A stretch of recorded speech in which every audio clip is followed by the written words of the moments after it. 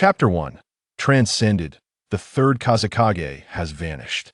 In the vast expanse of yellow sands, the air was remarkably arid, with the scorching winds carrying grains of sand that pelted against the window, producing a rhythmic thud-thud sound. Gazing into the mirror, the reflection of a remarkably handsome visage, coupled with the wynard hair, finally led Luo Sha to accept the undeniable truth of his traversal. Transitioning from a two-dimensional character to a three-dimensional existence was a bewildering phenomenon that seemed to belong solely to the realm of fiction, especially since Luo Sha had also inherited fragments of memories. Had he encountered a familiar character, a mere stroll through a convention could lead him to recognize similar makeup or even a silhouette, with the character's name readily escaping his lips. Luo Sha was precisely such a character, a high-level extra from the early days of Naruto, who was eliminated by Orochimaru before even making an appearance, only to be replaced by another. However, thanks to the later manifestations following the Edo Tensei, alongside an appearance that bore a striking resemblance to Garrelbite with an additional pair of eyebrows, she was easily recognizable. Adapting to his new identity came swiftly to Luo Sha. After all, he was determined to make the best of his circumstances. Judging by his appearance, he still appeared youthful in his early 20s. From being an ordinary citizen to embodying the youthful Fourth Kazekage, what more could one desire? His future promised strength on par with that of a Kage, a complete family, and a beautiful wife, though she had tragically perished during childbirth. His son was promising, despite losing a life due to the extraction of a tailed beast. But these were mere trifles. Survive. Stay steady. I can do this. If he could endure the assassination attempt by Orochimaru prior to the Chunin exams and avoid distractions, he would cling tightly to the leg of Konoha. Ideally, during the future Chunin exams, he would stroke the future prince's head and extol, "This child is exceptional. He is destined for greatness. I perceive in him the potential to become Hokage." A little steadiness, a little survival, and he could secure a fulfilling life. Luo Sha had meticulously calculated everything about his future, feeling an inexplicable sense of comfort. Suddenly, a sharp pain pierced his head, and a swirling vortex of starry hues manifested in his mind. Upon close inspection, it seemed to offer glimpses into the mysteries of the universe. Infinite power, boundless possibilities, and unbounded aspirations lay within. An external aid, a golden finger? After the initial pangs subsided, Luo Sha was filled with elation. Surely, after such a traversal, one could not expect to be without an accompanying golden finger. Even the most mediocre of writers would not dare to craft such a narrative without it. Without a golden finger, how could one expect to please the readers? Having traversed the realms of web literature for over a decade, what scenes had he not witnessed? What tropes was he unfamiliar with? As he contemplated the starry vortex in his mind, he gleaned a few brief pieces of information. Electromagnetic force strength, LV.0. Electromagnetic force precision, LV.0.0. This golden finger boasted an exceedingly high degree of freedom, allowing the host to explore independently. The greater the impact on this world, the more points one would accumulate. Luo Sha could not help but frown. Many mediocre writers would resort to phrases like frowned or furrowed brow. Yet this simple micro-expression held profound significance for Luo Sha. It was, in essence, quite sophisticated, given that his future son would lack eyebrows. What a disappointment. Electromagnetic force? What a feeble golden finger. Is a microwave? While he did not seek a starter package, at the very least, a manual ought to be provided. From a moment of his traversal to understanding his identity, assimilating memories, indulging in fanciful thoughts, and finally acquiring a golden finger, the sheer volume of information left Luo Sha momentarily disoriented. Knock, knock. A rap at the door jolted Luo Sha from his reverie. Setting aside thoughts of the golden finger, the duck in the pot was bound to be his. There was no escape from that. He opened the door, and a wave of hot, sandy air rushed in. The desert had its drawbacks, particularly the drastic temperature fluctuations between day and night. Standing at the threshold was a striking young man with blonde hair, adorned with a sand ninja forehead protector, whose expression bore hints of urgency and concern. Memories of the original owner surged forth, and Luo Sha recognized the identity of the young man before him, his future brother-in-law, Yakimaru, the brother of his future wife, Karura. Before Luo Sha took over, he and Karura had been in a courting phase. With his good looks, strength, and status as the direct disciple of the Third Kazekage, he had inherited his master's magnet release. As a promising young man, his relationship with Karura progressed swiftly. Unfortunately, the original Luo Sha was a man devoted to his family, caught in the turmoil of the Sand Village's decline. Their interactions had been limited to innocent gestures, and they were yet to wed, leaving his beautiful wife now at the mercy of this interloper.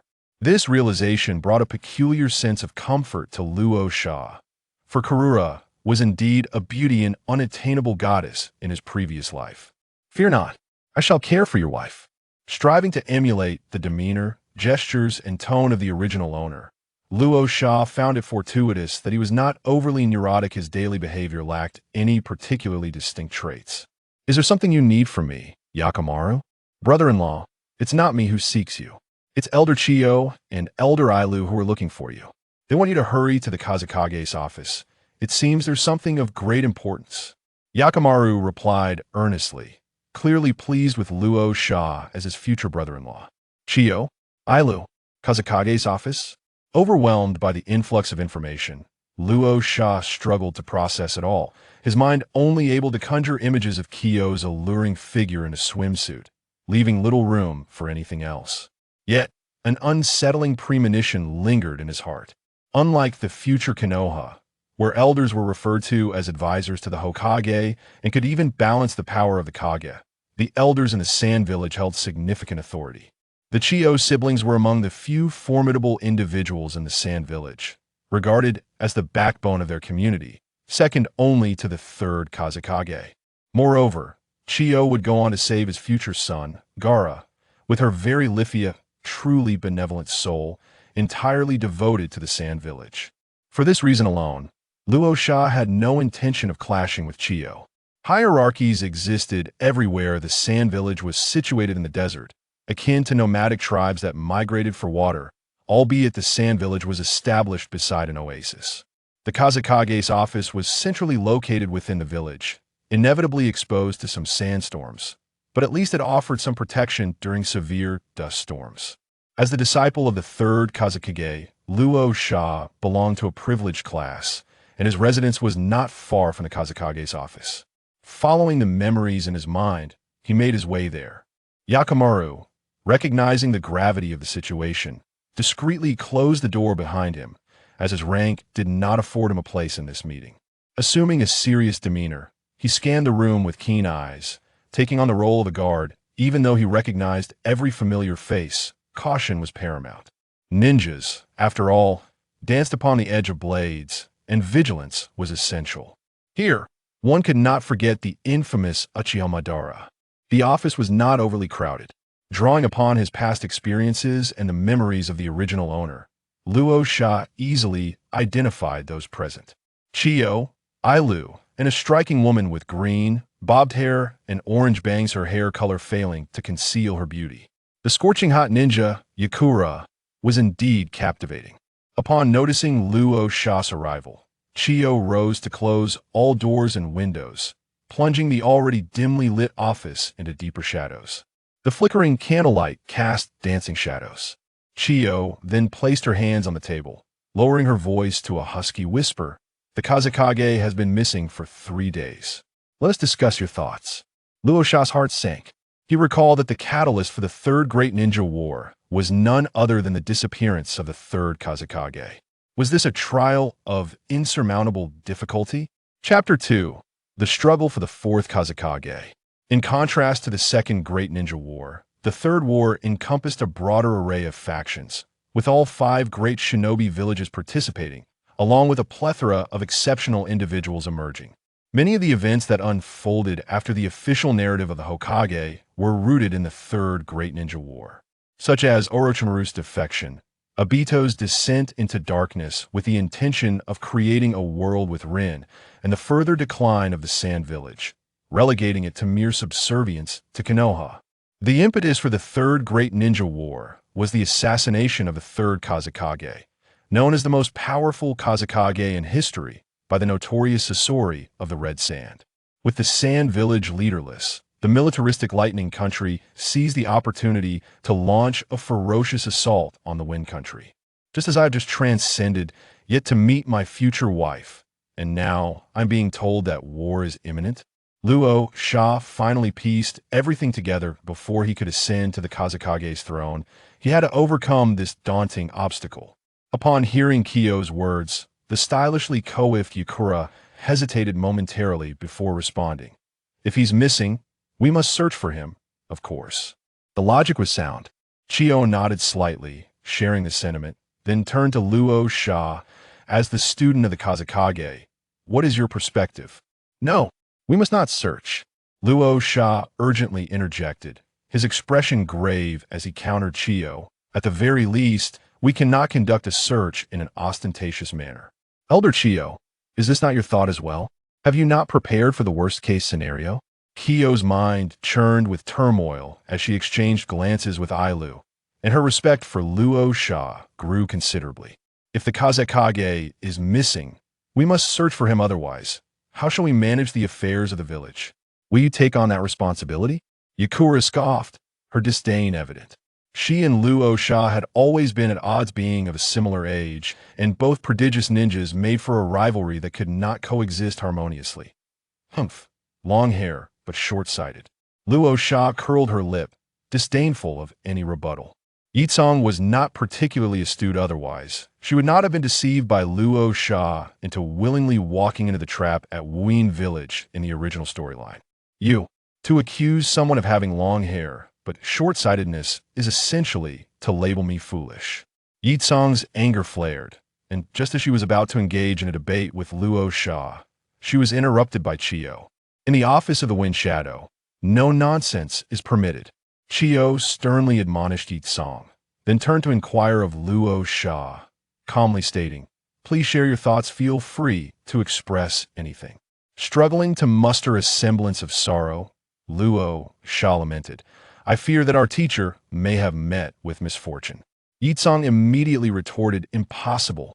Lord Wind Shadow is the strongest in history. How could he be harmed? Why is it impossible?"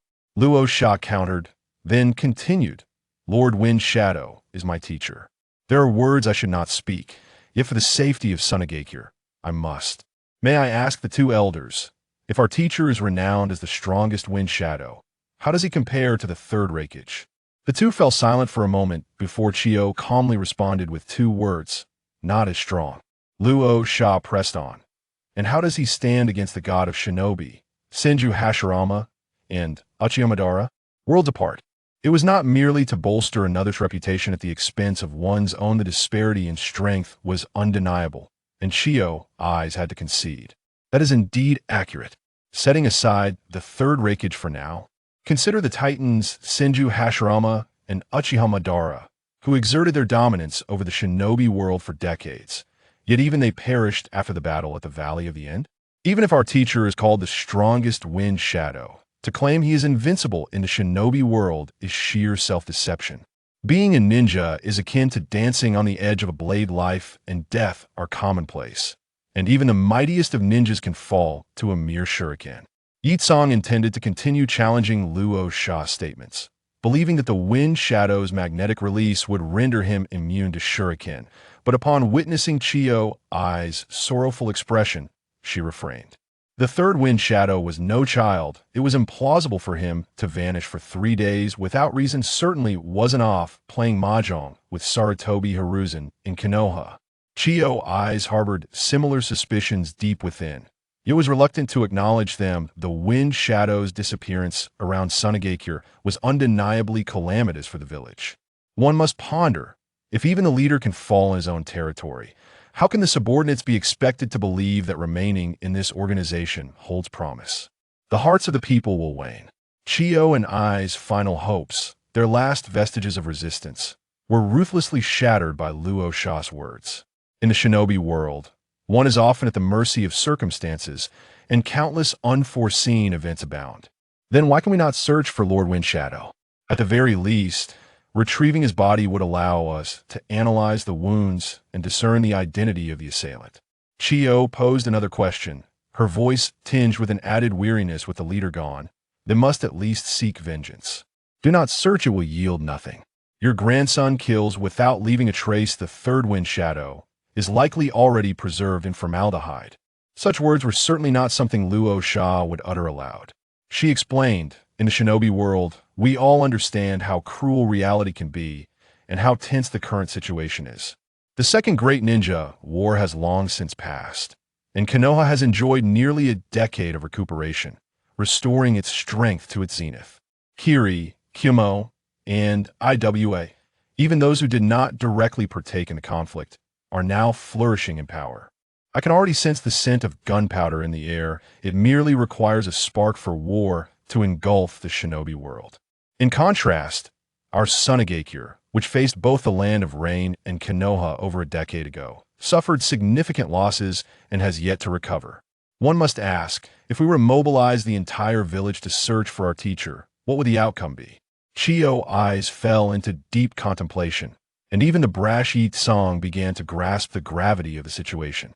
The leader of Konoha, Sarutobi Hiruzen, prefers a passive stance. However, he is still in his prime, and given the animosity between the two villages, it is difficult to assert that Konoha would remain inactive. Even if the land of wind lacks resources and is not particularly enticing, who would not relish the opportunity to kick a man when he is down? The land of lightning promotes military expansion, and the ninjas of Kimokure are notoriously domineering in their missions. Upon learning of the Wind Shadow's demise, they would surely launch a massive invasion. As for the land of Earth, the radical Inoki has always acted aggressively. The only reason they refrain from attacking the land of Wind is that they must have even greater ambitions. With Luo Sha's memories of her past life, she understood the consequences of Sunagakure's fervent search for the third wind shadowit would undoubtedly lead to an invasion by the land of lightning. By reverse engineering the answer, she easily persuaded Chiyo's eyes and the two elders. Chiyo had indeed entertained the notion of the wind shadow's demise, yet a flicker of hope still lingered in her heart.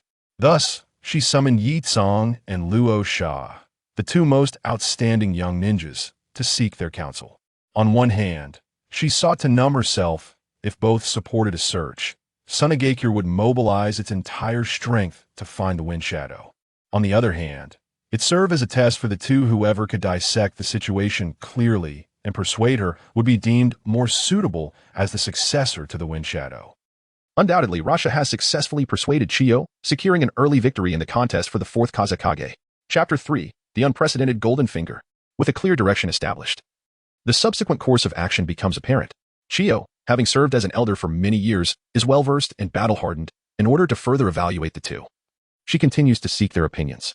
Yakura is a formidable fighter, fervently eager to volunteer, proclaiming his willingness to lead the charge for the village of Sunagakure. Enduring the trials of smoke, drink, in the heat of battle for generations to come, Luo Sha provided numerous highly constructive suggestions, such as having the reclusive Halazang masquerade as the third Kazekage to maintain morale among the troops. He emphasized the procurement of strategic resources and the discreet dispatch of elite ninjas from the village to the borders to guard against unforeseen events, essentially ensuring thorough preparations for the impending conflict. These recommendations, though seemingly simple, were profoundly insightful and reflected that Luo Sha's strategic vision was sound. With two elders ready to fill the gaps, thereby stabilizing the position of Kazekage, Chiyo nearly appointed Luo Sha as the fourth Kazekage on the spot, but was restrained by her brother Halazang, preventing her from acting impulsively. Nevertheless, she harbored great expectations for Luo Sha and earnestly advised him, Luo Sha, your current prowess, even among the Jainin, is commendable. Yet it falls short compared to your master, the Kazekage. Strive to enhance your abilities, for a significant burden will soon be entrusted to you. Upon hearing Chiyo's words, Luo Sha understood that he was destined for the role of fourth Kazekage, provided he did not act recklessly. Given the dwindling talents of the Sand Village, his only competitor, Yakura, though physically imposing, lacked the intellect necessary for leadership. Did he truly believe that navigating the organization could be done without cunning? As Luo Sha disappeared into the swirling sands, Chiyo reflected, what a fine young man. Despite the tragic loss of his mentor, he remains composed in the face of adversity. The magnitude of the upheaval did not sway him. He suppressed his grief and articulated many constructive thoughts. He was far superior to Yakura and capable of bearing the weight of the Kazekage's responsibilities. Halazang nodded, his long brows twitching slightly. an inexplicable sorrow welling within him as he felt for Luo Sha, the protagonist of this ordeal. He choked back emotion, saying at this moment, his heart must be in excruciating pain. His mentor gone, yet he must shoulder such immense pressure, wiping away the tears that had stubbornly gathered at the corners of his eyes. Luo Sha patted his brother-in-law Yakimaru on the shoulder and spoke in a low voice, "Do not worry, I am fine. Go attend to your duties.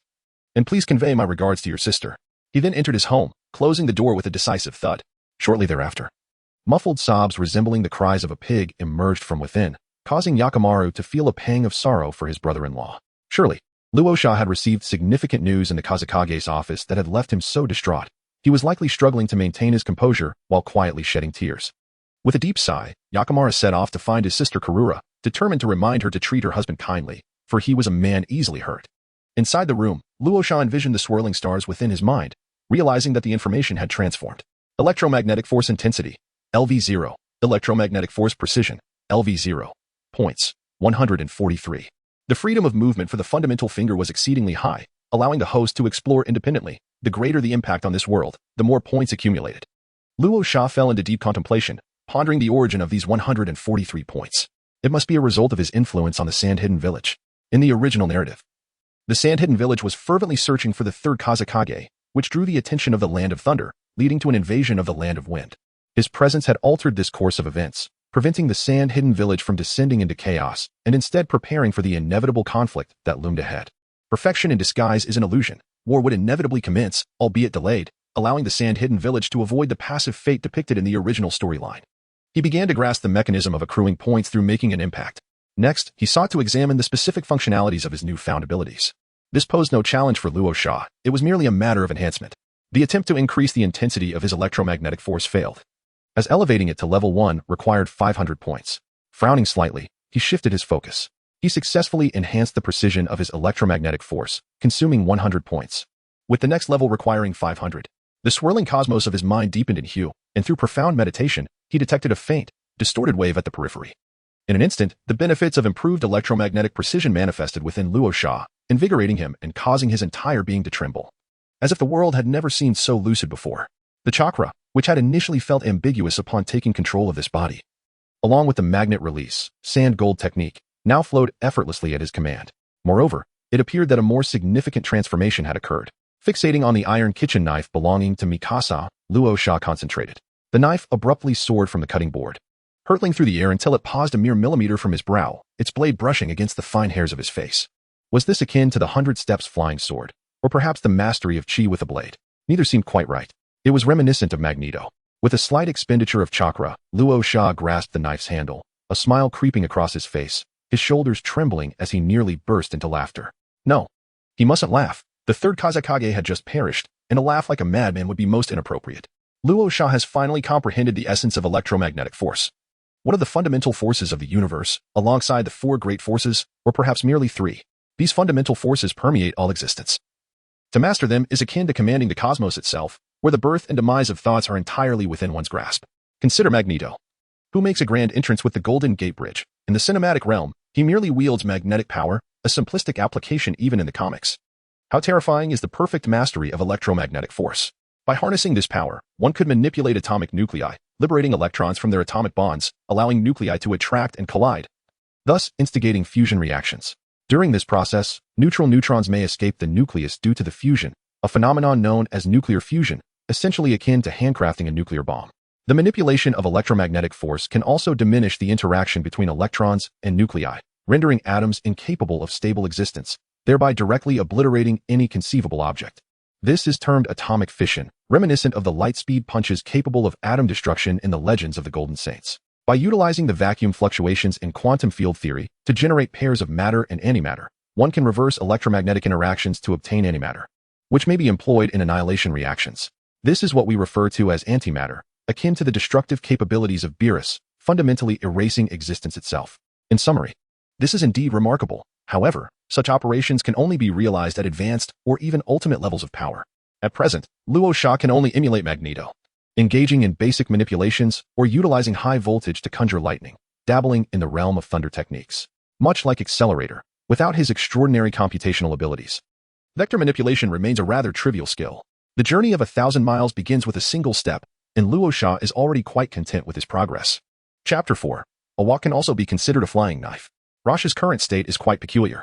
Many advanced application theories concerning electromagnetic force are typically studied by graduate students or even researchers, areas in which he lacks prior knowledge. However, electromagnetic force feels innate to him. Though he doesn't grasp the underlying principles, he can wield it. As long as an idea forms and his abilities sufficiently support it, he can use it after a few attempts. Similar to how Inoki can use the dust release, detachment of the primitive world technique without understanding its intricacies. Rasha can decompose most objects.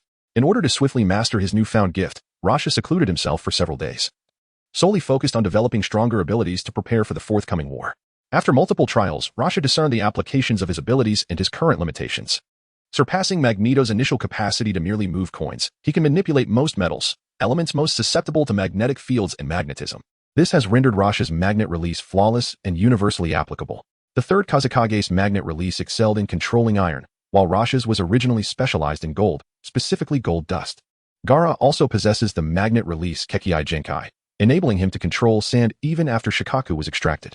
The limits of his control are difficult to articulate precisely. In layman's terms, it's approximately 70 kilograms within a radius of 150 meters, within which the precision of his control remains largely unaffected. The energy expenditure for using his abilities can be either mental energy or chakra, given that chakra is a fusion of mental energy and cellular strength. Somewhat reminiscent of Einstein's unified field theory. Directly manipulating metallic elements to reconstruct them into various weapons is currently beyond his capabilities.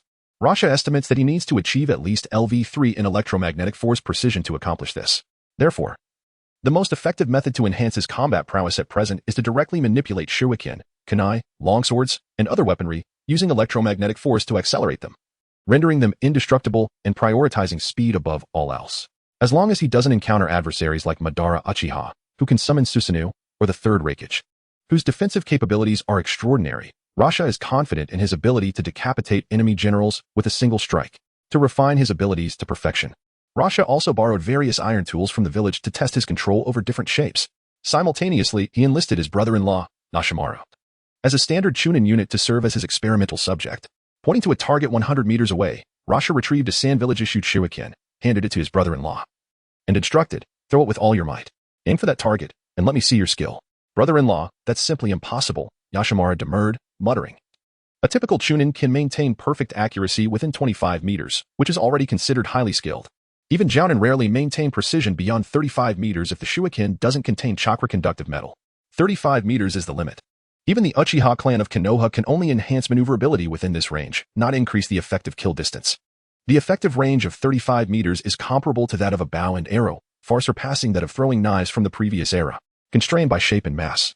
The killing distance of throwing knives is typically limited to a dozen meters at most. "Just throw it when I tell you to, and stop with the chatter," Rasha retorted, patting Orochimaru on the head in encouragement. This simple gesture, in turn, delighted Orochimaru, much like how protagonists in transmigration novels enjoy being kicked in the rear by Lee Shimen. His brother-in-law had always been rather aloof, rarely showing such affection. It seems that the meeting in the Kazekage's office had a significant impact on him. Seemingly emboldened, Orochimaru channeled chakra, aimed at the target 100 meters away, and hurled the shuriken with great force. The shuriken flew swiftly, cleaving through the air. As expected, its speed noticeably decreased around 30 meters, and its trajectory began to waver. At 50 meters, it even exhibited a trajectory akin to a knuckleball in baseball, as if struck by anti-aircraft fire, before plummeting to the ground and embedding itself in the yellow sand. "I'm afraid I've made a fool of myself, brother-in-law," Orochimaru said modestly. "The wind is light today, and the wind direction isn't too variable. This is considered an exceptional performance for me." Upon meticulous analysis, it becomes evident, as Orochimaru has articulated, that the effective lethal range is approximately 30 meters. Within this distance, not only is the trajectory stable, but the speed of the shuriken's flight also hovers around 160 meters per second, translating to an approximate velocity of 700 kilometers per hour. Beyond 30 meters, the trajectory descends sharply. The initial velocity of a bullet is roughly 400 meters per second, which highlights that the force exerted by the arm when throwing a shuriken is markedly inferior to that which gunpowder imparts to a bullet. Furthermore, constrained by the aerodynamic properties of the shuriken's design, its effective range is undeniably less than that of a bullet, illustrating that even ninjas have their limitations. Behind him, an array of iron instruments lay meticulously arranged, ranging from shuriken and kunai to long swords, hammers, iron balls, iron blocks, and frying pans, a comprehensive assortment indeed.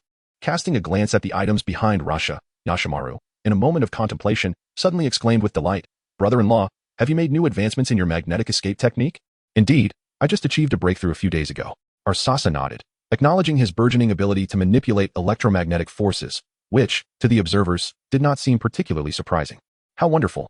Brother-in-law, your prowess has ascended to new heights. You shall undoubtedly be able to completely overpower Yetsong. I have long harbored disdain for that insufferable woman. Yashimaru could not help but feel elated for his brother-in-law. The technique of magnetic release, sand gold, while formidable, lacked the destructive capacity to rival that of magnetic release, sand iron. Although gold is a precious metal, its hardness is evidently inferior to that of iron. Thus, in the original narrative, Arsasa could only methodically learn the techniques of the Third Kazekage, amassing a substantial quantity of sand gold to achieve victory through sheer mass. In truth, Arsasa was rather dissatisfied with magnetic release, sand gold. Apart from its potential to feature in numerous wealth-building episodes, its lethality and resource consumption were clearly disproportionate. Luo Sha waved his hand, urging calm, for he had yet to display his prowess. Sensing that his brother-in-law was about to unveil a skill, Yachawan promptly sealed his lips and stepped aside, eagerly anticipating the forthcoming demonstration. The electromagnetic force deftly manipulated the metallic objects behind him, moving with an elegance that exhibited no hesitation. The kunai quivered momentarily before soaring forth under the influence of this force, exhibiting sheer velocity, propelled by the electromagnetic energy. It achieved supersonic speed after merely 20 meters. Upon breaching the sound barrier, it pierced through the target and continued its trajectory for several dozen meters before embedding itself into the rocky pillar, leaving behind but a gaping hole. The sudden sonic boom startled Yachawan. What had transpired? Had someone employed an explosive talisman? Subsequently, shurikens, long blades, iron hammers, metal balls, kitchen knives, and woks were unleashed with resounding force, arranged neatly from largest to smallest, despite the variance in mass. Their speed remained unaltered as they traversed the target at twice the speed of sound, embedding themselves within the rocky column. Clang, clang, clang. One by one, the metallic objects descended, shattering the rock layers into a cascade of debris, creating a vast crater. Chapter 5, The Challenge of the Scorching Escape Ninja, Itsong. What astonishing speed, what formidable impact. Yachawan could not help but exclaim in admiration, his gaze towards Luo Sha filled with respect, for he recognized the mastery on display. Though the manipulation of mere metal objects seemed less impressive than commanding waves of sand and gold, from a ninja's perspective, this method of combat proved far more lethal. According to Newton's second law, the acceleration of an object is directly proportional to the net external force acting upon it and inversely proportional to its mass. The direction of acceleration aligns with that of the net force. In essence, the force is proportional to the rate of change of the object's momentum, a principle known as the momentum theorem. Thus, the greater the speed, the more potent the momentum. The energy expended in manipulating metal objects is significantly lesser than that required to control vast quantities of sand and gold, due to the velocity involved. Both the lethality and accuracy far surpass those of sand and gold. In the silence, one can hear the thunder, amidst chaos. The sole purpose of ninjutsu is to take lives. In this moment, Luo Sha's lethality eclipsed all that had come before. With a faint smile, Luo Sha remained unfazed by the ebb and flow of honor and disgrace. He beckoned with his fingers, commanding various iron tools to merge into the rock column, then broke through the sound barrier to return to their original positions. 150 meters lay well within his control. This display astonished Orochimaru. For such an extensive range of control was remarkable. What did this signify? It indicated that Luo Sha was poised to become a true weapon of war, effortlessly mowing down adversaries as one would cut grass. Surely, which ninja would venture forth without a few shuriken or kunai in tow? One could be singing merrily while consuming military rations, only to find their heads severed without a moment's notice. Who would they turn to for justification? Recently, Chiyo had proclaimed herself an elite among the Jainin. Luo Sha mused that he might now be on the brink of attaining the status of a quasi-shadow. His methods were somewhat limited, lacking resilience against illusions, and his chakra reserves were not particularly abundant. He had expended over 10% of his chakra merely to manipulate those relatively heavy iron tools. There was still ample room for improvement in the near future. As Luo Sha contemplated the trajectory of his abilities, he was abruptly jolted back to reality by a quarrel. He turned his gaze toward the source of the commotion, where his brother-in-law, Orochimaru, was locked in a standoff with the somewhat dim-witted Yakura. Beside them stood a gentle, golden-haired woman with shoulder-length locks. What are you doing here? Woman, my brother-in-law is developing a new ninjutsu. Are you secretly trying to spy on him, seeking weaknesses to ultimately defeat him? Let me tell you, that is impossible. My brother-in-law's new ninjutsu has no flaws. Orochimaru barked like a small teddy bear, exhibiting the potential of a self-proclaimed #1 braggart. Yakura's cheeks flushed slightly as he retorted, what nonsense about training? Isn't it merely a copy of Lord Kazekage's ninjutsu? I happened to encounter your sister and accompanied her here for a leisurely stroll. Is that so, sister? Orochimaru turned to inquire of Karura. Karura cast a meaningful glance at Yakura before smiling and nodding. Indeed, the young couple had missed each other dearly over the past few days. and Karura had indeed come to see her boyfriend, only to coincidentally cross paths with Yakura. However, it was true that Yakura had followed them after hearing about Luo Sha's development of new ninjutsu, harboring intentions of espionage. Nevertheless, it was well known that the mighty sage of the shinobi world, Senju Hashirama, drew his strength from wood release. Yet, even so, how many could claim to have defeated Senju Hashirama? Not a single one. Raza dismissed Yakimaru with a nonchalant wave, causing the latter to desist, though he continued to regard Yakura with wary eyes. Factions exist everywhere, even among fellow villagers of Sunagakure, where different affiliations are present. Raza and Pakura, both paragons of the younger generation, each commanded a following, though Pakura's was somewhat smaller. Yashimaru, naturally, sided with his brother-in-law. Luo Sha gazed at Jelu Luo, whose striking appearance and graceful demeanor made her an ideal candidate for a spouse, aligning perfectly with the preferences of most citizens from Chonghua. You have arrived. Luo Sha murmured softly. While he could not claim to be deeply in love, his desire to marry this woman was unequivocal. Indeed, Jelu Luo nodded, lifting her gaze to Luo Sha's face, noting his slight pallor from the past few days. She softly remarked, Yachimaru mentioned that you have encountered some troubles, and I wanted to see how you were faring. It is not overly troublesome. I can manage, he replied. In the original narrative, Yuin had managed to endure without the village being annihilated, so it seemed illogical that his own situation would prove worse. Observing the couple's tender exchange, Yitsang was reminded of their quarrel a few days prior in the Fengying's office, and his frustration surged.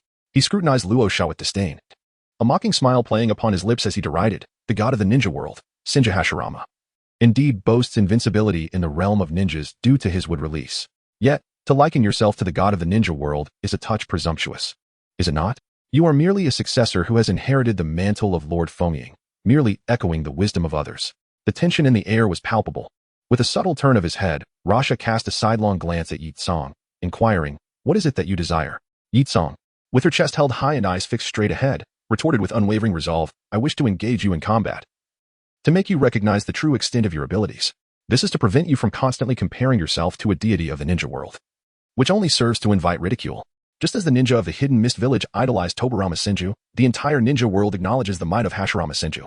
The title of Hiruzen Sarutobi as the strongest Hokage, much like the moniker of the Third Kazekage as the strongest, is largely a matter of commercial puffery.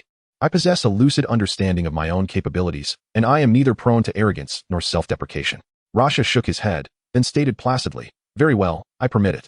Yakura was momentarily stunned, subconsciously inquiring, permit what? I permit you to challenge me. Upon hearing this, Yakura was further incensed, disliking even more Rasha's nonchalant and overbearing tone. Yakimaru's gaze towards Rasha was filled with the four bold characters, a towering mountain to be admired. His brother-in-law was indeed formidable. Against such a woman who held her head high merely because of her bloodline limit, one should suppress her with an even stronger aura. As for the change in Rasha's demeanor, Karura was somewhat surprised, as he seemed more confident than before. However, considering the significant matter Yakura had mentioned, such a transformation was not unexpected. The human heart is most fickle and always needs to mature. As people of the world, they did not stand on ceremony.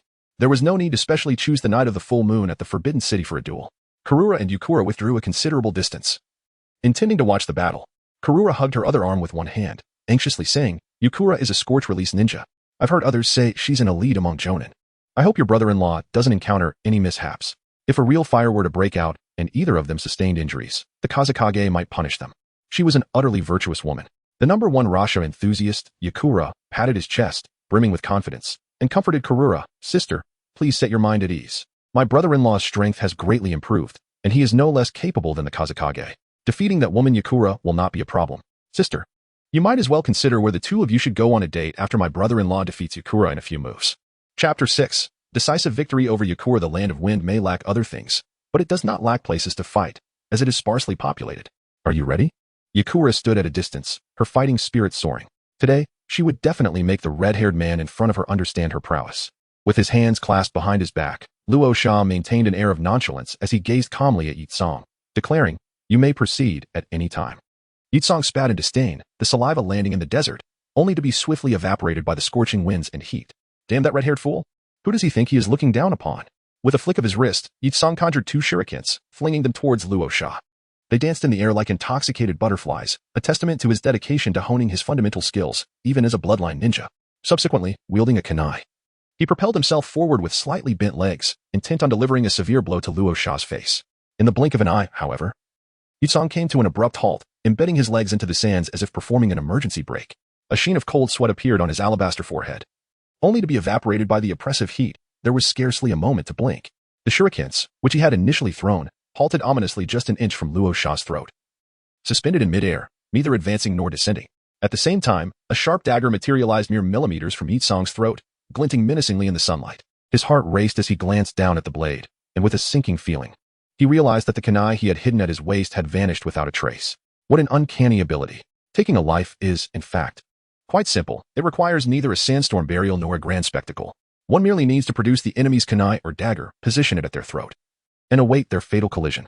Your magnetic jutsu has reached a new pinnacle?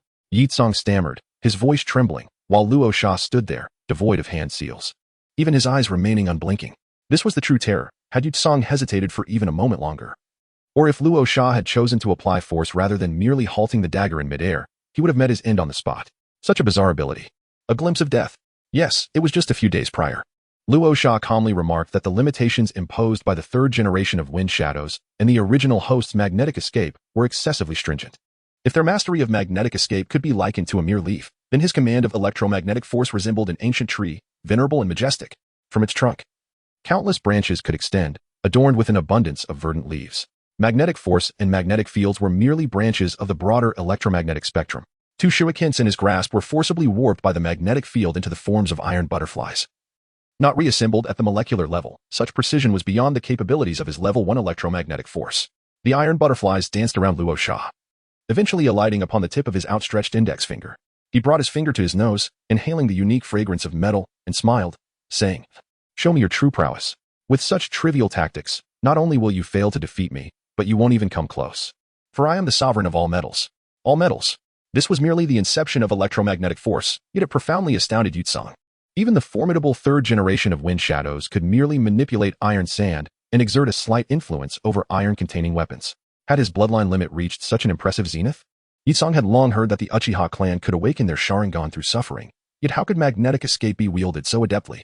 As countless thoughts brewed in Yi Tsang's mind, he remained defiant, casting aside all metallic items, his short blade, and the silver hairpin from his bun.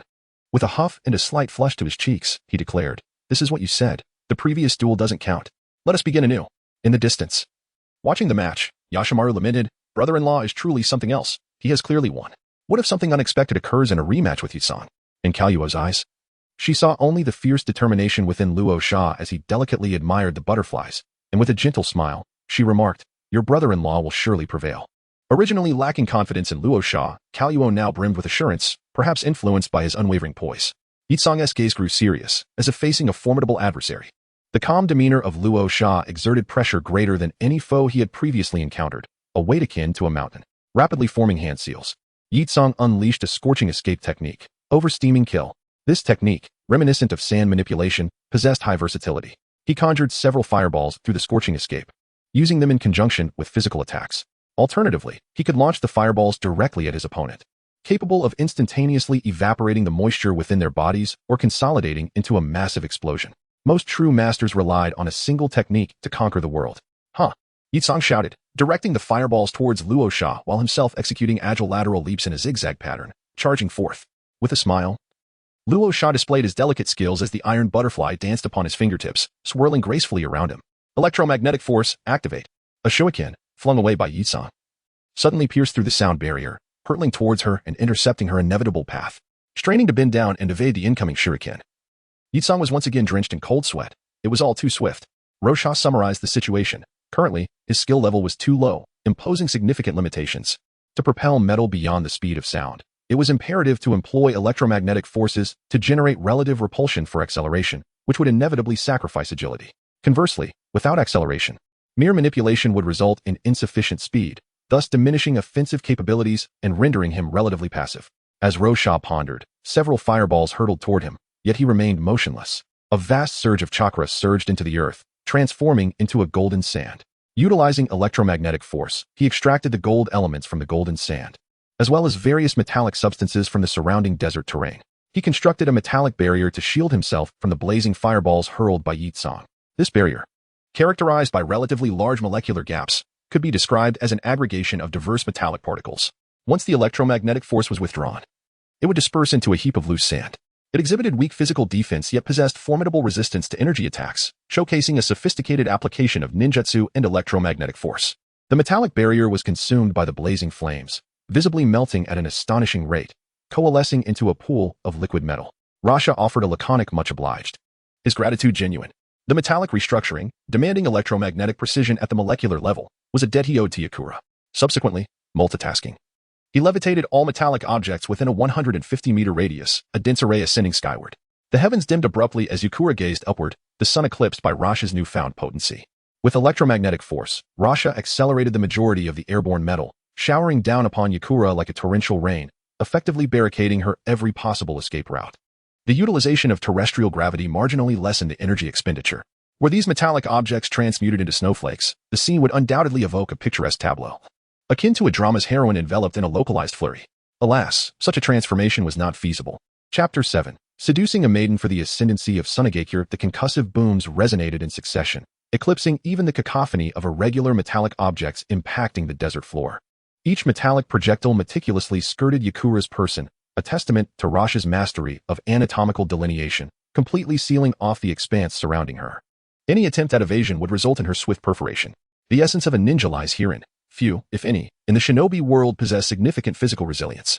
Yakura, crestfallen, slumped onto the desert expanse, her gaze vacant, her lips quivering slightly, her delicate nose twitching, teetering on the precipice of tears induced by Rasha's assault. She remained unscathed. Yet this very fact underscored the perfection of Rasha's control. If her initial defeat stemmed from carelessness compounded by the enigmatic nature of Rasha's abilities, this subsequent failure defied all rationalization. The chasm in their capabilities was all-encompassing. She was demonstrably outmatched by the red-haired prodigy, who now possessed power rivaling that of the Kazekage himself. While Yakura marveled at Rasha's prowess, Rasha introspected upon his own shortcomings, striving for further refinement. Firstly, the chakra. The spiritual energy, the very essence that fueled his electromagnetic manipulation, remained insufficient. The culminating metallic deluge had consumed a staggering 30% of his chakra reserves. Secondly, the energy expenditure amplified geometrically with the concurrent increase in the quantity and mass of manipulated metals. Thus, the simultaneous descent of the entire metallic array upon Yakura was, in actuality, a phased electromagnetic acceleration, leveraging inertia for encirclement. In essence, beyond the initial electromagnetic impulse imparting a relative repulsive acceleration to each metallic object, control was relinquished. Yakura's encirclement was a product of Rasha in conjunction with the force of inertia, whereas Rasha's aspiration was to transcend inertia, maintaining effortless command. Continuous refinement was the key to advancement. Having established a benchmark, Rasha possessed a modicum of self-awareness regarding his capabilities. While confronting Kage-level adversaries remained a separate matter, effortlessly dominating lesser opponents was assured. Beneath the Kage echelon, all were but chaff to be reaped at will. Ceasing his contemplation, Rasha manipulated the metallic agglomeration before him, purging the softer constituents such as gold, silver, and copper. The remaining mass he twisted into the semblance of a long sword, employing electromagnetic force to suppress intermolecular motion, facilitating rapid cooling. He was indebted to Yakura's inadvertent assistance, for such intricate manipulation would have been beyond his solitary capacity. Thus, a blade capable of cleaving hair upon contact was forged. Utilizing the discarded impurities, he crafted a scabbard, sheathing the blade and suspending it at his waist. At long last, Raza stirred, advancing towards Pakura against the tempestuous winds and swirling sands. Behind him, the radiant sun blazed. Pakura lifted her gaze. Her exquisite features, though somewhat wan, still possessed an unparalleled beauty. She looked up at Raza's towering figure, momentarily blinded by the sun's resplendence behind him, its brilliance almost overwhelming. Perhaps it was the man. Perhaps the sun, but in Pakura's eyes, the two seemed to coalesce into one. With a wry twist of her lips, Pakura lamented, "You have prevailed. So, have you come to mock me, this defeated soul?" A medley of emotions stirred within her heart. They were once hailed as the twin stars of Sunagakure, rivals of equal brilliance. Yet, in the wake of his mentor's tragic demise, Raza had taken a monumental step forward, while she, in contrast, had made no progress. "We are both shinobi of Sunagakure," Raza responded. "Why speak such foolishness?" Rasha knelt, meeting Yakura's gaze directly. After a few fleeting moments, Yakura's heart began to race, palpitating like a frightened fawn. Rosa smiled, lifting a finger upon which two iron butterflies alighted, proclaiming, "Your shuriken, I return it to you." She adorned the hair of Yetsong with the iron butterflies, transforming the already beautiful Yetsong into a vision of even greater allure. Observing Yetsong's eyes keenly, Rosa remarked with a grin, "Upon closer inspection, you are rather attractive. How could you only realize now that I am beautiful?" Yetsong's heart raced. Her gaze averted from Rosa's eyes as she busied herself with the gravel beneath her feet. Jalowa's eyelids twitched. Was she witnessing a moment of infidelity? Alas, the distance rendered her unable to discern the entirety of their exchange. Is she indeed attempting to seduce my brother-in-law? Truly a brazen flirt. Yakamara muttered under his breath, scolding. No wonder she has been persistently troubling him. It appears she has her sights set on him. Her intentions are quite cunning. Sister, do not let her succeed. At the very least, do not allow yourself to be the other woman. Ninjas generally adhere to monogamous relationships, though it is customary among the nobility in the capital of the Wind Country to possess multiple wives. Yakimaru was already accustomed to such scenarios. What are you talking about? Your brother-in-law is not that kind of person. Giallo reproached Yakimaru before hastily approaching her boyfriend, her disordered steps betraying her inner turmoil. Upon Giallo's arrival, Rosa and Yetsong quickly rose, feigning ignorance of the previous interaction. Giallo wrapped her arms around Rosa's, her smile radiant as she addressed Yetsong. You weren't hurt, were you? Sister Yetsong? Was my heart bruised? No, not at all. Yetsong stammered. That is good to hear. Giallo nodded, then nestled against Rosa's shoulder, her tone softening. It has been quite some time since we last met. Yakimaru mentioned you had something important to attend to, so I didn't dare to intrude. If you are free now, would you accompany me for a stroll, to chat and walk together? Claiming her territory. Surprisingly, the usually oblivious Yetsong comprehended the significance behind Giallo's actions, a bittersweet sensation stirring within her. Who cares about your red-haired boyfriend? Rasha chuckled softly. It was endearing to see Karura, usually so demure, display a hint of cunning. He patted her shoulder and murmured, perfect timing. Let's find a CAF and relax for a bit. Okay, Karura replied, linking arms with Rasha as they departed, leaving Yakura, a woman dangerous in more ways than one, behind. As if I care about your red hair. You're treating me like a predator. Yakura muttered, watching them disappear. She smoothed the iron butterfly in her hair, tidied up the area, and then left as well. With Karura at his side, Rasha mentally reviewed the swirling vortex of stars in his mind. Points, 169 originally 143. Reduced to 43 after spending 100. Due to the pre-war preparations in Sunagakure, the butterfly effect had increased it to 78 these past few days. Simply defeating Yakura and flirting with her in passing yielded a surprising 91 points. A delightful surprise. In the original timeline, Yakura and Rasha had a strained relationship. Bitter rivals vying to become the fourth Kazekage. Rasha's betrayal led to Yakura's demise at the hands of Kirigakure ninja, a tragic end for a beautiful woman. This paved the way for Rasha's ascension. Now, by acting contrary to this, initially subduing Yakura with his strength and then flirting with her, he was undoubtedly influencing the course of events. Yakura was proving to be a valuable source of points, one worth exploring further. Rasha resolved to serve the rise of Sunagakure. I shall charm the ladies, sacrificing my own allure. Chapter 8, Puppeteer? I'll obliterate them all. Though I may be gone from the arena, my legend lingers. In the days that followed, Rasha remained reclusive, honing his abilities. However, his battle with Yakura became the talk of Sunagakure. Yoshimaru, his most ardent admirer, transformed into a town crier, proclaiming Rasha's victory over Yakura to anyone who would listen, as if he himself had been the one to defeat her. Although Rasha remained unseen, the Sunagakure ninja subtly questioned Yakura, and from her unprotesting reactions, they gleaned an astounding truth. Rasha's power had increased dramatically. Even elite jonin were no match for him. Such individuals were referred to by many names. Those who surpassed jonin, strategic-level combatants, those capable of swaying the tide of a local conflict. But the most revered title of all was Kage level. The Sunagakure ninja were elated. This meant that Sunagakure had taken another step forward in high-end combat strength, following Chiyo, the Kazekage, and the Jinchuriki Bunpuku. Sunagakure now had another top-tier powerhouse. Soon, this news reached the Kazekage's office. Chiyo and Ebizo were astonished by Rasha's sudden surge in power and summoned him to the Kazekage's office for questioning. When Rasha pushed open the door, the first sight of him confirmed their belief in the rumors. Though his countenance was somewhat weary, he exuded an inner confidence that could inspire all, convincing them that he would succeed. A figure of imposing grandeur. This was also deliberate on Rasha's part. Emotions were contagious, and so was confidence. Ascending to the position of Kazekage was in his best interest, allowing him to more easily reshape the ninja world and acquire points. Therefore, he needed to project an image of confidence and strength, showcasing his charisma, like the founding monarchs of history, or a certain failed art student. He glanced up at the office. Ebizo, transformed into the Kazekage by a transformation technique, sat centrally, with Chiyo seated beside him. Raza was queried by Chiyo. What matter brings you to me, Elder Chiyo? No clandestine schemes were afoot. Chiyo nodded with gratification, scrutinizing Raza with a benevolent gaze, her countenance radiating satisfaction. Indeed. There are several matters for which I would seek your assistance, she stated. However, before we proceed, we wish to ascertain the extent of your capabilities. To what degree has your strength truly ascended? It eludes precise description, yet it surpasses my former self, Raza responded after a moment of contemplation. By how much? Chiyo inquired further. Perhaps the height of 3 or 4 stories, he replied. Chiyo nodded, feigning comprehension. Would you consider engaging in a brief exchange with me? Chiyo proposed. Her words imbued with a desire to elevate Raza's experience against adversaries of Kage caliber. This would serve to augment your experience against opponents of such caliber, lest you commit avoidable errors due to negligence in the future. Her words bore the weight of her desire to elevate Raza. Conflict was inevitable, looming on the horizon. The subtle machinations of the village hidden in the sand could not elude observation indefinitely. Therefore, preparations must be made. To feign ignorance and await exposure would be folly. Such an action would be akin to establishing a defensive line within one's own penalty area, leaving oneself vulnerable to relentless bombardment. The imperative lay in diligent preparation, fortifying defenses while simultaneously preparing for counterattacks, thereby impeding the enemy's full offensive capabilities. Rasha serves as a pivotal element in the conflict, where elite warriors confront one another. The overwhelming dominance of shadow-level fighters over ordinary ninjas is indisputable. Attempting to hold back such formidable beings merely through numerical advantage would undoubtedly incur a grievous toll. The ninjas of Sunagakure are already few in number, and even if they were to employ puppet masters to bolster their ranks, they could scarcely muster a significant force. Once the enemy deploys a shadow-level fighter, Sunagakure would suffer devastating losses, thereby plunging the situation into a state of utter passivity. Chiyo is unwilling to pay such a steep price, hence, she intends to thrust Rasha onto the front lines once the war commences.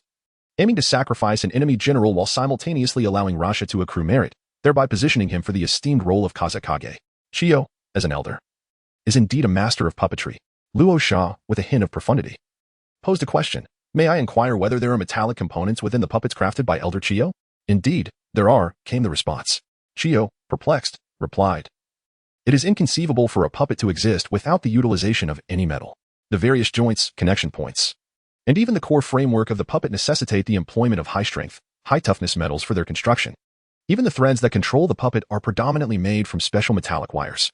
Otherwise, not only would the puppet lack lethality, but it would also be difficult to control, prone to destruction, and subject to severe wear and tear.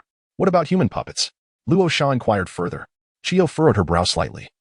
The human puppet was a unique creation of her grandson, Shisha no Sasori, a topic she had always preferred to avoid. However, since Luo Sha had asked, Chiyo could only respond. Including human puppets, it is impossible for any puppet to exist without employing metallic components. In other words, any puppet will invariably incorporate secret metallic parts. Luo Sha nodded knowingly, and the Master of Solitude remarked, there is no need for me to engage in combat with you, Elder, as it would provide me with no substantial training. Truly, the intricacies of internal conflict are my forte. As long as my opponent is a puppet master, there is no necessity for me to be informed of their identity or the number of adversaries.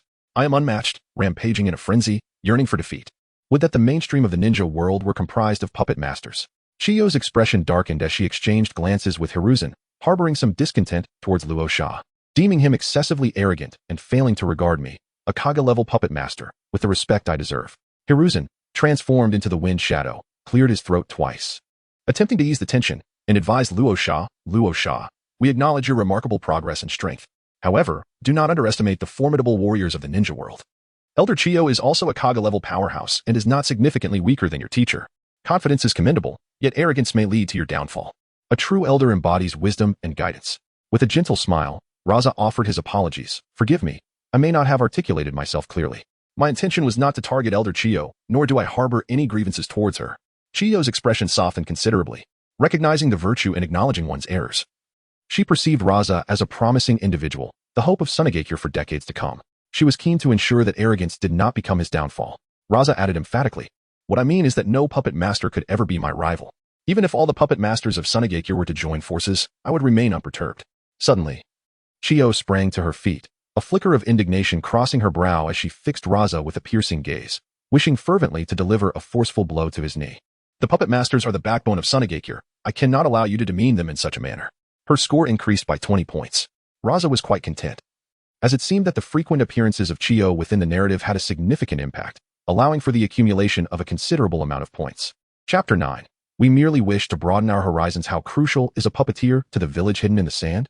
Due to the vast expanse and sparse population of the Land of Wind, the demographic base is insufficient, resulting in a natural disadvantage in the number of ninjas, placing it on par with the Land of Water, and rendering it one of the lesser powers among the 5 great nations. It is somewhat akin to the position of France and the United Kingdom among the 5 major rogues. During the tenure of the Second Kazekage, the Second Great Ninja War was underway, and faced with the inadequacy of Sand Village's military strength, he devised the art of puppetry. Utilizing the geographical advantages of the Land of Wind, the Sand Village was able to secure its position among the 5 great ninja villages. And although aspirations to seize the bountiful lands of the Land of Fire were thwarted, at least the issue of self-preservation was not dire. It is noteworthy that the third and fourth Kazekage's magnetic release techniques were also inspired by the sand manipulation techniques of Shikaku, showcasing the ingenuity of the second Kazekage. The puppeteers have made tremendous contributions to the safety of the Land of Wind. Indeed, the present state of the Sand Village is paved with the remnants of countless puppets. Thus, Chiyo's reaction was profoundly intense as she perceived Raz's words to carry an implication of betrayal against her mentors and ancestors. Lady Chiyo, please, remain composed. The surface of Luosha remained unchanged, while his index finger lightly tapped the table, summoning electromagnetic forces. Calm down. How can I remain calm? It's only because you are a disciple of the Wind Shadow that I have refrained from acting out. Chiyo was on the verge of an outburst when she was restrained by Halazang. With his long eyebrows slightly raised, Halazang placed his finger to his lips and whispered, "Listen. What is there to hear?" Chiyo retorted, only to realize there was indeed a commotion. The sound of wind and sand, mingled with the clamor of the sand-hidden village ninjas, drifted in from outside the room, and the ground began to tremble slightly. Could it be a sandstorm? No. We must quickly ensure the safety of the villagers. This is so sudden. The desert is rife with storms and unpredictable weather, which is precisely why the sand ninjas possess such resilience. Cursing under her breath, Chiyo dashed past Luosha towards the door, flinging it open, only to halt abruptly in her tracks, unable to comprehend the scene before her. What's wrong, sister? Could it be that some villagers have been caught in the sandstorm? Halazang questioned as he joined her at the door, knowing that every villager is a treasure to the village. As they neared the entrance, Halazang was about to speak when he was struck dumb by the spectacle before him, centered around the Wind Shadow's office. All metallic objects within a radius of 150 meters had congregated, forming a circle around the office. If one were to divide this circle into 24 segments, one could observe that the metallic items ascended into the sky in succession, dancing wildly like serpents responding to the sound of a flute. Truly, a mesmerizing display of the golden serpent dance. The 24 metallic chains rose and twisted into various shapes, capturing the attention of all villagers, who stood in awe. What does BW signify? It stands for Force King, a marvel of the human realm. After approximately 20 seconds, all metallic items returned to their original positions. Marking the conclusion of this extraordinary spectacle, Chiyo suddenly turned, her eyes brimming with excitement as she gazed at Luosha, her emotions a blend of despair, astonishment, relief, and exhilaration. The villagers also witnessed the third Wind Shadow rushing to the office door, and after a moment's silence, they erupted in cheers. Congratulations, Lord Wind Shadow, on your tremendous power. Victory for the sand-hidden village, victory for Lord Wind Shadow. It is well known that the power of the third Wind Shadow lies in magnetic release, sand iron. Thus, it is evident who orchestrated this display. The excitement among the sand ninjas was palpable. Who wouldn't desire to follow a leader of such formidable strength? When the Leaf Ninjas and Cloud Hidden Village Ninjas undertake missions, their confidence stems from the overall strength of their village. The shadow is the figurehead of a village. And in the sand-hidden village, where the terrain limits the number of ninjas, the emergence of a powerful leader is crucial. Passing by the office, Yakura stood amid the ecstatic crowd, feeling out of place as she stared blankly at the Wind Shadow's office, unable to utter a word. Only she knew that the third Wind Shadow had passed away. Only she knew that the annoying red-haired individual was currently seated within the Wind Shadow's office. Halazang offered a few encouraging words to the villagers before returning to the office, closing the door with a resounding bang. Chiyo and Halazang circled Luosha as if examining a rare treasure. After a long pause, Chiyo finally stammered, You can now control not just sand gold or sand iron. Indeed, I can manipulate the vast majority of metals, Luosha replied calmly, nodding.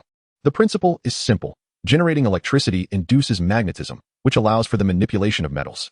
Chiyo grew increasingly agitated, her words tumbling over one another in excitement. Struggling to articulate her thoughts. What does it mean to control the majority of metals? A killer of puppet masters, a bane to incompetent ninjas.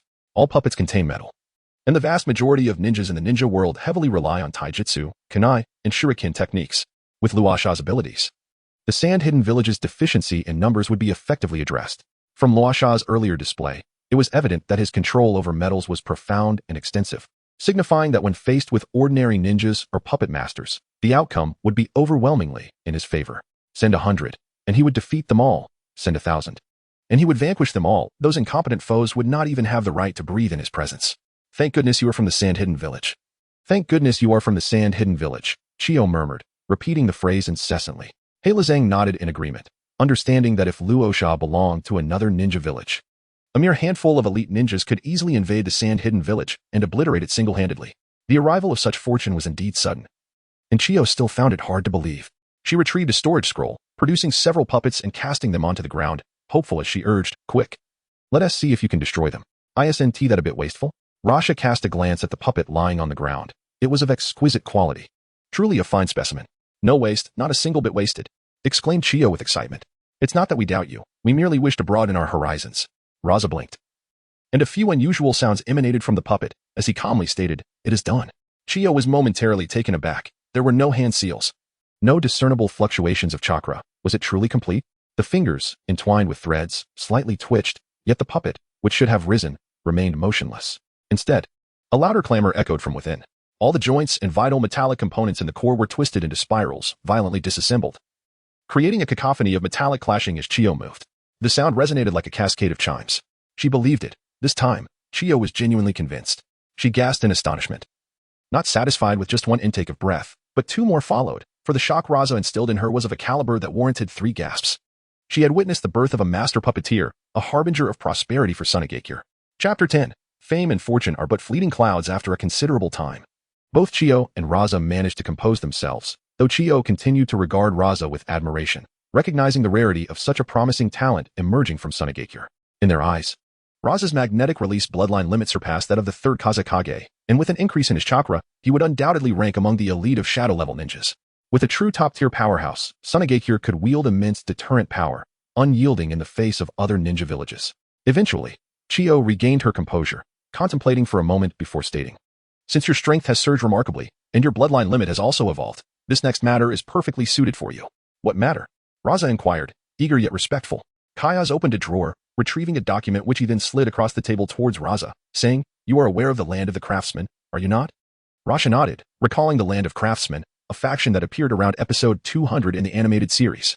After the resurrection of its founder, Saimai, the Land of Craftsmen briefly sought to wage war against the 5 great shinobi villages, only to be thwarted by his own son, Gaara. Around episode 200, Gaara's strength was quite limited, roughly on par with Kimimaro. It was akin to a village chief in a remote area declaring the establishment of a nation and simultaneously sending a missive via postal service to Taiwan, bestowing upon Chiang Kai-shek the title of Prince of Pacification of the South. Within 3 days, the nascent nation would be discovered by the People's Police, who would dispatch a small squad to obliterate the would-be dynasty, a concept of comparable absurdity. Therefore, Rasha's impression of the Land of Craftsmen was quite vivid. As individuals capable of such comical behavior were indeed a rarity. Luo Sha perused the documents, while Hai Lao Zong stood beside him, elucidating. The Land of Craftsmen boasts the finest lineage of artisans within the shinobi world, along with an abundance of orders. Whether it be the 5 great shinobi villages or the samurai of the Land of Iron, the majority of ninja tools and weapons are commissioned from the Land of Craftsmen. As war is imminent, we previously dispatched numerous small teams, disguised as merchant caravans, to the Land of Craftsmen to customize ninja tools. However, much time has passed without any news. These teams possess considerable strength and could evade even high-ranking shinobi, yet now they have fallen silent. With not a whisper to be heard, Rasha cast the documents upon the desk, his gaze lowered in pensive contemplation. To ensure the clandestine nature of Sunagakure's war preparations, the dispatched shinobi were meticulously disguised, employing alternate identities. This suggests that any potential adversaries are unlikely to be targeting Sunagakure directly. The dearth of available intelligence impedes further analysis. "Am I to journey to the Land of Craftsmen?" Rasha inquired. Profound deliberation yields less than direct experience. "Indeed," Chiyo affirmed, elaborating, "presently, our pre-battle arrangements are incomplete, and the village's capable ninja are already engaged in their respective missions.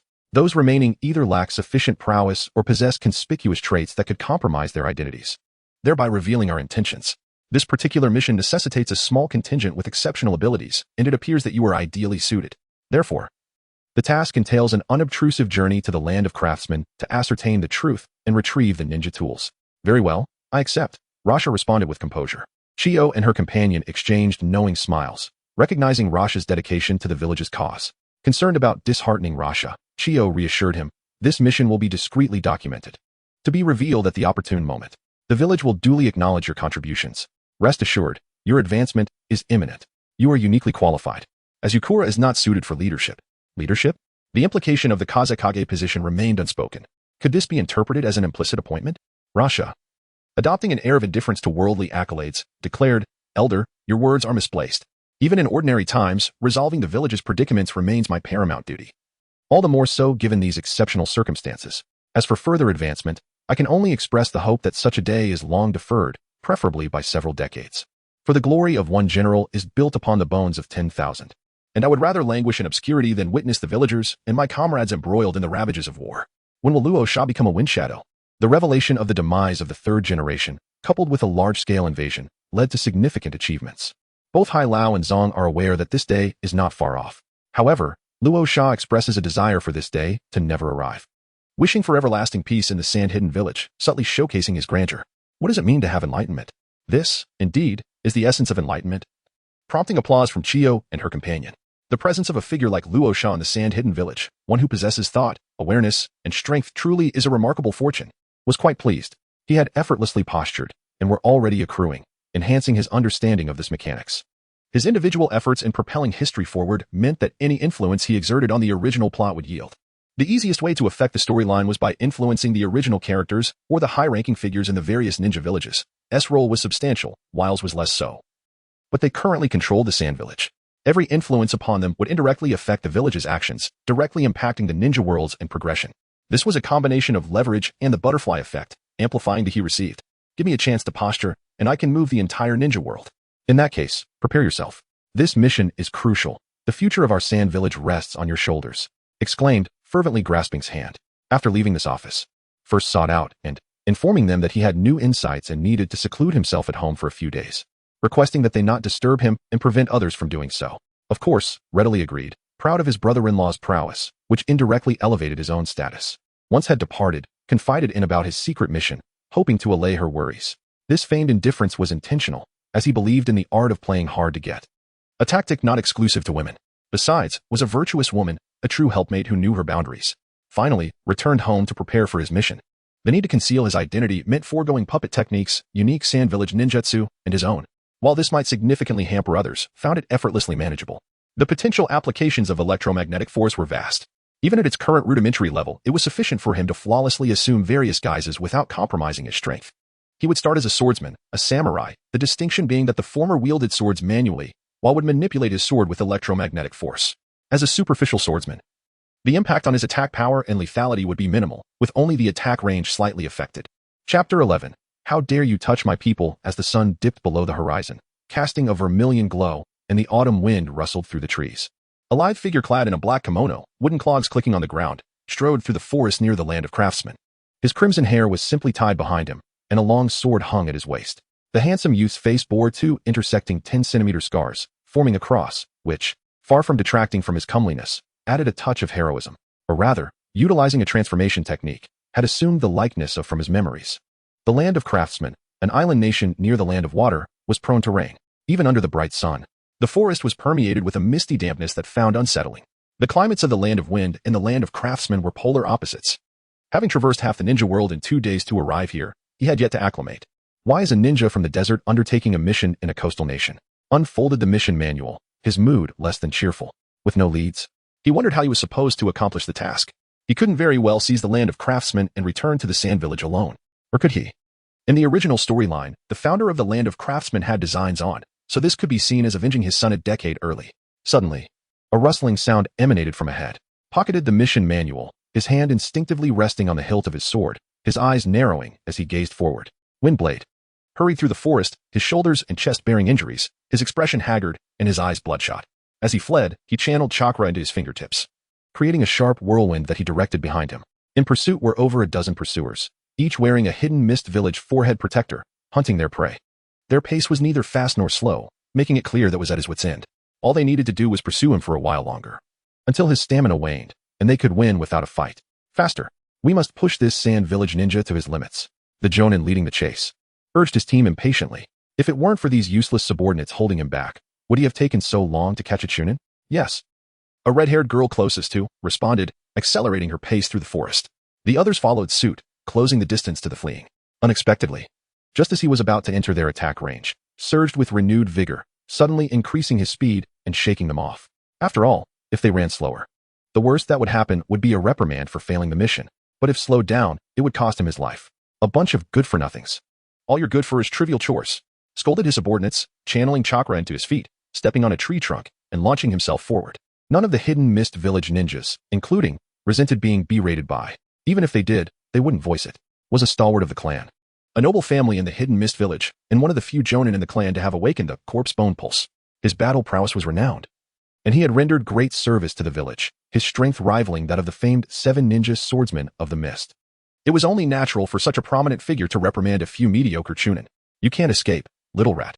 Approaching the fleeing, sneered. extending his hand and launching 5 finger bones forward like arrows. There it is, the legendary corpse bone pulse. The Chunin, including, gazed at its back with envious eyes.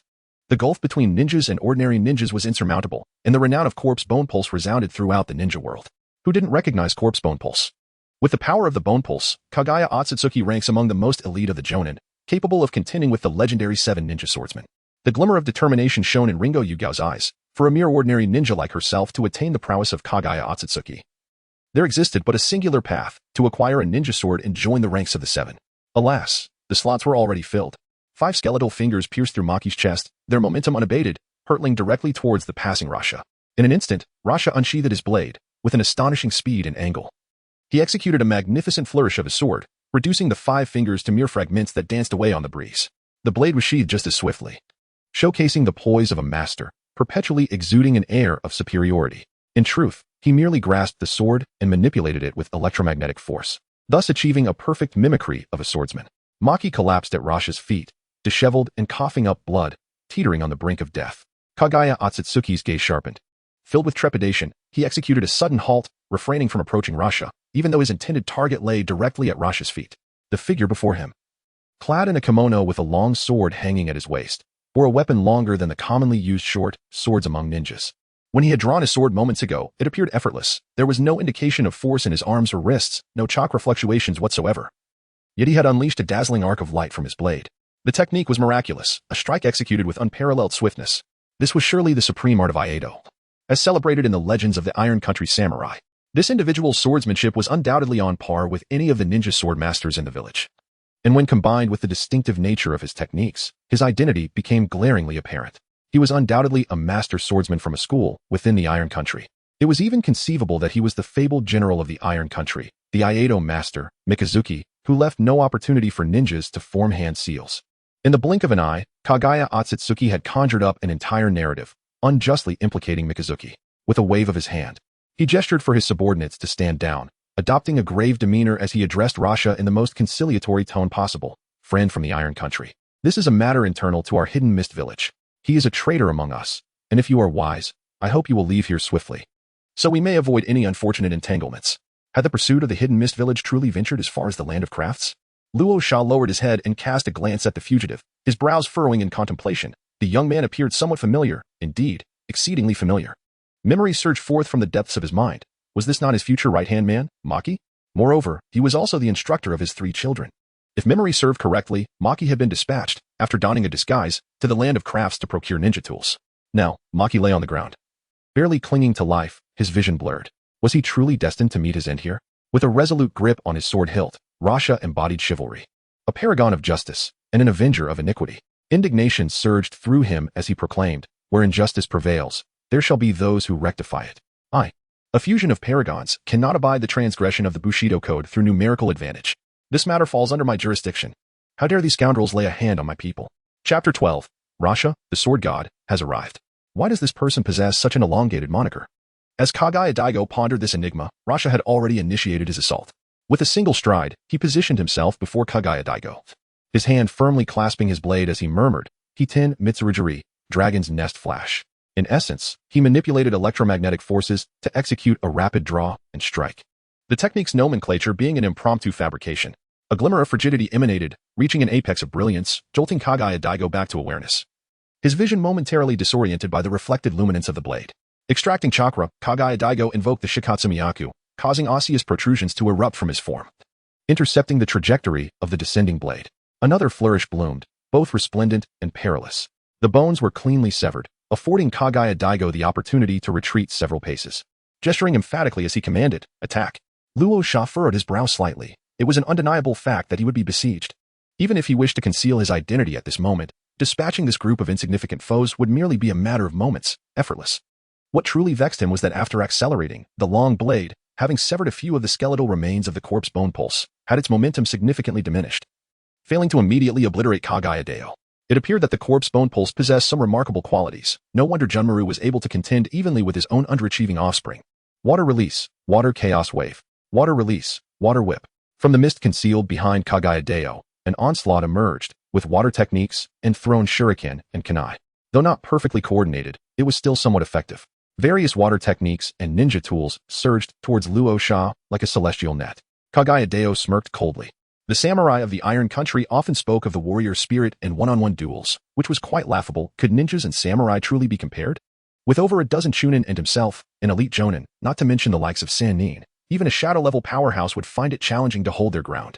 Those wielding swords simply failed to grasp the situation. Their demise was utterly in vain. Flying Heaven Sword Technique, Nine-Headed Dragon Flash. Rasha's countenance remained placid, unperturbed by the unfolding circumstances. His long sword emanated a subtle luminescence of electrical energy as he swiftly cleaved it through the air in several directions. In essence, he augmented the output of electromagnetic force, manipulating the long blade to strike with heightened velocity. Upon contact with the onrushing masses of turbulent water, streaks of electricity arced through them, causing them to violently disperse. Impossible. How can anyone cleave water with a blade? Exclaimed a ninja from the hidden mist village, incredulous. Others may find it unattainable, for their swords lack sufficient potency. But I have ascended to become a deity among swordsmen, succinctly termed a sword god. In a shameless display of bravado, Luo shot on, at the very moment the long blade made contact with the tumultuous water. Harnessed the principles of electromagnetic induction to convert electrical energy into thermal energy. This transformation resulted in the evaporation of water along the predetermined trajectory, following the chaotic waves. Several water whips approached ominously. With a deft manipulation of his longsword, Rasha carved an enigmatic trajectory, entwining several water whips simultaneously upon the blade. Suddenly, he lifted his gaze, indifferent to the world before him. A group of ninjas wielding water whips found themselves struck as if by lightning, paralyzed by the sheer disregard emanating from his eyes, causing them to release their grips and tremble uncontrollably. Kagaya Omo couldn't help but be startled. The aura of lethal intent radiating from this individual was formidable. It had long been whispered that certain bloodthirsty warriors and ninjas could cultivate an aura so powerful that a mere glance could intimidate foes, leaving them as if electrified. The fact that his subordinates were instantaneously cowed while he himself felt no trace of that murderous intent was telling. It indicated that the swordsman before him was undoubtedly a master among masters, possessing a lethal finesse perhaps surpassing even the legendary Kakashi Hatake. Although a tinge of fear crept into Kagaya Omo's heart, it was eclipsed by an overwhelming battle spirit, for the Kagaya clan was known for its combative nature. In truth, Kagaya Omo had overthought the matter. Rasha's true prowess lay in his mastery of electromagnetic forces, enabling him to manipulate metal through the principles of electromagnetism. The electricity he had applied to his longsword was merely a demonstration of this capability, rendering those ninjas truly struck by a force akin to thunder. What transpired next sent a wave of terror through the mist-covered ninjas. Following the water whips, a plethora of ninja tools hurtled toward Rasha, aimed at the critical joints of his body. In their estimation, the various trajectories of Rasha's strikes should have inflicted significant pressure on his joints, rendering him incapable of executing his intricate swordsmanship. Yet, to everyone's astonishment, Rasha's wrist moved with a fluidity unlike any other as he struck with his longsword, deflecting several shurikens mid-air. The shurikens collided with other kunai, creating a cacophony of metallic clinks and a dazzling chain reaction, ultimately sending all the ninja tools hurtling back towards the very ninjas who had thrown them. The speed was astonishing, the force unrelenting. Several ninjas, caught off guard and unable to evade, found themselves with throats slashed by shurikens or hearts pierced by kunai. Blood blossomed like flowers, hauntingly beautiful, reminiscent of the ethereal blooms of the other shore. Unbeknownst to them, and including Kagaya Omo, everyone felt the chill of cold sweat trickling down their spines. From the moment the attack commenced until Rasha shattered their formation, mere seconds had elapsed, perhaps less than 2. In that fleeting interval, Rasha had executed over a dozen strikes, each one impeccably timed and unfathomably precise. They were no novices. They understood that to kill with greater efficacy, one must comprehend human anatomy. It was inconceivable for any ordinary person to wield such swordsmanship in the span of 2 seconds, as the arms and wrists would inevitably succumb to the strain. What astonished them most was that Rasha had merely swung his sword a few times, causing their own thrown weapons to collide in a deadly chain reaction, ultimately leading to their demise. What did this signify? It indicated that Rasha possessed not only divine swordsmanship, but also unparalleled calculative prowess, instantly discerning the points of force on the ninja tools and their subsequent trajectories. Such mastery transcended human capabilities, bordering on the divine. One particularly hesitant ninja from the hidden mist village faltered under the pressure, his legs trembling uncontrollably. He stammered, "No, not a demon, but a god of the sword. The deity of blades, a true ninja." The dreams recently kindled in Ringo Yuri's heart were dashed before they could even blossom, only to be replaced by new aspirations. It turned out that one need not wield the 7 ninja swords. Simple swordsmanship was sufficient to achieve such heights.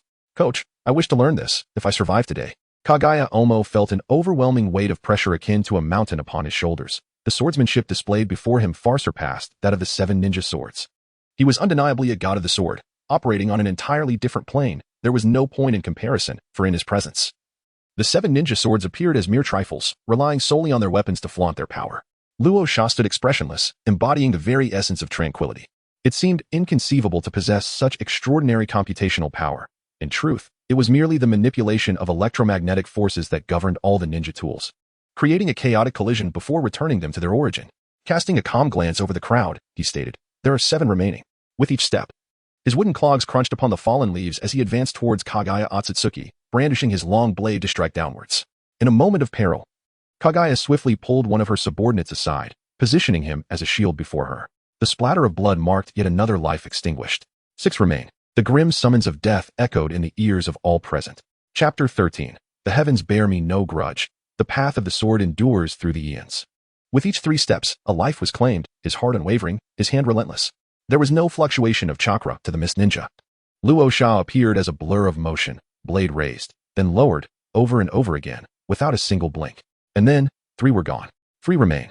Casting a sidelong glance, Rasha observed only 3 figures remaining upright: Kagaya Oga, an inconsequential extra, and a somewhat familiar maiden, seemingly Ringo Yuri. How intriguing, the second generation of the 7 ninja swordsmen. Yet to reach their full potential? The trio was petrified, their legs trembling uncontrollably. When had Chunin become so expendable? Within the great ninja villages, Chunin were not pillars of strength, but rather a backbone element, generally requiring years of arduous effort to achieve. In a mere instant, less than half a minute, 6 captain-class ninjas had met their demise. Kagaya Oga was reminded of a deceased Kaga-level powerhouse, Konoha's White Fang, Hitaki Sakumo. The man whose might was acknowledged by enemy ninja villages, such that retreat in his presence would not be penalized. Slaying Chunin as if slaughtering swine, devoid of any emotional stirrings. Perhaps, this man before them was a powerhouse on par with Konoha's White Fang. Kagaya Oga involuntarily recoiled a step, the instinct for survival superseding the will to fight, overcoming the pride of the Kagaya clan. Victory was unattainable. As Rasha stepped forward, his long blade flashed, and another head fell to the ground. "Lin Xingyu, I command you, block him." Kagaya Daigo commanded sternly, retreating a step. Yes. Lin Xingyu hesitated but gritted her teeth in response. She tossed her red hair and brandished a short blade, charging at Rasha, prepared to face death. She refrained from using ninjutsu, for in the presence of such a master swordsman, one could either flee or engage in physical combat. There would be no opportunity for hand seals. Once, her dream was to become one of the 7 ninja swordsmen.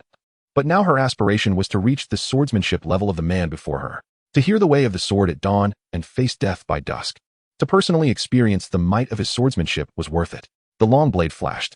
Lin Xingyu's short blade was shattered into countless fragments, which pierced into her body, inflicting severe internal damage as blood spewed forth. A complete defeat. In Lin Xingyu's eyes, there was a sense of liberation. Was this the pinnacle of swordsmanship? To die without regrets. Why am I not dead? Casting Lin Xingyu aside, Rasha approached Kagaya Daigo with his blade drawn. In the original storyline, there was only one Kimaru among the corpses of the Bone Pulse ninjas. Once this village was passed, there would be no such shop. My son Gaara has already taken one life. Must I not take another? The sound of wooden clogs echoed, as if stepping upon Kagaya Daigo's heart, almost prompting him to shout, "Do not come any closer." Escape? It was futile. This swordsman was swift and with his back turned to the enemy. It was undeniably more perilous. Thus, he could only fight. Dance of early fern. In the face of death, Kagaya Daigo unleashed all of his chakra into the earth, transforming it into a forest of bones, sharp and dangerous, breaking through the ground and growing wildly around him. In the original plot, Kimaru could only execute this move with the second curse mark. Had it not been for the bloodline disease, he could have easily killed Gaara. Bone spikes shot up into the sky, thrusting toward Rasha, spreading rapidly before him. Kagaya Daigo had awakened a will to die. Today, even if I perish, I will not allow you to relish victory. An elite Jainin, struggling at the peak of his state. Even shadow-level powerhouses could not afford to underestimate him. Alas, Rasha, when toying with the weak, surpassed even ordinary shadow-level warriors. A futile struggle.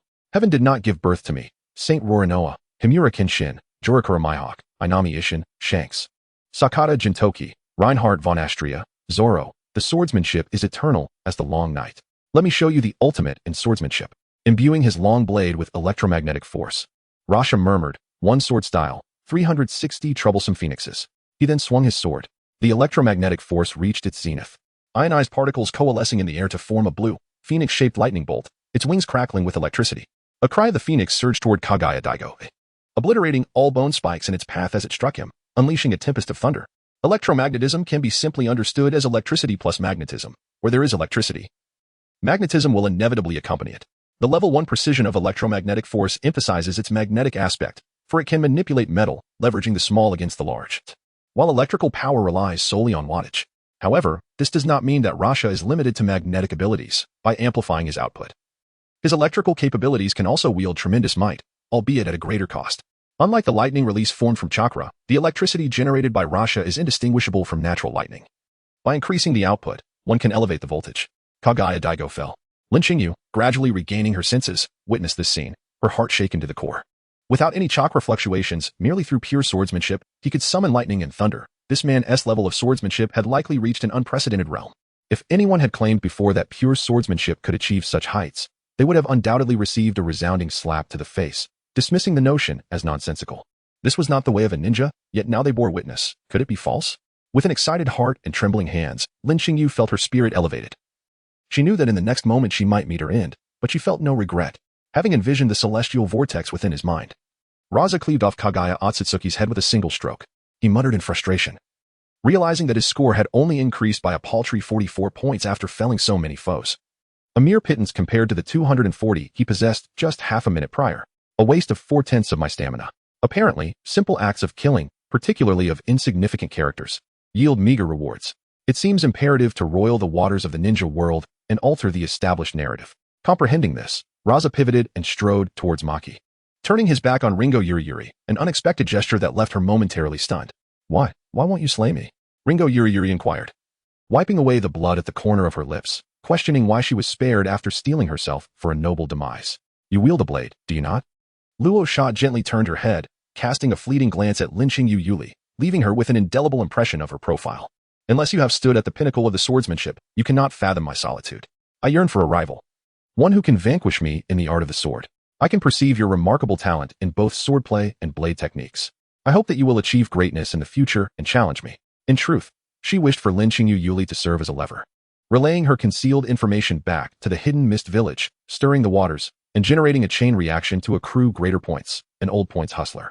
Chapter 14. Black eating black. Filled with aspirations for the future, Lin Qingyu Yuli chose to withdraw. During the Second Shinobi World War, Jiraiya, Orochimaru, and Tsunade battled against the demigod Hanzo the Salamander, ultimately facing defeat. However, Hanzo, valuing talent, spared the lives of the three, allowing them to depart and bestowing upon them the titles of the legendary Three Ninjas. In that moment, their names echoed throughout the ninja world. Few in this world can claim to have matched a monk such as I. From that point onward, the mention of the legendary Three Ninjas invariably invoked the name of Hanzo, and conversely, discussions of Hanzo would inevitably lead to the legendary Three Ninjas. What Raza desires is precisely this effect. When a shadow-level sword deity suddenly emerges in the ninja world, the responses of the various ninja villages will inevitably influence the trajectory of the unfolding narrative. The act of killing is not the objective, rather, it is the accumulation of points that matters. To garner more points, one must adeptly employ the butterfly effect and the law of leverage. Had Raza not intended to act as leverage, using the position of Wind Shadow to manipulate the entire ninja world, he would have long since fled. Who would willingly confront the formidable Third Raikage? As the figure of Ringo Yuri faded from view, Maki felt a profound sense of regret. His team had been pursued relentlessly over the past few days, reduced to a mere survivor. Just as he was on the brink of despair, he encountered a fearsome individual, whose character, though not annihilating the Mist Ninja, was commendable nonetheless. Struggling to rise, he pressed his hand to his wound to staunch the flow of blood. Overwhelmed with gratitude as he respectfully stated, "Thank you for saving my life. I am but a nin, with a mission at hand. Please forgive my inability to repay you. I must relay the news of the ambush back to my village." His eloquence was remarkable, for he refrained from disclosing his village's name, demonstrating his unwavering loyalty to Sunagakure. "I am Raza." Maki was momentarily taken aback, but then his realization dawned. His gaze swept over Raza, the striking figure with crimson hair, handsome features, traditional attire, and a blade at his side, so unlike his own leader. Aside from their similar hair color and mutual handsomeness, there was little to connect the two. Most crucially, his leader possessed the magnet release, sand gold, while the swordsmanship displayed by the individual before him was far beyond what his leader could wield. As Raza's confidant, Maki knew his leader all too well. There was no possibility of any secret training in swordsmanship that could yield such remarkable prowess. He produced his mission handbook and tossed it to Maki, briefly dispelling his transformation jutsu and casually conjuring a pool of sand gold with his chakra. At last, Maki was convinced, his mind racing as he tentatively inquired, "My lord, what is your bloodline limit?" "My bloodline limit has evolved," Raza casually explained. "I am now capable of controlling the vast majority of metals." His identity as a sword deity was indeed crucial, but it was contingent upon the individual. At this moment, fulfilling his mission was paramount. and having Maki by his side would undoubtedly facilitate success. Moreover, upon returning to the village, as long as Maki remained astute, he would certainly deduce the connection to Chiyomaki. Ultimately, it was merely a pseudonym. Should it be exposed, there would be no regret. With a little ingenuity, Raza could conjure numerous identities. Ah, Maki exclaimed, slapping his thigh in realization. There had never been any swordsmanship. Everything was a direct manipulation of the long blade, allowing for exquisite swordplay without requiring the exertion of various joints, thus preserving their power. Truly, he was the man Maki had chosen to follow for a lifetime. Capable of such ingenious thought. With electromagnetic force dispersing around him, he sensed everything in the vicinity. Aside from trees, mosquitoes, and small animals, there were no discordant elements. No internal traitors. Raza inquired, tell me, what transpired? Maki retrieved some wound remedies and bandages from his pouch. As he tended to his injuries, he recounted the mission. Several days prior, a small team, myself included, infiltrated the land of craftsmen under the guise of merchants to procure ninja tools. Regrettably, a contingent from the village hidden in mist, led by 2 of the 7 ninja swordsmen and a ninja possessing the Kekiai Jinkai of the Bone Pulse, had also arrived to acquire implements. As avarice often dictates, our acquisition of the tools drew the attention of the Mist Squadron.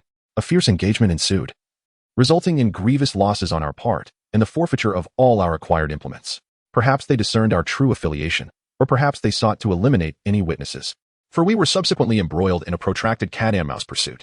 We fled, they gave chase.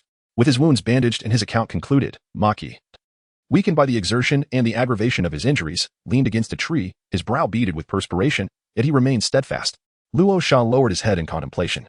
The 10 squads led by Chunin, in stark contrast to the opposing side, comprised of the Shikatsu clan and the 7 ninja swordsmen, who were also predominantly Chunin. It was evident that the national football team could not triumph against the French team. The current state of the ninja world was fraught with tension, and any discerning observer could perceive that war was on the brink of eruption. The only question was where it would ignite first. Each of the 5 great villages was, to varying degrees, stockpiling military supplies, engaging in an arms race. The leader of Kirigakure, the youthful-faced Shikaku, would undoubtedly take similar precautions, provided he wasn't a fool. Dispatching 2 members of the 7 ninja swordsmen along with a substantial number of Chunin to procure ninja tools was akin to deploying an aircraft carrier for fishing, revealing Shikaku's cautious intentions. The land of crafts was adjacent to the land of water, effectively serving as the home turf for Kirigakure, suggesting a scheme of treachery was afoot. Have those 2 from the 7 ninja swordsmen returned to Kirigakure? Luo Sha inquired, as this detail bore significant weight. Maki shook his head. No. They have split into 3 teams and have been relentlessly pursuing us in recent days, intent on eliminating any potential witnesses. The assurance of silencing witnesses was clear, without survivors. This would remain an unsolved massacre, absolving Kirigakure of any accusations of treachery. Has not a single individual returned to Kirigakure? Luo Sha pressed, at least in my recollection. None have. Luo Sha nodded. The situation had become abundantly clear. The identities of Maki and his companions remained undisclosed. The sudden procurement of an extensive array of ninja tools by the sand-hidden village was, without a doubt, more significant than silencing witnesses. If the mist-hidden village recognized Maki and his comrades, at least a few would undoubtedly relay intelligence back to their village. You have performed admirably. This information is invaluable to me, Luo Sha remarked, patting Maki on the shoulder in encouragement. It is merely a trifling matter, yet I have troubled you to rescue us. Maki replied, engulfed in guilt. He felt that he had squandered his leader's precious time and energy. Now, let us find a safe haven where you may recuperate, while I attend to the remaining matters. Maki nodded, acknowledging Luo Sha's remarkable prowess. Dispatching enemies had become as effortless as slaughtering swine. He realized that joining Luo Sha might hinder his performance. After a diligent search, as twilight descended, the 2 finally discovered a secluded cave. Maki took refuge within and kindled a modest fire. My lord, I wish you every success, Maki said, his heart heavy with guilt. Recognizing that his leader was shouldering all the burdens, I shall return triumphant. Ensuring the safety of his trusted ally, Luo Sha unsheathed his sword and ventured into the night. The darkness and the howling winds provided an excellent cover for his lethal intentions. Damn it, the betrayal has come to my doorstep. I will not relent. I shall deal with those morally bankrupt scoundrels of the mist-hidden village. Chapter 15. Reality is more absurd than fiction under the sparse moonlight. The night breeze stirred fallen leaves, while resilient insects continued to perform their final symphony. Within the dense forest, Lin genially hurried through the underbrush, disregarding her injuries. For a ninja, intelligence was perpetually more paramount than one's own life. The unexpected arrival of an unidentified yet formidable figure from the land of crafts warranted an urgent message to the mist-hidden village. Otherwise, given her comrades' tendencies, should they encounter that swordsman, it would spell certain doom. Ordinary individuals, suffering such grievous wounds with fragments of a dagger lodged in their abdomen, would never endure such vigorous movement. Ultimately, Lin genially managed to arrive at a town, stumbling and drawing the attention of passers-by, who, upon recognizing her attire, dismissed her as inconsequential. The ninjas, furious, were ostensibly in the town to procure ninja tools, hence they could not afford to attract too much attention. They rented an inn, facilitating their observation for any significant targets, which is precisely why Maki and his group became their focus. The lights had yet to extinguish when the injured Lin Jin Yuli burst into the inn, only to feel her resolve finally wane. Darkness enveloped her as she collapsed to the ground. The receptionist had been replaced by someone from the mist-hidden village, who seized a kunai and rushed out to assess the situation. Upon recognizing Lin Jin Yuli lying on the floor, they confirmed her identity and carried her into a secluded room at the back of the inn. After approximately an hour, Lin Jin Yuli finally regained consciousness. She touched her abdomen and found that the bleeding had ceased, but the dagger fragments remained embedded. Among the group, none possessed advanced medical ninjutsu. Even a simple healing technique was considered a rare luxury. In the room, a dozen ninjas gathered, 2 of whom were particularly striking. One was Biwa Juzu, wielding a decapitation sword, his attire reminiscent of the infamous Sabuza, though the imposing weapon drew most attention. The other was Suigetsu, with his orange hair, sharp teeth reminiscent of a piranha, and a towering stature akin to a small mountain, his wrapped sword, Samahata, equally captivating. Strictly speaking, there was another distinctive figure. In the corner of the room stood a young Kisame Hashigaki with a shark-like visage. At 18, he appeared like a mere minion in the meeting room. Upon seeing the 2 members of the 7 ninja swordsmen, Lin Jin Yuli hastily rose and knelt before them, respectfully stating, "Chunin Lin Jin Yuli pays her respects to the 2 captains." In that moment, her wounds were aggravated, and sweat poured down her face. Biwa Juzu nodded. Suigetsu's expression was severe as he gripped the hilt of Samahata and inquired, "Speak. Why are you the only one who has returned? What of Captain Kagaya and the other members of your team?" Samahata twitched, eager for action, its formidable aura pressing upon Lin Jin Yuli's nerves. If she could not provide a satisfactory explanation, Suigetsu would not hesitate to strike. "Captain Kagaya and the others have perished. I am the sole survivor," Lin Jin Yuli declared, refraining from any superfluous words and delivering the critical information. The room erupted in astonishment. A cacophony of voices and discussions ensued. Who is Kagaya? An elite jonin with the potential of a Kage, and he vanished without a trace while accompanied by 10 chunin? This is illogical. Suigetsu, ever the skeptic, drew Samahata and pointed it at Lin Jin Yuli's head, his voice thunderous. Lies. How could an elite jonin and 10 chunin fall to mere coincidence? Did he encounter the combined forces of the other 4 great ninja villages, or perhaps a village leader? Such powerful entities could not possibly exist within the land of crafts. If they did, why did you survive while the strongest Kagaya perished? Fabricating a tale must adhere to some semblance of plausibility. Lin Jin Yuli felt tears welling in her eyes, her countenance lost as she pondered how to justify her improbable tale. I am aware that crafting a narrative requires coherence. Yet, the absurdity of reality leaves me powerless. The ninjas in the room regarded her with suspicion, truth be told. Her story was indeed lacking in credibility. A moment of realization dawned upon the group. Perhaps Lin Jin Yuli had defected and betrayed them. The atmosphere thickened with murder intent as Samahata threatened to lash out, prepared to execute Lin Jin Yuli on the spot. Just as despair enveloped her, Biwa Juzu raised a hand, halting Suigetsu. Coldly, he commanded, relate your experience in detail, without omitting a single aspect. With a sigh of relief, Lin Jin Yuli realized that her own comrades posed a greater threat than the enemy. She had narrowly escaped this predicament. Yet she understood that any subsequent discrepancies in her words or actions could lead to her demise. As her mind raced, she recounted the events with utmost caution. Around dusk, I accompanied Captain Kagaya and several comrades to hunt down a fugitive. We indeed located one, and just as we were about to catch and eliminate him, a figure appeared before us. Wait, Suigetsu interrupted, demanding, was it only one person? Yes, only one. Yuri Ringo nodded slightly, a bitter smile gracing her lips as she recounted. He was a young man, adorned with a long sword at his waist, a cross-shaped scar marring his face, and clad in a kimono, his hair striking red. He introduced himself as Roraro Village's Kinshin, claiming to despise those who contravene the spirit of the samurai, taking advantage of the weak. And then he attacked us. The crowd collectively assessed the situation. Ninjas were more accustomed to wielding short blades, and this Roraro Kenshin appeared to be a samurai hailing from the land of iron, a remnant of a bygone era. It was rather presumptuous of him to intervene in the affairs of ninjas under the guise of samurai honor, wielding the swords of the past to slay officials of the present. Such audacity. Initially, we thought him a fool, an impertinent busybody unconcerned with formality, and thus we retaliated. Yuri Ringo raised her head, a glimmer of fervor and yearning in her eyes, and reverently stated, he swiftly proved his capability. Indeed, he possessed the strength to involve himself in this matter. 10ch Nin unleashed their water-style ninjutsu, flinging shurikens and kunai, ensnaring him in a web of techniques. Yet he effortlessly dismantled it all with his exquisite swordsmanship in mere seconds. During this exchange, we felt not a trace of chakra fluctuation. I would stake my life on the fact that it was pure swordsmanship. Chapter 16. Will the eyes not dry? Before Yuri Ringo could finish her thought, the blade of the shark skin struck down. How could one become so brazenly reckless? Lacking chakra, relying solely on swordsmanship, this was neither ninja nor samurai. Even the generals of the Land of Iron could not achieve such feats. Clang. Hachiju Takuz drew his beheading sword from his back, blocking the strike of Suka Mountain's Fugu demon, and calmly stated, "Let her continue." Although her assertions were quite irrational, they harmonized with her previous statements, lending them a modicum of credibility. Drip. The cold sweat from her brow splashed onto the wooden floor as Yuri Ringo lamented internally, wondering why no one believed her. Did they expect her to produce 10 elite jonin as adversaries? Our reactions mirrored those of two incredulous adults, astonished that someone could achieve such prowess without relying on chakra. Employing merely swordplay. Before we could fully comprehend the situation, he struck with relentless precision, his blade rising and falling without so much as a blink. In the end, only 3 of us remained alive. Relaying this memory was undoubtedly a torment for Yuri Ringo, akin to tearing open her wounds for strangers to see.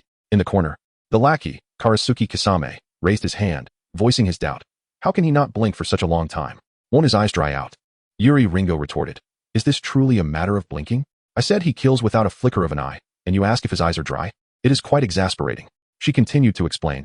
He shouldn't be dry. He only strikes once to kill a CH Nin.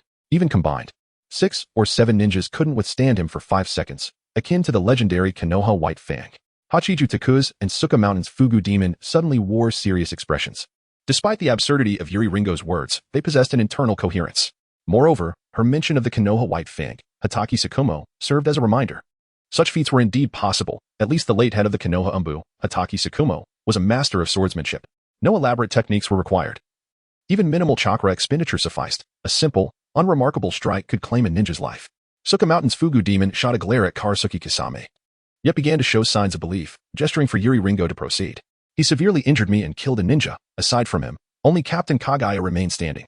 Captain Kagaya felt the mounting pressure and unleashed his bloodline limit, transforming bones into a forest that surged towards Roraro Kenshin. He still held his sword with one hand. Devoid of any chakra fluctuations, yet with a single swing, thunder coalesced in the air. It transformed into a lightning phoenix, obliterating the entire bone forest before cleaving Captain Kagaya asunder. The entire exchange lasted roughly half a minute. An elite of the shadow level, undoubtedly a force to be reckoned with. Suka Mountain's Fugu demon and Hachiju Takuz exchanged glances, revealing their mutual thoughts. They had witnessed Captain Kagaya's final technique, the early fern dance. A desperate move employed only by the Kagaya clan, requiring immense chakra. Even they had no confidence in surviving such an attack unscathed. Silence enveloped the arena. Within half a minute, a squad led by a bloodline limit user had been eradicated. Such a feat was truly shocking.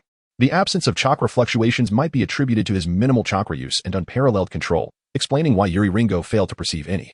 The two leaders had begun to believe her to some extent, yet one final query lingered. Suka Mountain's Fugu demon scrutinized the kneeling Yuri Ringo, his piercing gaze making her uncomfortable, and inquired, "Since even Captain Kagaya perished, why did you alone survive? Do not tell me you escaped while he was unprepared. Facing such a master, even I would not have a chance to flee.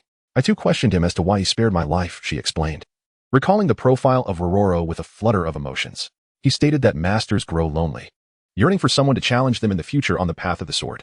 He remarked on my potential, hence allowing me to live. Yuri Ringo elucidated, reflecting on Roro's visage, feeling her heart flutter once more. Perhaps this was the mindset of a true master. A mere mortal like herself could hardly fathom such heights. Suka Mountain's Fugu demon remained silent, recognizing the possibility. After all, Uchiha Madara had spared the third Kazekage, Inoki, and Hanzo had similarly allowed the legendary Sannin and the 3 musketeers to live. Thus, the image of a samurai from the Land of Iron, standing at the pinnacle of the ninja world, embodying justice yet cherishing talent, took shape in everyone's minds. Suka Mountain's Fugu demon felt a headache coming on. An elite shadow-level warrior residing in the land of crafts, who also championed justice and detested the strong preying upon the weak. Yet they still had to complete their final tasks. Should they allow any leaks or loose ends, Yagura would ensure that even if they did not eliminate these two, they would certainly be treated to a few fine drinks of Shinyong's best juice. Suka Mountain's Fugu demon glanced at Hachiju Takuz, the other leader of this mission, deciding to pass the buck. What shall we do? Should we continue the pursuit or return to the village? Hachiju Takuz deflected the responsibility, throwing it back to the group. Let us brainstorm. Everyone should propose ideas. The group was at an impasse. Continuing the pursuit risked encountering this formidable opponent, while returning to the village would yield no rewards. After a lengthy deliberation, Yuri Ringo proposed, "What if we split up? He detests any violation of samurai spirit, so we can search separately, enhancing our efficiency, albeit at some risk." Hachiju Takuz nodded. Perhaps Roraro Kenshin had other peculiarities, yet under the circumstances, it seemed the only viable option. The sound of wooden clogs echoed. A specter, a ghost with red hair, wandered the streets of the land of crafts. Electromagnetic forces spread out, forming a weak magnetic field, insufficient for combat, yet more than adequate for sensing certain events, based on the electromagnetic feedback I had left behind. This should be the location. Rosa raised her gaze to the sign of the inn, Maple Grove, a name that resonated with her fondness, before stepping inside. The ninja stationed at the counter, upon noticing Rosa's entrance, shooed her away with a dismissive wave, impatiently declaring, "Out, out. This inn has been commandeered by us." Such a disheveled, wandering ninja clad in samurai attire was utterly intolerable. "Hush." Luo Sha smiled, raising his left index finger to his lips, signaling for silence. The ninja, perplexed, wondered what was happening. Unable to perceive any fluctuations in chakra, they lowered their guard. The electromagnetic force surged. A brilliant flash of blade light cut through the air, and a severed head fell to the ground, eyes forever unblinking. The sound of wooden clogs echoed, gradually fading into the distance. Chapter 17. The dance of the long blade in Maple Forest Pavilion. As he gazed, he felt as if intoxicated, his dazed eyes slightly glazed. "You and I. We are confidants. Let us drink deeply and embrace the moment." Casually, he plucked a toothpick from the counter and placed it between his lips, humming a nostalgic Minon song as he strode deeper into the inn, his blade in hand. Let the head tilt, let the melody soar. The name Maple Forest Pavilion stirred memories within him, reminiscent of a classic Hong Kong film he had once watched in a previous life, A Better Tomorrow. During the climactic battle at the Maple Forest Pavilion, the background music was this very tune, Never Lose Heart. If only a worldly woman could be in his embrace. Twirling together in a dance of love, spiraling deeper into the inn, it would perfectly align with his understated persona. Alas, there are no ifs. Who goes there? Hearing the thud of a head hitting the ground at the counter, several ninjas emerged from the outer rooms to investigate the commotion. The blade flashed once more, and another head fell. Thus, it is said, choice is more critical than effort. Had you chosen to remain hidden, wouldn't you have lived just a minute longer? The crimson sand glistened like frost as the long blade swung, scattering blood and cleaving through several shurikens, which, in their backward flight, claimed the lives of several ninjas. In this era, marked by the demise of Shinja Hashirama and the lingering existence of Uchiha Madara, he stood as the true king of slaughter. Paipa Shirzong and Suka-san Hibi, upon hearing the commotion, led the ninjas in the room to rush out, their hearts nearly leaping from their throats upon witnessing the scene before them. It had barely been 5 seconds since the noise erupted, and already several nin had perished. Assessing the countenance and attire of the crimson figure, they were convinced that this was indeed the Armura Kenshin spoken of by Ringo Yuri. The reality was far more terrifying than the rumors. With a single stroke, he severed the incoming water release technique, driving the blade into a nin's abdomen, extinguishing a life. As Armura stepped forward, no one could stand in his way. Suka-san Hibi instinctively retreated, colliding with another ninja behind him, only to realize he should not falter, even in the face of an enemy that resembled a demon from the depths of hell. Striving to calm himself, he ventured, "Friend, we bear no grudge against you. Why then do you ruthlessly slaughter our comrades?" Though Suka-san Hibi was corpulent, his mind was among the most agile within their group. To misjudge him as a mere brute would lead to dire consequences. Clang. He deflected a kunai aimed from behind, countering with a swift slice that dispatched another nin. Armura chuckled. "Indeed, we share no animosity. However, what does that have to do with my desire to slay you? You've killed so many of my subordinates. Yet you dare to claim there's no enmity? They are the foundation upon which I will manipulate the ninja world to earn points." The fury of Paipa Shirzong and Suka-san Hibi ignited as their eyes blazed with indignation. This was no mere arrogance. It was a blatant disregard for their lives. As if they were mere weeds to be trampled underfoot, with their demise igniting not a flicker of concern in him. Swish. He sliced through a water dragon bullet. A commendable water technique, but utterly futile, failing to even provoke Armura's curiosity about its wielder. Within the Fonlin Pavilion, the long blade danced, each strike stained with the blood of adversaries. The wooden clogs echoed on the inn's floor, the air thick with the scent of blood. As behind Armura lay a chaotic array of corpses, each felled with a single, lethal blow. This was the inevitable fate that awaited most ninjas when confronting Armura. A nin would fall with one strike, while an elite nin might require a bit more effort. This, however, was a deliberate restraint on Armura's part. Otherwise, his achievements would have been even more spectacular and frenzied. Paipa Shirzong and Suka-san Hibi were not the first to confront him, for they wished to avoid a clash with Armura. Their hearts bore an unprecedented weight of pressure. nin were not as easily dispatched as cabbages. Engaging them in combat was not akin to slaughtering pigs. No, it was more apt to liken it to slicing through fruit and vegetables. Those nin who fell to Armura seemed to be rushing toward his blade, hastening their own demise. His incomprehensible swordsmanship defied logic. As if a divine being was wielding the blade, Paipa Shirzong had never witnessed how Konoha's white fang, Hataki Sakumo, executed his kills. But today he was fortunate enough to see Armura in action. He would prefer never to encounter such a formidable swordsman again in his lifetime. Besides Suka-san Hibi, the shark-eyed Kisame Hashigaki displayed a longing in his gaze. This was the swordsmanship he yearned for, concise, lethal, existing solely for the purpose of murder. Thud. Suka-san Hibi collided with the wall behind him, with nowhere left to retreat as the red-haired demon approached, mere breaths away from him. Forcing a smile, yet burdened by immense psychological pressure, he managed to say, "Perhaps we could negotiate." Simultaneously, he sought for any flaw in Armura's defenses. He severed the incoming shuriken and kicked a kunai from the ground, piercing the heart of a Nin, as Armura advanced another step, his resolve unwavering. With an indifferent demeanor, he inquired, "What would you wish to discuss?" There remained only one adversary before him, yet no discernible weakness in Armura was apparent, if anything. He radiated vulnerabilities. Seething with rage, Suka-san Hibi stole a glance at Ringo Yuri beside him and proposed, "You are here for this woman, correct? We have no connection with her. If you release us, we shall hand her over to you. Bear in mind, we are the 7 ninja swordsmen of the mist. Should it come to a fight, you may not easily prevail against us. Then by all means, do try. Why stand so far back?" Ringo Yuri, incredulous, gazed at Suka-san Hibi, wondering if he was truly being sold out. Was this the commitment of the 7 ninja swordsmen? Kisame's expression remained calm. Such was the nature of a ninja, willing to sacrifice relatively insignificant assets for greater gains. Up to this point, as Suka-san Hibi's direct subordinate, he had dispatched many former allies. As Armura cleaved through the last of those standing with Suka-san Hibi, he stepped forward, stating plainly, "I'm sorry, but she is of great interest to me. Her life is not yours to dispose of." A malevolent aura mingled with bloodlust surged towards Suka-san Hibi. Having taken many lives before, this was his first encounter in such peril, perhaps it would be his last. With a grimace revealing sharp teeth, Suka-san Hibi seized the injured Ringo Yuri beside him and hurled her toward Armura. Smack! Armura deflected the flying girl, only to be confronted with a far larger, more lethal object. Chapter 18. If you are a brother, come and strike me. The great blade of Samahata burst free from its bindings, its spikes standing erect, revealing a gaping maw lined with bloody fangs, grasped in Suka-san Hibi's hands. It came crashing down. "Die. I have awaited this opportunity, waiting for you to expose a weakness. Your swordsmanship has indeed reached a level that surpasses the ninja realm. Yet ultimately, you remain merely a swordsman, lacking the ruthlessness of a true ninja. Without the necessary ruthlessness, one cannot stand firm."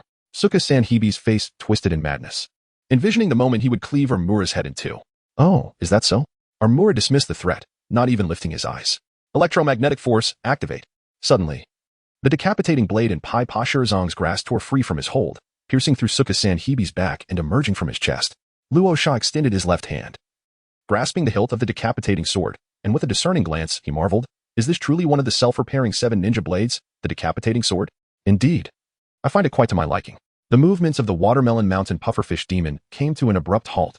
Its innards were ravaged by the decapitating sword, and the great sword, Shark Skin, slipped from its grasp, quivering slightly on the ground before Luo Sha's fierce gaze rendered it immobile. Shark Skin was not merely a metal weapon. It was more aptly described as a living entity, once a subordinate of the three-tailed beast, routinely adhering to its belly to cleanse the remnants. One could perceive Shark Skin as a purifying envoy. At present, the electromagnetic force of Rasha cannot directly control or influence the skin of the shark. It is not metallic. However, since it possesses life, it can indeed be extinguished.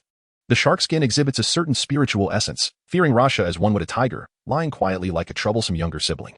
The Watermelon Mountain's pufferfish ghost finds itself bleeding profusely from the chest, clutching its wound with a large hand, struggling to turn its head, bewildered and astonished as it gazes at Pai Pa Shirzong. "We are brothers on the surface. Are you truly going to stab me?" It protests. "Do not look at me that way, as if I am the traitor. How could I possibly harm you? Yet, this knife, it simply refuses to heed my command." The injustice of it all is more profound than that of Doi. This is the first time Pai Pa Shirzong has encountered such a bizarre situation. If it cannot clarify matters, it risks being labeled an internal traitor. Even if the explanation is provided, its significance is minimal. In mere moments, death would still be inevitable. The dry persimmon ghost shark and Lin Jin Yuri share a complex expression, having just harbored suspicions towards others, only to discover that the greatest figure among them is indeed the true traitor. "Aside from me, no other deity shall wield the sword. All who oppose me shall face retribution for their sins. All who align with me shall receive my compassion. In my presence, neither blade nor sword shall serve another master. Should this occur, I, Saint Roro Azaro, the god of swords, shall not absolve it of guilt." With dual longswords in hand, Rasha cast a glance at the shark skin on the ground, casually adapting a passage from the 10 Commandments in the Bible to enhance the persona of this disguise. An invisible electromagnetic force encircles the shark skin, which senses the imminent danger and obediently retracts all its barbs, feigning that nothing has transpired, lying motionless on the ground like a dead fish. Seeing this, Pai Pa Shirzong and the dry persimmon ghost shark share a moment of realization, yet their astonishment deepens. Luo Village's Jinshin, self-proclaimed sword god, seems to embody more than mere exceptional swordsmanship. His previous remarks were likely directed at both the Kage and the decapitating blade. Given the rebellion of the decapitating blade and its piercing of the Shigwa Mountain pufferfish demon, as well as Kage feigning death on the ground, it appears that Jinshin can command all weaponry named after swords and blades. So this is what it truly means to be a sword god, thought his followers. Should they miraculously escape today, they would propose renaming the 7 ninja swords, the decapitating blade to the head-chopping guillotine, and Kage to the great hammer Kage. Recollecting their thoughts, the group became increasingly anxious about their dire predicament. A formidable foe loomed before them, striking swiftly and accurately, dispatching opponents with ease. The possibility of forming hand seals was non-existent. There would be no opportunity for that. They could only rely on their physical prowess. Yet even their weapons had turned against them. How could they fight under such circumstances? It seemed futile. Death awaited them. The Shigwa Mountain pufferfish demon, unwilling to succumb quietly, sought to make a final stand. It tore open its own wounds, allowing blood to spurt forth uncontrollably, desperately squeezing every ounce of chakra from its very cells. It laughed maniacally. Shadow-level powerhouse, god of the sword? I refuse to acknowledge your claims. You call yourself a sword god. Let us see what sword techniques you employ to counter my next move. Senju Hashirama teaches us a valuable lesson. As long as one possesses enough chakra, ninjutsu can be executed without hand seals. Although the Shigwa Mountain pufferfish demon lacked sufficient chakra, in its moment of desperation, it unleashed a ninjutsu without seals. More than enough to make an impact. Its orange hair erupted violently, standing erect like steel needles, sharp and formidable, encasing Luosha in a torrential downpour. Prepare yourself. Luo Village's Jinshin. Ninjutsu, 1,000 needles of pain. This technique, akin to Jiraiya's lion's mane, was magnified under the full force of the pufferfish demon's chakra, rendering it devastating. Any upper-level ninja or elite shinobi would surely meet their demise upon facing this onslaught. Those who wield swords must perish beneath them. Today, I bestow upon you the utmost glory. With ostentation, Luosha raised one blade to the heavens and the other toward the earth. Softly murmuring, 2 heavens 1 flow, 6 paths 5 wheels, Kurakara heavenly phenomenon. Electromagnetic forces surged. The large and small blades crackled with electric energy, coalescing behind Luosha to form a towering figure of a Thunder Buddha, standing 16 feet tall, with 3 faces and 4 arms, each expression of joy, anger, and sorrow vividly portrayed. Each arm wielded a thunderous longsword, exuding an awe-inspiring presence that captivated the soul, though a mere display of flashy prowess. It was in truth a powerful assembly of ionization, generating immense voltage. Yet, who does not appreciate a dazzling display of skill? The sound of Luosha's sharp reprimand echoed, as behind him, the Thunder Buddha brandished his sword, unleashing a tempest of lightning that ravaged the vibrant orange locks infused with chakra. With a second strike, a powerful surge of electricity crashed upon the Watermelon Mountain pufferfish demon, obliterating its muscular structure, bones, internal organs, and brain, reducing them to a charred and tender state. This was not the mere water-laden lightning of the 1,000 birds technique, which was only fit for trivial assaults. In terms of destructive power, it could rival the very forces of nature. The Watermelon Mountain pufferfish demon fell to the ground. API call failed with status code 429. Error. Code 429. Message. Resource has been exhausted, e.g. check quota. Status. Resource exhausted. In the mind of Luosha, a swirling galaxy of stars emerged, reflecting a surge of 455 points, an increase of over 100, likely acquired through the elimination of numerous adversaries. The most significant consequence of this was the inevitable diminishment of Might Guy's future achievements. It would not be long before he could elevate his electromagnetic force to level 1. A most gratifying prospect. Chapter 19, the most ninja of ninjas, however, in contrast to the immediate gain of over 100 points. Luosha placed greater value on the gradual accumulation of points represented by 1-1, which he surmised was a result of the butterfly effect. Continuously engaging in violence, or perpetually stirring trouble, was not a sustainable strategy. The ninja world was finite, and eventually, the narrative characters would be eliminated.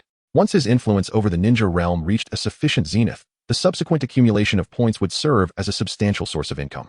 Setting this matter aside, Luosha turned his attention to the figure of Kisame Hashigaki, a shark-faced individual he had intentionally avoided confronting from the outset. At this moment, Kisame appeared somewhat inexperienced. Perhaps describing a shark-faced man as inexperienced was peculiar, yet it conveyed the essence of his demeanor. Under Luosha's gaze, Kisame showed no sign of trepidation and met his stare with an intense focus. In the original narrative, Kisame joined the Akatsuki organization and partnered with Itachi Uchiha, engaging in battles against Asuma, Jiraiya, Might Guy, and the AB brothers of the Cloud Village. His role was substantial, and eliminating Kisame here would undoubtedly yield a considerable number of points, potentially in the thousands. However, in the grand scheme, this did not align with Luosha's interests. On the ground, Lin Pingyu, bloodied and battered, observed Kisame's fearless exchange with Luosha, feeling a pang of anxiety for him as she desperately signaled to Kisame. Wait for my cue, she thought. What are you doing, gazing into the eyes of such a shadow-level powerhouse? He shows no intent to kill you. Wouldn't it be wiser to play the role of an invisible observer? Perhaps due to their shared predatory nature, Lin Pingyu maintained a relatively amicable rapport with Kisame. Most importantly, she was gravely injured while Kisame remained unscathed. Should he fall, her chances of returning to the hidden mist village alive would be severely compromised. Rasha smiled. Startling Lin Qingyu and Yuri, such a fearsome individual could indeed smile. Was he pondering how to concoct our demise? You are a ninja from the hidden mist village. Are you not? A ninja is akin to a blade, with the superior being the one who wields the hilt. Now that I have slain your superior, what do you intend to do? After a prolonged silence, Rasha inquired softly. Kisame, taken aback by Rasha's question, pondered for a moment. With a grin that revealed his shark-like teeth, he replied, according to the village's regulations, when a captain falls and the squad is nearly annihilated, the remaining members must prioritize the completion of their mission. Following that, they must return any intelligence to the village. The fervor for battle resides solely within the protagonists. Most ninjas are merely emotionless instruments of duty. And what is your choice? Rasha tilted his head, intrigued by Kisame's decision. In the original narrative, Kisame was the epitome of a true ninja, loyal, principled, and bound by a code of ethics, yet compelled repeatedly to eliminate his comrades for the sake of missions. After joining the Akatsuki, he formed a bond with Itachi Uchiha, yet was forced to obey Obito, constantly surveilling Itachi's every move. The blade of loyalty is still a blade. Every blade requires a master. I still wish to fulfill my mission, Kisame declared, his shark-like eyes gleaming with ferocity, eager for the challenge ahead. He was acutely aware of the formidable nature of the red-haired man before him, who had effortlessly dispatched 2 elite jonin and commanded all blades. Nevertheless, he believed that a ninja must sometimes undertake tasks they know to be unachievable, dying at the hands of a shadow-level powerhouse, rather than succumbing to a mere underling's ambush or betrayal by a comrade, would indeed be a noble end. Kisame contemplated this, his fighting spirit surging, perceiving Rasha as the strongest adversary he had encountered thus far. How intriguing. Gaara's father, Raza, nodded, then stooped to meticulously search the remains of Kisame Hashigaki and Juzo Biwa. Retrieving several storage scrolls, he channeled chakra into them, confirming they contained a substantial quantity of ninja tools, exceeding the number documented in his mission manual. It seemed they possessed not only the Sand Village's share but also the original portion purchased by the Mist Village. Securing the scrolls on his belt, Raza planted the Kubikirabocho into the ground and narrowed his gaze, stating, "Your mission is to return these ninja tools to your village, correct? I grant you an opportunity, a chance to fulfill your task. Assault me with your full strength. If you can inflict an injury upon me, you may depart with these scrolls. You have but a single attempt, and if it fails to impress, both you and she shall perish." The accumulation of points accelerated slightly. Indeed, posturing and influencing these characters, altering their convictions, and thereby reshaping the narrative, proved effective. Arsha aims to etch an indelible mark upon Kisame's heart. Upon hearing this, Ringo Amiri could not help but feel a surge of disdain within. The shark-faced man is truly troublesome. She mused that she might not have to face death had it not been for him, but now it seems she might share his fate. Has he not considered that the 3 elite jonin captains did not survive even 2 strikes? What are the odds that a barely competent jonin like him would endure even 1? Kisame remained silent, contemplating Arsha's words and intentions. The disparity in their strengths was glaringly apparent. He had already steeled himself for death, yet now it appeared there might be a glimmer of hope. If only he could land a decisive blow that would injure his opponent, and if Arsha could uphold his promise, he might just complete his mission. What manner of attack could possibly harm the formidable Armakinzen before him? Kisame's mind raced, straining to devise a strategy. Shuriken and kunai would surely prove ineffective at childish tricks indeed. The conventional ninjutsu he had previously employed had all been effortlessly countered. His gaze then fell upon the massive sword, Samahata, lying quietly beside him, stirring something within him. Perhaps it was worth a try. He glanced at Arsha, and upon seeing no reaction, he confidently grasped the sword's hilt and lifted it. An excellent notion, Arsha remarked in admiration. Kisame began to squeeze the very cells of his body, channeling chakra frantically into Samahata. Sensing the chakra's essence, the seemingly lifeless sword gradually awakened, casting aside its dread of death. Its form swelled rapidly, spines erecting in a fierce display, transforming into a colossal piranha-like creature, enveloped in a deep crimson aura akin to the cloak of a tailed beast. As chakra surged forth, Kisame grinned widely, the shark-like smile illuminating his face. In his hands, Samahata thrummed with excitement, eager for a grand feast of battle. Perhaps, with the might of Samahata, his full-force strike could genuinely wound the adversary before him. Ringo Amiri was left utterly astounded by Kisame's prowess. It was hard to believe that his affinity with Samahata surpassed even that of the formidable captain of the Mist, Kisame Hashigaki. The ultimate strike, fueled by all his chakra, might indeed inflict injury upon Armakinzen, perhaps. Gaara's father extracted a pair of nail clippers from his vestments, pinched them between 2 fingers, aimed them at Kisame, and stated serenely, "Begin." Chapter 20. This is the smallest blade I possess, nail clippers. Kisame's eyes glowed crimson with fury. Such an act was excessively condescending, even from a Kaga-level combatant. I am fundamentally different from those chunin. I am Kisame Hashigaki, a direct subordinate of the esteemed Fuguki Suikazan, a member of the 7 ninja swordsmen of the mist, possessing the capabilities of a jonin, with the great sword Samahata in hand. A full-powered strike filled even himself with trepidation, and his opponent intended to confront him with nail clippers, feeling profoundly insulted. Kisame bared his teeth and retorted resentfully, "You will rue this. A true ninja would never be so careless." Gaara's father spread his hands in a gesture of contrition. "I offer my sincerest apologies, but this is the smallest blade I possess. I do not make it a habit to carry an ear pick." An ear pick. Kisame's heart, along with the swelling Samahata, expanded rapidly, inducing a sensation akin to cardiac arrest. Was he, in the eyes of his opponent, merely on par with an ear pick? Should he express gratitude for such high regard after being presented with nail clippers? Sensing the wildness within Kisame, the great sword Samahata revealed its ferocious nature, thrashing and struggling as if to devour Gaara's father whole. "Ha!" Kisame bellowed, smashing through the end's wall with a swing of the great sword Samahata, striking forcefully towards Gaara's father, determined to obliterate him. Each barb radiated a sanguine glow, burning every iota of absorbed chakra. The great sword Samahata, akin to a crocodile, death rolled towards Gaara's father. It opened its blood-drenched maw, revealing rows of menacing teeth, and slung droplets of foul-smelling saliva, vowing to devour Gaara's father alive in a high-quality chakra feast. Luo Sha finally moved, his fingers deftly gripping the nail clipper, striking forward with a velocity as fierce as thunder. Guo Jiao grinned, curious about what would unfold next. According to the analysis of Captain Shigua Mountain's pufferfish ghost, Luo Village's Jianshin wielded his blade not without the use of chakra, but rather with such exquisite control that it eluded the perception of onlookers. Upon reflection, this was indeed the most rational explanation. In today's shinobi world, how could a ninja or swordsman engage in battle without utilizing chakra? It merely boiled down to the degree of finesse in the manner of application. The Dao Jiaoji had the ability to siphon the chakra of enemies. Even if it could not physically touch Luo Village Jianshin's body, it could at least make contact with his nail clipper.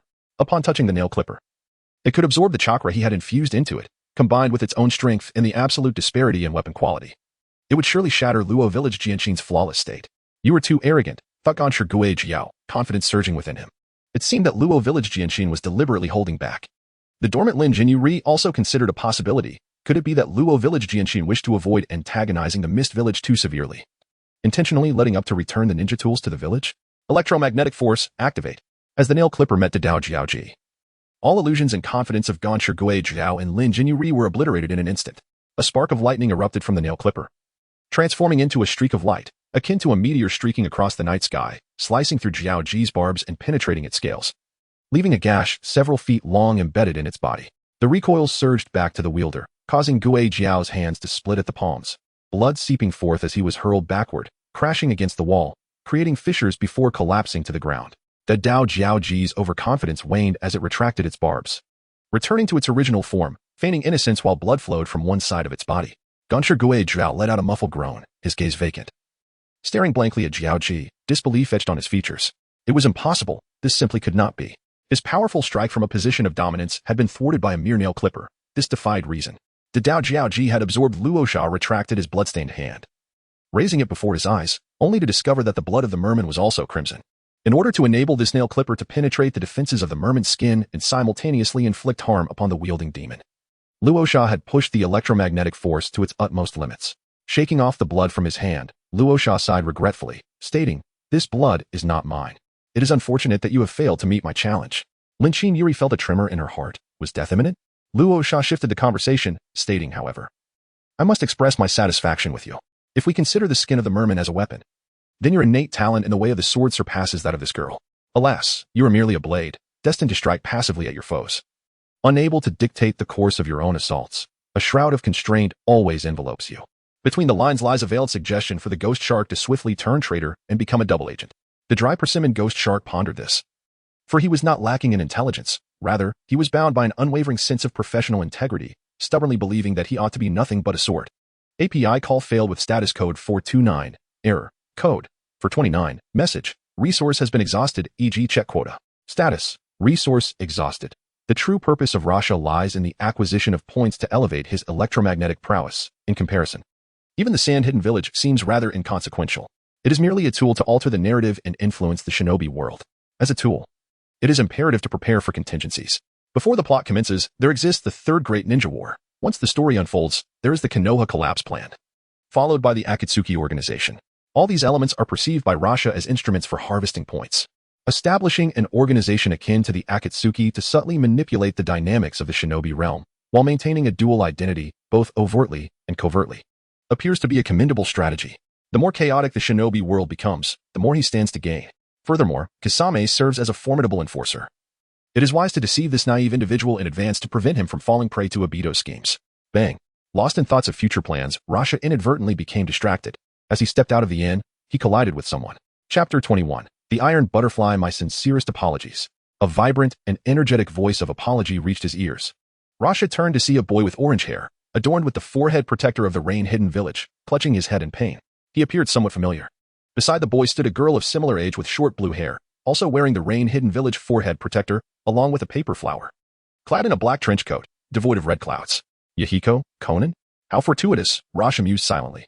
Assessing the two while contemplating their reason for being in the land of crafts, all the while pondering whether there was any opportunity to extract points at this moment. In his recollection, prior to the plot's commencement, the timeline was exceedingly convoluted. For instance, Yahiko's demise stemmed from Hanzo the salamander perceiving the Akatsuki, founded by Yahiko, as a threat. Thus, he deceitfully proposed to utilize their strength to negotiate peace with the fire, wind, and earth nations.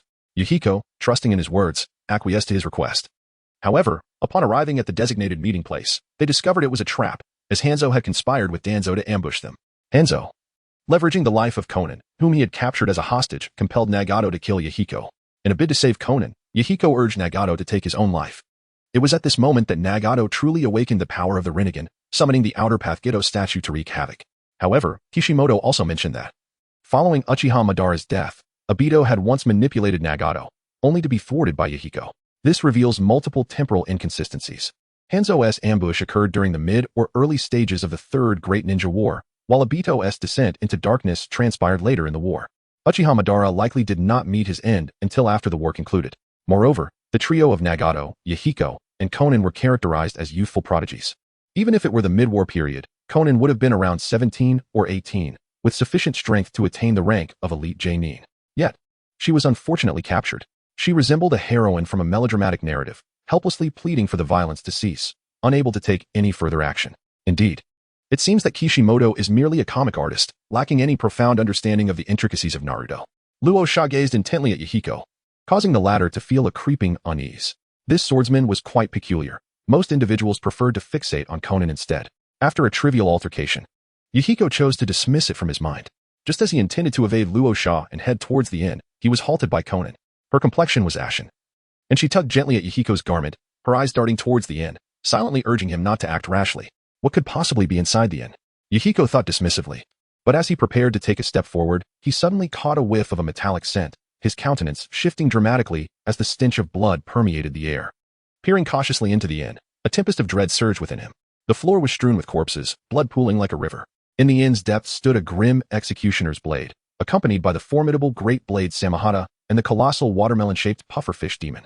At that moment, Yahiko was brimming with ambition. Having accomplished several significant feats in the Land of Rain and establishing the Akatsuki organization, thus attracting numerous followers. Determined to achieve peace in the ninja world without resorting to extreme force, Yahiko understood that fostering harmonious relations among the various ninja villages was essential to realizing his dream. Consequently, he was well acquainted with the key figures of these villages. The 7 ninja swordsmen were renowned throughout the ninja world. How could he not recognize the great blade Samahata, the executioner's sword, and the enormous watermelon-shaped pufferfish demon? They were now lying silently within the inn alongside many lifeless bodies. The perpetrator was most likely the man who had been fixated on him. A chill ran down Yahiko's spine. He had merely come to the land of crafts to procure supplies and sought refuge in an inn as darkness fell, only to stumble upon a scene of carnage. What should I do? The man bore no trace of blood on his attire and did not appear injured, suggesting he was a true master like Jiraiya-sensei, capable of dispatching ninjas with ease. As a mere Jonin, Yahiko feared he would be no match for a single strike. The fact that this man had been staring at him filled him with trepidation. Could it be that he intended to silence him? The ninja world remained in turmoil. He was still young and could not afford to perish before achieving success, leaving his ambitions unfulfilled. He would not allow it. Yahiko's fingers twitched, contemplating a desperate attempt. Yet he was paralyzed by a single glance from Luo Sha, unable to act on his instincts. In a crucial moment, Conan stepped forward, channeling her chakra to conjure a piece of white paper, which she delicately folded into the shape of a rose. Timidly, she presented it to Luo Sha, whispering, "I am truly sorry for bumping into you. Please accept this as an apology." Luo Sha cast a glance at Xiao Nan. At this moment, Nanjia, or perhaps Nan Mei, appeared less aloof. owing to the fact that Yahiko was still alive. Receiving the paper flower, she scrutinized Yahiko for a moment and smiled, saying, "Your name is Yahiko, correct? I have heard of you. Your endeavors in the Land of Rain are commendable." Yahiko was momentarily taken aback. Was she not here to confront me? He pondered. Has what I accomplished in the Land of Rain reached such distant shores? Nevertheless, it is not inconceivable that even Jiraiya-sensei, all the way in Konoha, would send letters of commendation. With a bashful smile, he ruffled his hair and humbly replied, "Oh, it was merely some trivial matters. I am quite surprised to have garnered such recognition from others. I am unaware of your esteemed identity," she continued. "I am Roronoa Zoro, a wandering swordsman. I do not speak merely out of politeness. What you have accomplished in the Land of Rain is something a friend of mine has long aspired to achieve. Peace in the ninja world is indeed a noble dream." Rosa offered a few encouraging words, pondering when Hanzo might take action against the Akatsuki, contemplating whether he could spare him and incorporate the organization into his own ambitions.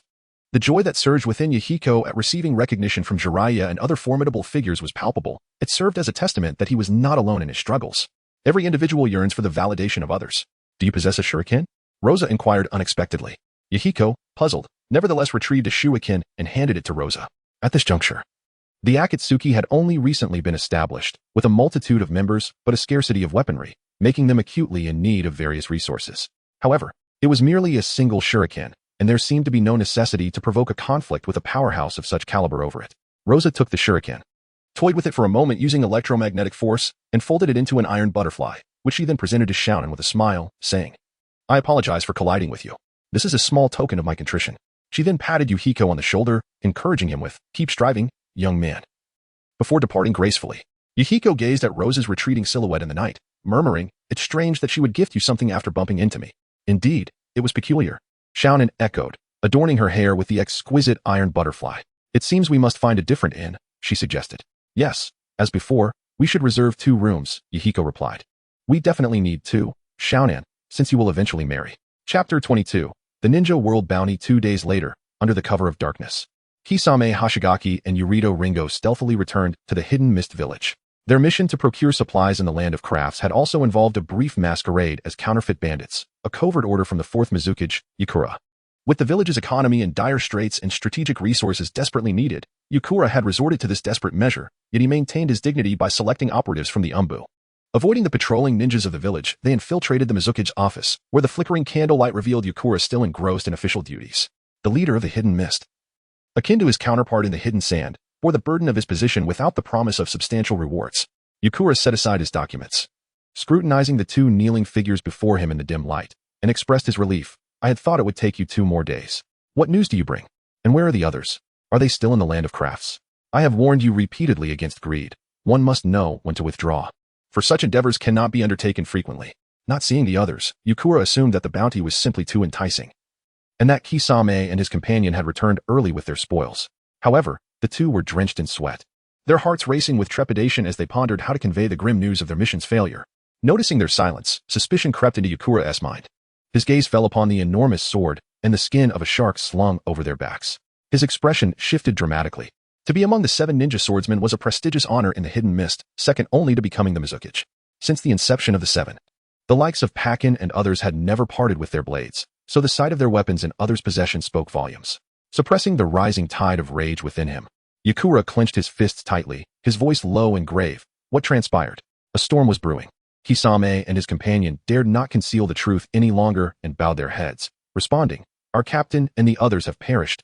We are the only survivors." I knew it, Yukura lamented.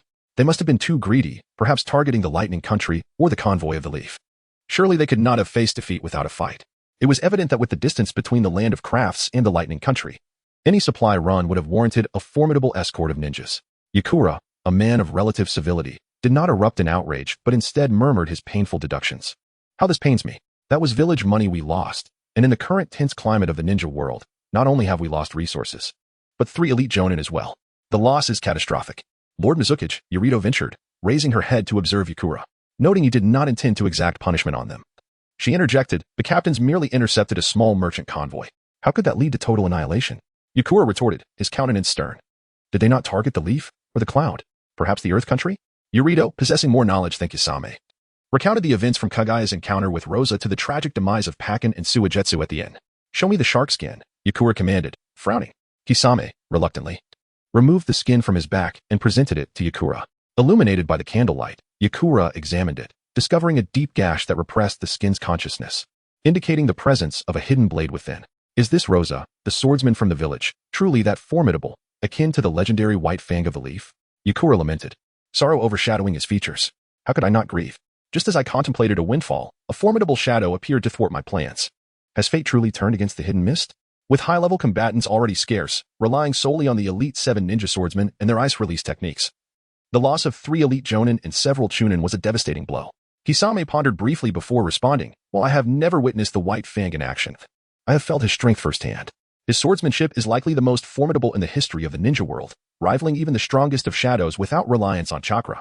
Yakura, torn between despair and anger, gradually regained his composure and inquired, are you aware of the underground exchange? Kisame nodded, I am aware. The underground exchange wields significant influence. Even the Akatsuki dare not encroach upon it. When ninjas from the hidden mist embark on missions, they occasionally partake in side jobs. Kisame held disdain for such opportunistic behavior. Yet as it was a common practice, he felt powerless to deter it and chose to abstain.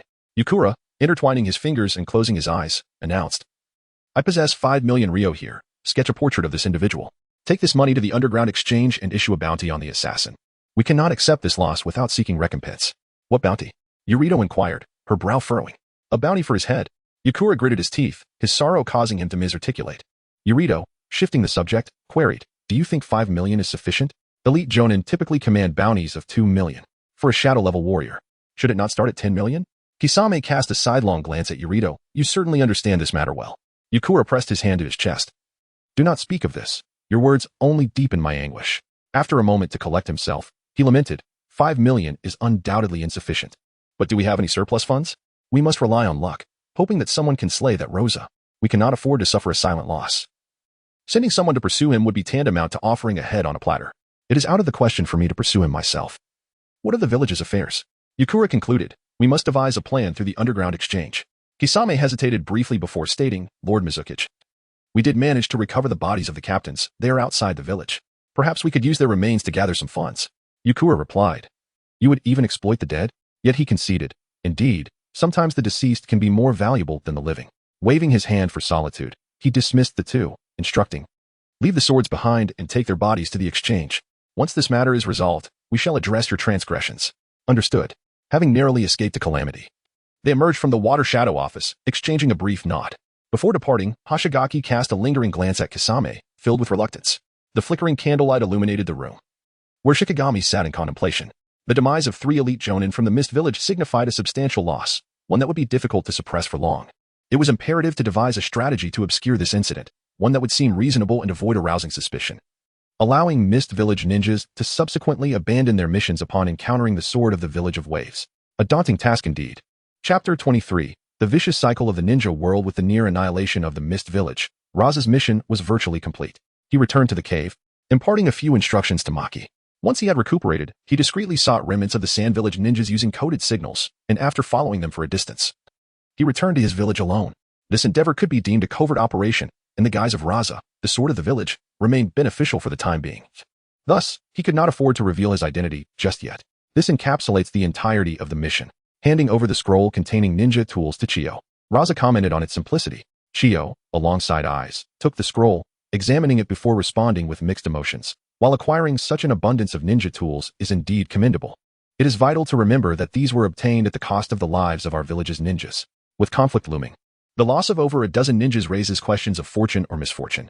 Indeed, the loss of these ninjas was significant, and the reckoning with the Mist Village would come in due course. However, Elder Chiyo need not worry, as long as I am here. The village shall encounter no unforeseen calamities. API call failed with status code 429. Error. Code. For 29. Message. Resource has been exhausted. E.g. check quota.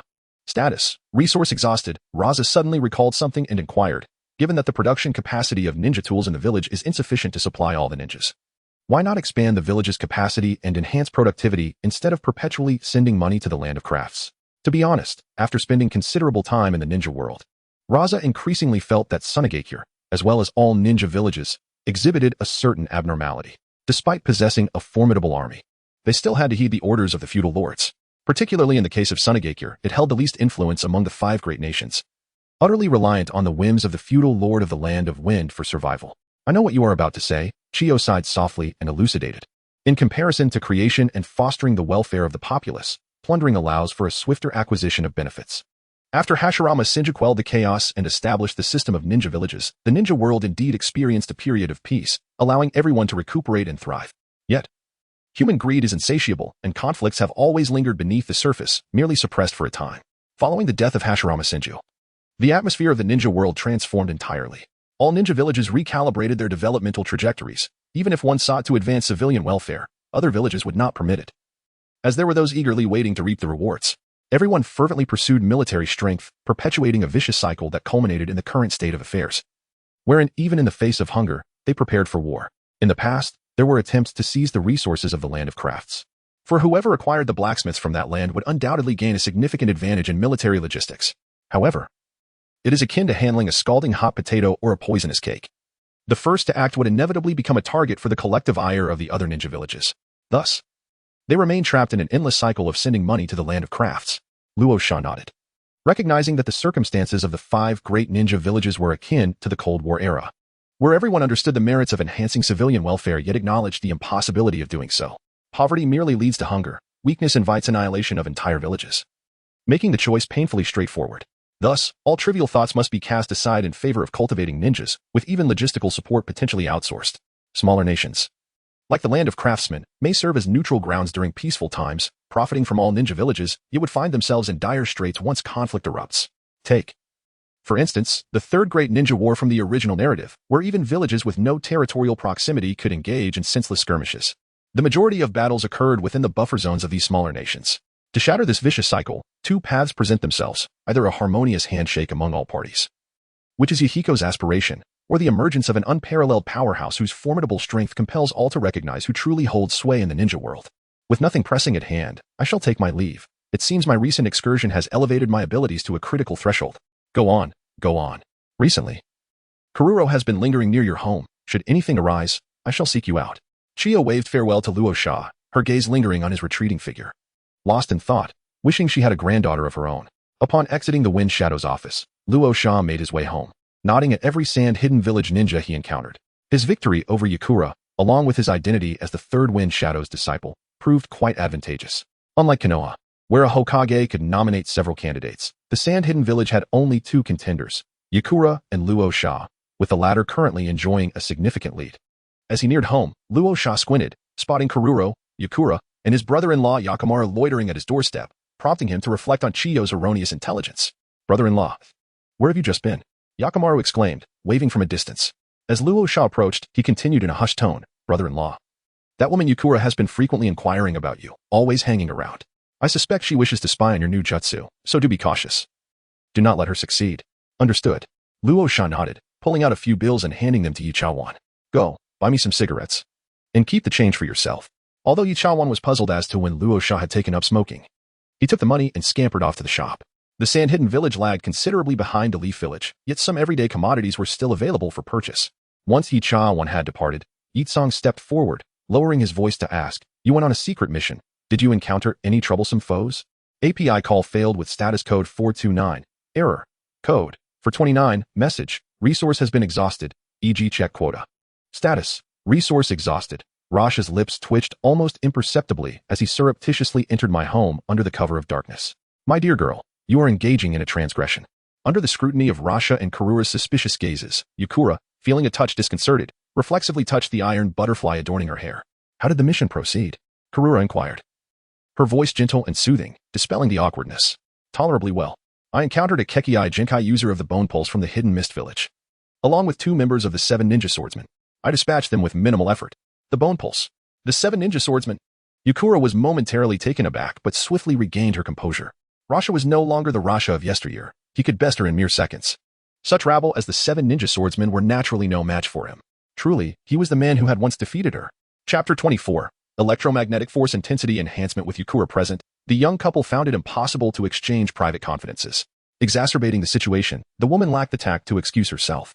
Engaged in a brief exchange with the 2 women, feeling an overwhelming sense of discomfort and tedium, he produced 2 glass bottles from his bosom, one large and one small. Tossing the larger one to Yi Tsong and discreetly handing the smaller one to Jiao Lo. What is this? Yi Tsong inquired, cradling the glass bottle beneath the sunlight. Its crystalline surface refracting a kaleidoscope of colors. Sunscreen, a gift for Jaialu Oluo purchased in the land of artisans. I thought. Given that you wear backless outfits daily and have maintained the same attire for years in the desert climate of the wind country, this should be quite essential. So, I brought along a generous bottle for you. Points 111. Damn it. Yisang felt a pang of dissatisfaction within, questioning the notion of merely being a convenient courier. Furthermore, who claimed that she never changed her clothes. It was merely that all her garments adhered to a singular style. After all, Zhang Lo also felt a twinge of discomfort. Why should she receive a gift while inadvertently assisting Yisang? Was it possible that her brother's words held truth, and that Luo Sha had indeed been swayed? As Luo Sha transformed passivity into initiative, the atmosphere grew increasingly awkward. After exchanging a few idle remarks, she excused herself, citing pressing matters. The two women, their spirits dampened, exchanged glances and bid farewell, departing from the scene. Upon closing the door behind her, Luo Sha returned home, her mind swirling with visions of a starry vortex. With 532 points, the bothersome woman had finally left, allowing her the opportunity to elevate her electromagnetic prowess and enhance her strength. Everything she possessed stemmed from her own power. Without it, all was mere empty talk. It was not the time for sentimental musings. Settling her thoughts, Luo Sha contemplated where to allocate her 500 points. Raising the precision of her electromagnetic force to level 2 and its intensity to level 1 required exactly 500 points each. She had already savored the advantages of enhanced precision. At level 1, it was sufficient for her to manipulate a modest amount of metal and control ions, generating high voltage to create lightning. Further enhancement would enable her to explore new capabilities on a microscopic level, such as electromagnetic propulsion and cannons. However, her current abilities were entirely adequate. Even simple manipulation of metals could yield impressive results, her only shortfall being intensity, physical strength, mental fortitude, and chakra could all serve as energy sources to propel her electromagnetic force, but she currently possessed only a quantity of chakra equivalent to that of an elite jonin, revealing a significant deficiency in this regard. According to the law of the weakest link, her true absolute strength was determined by her most limiting factor. With a grand battle looming, enhancing her strength took precedence. Resolute in her decision, Luo Sha allocated her 500 points to increase the intensity of her electromagnetic force to level 1. In an instant, the starry vortex in her mind unleashed peculiar waves from unknown dimensions, intertwining with the energy of her own biological electromagnetic field. According to quantum theory, as biological entities undergo metabolism, energy is transmitted in the form of information, with the sole material carrier being the biological electromagnetic field. At that moment, Luo Sha's biological electromagnetic field began to operate spontaneously, adjusting itself. Every inch of her skin and every cell responded to the reverse influence of the field, restoring her to an optimal state. Luo Sha meticulously contemplates this state, envisioning that once his electromagnetic precision ascends to a higher echelon, he should be able to spontaneously adjust his biological electromagnetic field, thereby maintaining himself in a perpetual state of peak performance. The human body is composed of cells, which are in turn constituted by chemical elements. Elements serve as a collective term for a category of atoms. He can even aspire to take it a step further, directly manipulating the atomic nuclei, the electrons beyond the nucleus, and protons, employing countless exquisitely precise operations to render himself his own deity. What does it mean to be a deity? To act as one wishes, to possess boundless capabilities, to be omniscient and omnipotent, to see and hear all. However, that is a matter for the future. One must still live in the present. With the completion of bodily transformation, all impurities are dismantled and reconstituted by energy, which should serve as an ancillary benefit to the enhancement of electromagnetic strength. After executing a series of movements, Rasha assessed his current condition, noting that all of his cells had undergone further development, resulting in at least a 5-fold increase in mental fortitude and cellular vitality. As chakra is a synthesis of mental and cellular energies, he could directly harness these two forces to manipulate electromagnetic forces, obviating the need for an intermediary step of using chakra as a driver. Nevertheless, measured in terms of chakra, he was now a veritable Kaga-level powerhouse, with a chakra reserve surpassing even that of Chiyo.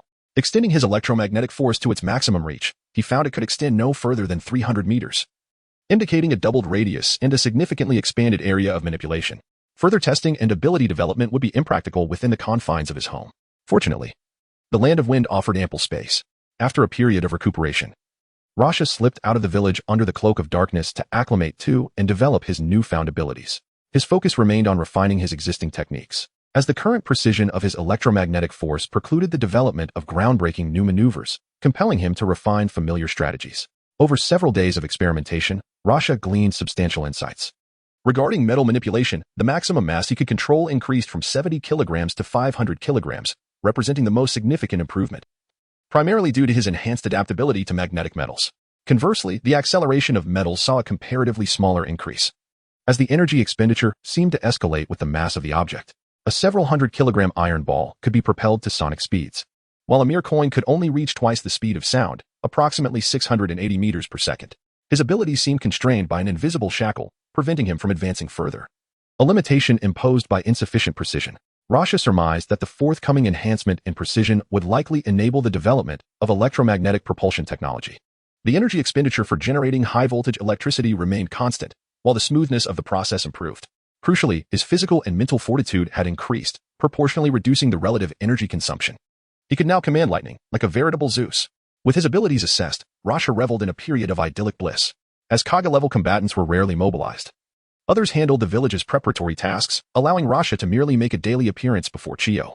He spent his time mentoring his brother-in-law, instructing the village's young ninja, fostering his relationship with Karura, and playfully teasing Pakura. His days of contentment continued until, over a month later, several ninjas returning from an external mission urgently rushed back to the village. They barged into the Kazekage's office, bearing injuries and appearing disheveled. Subsequently, Rasha was summoned to the Kazekage's office. After dismissing the ninjas who delivered the intelligence, Chiyo and Ebizo exchanged worried glances. Rasha inquired, "What has transpired?" Chiyo gravely responded, "We have just received word from our dispatched ninjas.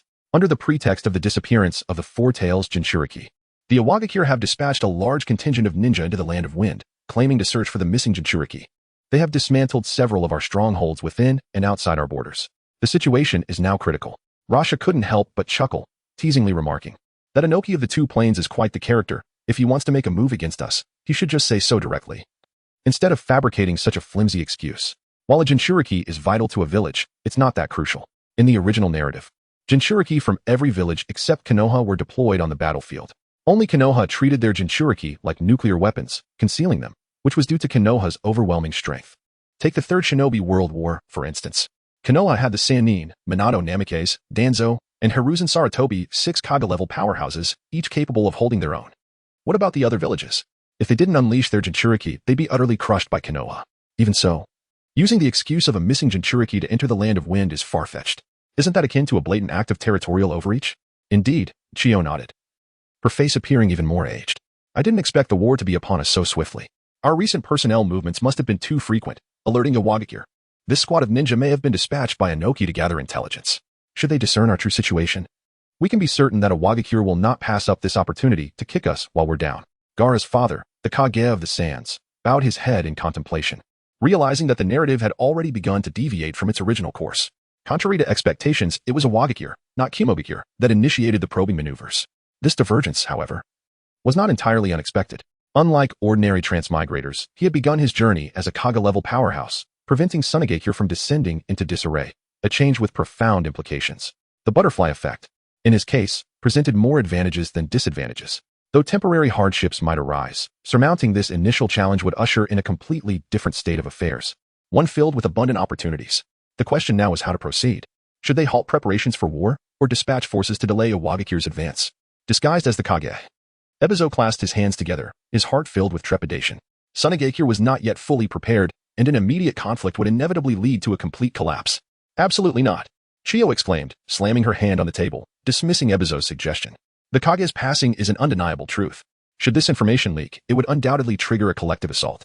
Even if young Gaara were to ascend to the position now, war would be unavoidable. His accomplishments lack sufficient renown. Not only would our own people fail to rally behind him, but other villages would also doubt his ability to sustain Sunagakure. Our preparations must continue unabated. Otherwise, we risk being entirely outmaneuvered once the war begins. Rosa nodded, aligning her thoughts with Chiyo's. Succession to the position of Kazekage is not merely a matter of occupying a chair. It signifies a transfer of power that will undoubtedly incite turmoil within the village, thus presenting an opportunity for the other ninja villages. Even if she were to venture north to Iwagakure and claim the heads of 2 formidable opponents, there would still be skeptics questioning her strength. Was it merely a case of luck, with her catching an unsuspecting enemy off guard? Humanity is inherently blind, only believing in that which aligns with their own biases. Ultimately, Sunagakure's weakness is its original sin. Weakness invites conflict. So what should be done now? It is imperative to deploy someone to hold them back. It cannot be permitted for them to roam freely within the Land of Wind. Given enough time, all secrets will be laid bare. Yet, being overly aggressive is also inadvisable. Inoki is a formidable figure himself, and should they send forces to besiege him, Iwagakure would have just cause to declare war. Ai's brow was furrowed, his eyes bloodshot. Having impersonated the Kazekage for so long, he finally grasped the burdens of the role. Overseeing a myriad of matters that weighed heavily on his mind. A weak village breeds countless worries. What then should be done? Naturally, it is time to unleash a decisive strike. Raza's martial spirit stirred within him as he inquired, what is the size of their contingent, and what is their approximate location? Sensing the undertones of a request to engage in battle, Chiyo initially remained taciturn. Subsequently, she unfurled a map of the shinobi world, and, pointing to a specific locale, she stated, according to intelligence gleaned from our scouts, they number at least 30 individuals. They have infiltrated our borders from this point, advancing in a serpentine pattern towards the interior of the Land of Wind. The contingent is led by Muzi, an elite jonin from the village hidden in stone, a master swordsman known for his swiftness. Furthermore, the group includes Gari, a ninja possessing the bloodline limit of explosion release, making them formidable adversaries. At this juncture, they have likely dispersed into several smaller units as their primary objective is intelligence gathering. Lo Sha rested his chin on his hand, displaying a look of disdain. Elite Jonin. Magic Leech? I have never heard of such a pretentious name. It reeks of mediocrity. As for that explosive ninjutsu user, it seems he was resurrected during the Fourth Great Ninja War. Who would have thought he was a shinobi from the Third War era? Nevertheless, it matters little, chaos ensues. After a moment of contemplation, Hai Lao Zhang realized that allowing them to vanish unnoticed was likely the best course of action. He advised, be more discreet. We are not yet prepared for battle and do not wish to let this incident serve as a pretext for conflict with IWA, Shinobi Village. You are well aware that Anoki, that Tsukikage, is exceptionally formidable, obstinate, and has a penchant for recklessness. Gaara's father, Raza, assented with a nod, stating, bloodshed is my forte. Chiyo, still apprehensive, inquired, how many individuals do you intend to bring? It would be best to keep the number minimal to avoid arousing suspicion. An unspoken thought lingered in Chiyo's mind. Perhaps including Pakura would serve to ease the tension between the two of you and foster unity among the village's factions. If discretion is paramount, then let us maintain utmost secrecy. Luo Sha chuckled, cradling his head with both hands. Reclining as he spoke with conviction, it is indeed unfortunate for a Wagakure. I have heard that a new organization called HAO has recently been established near their point of incursion. The leader of this HAO organization is a shadow-level powerhouse with a strong sense of territoriality, ruthlessly eliminating any intruders within his domain. Due to the disappearance of the Four-Tails Jinchuriki, Iwagakure dispatched ninjas to search, inadvertently trespassing into HAO's territory. A fierce clash ensued, resulting in the complete annihilation of Iwagakure's ninjas. How melodious that sounds. By such reasoning, we, the Sunagakure, are in no way implicated. No matter how one tries to twist the narrative, it cannot be attributed to us. Chiyo nodded, appreciating the art of diverting disaster, yet a query lingered in her mind. But where did you obtain this intelligence? When was this HAO organization established? If their leader is indeed so formidable, we should have received some news. It was established just a minute ago, Luo Sha replied. Creating alternate identities can be addictive. It is high time to unveil a new persona. Moreover, I must find a suitable organization for the alias Luo Village Jinshin. Chapter 26. Will you roll or not? One must ponder. Who is the greatest troublemaker in the ninja world post-Chunin exams? Undoubtedly, it is the Akatsuki organization, unleashing chaos across the entire realm. Thus, Luo Sha resolved to form his own organization, adopting dual identities to maximize his influence and create a tempest of disorder. The full name of the Akatsuki is Dawn, signifying the rising sun. Therefore, his organization must overshadow the Akatsuki. He decided to name it Taihao. What does Hao signify? It means at the peak of the sun. Most importantly, Luo Sha revels in the phonetic breakdown of the character, which sounds like day sky. Though the HAO organization currently lacks resources, each member armed with merely a single weapon and devoid of territory, Luo Sha remained confident. He believed that if he could cultivate enough alternate identities and wield his metaphorical Ho effectively, he could transform the HAO organization into a formidable entity boasting millions of members, wielding unparalleled power. At that point, the evolution of the ninja world would no longer fall under the purview of Kishimoto. Everything would bend to his will, and the influx of resources would be inexorable. With a clear understanding of the applause surrounding him, Luo Sha decided against employing training to deceive the villagers. After tending to trivial matters, he casually accepted a reconnaissance mission and set forth alone towards the border, moving with haste. Upon arriving near the mission site, he utilized transformation techniques to adopt a new persona. With a slick black pompadour, styled with enough hair gel to make a fly slip if it landed, his angular features bore a striking resemblance to a youthful version of Zuenlong. Sporting gold-framed glasses, a collared shirt with a tie, high-waisted dress pants, and impeccably polished shoes, he donned a white lab coat over his ensemble, embodying the image of a promising young physician. Harnessing electromagnetic force, he established a magnetic field with a radius of 500 meters centered around himself. Due to limitations in precision and intensity, the control weakened with distance. Nevertheless, by transmitting specific frequencies of electromagnetic waves and receiving echoes, he could crudely simulate radar-like effects. While this was far from the precision of military-grade radars from his previous life, it sufficed within the ninja world, proving invaluable for enemy reconnaissance. After spending over 2 hours discerning the frequencies returned from the electromagnetic waves interacting with rock pillars, sand, ordinary humans, cacti, and animals, Luo Sha commenced his operations. Under the blazing sun, he dashed through the desert like a fool, conducting a thorough search akin to a commoner mopping the floor. 3 more hours passed, and as the slanting sun approached the horizon, the temperature dropped sharply. At last, he reaped the fruits of his labor. Rasha's brow twitched, discerning from the echo's frequency that the targets were 7 carbon-based life forms moving at a constant velocity. Constrained by the microwave frequency he employed, he couldn't ascertain their temperature, yet their speed suggested they were likely ninjas. Ordinary individuals wouldn't traverse the desert at such a pace. Deciphering their trajectory, Rasha swiftly maneuvered, selecting a strategic location to intercept them, lying in wait like a hunter. The Rock Village's task force was teetering on the brink of collapse after days of wandering aimlessly. Firstly, the environment was harsh, defined by scorching heat, relentless sandstorms, and treacherous quicksand. Secondly, the monotonous desert landscape took a psychological toll. One young rock ninja inwardly pondered how the sand ninjas managed to thrive in such conditions. Then grumbled aloud, "Captain, this aimless wandering is futile. We haven't unearthed a single clue. Moreover, why aren't we gathering intelligence at night, given the daytime's oppressive heat?" His utterance drew scorn from his comrades, who reminded him of the desert's extreme diurnal temperature variation, with nighttime temperatures plummeting below freezing, making activity even less feasible. Furthermore, impaired visibility would diminish intelligence gathering efficiency. Dong Siren, wiping the sweat from his brow as it evaporated in the hot wind, took a swig from his water pouch. He then cast a stern gaze upon the disgruntled young ninja, cautioning, "This mission was personally entrusted to us by Lord Earth Shadow. All participants are at least Chunin level. As Rock Village ninjas, our duty is to execute orders. Besides, if the sand ninjas can adapt to this environment, why can't we? I'll brook no more such demoralizing talk." Understood. The young ninja swallowed hard, acknowledging his error. Dong Siren consulted his pocket watch, then added, in an attempt to placate the group, "Let's continue for another 2 hours. We discovered several sand ninja outposts 3 days ago. There's no reason we can't find more now." "Captain, look!" a ninja suddenly exclaimed, pointing ahead. Dong Siren followed his gaze, beholding a striking tableau. As the sun dipped below the horizon, casting long shadows across the desolate landscape, a solitary figure clad in white stood with hands clasped behind their back, facing the setting sun, an image of aloofness and singularity. A speck of white amidst a sea of yellow. The rock ninjas were instantly on high alert. The appearance of an ordinary person in the desert was inherently anomalous. Finally, Rasha murmured, having struck a pose for quite some time, slowly turned around, his complexion fair and unblemished, as if the desert winds themselves deliberately avoided him. Lifting his chin, he surveyed the group with the kind of gaze often found in fantasy novels, exuding indifference as he declared calmly, "This is the domain of our Taihao organization. Rock Village ninjas, depart hence, and I shall spare your lives." Having come with the intent to engage in combat, he wasted no time in getting to the point. "You." The young ninja was incensed, stumbling upon a mysterious figure in the desert, who, upon seeing their Rock Village attire, immediately demanded their departure. Was a blatant display of disrespect towards the Rock Village. Dong Siren restrained his subordinate, replying with composure, "I know not who you are. Nor have I heard of this Taihao organization. We are merely searching for someone. If you persist in your insolence, we shall be compelled to dispense with courtesy." "Courtesy is precisely what I expect you to dispense with," Rasha retorted.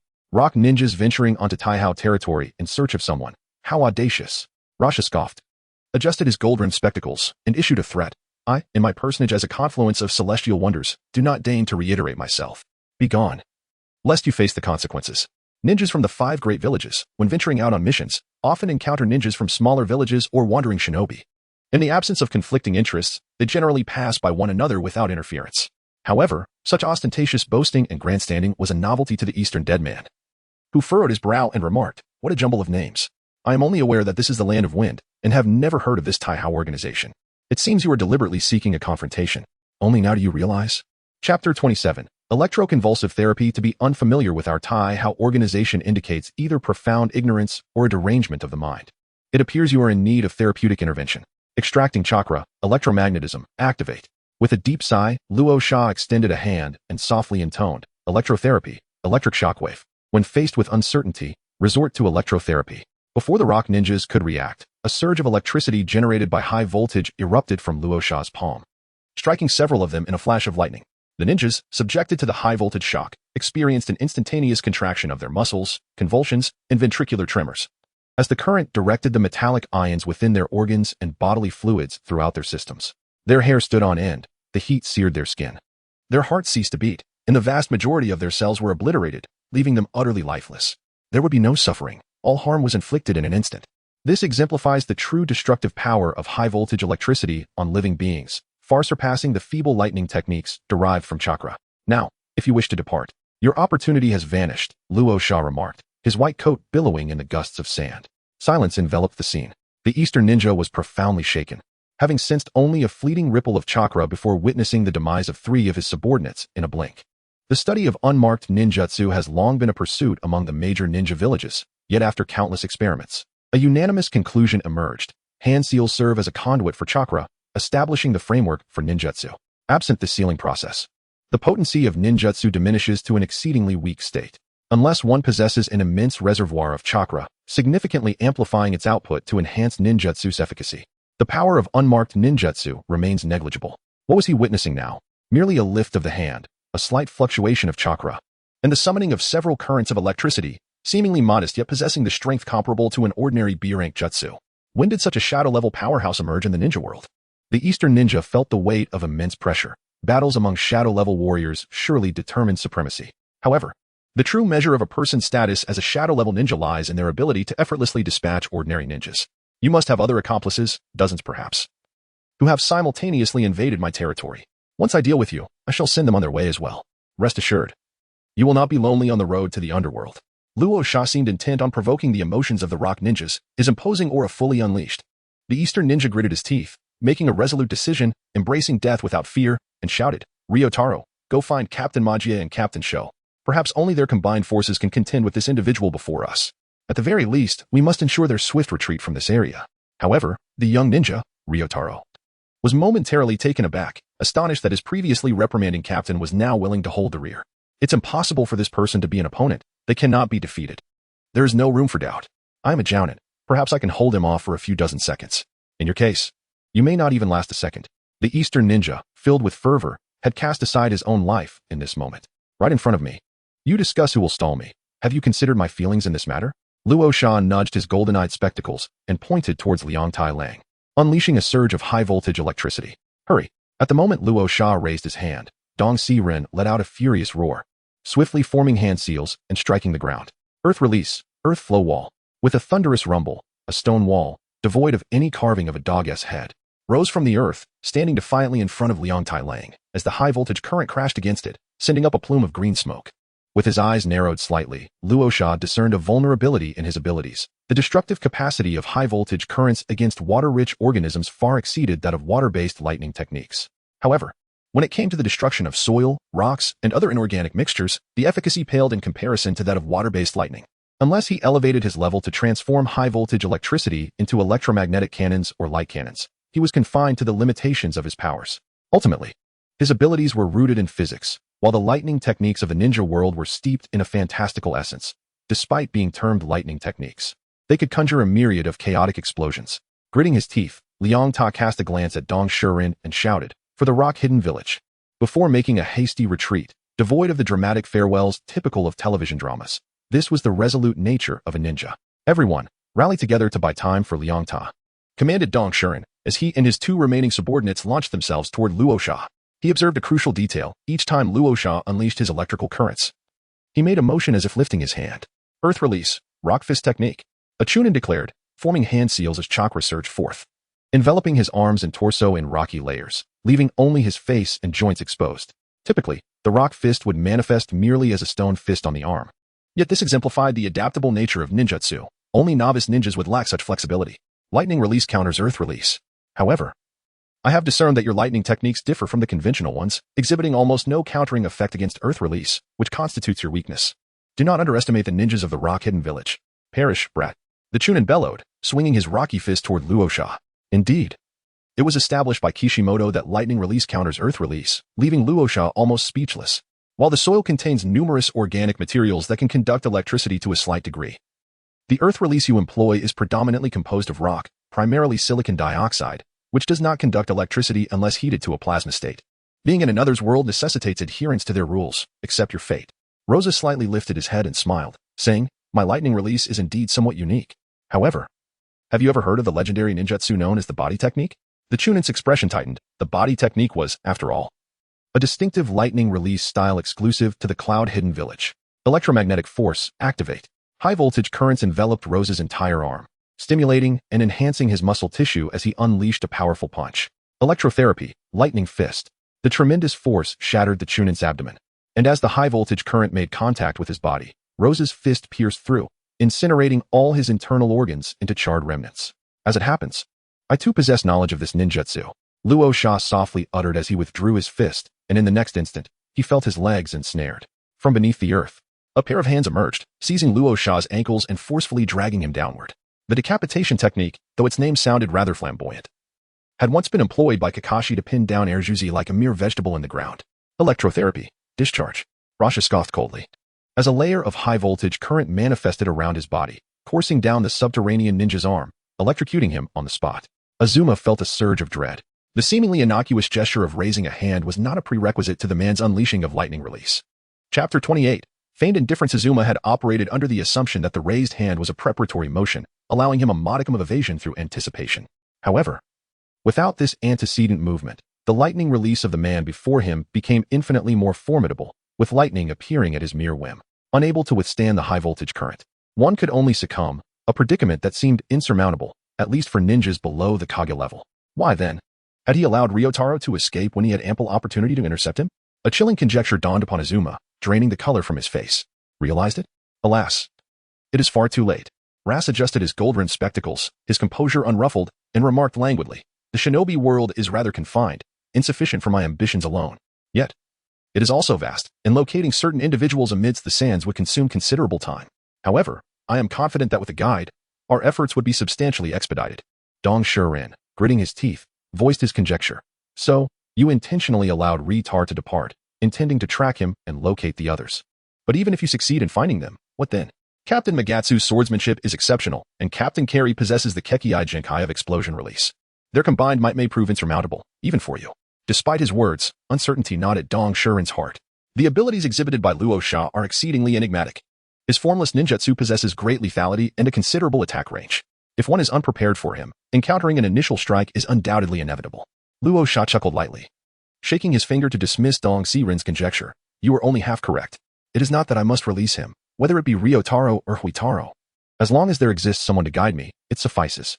This individual may be him, or any one of you." Dong Shirin swiftly turned to glance, witnessing the dutiful Ryotaro, who had sprinted 100 meters away, transforming into a mere black dot that vanished into the horizon.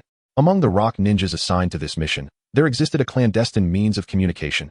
Prior to their dispersal, the captains had agreed upon a rendezvous point. Should Captain Moji and Captain Sho join forces to vanquish the individual before them, it would undoubtedly be splendid, yet Dong Shirin was reluctant to wager, for he understood the odds were not in his favor. "Damn that four-eyed brat," Dong Shirin cursed, bending his legs slightly to propel himself towards Ryotaro. He could only hope that Luo Sha's striking range was not extensive, and that his speed was not overly swift, enabling him to catch up to Ryotaro. It seemed this gentleman harbored a profound prejudice against those of us who wear glasses. Unperturbed by the mockery of being called a four-eyed brat, Luo Sha extended a single hand, pointing at Dong Shirin's back, softly intoning, "Electrotherapy, electric net." High voltage coalesced in the air, forming streams of electricity that shot forth in a crisscross pattern towards Dong Shirin. Both electricity and light are forms of electromagnetic waves, and their propagation speed in a vacuum is identical. Thus, there was no necessity to employ techniques like Kakashi's Raikiri or Naruto's Chidori, which rely on a distant start to augment the piercing power. In the realm of martial arts, nothing is unbreakable, only speed is invincible, no matter how swiftly one runs. Can one truly match the speed of light? Do you believe everyone is a flash? To evade Luo Sha's lightning, one must predict the direction of the attack before the high-voltage current is formed. Otherwise, evasion is utterly impossible. Turning his back to Luo Sha was undoubtedly an act of self-destruction. The electric net descended upon Dong Shirin's head, the high-voltage current instantaneously incapacitating all his bodily functions, rendering him charred and lifeless on the spot. The cascading high-voltage current plunged into the desert, igniting a spark upon contact with the sand, from which smoke billowed forth, truly a flash of lightning. The heterogeneous gravel could not withstand the extreme heat of the electric surge, igniting and melting into crystals of exceedingly poor quality. Ras sauntered forth, casting nary a glance at the prostrate form of Higashi Sure. He extended a foot, nudging the crystalline structure formed from the congealed sands, a byproduct of his art. With a click of the tongue, he mused, "It seems that even if I were to transmigrate to the Tang dynasty, prosperity would swiftly be mine, purified of its impurities. A mere wave of the hand would conjure forth scores of glass panes. Dismissing the crystalline shard with a kick, Ras propelled himself in pursuit of Ritar, who had taken flight. Simultaneously, he unfurled his microwave magnetic field, employing it as a makeshift radar. A mere 30 seconds elapsed before he perceived the returning echo frequency. A smirk graced Ras's countenance. Found you, little rodent. The strategy was simple. Maintain a discreet distance behind Ritar, and once he rendezvoused with the other Iwagakure shinobi, unleash a massacre. For the uninitiated, traversing the desert at high velocity is fraught with peril, primarily due to the insidious phenomenon known as quicksand. To the untrained eye, quicksand appears indistinguishable from its surroundings. However, the sands beneath possess no cohesive properties. Should one unwittingly tread upon quicksand, the surface layer will rapidly yield, causing the hapless individual to sink inexorably, devoid of any purchase. Even seasoned shinobi are not immune to its treachery. However, for those hailing from Sunagakure, navigating such treacherous terrain is second nature. This mastery serves as a formidable asset in repelling invaders, a distinct home field advantage. Ritar pressed on with utmost haste. Captain Higashi's shirt, along with two comrades, had valiantly confronted the white-clad assailant known as Raijin. Their fate was, in all likelihood, sealed. Ritar bore the weight of his comrades' sacrifice. The time they had bought him with their lives. He could ill afford to succumb to sorrow. Instead, he steeled his resolve, determined to relay the vital intelligence to the remaining two squats. Like the youthful Forrest Gump, Ritar was consumed by a singular imperative: run. Having narrowly evaded several instances of quicksand, Ritar, disheveled and battered, battled against the wind and sand. Guided by the prearranged routes, he finally located another contingent. They had established themselves at an oasis. A dozen Iwagakure shinobi huddled around a campfire. The desert nights were frigid, and the threat of scorpions loomed large. A fire was an absolute necessity. Laughter and camaraderie filled the air as they partook of dried provisions and basked in the fire's warmth, their faces radiant with pride. To be selected by the Kazekage himself for this clandestine mission was, in itself, a source of immense honor. Ritar's sudden arrival shattered the tranquil atmosphere. Who's there? The Iwagakure shinobi swiftly rose to their feet, forming a defensive perimeter, their vigilance unwavering, a testament to their elite status. It's me, Ritar. Exhausted after his arduous hours-long sprint, Ritar collapsed onto the ground, barely conscious. He raised his hands in a gesture of peace, indicating his lack of hostile intent. In times of war, it was not uncommon for shinobi to impersonate their enemies, infiltrating enemy camps to sow discord and destruction. To counter this, each village had devised multiple sets of secret codes. From within the group, a shinobi with a long sword slung across his back emerged, his gaze fixed warily upon Ritar. His lips moved imperceptibly as he uttered the code. Ritar understood the necessity of the procedure. Regaining his breath, he recited the prearranged code. Having verified his identity, Miziru swiftly assessed Ritar's condition, discovering that he was merely suffering from exhaustion. With a furrowed brow, he inquired, "What happened? Weren't you with Higashi's squad? How did you end up here?" Ritar recounted the events with utmost clarity and brevity. While we were executing our mission, a white-clad individual named Raijin suddenly appeared, claiming this territory as belonging to his Taihao organization. Negotiations failed, and he effortlessly dispatched 3ch Nin with a mere gesture. Captain Higashi, realizing our inferiority, remained behind to cover our retreat, stating that only a J-Nin could stall him for a few precious seconds, granting me the opportunity to deliver this message to you and Captain Carey. A collective gasp reverberated through the group, each shinobi contributing to the global warming crisis. Even the campfire seemed to flicker in response. To effortlessly slay 3ch Nin with a mere gesture, even accounting for potential negligence, was a feat beyond the capabilities of ordinary J-Nin. Within Iwagakure, only a select few could accomplish such a feat, the Kazekage himself and the two Jinchuriki. Regardless of whether Raijin was superior to these three formidable figures, his mere presence posed a grave threat to the Special Operations Squad. Describe his abilities in detail. Miziru implored, his head bowed. Shinobi often had limited options. In this situation, for example, abandoning the mission would still result in punishment, and Miziru would bear the brunt of the blame as the leader of the Special Operations Squad. Therefore, he was determined to persevere. He is young and proficient in long-range lightning release techniques. With a wave of his hand, lightning is unleashed, fleeting and seemingly innocuous, yet devastating to the human body. Regrettably, Captain Higashi, sensing the dire situation, instructed me to flee and relay the intelligence, preventing me from witnessing more. Ritar's countenance grew more sorrowful as he spoke. Realizing that Captain Higashi had likely perished in the line of duty, Miziru clenched his fist, his knuckles turning white. Strictly speaking, the Special Operations Squad's mission was an act of invasion. They were aggressors within the Land of Wind. However, Miziru refused to delve into matters of morality. He only knew that his comrades had fallen, and an entire squad had been decimated. What could he possibly do? They had failed to gather any intelligence and had been ambushed by a mysterious organization upon entering the Land of Wind. Should he succumb to fear and return to the village, reporting to the Kazekage that the enemy was too formidable, he would become a laughingstock, eternally mocked and scorned. Even by Jinin. Look, There goes that cowardly ninja who abandoned a special mission because he was frightened by a mysterious figure. What constituted a special mission? A mission entrusted by the Kazekage that could determine the fate of the entire village. The purpose of gathering intelligence in the Land of Wind at this juncture was self-evident.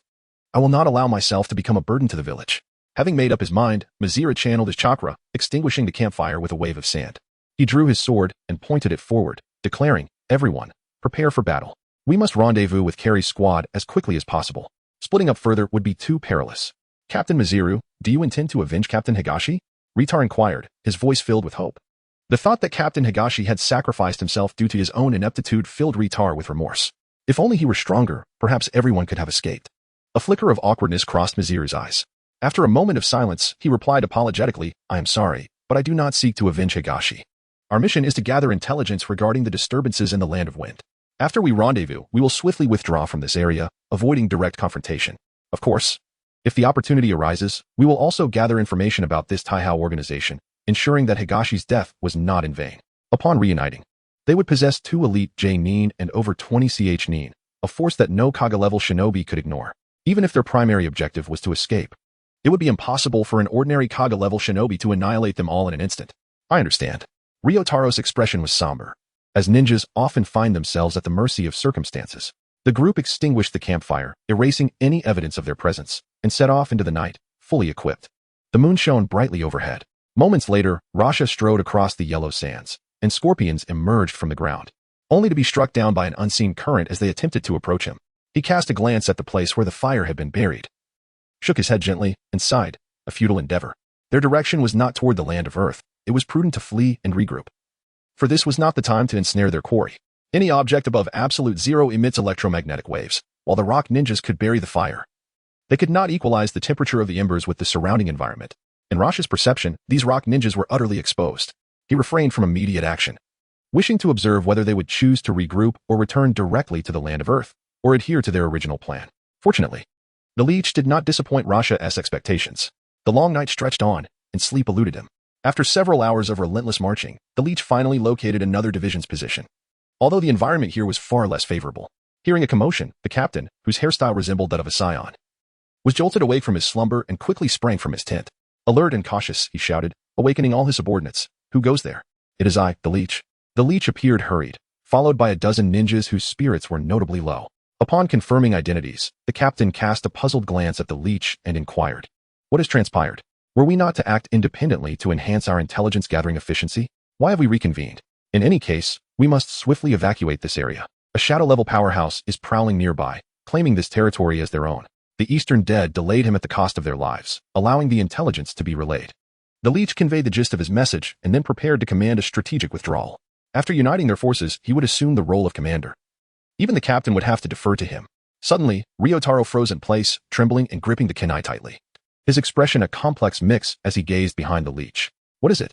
The leech turned to look, momentarily startled, before realizing the gravity of the situation and regretting his oversight.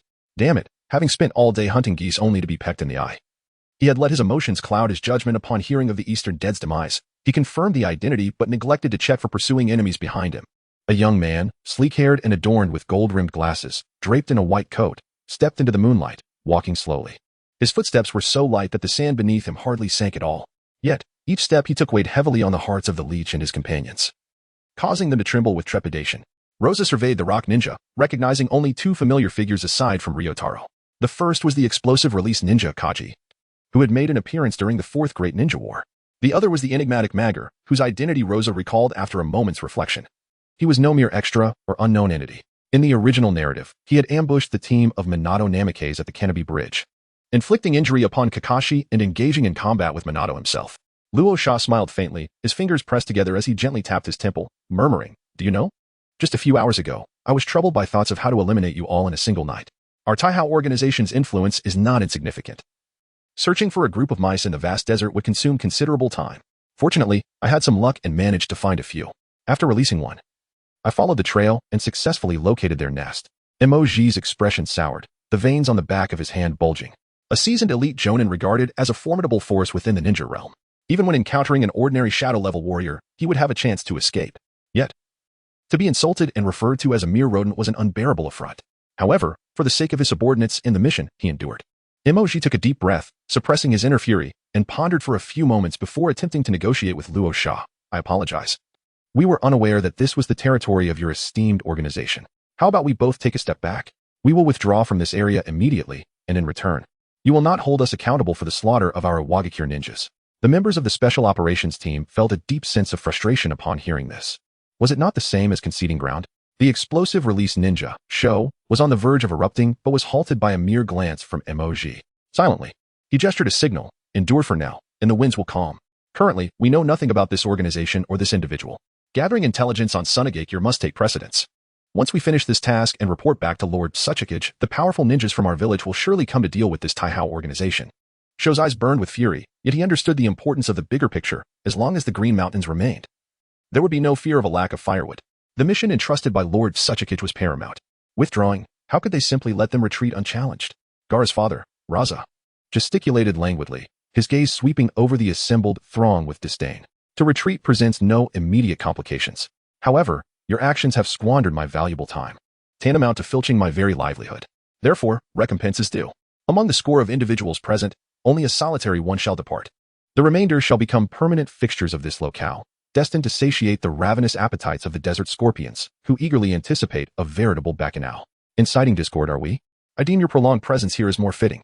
The forbearance of Gari, the explosion release ninja, finally reached its terminus. With a roar of indignation, he marshaled his chakra. Launching himself forward, his fist aimed squarely at Raza's person. Explosion release, landmine fist. Distinct from Daidar's explosion release, Gari's variant more closely resembles a form of ninjutsu taijutsu, wherein chakra is concentrated within the fist, detonating upon contact with the adversary. Its merits lie in its lack of reliance on hand seals and its formidable power.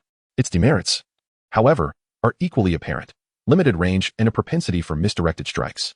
An explosion release ninja, you say? Intriguing. I wonder how many of my techniques you can withstand. Electropathy, lightning fist. Rasha murmured softly, drawing chakra and concentrating it in his left arm, forming a high-voltage electrical current, brimming with energy. Subsequently, he unleashed a punch. Before Carrie could approach, he was struck by the potent electrical surge, which fortunately he mitigated by enveloping his entire being with chakra, thus slightly diminishing the impact. Nevertheless, he was rendered incapacitated, collapsing before Rasha, his body charred and inert. The eyes of Luo Sha narrowed slightly. Something was amiss. The current he unleashed was at least 35 kilovolts, a staggering 35,000 volts, and any voltage exceeding 36 volts poses a threat to human life. This voltage intensity surpassed 900 times the danger threshold, yet Sho remained alive. The nature of chakra is indeed perplexing. Is it a peculiar rule of this extraordinary world? Nevertheless, 35,000 volts is far from my limit. The lightning release body refinement secret technique. So you hail from the hidden cloud village? Emoji exclaimed. A sudden realization dawning upon him. Curse be it, I should have deduced this sooner. Mastery of lightning release, coupled with an assault so targeted at the hidden stone village, leaves little room for alternative origins, only that of the hidden cloud village. Emoji's mind raced. A single punch from him had gravely wounded Sho, indicating a power level that could only belong to someone of at least the Kazekage rank. It was rumored that the Third Raikage son possessed formidable strength. Inheriting his father's true legacy, there were whispers of a sworn brother of the Third Raikage son, equally powerful, and a Jinchuriki of the Eight Tails. The individual before me, Luo Yongshin, could very well be one of those two, disguised with transformation techniques, intent on sabotaging the operations of the hidden stone village. Our territories border one another, and both leaders are quite formidable, leading to frequent friction and long-standing grievances. However, one cannot dismiss other possibilities. Perhaps he is merely a rogue ninja from the hidden cloud village, fortuitously skilled in the lightning release body refinement technique. Of course, there remains one last hypothesis. Luo Yongshin might just be the legendary Third Raikage himself, the strongest of all time. In an instant, Moji's mind conjured countless scenarios. After Sambyun, the hidden cloud village has once again placed the blame on Luo Sha. Luo Sha was momentarily taken aback, but soon realized that this was an opportunity to deflect blame while simultaneously inciting discord between the Lei and two nations. Let the conflict ensue. With a decisive step, he placed his foot upon the head of Sho, driving it into the ground. A surge of high-voltage electricity coursed through, utterly incinerating Sho's brain. A sardonic smile crept across Rasha's face, radiating an air of sinister defiance. Since you've unmasked my identity, I can't permit you to live. You shall all perish. Carrying my secrets with you to the netherworld. Rasha, feigning desperation, began to ruthlessly exploit his cellular reserves, extracting chakra and contorting his hands into a series of indecipherable seals. Halt him. We mustn't allow him to complete the sequence. Mamazu bellowed, drawing his sword and leading the charge against Rasha, followed by the rest of the ninja. The sheer magnitude of the chakra emanating from him suggested a high-level lightning ninjutsu of immense power and range. Should he unleash it, they would all be in dire straits. But it was too late. Sensing the onset of cramps in his fingers, Rasha ceased his exertions, clapping his hands together and uttering a low, resonant incantation, hyper-electrotherapy, celestial worthy of thunder. The longer the name, the more formidable the technique, or so he thought. The azure expanse of the night sky was swiftly veiled by gathering clouds, transforming the desert into a dark and ominous landscape as a gust of wind swept through. Chakra was transmuted into electrical ions, which, along with all the free-floating ions in the vicinity, Rasha amassed within the storm clouds overhead. Beneath the cloud cover, upon the earth, electric charges congregated, generating a potent electric field. The charges within this field moved violently, creating friction with air molecules and unleashing powerful pulses. Rumble, rumble. Chapter 31. Another performance. The thunder reverberated, and bolts of lightning descended from the heavens, striking with unerring accuracy each of the IWA ninja surrounding Rasha. Luo Sha, bathed in the tempest of thunder, strides leisurely as if embodying the grace of an emperor. The inspiration for this maneuver stems from Sasuke's lightning release, Kirin. The distinction lies in the fact that lightning release utilizes fire release to create cumulonimbus clouds, subsequently drawing forth lightning for an assault. However, it requires a longer preparation and exhibits a weaker control over the lightning itself. Luo Sha is distinct. He manipulates ionized particles, allowing charges to coalesce directly. The lead time is considerably brief, no longer than 3 to 4 seconds, provided that there is an ample supply of chakra or a heightened intensity of electromagnetic force. By entrusting the movement of charges beneath the clouds to nature, he conserves a portion of his physical strength, merely exerting a slight influence, after which he can masterfully direct each bolt of lightning. In terms of both power and range, it is comparable to the lightning release, Kirin. Yet his control far surpasses it, thus earning him the title of the Heavenly Sovereign of Thunder, the 9 heavens responding to the primordial thunder. This figure is revered as the supreme deity of the thunder pantheon in the mythology of the Chonghua. In Raz's recollection, there was a manga called Shaman King, in which a character named Taorin also employed this appellation to christen his technique. As Luo Sha's spirit subtly stirred, he detected an anomaly in the electromagnetic waves emitted by the magic leech's body. It seemed that during his seal formation, the creature had employed a technique akin to shadow clones, retreating its true form beneath the earth. Objects exceeding absolute zero can emit electromagnetic waves, shadow clones and water clones, while appearing identical to the original, possess their own strength. However, due to their inherent differences, the frequencies of the electromagnetic waves they emit will exhibit slight discrepancies compared to the true form. This implies that many deceptive tactics would prove ineffective against Luo Sha, as electromagnetic force is nearly omnipotent. Even in the novice stage, one could develop numerous practical abilities. At this moment, he needed someone to relay his message back to the land of Earth, and this magic leech was quite suitable for the task. With a command over thunder, he swiftly reduced all the ninjas to cinders, clearing the area. The sandy ground, heated by the electric surge, released wisps of smoke, transforming the vicinity into a murky expanse of crystal. The magic leech, displaying a semblance of intelligence, took advantage of Luo Sha's momentary inattention to swiftly reintroduce a shadow clone at the original location, mimicking the charred appearance of other teammates struck by lightning, hoping to evade Luo Sha's notice by holding its breath and calming its heartbeat. As the dark clouds dispersed, the bright moon ascended once more. Were it not for the eerie remnants of the scene, one would scarcely fathom the extraordinary events that had just transpired here, an experience akin to a dream. Luo Sha adjusted his golden-rimmed glasses, gazing up at the night sky with an air of pretentiousness, deliberately uttering words that obfuscated the truth. A bunch of fools. My self-developed lightning release ninjutsu surpasses even the secret art of lightning body refinement, earning the admiration of Lord Raikage himself. It is truly a case of an ant attempting to shake a tree, utterly laughable and completely deluded. Beneath the earth, the demonic leech, upon hearing these words, was filled with rage and despair, painfully aware that their entire group had been annihilated in a single move, even as his true form burrowed deeper underground. The situation was hardly improved. The lightning struck the sandy ground, heating the layers of sand, and he found himself not deep enough, surrounded by an inferno-like atmosphere. Shaking his head, Raza departed the scene with nonchalant ease, heading towards the land of Earth, or rather, the land of birds. The land of wind and the land of Earth, along with the other 5 great nations, do not actually share borders. Numerous smaller countries serve as buffer zones between them.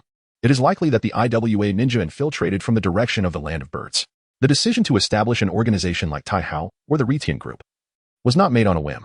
Now that he happened to be out and had some leisure time, he would take the opportunity to resolve the issue of the organization's headquarters. Let it be in the land of birds. The ninja world is somewhat similar to the New World in One Piece. Countries that are not far apart, or even adjacent, can have completely different climates and landscapes. The land of wind is a desert region, forcing the sand ninja to live near oases. The land of birds, on the other hand, enjoys a pleasant climate with year-round spring, attracting migratory birds every year. The land of birds also has 2 neighboring countries, the land of rain, which is perpetually drenched in rain, as everyone knows, in the land of bears, which boasts dense forests and miasmic valleys, and is the location of the Star Ninja Village. After searching and seeking, he finally found a suitable place at sunrise, nestled against the mountains and by the water, surrounded by misty clouds, a veritable paradise on earth. This is a good place. This is what is called taste. With a satisfied nod, Luo Sha emitted electromagnetic waves, perceiving the density and structure of the mountain.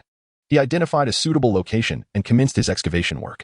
Utilizing high-density, sturdy metallic ores, he struck the mountain, a single individual equating to several construction teams. The debris he unearthed was directly cast into the lake, startling flocks of birds into flight. After a few minutes of Luo Sha's departure, Emoji finally emerged from the sand, having fortunately shielded himself with chakra. Despite this, the exposed skin bore multiple burns. His eyes swept over the lifeless bodies scattered around the scene. His intention in using shadow clones was merely to confuse Luo Yongxin, intending to launch a surprise attack. But unexpectedly it had saved his own life. He retrieved a storage scroll and collected the bodies of all his teammates within it. Firstly, to grant them peace and a proper burial in the memorial park of Awagakure, which could be considered a fitting end. Secondly, the corpses held invaluable information. A knowledgeable individual could discern the identity of the assailant merely by glancing at the types and severity of the wounds. This was all evidence. After taking care of everything, Emoji composed himself and hurried back to Awagakure 2 days later. "It's Lord Emoji. He is indeed an elite ninja of the village," a child exclaimed, pointing at him with excitement. "I too shall become a powerful ninja like Lord Emoji in the future." By now it was noon, and the streets of Awagakure were bustling with pedestrians. Ninjas who were slightly aware of the circumstances occasionally glanced at Emoji, questioning why he had returned so quickly from a special mission a few days prior. The more the children speculated, the more pain Emoji felt.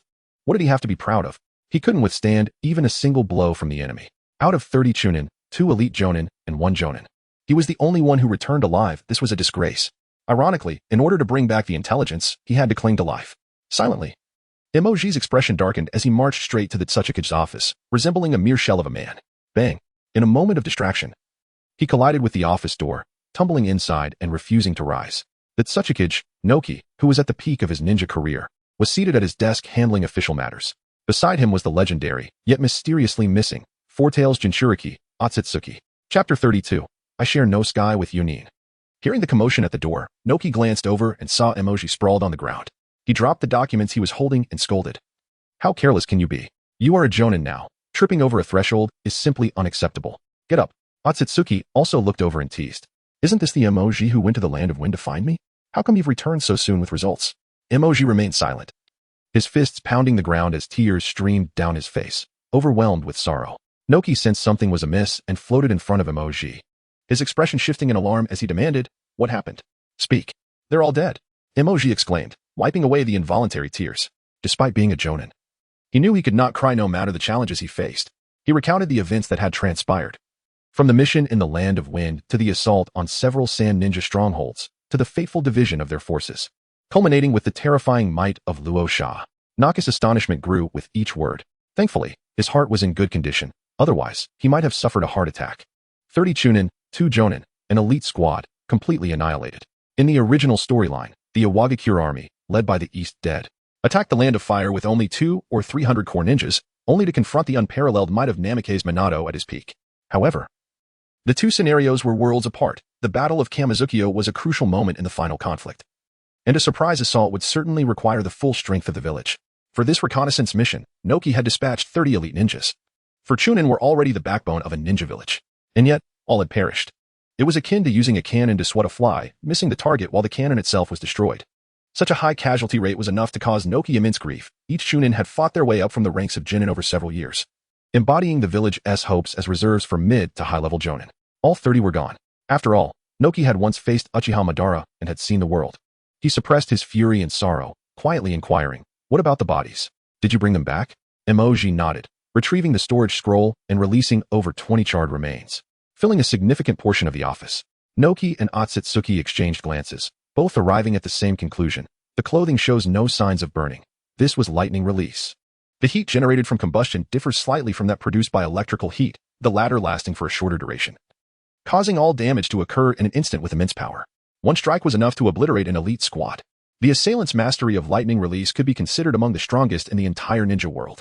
This individual's strength rivals my own, Akatsuki concluded. Realizing the gravity of the situation, thankful that he did not bear the surname Ye, Noki fell silent.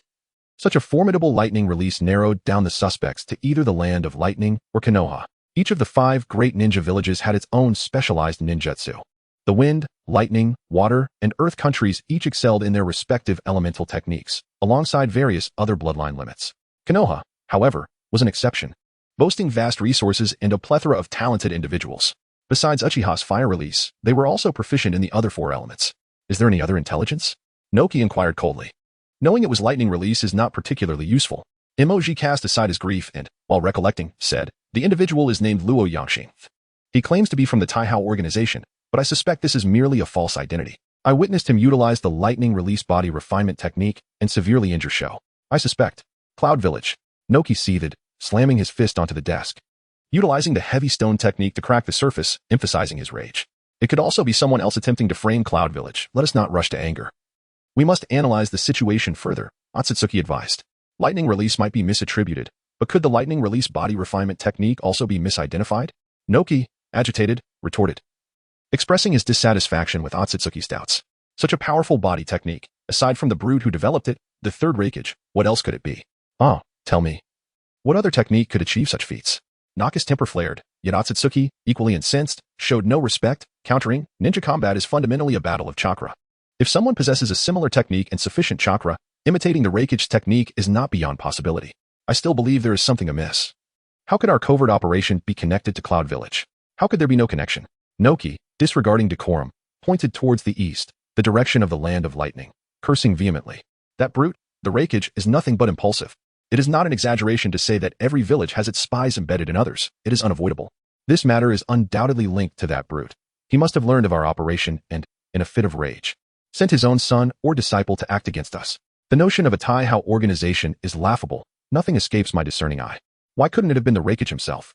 Questioned Mizuru. Onogi scoffed, explaining, if that brute Raikage had personally intervened, do you think you'd still be alive? While his intellect may be somewhat limited, he's certainly not incapable of examining a corpse. It could only have been his son or disciple, Killer Bee. I've heard of them. They possess remarkable talent, at least possessing Kaga-level prowess. Alas, the younger generation often exhibits a lack of finesse. Mizuru found himself increasingly disquieted by these remarks. I returned alive. So why are you lamenting? I maintain my stance that something is amiss, declared Ursure, unwavering in his disagreement with Onogi. Must you always contradict me? Do you oppose everything I support? Onogi rebuked Ursure sharply. If you persist in your opinion, then undertake the investigation yourself.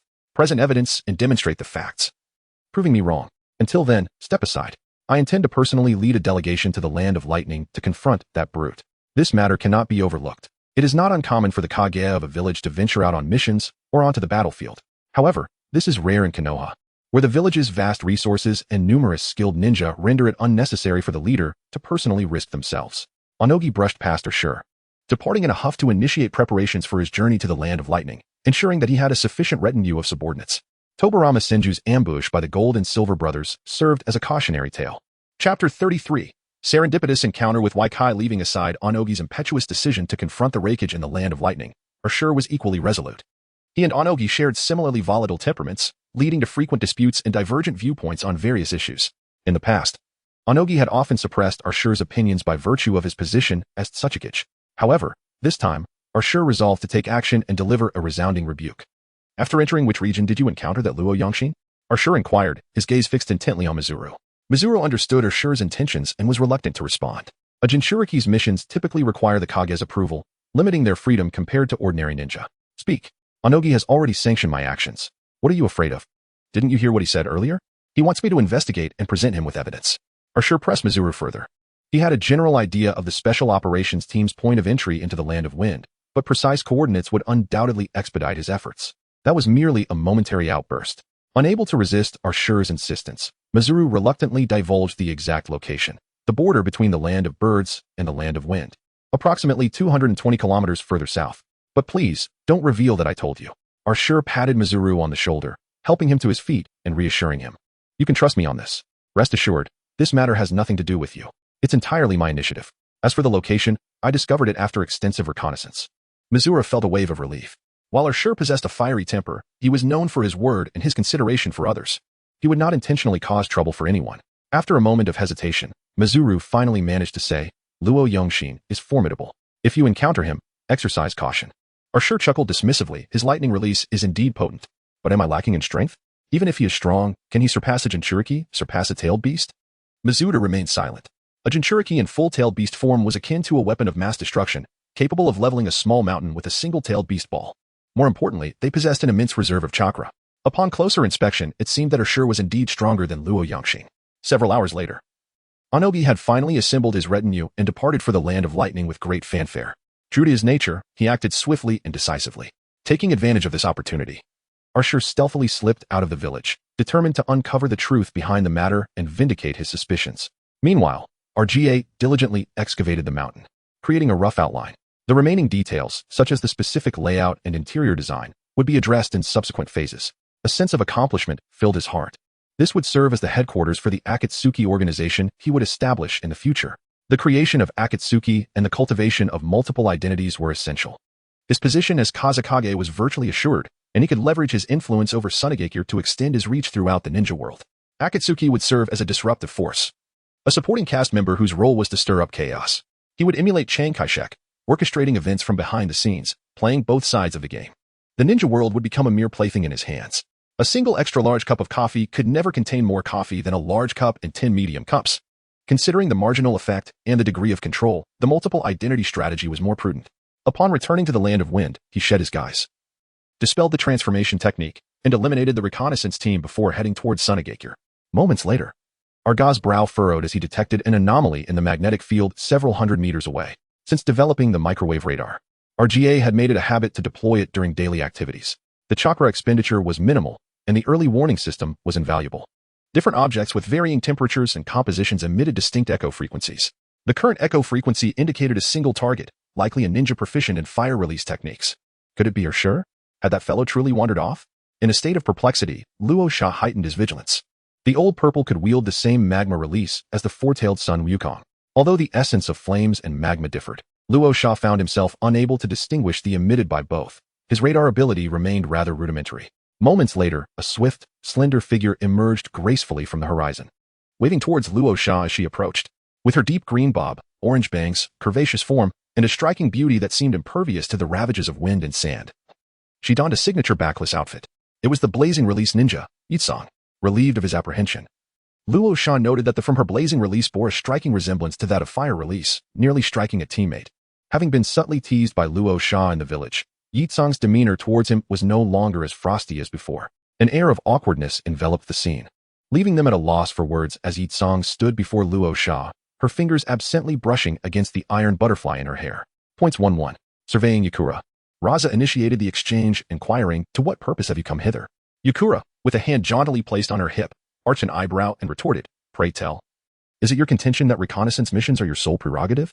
Am I to be denied the pursuit of mine own duties?" The arid geography of Sunagakure discourages auxiliary enterprises, rendering the shinobi's revenue streams heavily dependent on mission remuneration, Raza being a notable exception, though bereft of a familial estate nestled within a mine. Nor a mine within his familial estate, should he so desire, the entirety of the desert could transmute into a veritable gold mine. This very potentiality served as a pivotal impetus for Chiyo's resolute designation of him as Kazekage. At long last, magnet release, gold dust shall revert to its original and intended purpose. An endeavor so replete with possibilities that a protracted chronicle of entrepreneurial ventures would scarcely suffice to capture its essence. Gaara's father, Raza, remained silent, circling around Pakura, his gaze lingering on her form, inwardly assessing her. Pakura, feeling both irritated and somewhat guilty under his scrutiny, turned to face Raza, continuing, "Actually, it was Elder Chiyo who sent me. She said that you alone might face too much peril, and your prolonged absence from the village suggested you might have encountered some difficulty, so she dispatched me to assist." Raza muttered dismissively, "What use is a mere elite jonin?" He was on a mission to eliminate the Iwagakure's Special Operations Squad, a task he had accomplished overnight thanks to his unique abilities. Even other Kage-level shinobi might take weeks to complete such a mission, if only to locate the targets. Chiyo had sent reinforcements after only 4 or 5 days. Chiyo was being overly cautious. Pakura's brow furrowed, displeased with Raza's reaction. Before embarking on the mission, she had secretly hoped for a more enthusiastic reception from Raza. "Perhaps a sentiment akin to "with your assistance, I have nothing to fear." Was she so unneeded? "Do you hold elite jonin in such low regard?" Pakura asked, her voice tinged with vexation. Chapter 34. Seeking Peace Through Strife. Rasha nodded in agreement. Elite jonin are indeed like super soldiers. A month ago, you yourself were an elite jonin. You have betrayed the working class. Had she not been so thoroughly outmatched, Yukura would have flown into a rage. A former adversary with whom she once engaged in trivial squabbles had now vastly surpassed her, even looking down upon elite jonin. How vexing. Enough of that, Rasha interjected abruptly. Did you use the sunscreen I gave you? He was initiating his flirtatious advances. Yukura was overcome with embarrassment. I came specifically to assist you. And not only do you show no gratitude, but you also bring this up at our first encounter? No. Who would care for something given by a conceited redhead like you? Besides, covering my back with chakra serves the same purpose. The mystery is solved. No wonder Yukura and his future daughter Tamari had such lovely skin. Women are indeed meticulous, and chakra is truly omnipotent. Rasha's gaze was filled with intrigue as he fixed his eyes upon Yukura, remaining silent. It was certain that she had used it. He could discern it from the deliberate detour he had taken earlier. The skin on Yukura's back appeared noticeably fairer, more delicate, and radiant than before. This transformation couldn't be attributed solely to chakra, while Yukura wouldn't have been considered particularly dark-skinned in the past. Her penchant for backless attire had resulted in a slight disparity in color between the skin on her back and that of her neck. The more Luo Sha remained silent, the more her gaze conveyed suspicion, which only deepened Yutsong's sense of embarrassment. Applying a bit of sunscreen was hardly a shameful act. He simply did not wish to appear diminished in front of the red-haired individual. Just as he was about to offer further explanations, he was suddenly pulled by Luo Sha, who drew him behind her. Hey, are you trying to take advantage of me? Yutsong exclaimed, his cheeks flushed. The expression on Luo Sha's face grew grave as she gazed at the horizon. The sprawling radar had stirred once more, its frequency echoing that of Yutsong's earlier signal. However, in a certain sense, it was significantly more potent than Yutsong's. Drawing closer, this time, even Yutsong sensed the distant commotion. Such an overwhelming surge of chakra resembled a dormant volcano, concealed beneath a blanket of snow. Regardless of the suppression, and regardless of how unremarkable its exterior appeared, it could not disguise the fact that this slumbering volcano had once erupted and could potentially do so again. Who is it? Yutsong instinctively lowered his voice, anxiety gnawing at his insides. This vast ocean of chakra far surpassed that of an ordinary upper ninja. Even Luo Sha was somewhat overshadowed by it, let alone herself, an insurmountable disparity. There was a high likelihood that it was the missing Four Tails Jinchuriki preparing for battle. It is not the time for frivolities, Luo Sha remarked sternly, her mind racing with various possibilities. Perhaps Lao Zi had indeed lost his way in the land of wind. Or maybe he had been dispatched to investigate matters concerning Luo Yangxin after Emoji returned to Awagakure. The latter seemed more plausible. She felt she had hooked a significant catch. Internally, Luo Sha weighed her options, contemplating whether to engage in the potential gains and losses of such a decision. She undoubtedly possessed the strength of a shadow-level ninja. However, having previously utilized the alias Luo Yangxin, she was reluctant to reveal her identity. Thus, she could only resort to her capabilities in metallurgy. Yet, the metallurgical skills she had honed were primarily suited for weaker opponents. It would be manageable to subdue him before he could transform, but should he gain that opportunity, without new techniques, it would be impossible for her to suppress him swiftly, potentially necessitating a strategic retreat. Engagement would undoubtedly align with her interests. Capturing the Four Tails Jinchuriki, whether through extermination or extortion from Awagakure, could alter the unfolding narrative and yield significant rewards. Conversely, to refrain from action would be somewhat disgraceful. The Jinchuriki from a rival ninja village had ventured into the land of wind, an overt act of transgression. As the designated fourth leader of the organization, failing to take a stand would invite ridicule from her subordinates, and she would lose respect for herself. What use was it to dress in a suit and tie, wielding a large mobile phone, while following such a feeble leader with no prospects? At that moment, the intensely turbulent chakra emanating from the opponent surged dramatically, halting approximately 200 meters away. Concealed by the undulating dunes of the desert, neither side could discern the other. Yet, that formidable chakra, akin to a slumbering volcano, stood out like a beacon in the eternal night, as striking and remarkable as a prince of pork in a bustling marketplace. The enemy seems to have halted. What should we do? Yutsong asked, feeling a bead of sweat form in his palm, tension mounting. It was his first encounter with a Jinchuriki beyond the confines of his own village. Funfu, a monk from the temple in Sunagakure, had long been a Jinchuriki of the One Tail and shared a profound bond with Shikaku, being regarded by the latter as possessing the qualities of the Sage of Six Paths. Hence, during Funfu's lifetime, Shikaku had never erupted in chaos. We must act decisively against him. If Jinchuriki from other nations are encroaching upon the land of wind, and we do not respond, their audacity will only grow in the future. API call failed with status code 429, error, code 429. Message, resource has been exhausted, e.g. check quota. Status, resource exhausted. Rosa cast a glance at Yutsong, extending his hand to grasp Yutsong's with confidence. I won't claim invincibility, for there are several who surpass me in the ninja world. However, a four-tailed Jinchuriki is hardly a challenge. If I cannot subdue him through my mastery of metal manipulation, I shall resort to my lightning techniques to swiftly eliminate Old Purple. Even if it means sacrificing a chicken to catch an egg, this chicken shall not escape today. Yutsong nodded, seemingly inspired, forgetting to withdraw his hand, and added, I shall provide support. No need. I am sufficient on my own. With that, Rosa exerted himself to extract chakra from his cells, unleashing an overwhelming wave of shadow-level chakra that soared into the sky. As long as Old Purple was attentive to this commotion, he would undoubtedly perceive it. This action resembled shining high beams on a well-lit road at night or a singer at a concert pointing to the audience and asking, How are you, friends over there? Indeed, Old Purple hesitated momentarily in his perception before swiftly darting towards their location, the immense chakra fluctuation approaching rapidly. Upon reaching the summit of the sand dune, Old Purple finally halted, observing Yi Song's forehead protector with a hint of distraction. Such potent chakra he initially presumed to belong to Luo Yangxin. To his surprise, it emanated from a formidable figure of Sunagakure, and judging by their youth, he quickly deduced their identities. They must be Luo Sha, the magnetic release sand gold ninja and disciple of the Third Kazekage, and Yi Song, the scorching release ninja. He had not anticipated that Luo Sha would possess shadow-level chakra at this moment in the desert. It was somewhat of a miscalculation, akin to sneaking into someone's home to steal cucumbers only to be caught red-handed by the owner. Quite the embarrassment. Releasing Yi Song's hand, Rosa stepped forward and addressed Old Purple atop the dune, questioning, If my memory serves me right, this should be the territory of the Land of Wind. Foretale Jinchuriki. You have crossed the border. The confidentiality surrounding the identities of Jinchuriki was rather tenuous. With a discerning mind, one could easily uncover it, including Naruto, who had been accompanied by rumors of the Nine-Tails since his childhood. Thus, when the Akatsuki sought to capture Jinchuriki, they succeeded with remarkable precision. As for Uchiha Itachi's inquiry into the identities of the Jinchuriki and Sunagakure, it was likely a mere ruse. Old Purple's pupils slightly constricted. Rose's tone was somewhat aggressive, and he had astutely revealed his identity, indicating that he was not a benign visitor. Unbeknownst to him, however, he was the true intruder in the Land of Wind. Entering a foreign nation was not inherently problematic, yet the issue arose as Sunagakure's base had recently faced an ambush from Iwa, and they had yet to eliminate all witnesses.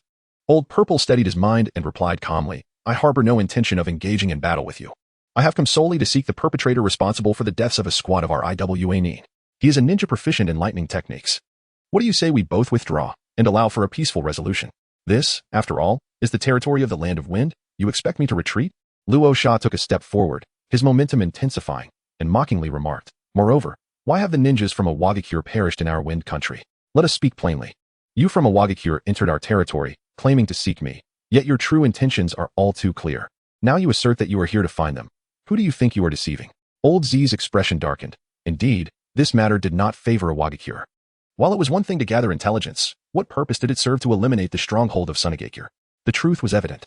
I reiterate, let us each withdraw, and we shall coexist peacefully. Despite your current possession of chakra at the level of a shadow, you lack the requisite battle experience. Should a confrontation arise, you would not stand a chance against me. I have no desire to witness a promising newcomer perish here. Old Z's tone grew more severe. It was impossible to avoid harming Luo Sha, yet the latter's status was exceptional. He was the direct disciple of the Third Kazekage, possessing strength at least on par with a quasi-shadow. This implied that Luo Sha was likely to be the next Kazekage, akin to a crown prince. To eliminate him would equate to declaring war on Sunagakure. The timing and manner of engaging in conflict were decisions reserved for Anoki alone. While the two held differing opinions, it did not imply that Old Z lacked clarity. The repercussions of eliminating Luo Sha were simply too significant. With a light chuckle, Luo Sha manipulated the metallic particles beneath the vast desert, gathering them together, and remarked, You jest when you say you do not wish to keep me. This is indeed the territory of our Wind country. Do you not think you are being rather overbearing? Undoubtedly, Old Purple was the invader, even though his tone was amiable. It could not conceal the arrogance inherent in his words, as he intruded upon another's domain and demanded their departure. It seemed that a peaceful resolution was not in the cards. With a deep sigh, Old Purple summoned a surge of chakra, enveloping his entire form and transforming into an intensely heated magma, thus forming a layer of molten armor. This was reminiscent of Akainu's elemental transformation. In the original narrative, this armor was so formidable that even Naruto's Railgun could not breach it, underscoring its immense defensive capability.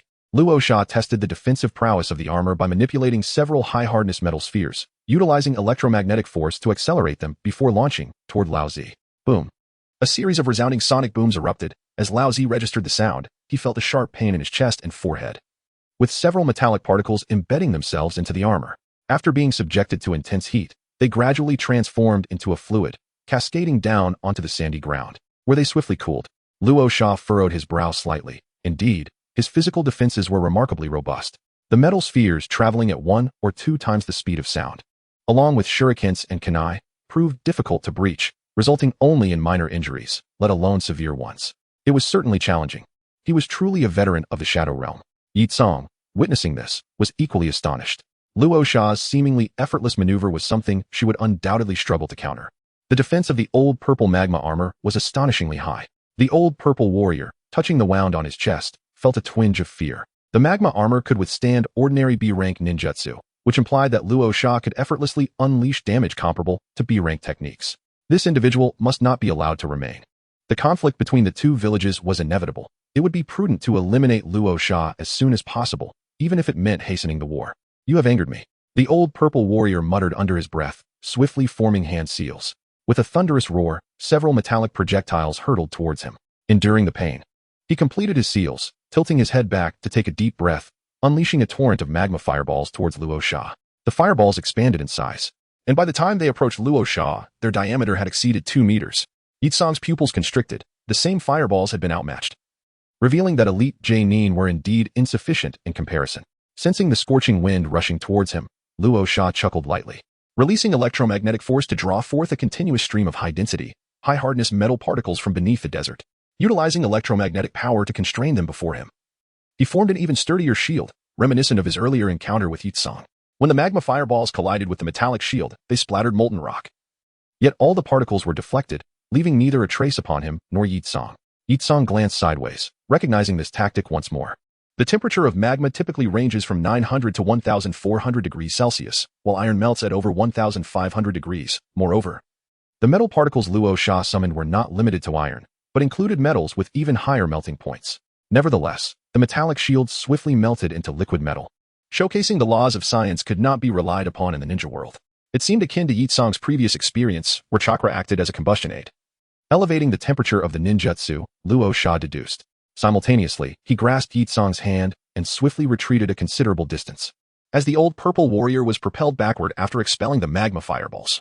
Like a fiery meteor descending from the heavens, it shattered the now liquid metallic shield, landing where Luo Sha had previously stood, incinerating countless grains of sand into crystalline forms. Thank you. Luo Sha uttered 2 words, inciting a wave of animosity. He manipulated liquid metal to form several metallic pillars and large metal spheres, intermittently drawing additional metal from beneath the earth to fill them. This phase seemed secure. It appeared unnecessary to expose his alter ego to subdue the old purple one. Unwilling to remain a mere spectator, Yi Tsong suddenly formed seals and unleashed several scorching fireballs, which collided with the old purple figure. With a resounding roar, the old purple one cried out to the heavens, as a tail, birthed from chakra, extended from his back, crashing down upon the sandy ground. The temperature of the molten armor intensified further, waves of heat surged forth, as the molten lava blazed with an air that threatened to ignite the entire desert. Luo Sha remained speechless, casting a sidelong glance at Yi Tsong. The girl was indeed a good person, yet regrettably, she was a traitor. I intended to assist you. Yi Tsong felt somewhat awkward. Who could have foreseen that after unleashing several scorching fireballs, not only did the opponent remain unscathed, but they also grew even stronger. Chapter 36. Partial-tailed beast transformation. Retreating a bit, he had now begun to draw upon the chakra of the 4 tails. The ensuing battle was one in which you could not interfere. Well-meaning, yet misguided, Yi Tsong realized that his continued involvement would only serve to complicate matters for Luo Sha, and thus he obediently withdrew to the sidelines. It was difficult to ascertain whether the scorch release or the lava release held superiority as a bloodline limit. However, it was certain that Yi Tsong was no match for Lao Zi. Remaining here would render him utterly ineffective. The molecular movement of the restraining metal was curtailed, allowing its temperature to plummet rapidly. Metals with higher melting points and greater hardness were placed in the outermost layer, specifically to withstand Lao Zi's lava release. With a thunderous roar, Lao Zi transformed his entire being into molten lava, concentrating heat in his fists, and launched himself towards Luo Sha, delivering a devastating punch.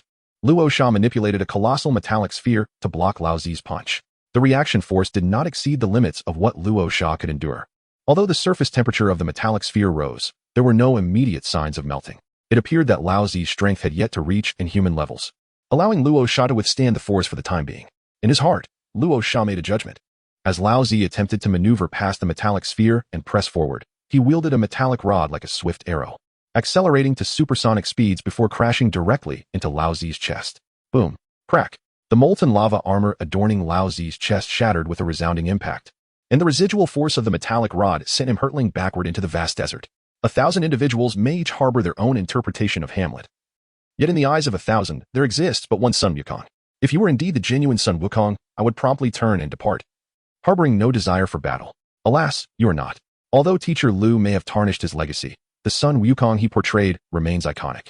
And the four-tailed figure bears many elements reminiscent of Sun Wukong, serving as a homage in its own right. Luo Sha remained immobile, encircled by a colossal metallic sphere and towering metal pillars that executed a precise, three-dimensional orbital motion, casting a disdainful gaze toward the distant Laozi. In the vast desert, Laozi shook his head, rising from the ground, his heart still trembling as he cast a wary glance at the nearby metal pillars, which, despite their unassuming appearance, exhibited formidable strength. His own molten armor, not significantly inferior to the Raijin Armor of the Third Raikage, had nonetheless been breached by this robust and unyielding rod. "How do you like the gift I bestowed upon you?" Luo Sha inquired with a smirk. "It neither hurts nor itches," Laozi retorted, feigning indifference as he grasped the metal pillar beside him, summoning all his strength to hurl it towards Luo Sha with great fervor. Behind him, the tail of the tailed beast thrashed violently against the ground, roaring in anger, and unleashed a few additional molten fireballs, engaging in ranged combat. Metal is not something you can toy with at will. With a decisive gesture, Rasha halted the metallic pillar advancing towards him, causing it to revolve rapidly around a central point, creating an impenetrable barrier that shattered all magma fireballs in its path.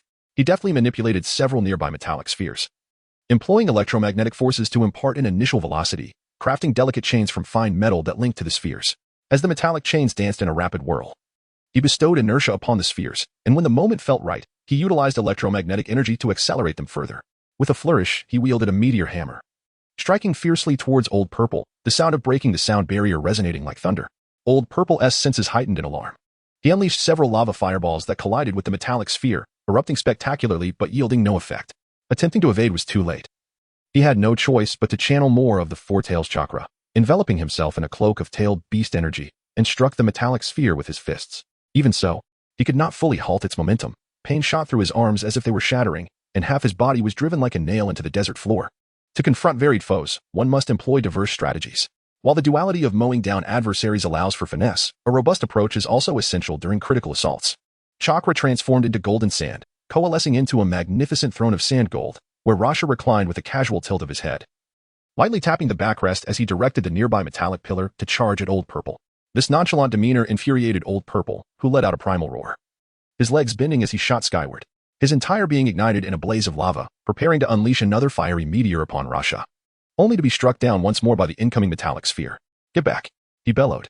With a sharp reprimand, Rasha unleashed the electromagnetic force, propelling a multitude of metallic pillars and spheres towards Old Purple, transforming the sky into a cascade of meteor-like hammers. The reverberations beneath Yitsong's feet were palpable even from a distance, as the heavy metallic objects crafted by Rasha bore immense weight. Their swift speed and formidable strength were indeed remarkable. Yitsong mused internally, reflecting on how this prowess surpassed the sand and iron techniques of the Third Kazekage. Though the sand and iron possessed considerable hardness, they remained but scattered grains, lacking in offensive capabilities.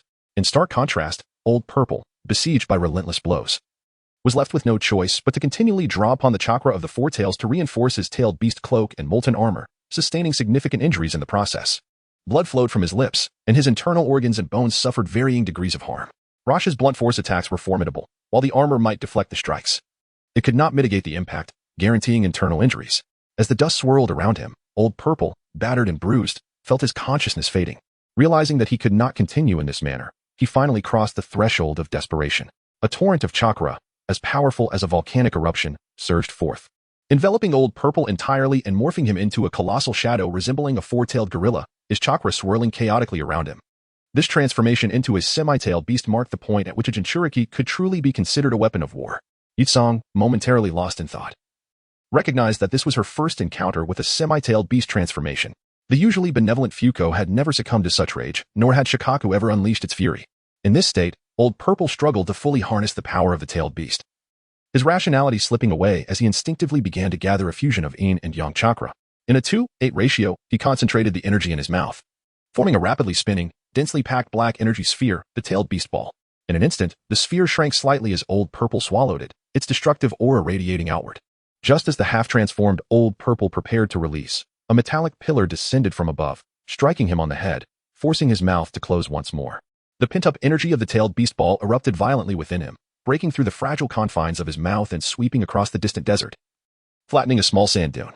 Yitsong felt a shiver of apprehension. It was no wonder that Jinchuriki were deemed weapons of war. She had now witnessed their true might.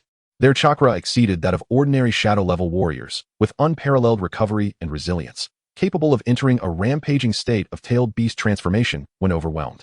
One-tailed beast ball could obliterate everything in its path. Yi-Song glanced at Rasha, recognizing the cunning nature of the red-haired adversary, who seemed to delight in striking when the Jinchuriki was at their most vulnerable. Jinchuriki are merely this. You have 3 minutes to present a performance that satisfies me, or you shall take your leave. Luo Sha gently tapped the back of his chair once more. Chapter 37. Have you heard of the technique that descends from the heavens? Despite Lao Zi having achieved a partial tailed beast transformation, he could not escape the fate of being mercilessly struck by Luo Sha. This was a purely physical assault. No matter how high one's ninjutsu resistance or how powerful the chakra, it could not withstand such force. Fortunately, the partial tailed beast state resembled Susanoo, with the outer layer composed of chakra, which spared him from being obliterated by Luo Sha's blows. Roar. Lao Zi, now consumed by fury, let out a furious bellow, completely losing his rationality and entering a full-tailed beast transformation. With fists clenched, he relentlessly pounded his chest. His consciousness was overtaken by the 4 tails, and now his targets were everything within sight. He sought to unleash the rage that had been sealed away for so many years. His fist struck the earth with great force. Chakra surging forth, transforming into magma that spread rapidly in all directions, as the landscape gradually morphed into a sea of lava. API call failed with status code 429. Error. Code 429. Message. Resource has been exhausted, e.g. check quota. Status. Resource exhausted. Luo Sha cast a glance at Yi-Song, and with a subtle manipulation of electromagnetic force, the sand gold transformed into a metallic carpet, soaring before Yi-Song. Step forward, came the authoritative command, leaving no room for refusal. Initially hesitant, Yi-Song, upon hearing these words, took a step forward and stood upon the golden carpet, pressing down firmly with his feet. It felt solid beneath him, as if he were walking on level ground. Luo Sha beckoned Yi-Song to his side, placing him on the opposite end of the golden sand throne. The throne was sufficiently spacious, allowing 2 individuals to sit without any physical contact. Leaning outward, Yi-Song recalled something and suddenly inquired, by the way, didn't you used to enjoy riding the golden sand for flight? I haven't seen you employ that technique lately. It was a complex situation. The flexibility was severely lacking, yet at this moment, there was no room for hesitation. Luo Sha maneuvered the golden sand throne, ascending slowly to escape the molten terrain created by the 4 tails. Flying was, in essence, quite simple. By gathering metallic particles beneath one's feet and manipulating the metal, one could achieve indirect flight. This was a skill that Luo Sha and his son possessed in the original narrative. However, the limitations of this method were significant.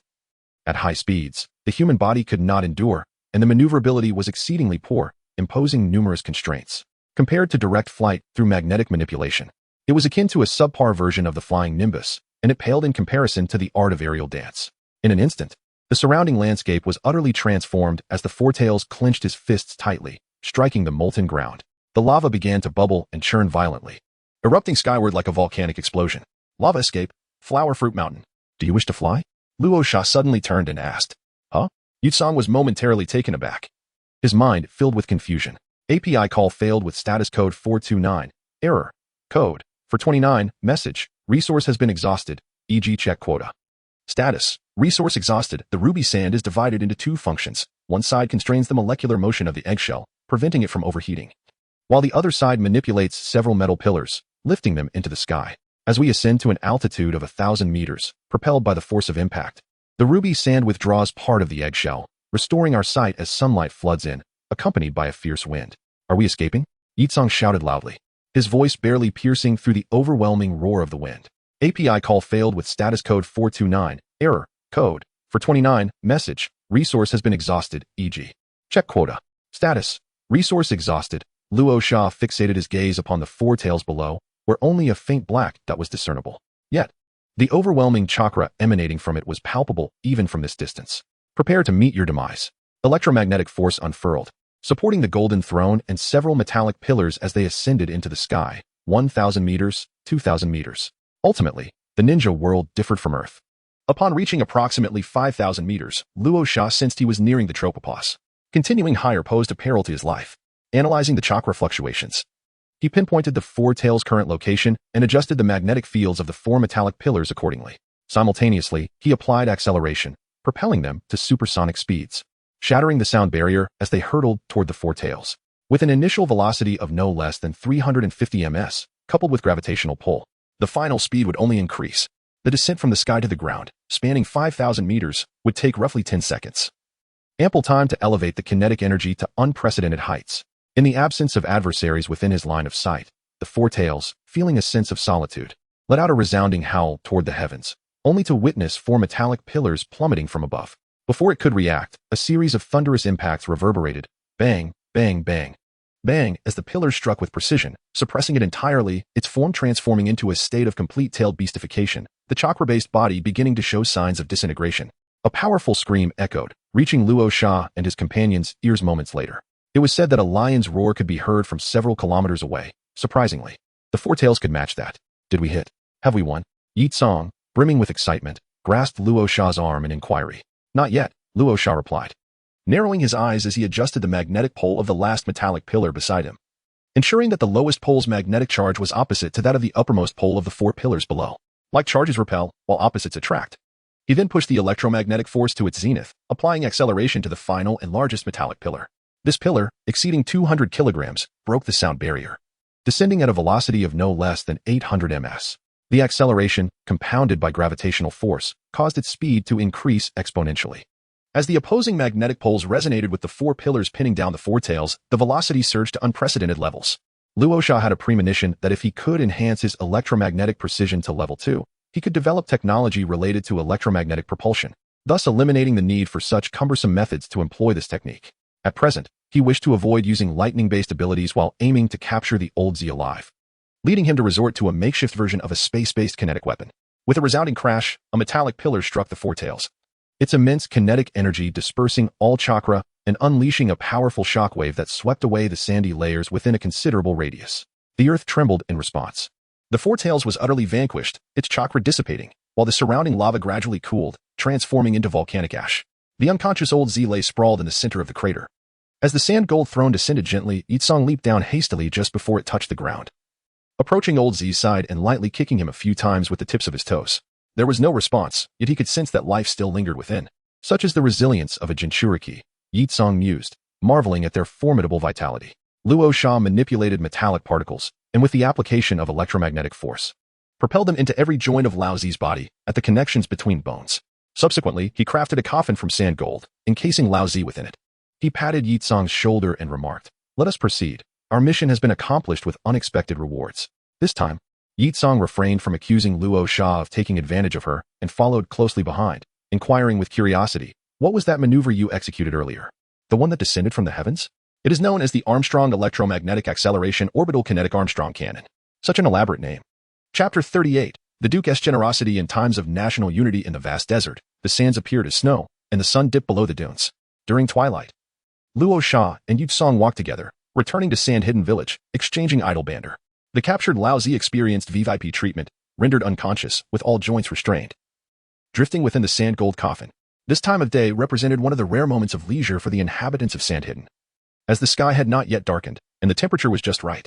Early diners strolled through the streets, engaging in casual conversation and leisurely wandering. As Luo Sha and Yi Tsong returned from outside the village, they attracted considerable attention, for they were among the most outstanding young individuals in the community.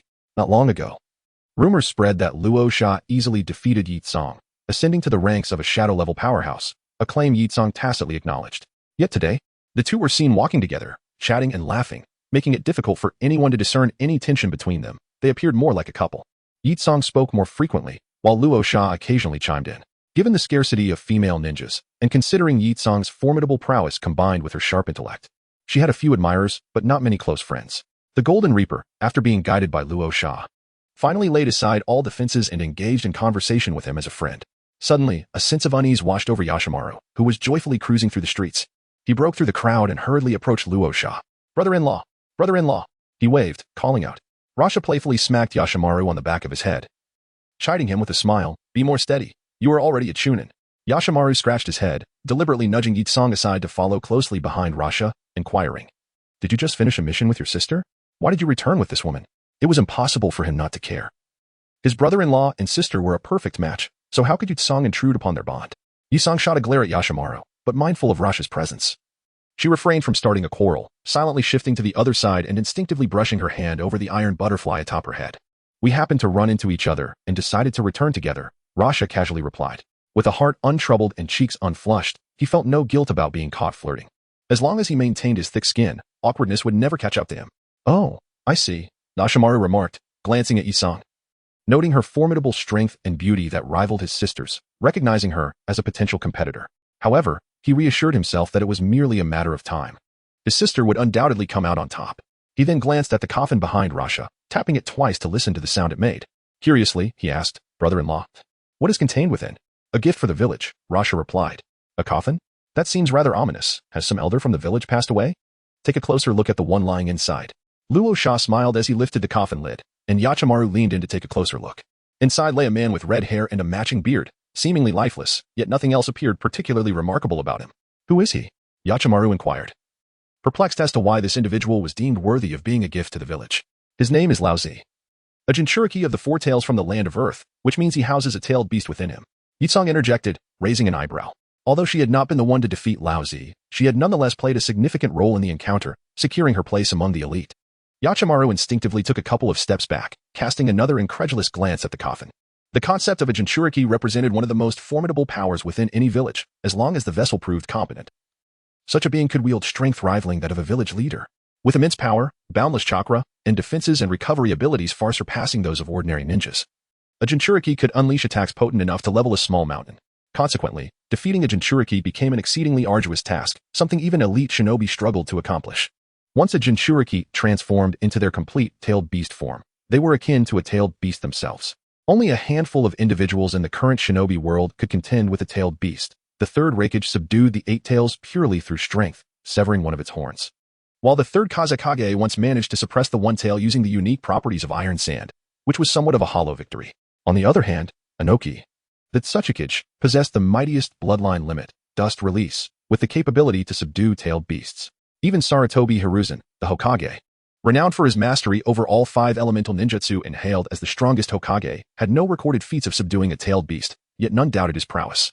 After all, the 9 tails housed in Konoha was mightier than any other, and when unleashed, it could instill terror greater than all other tailed beasts combined.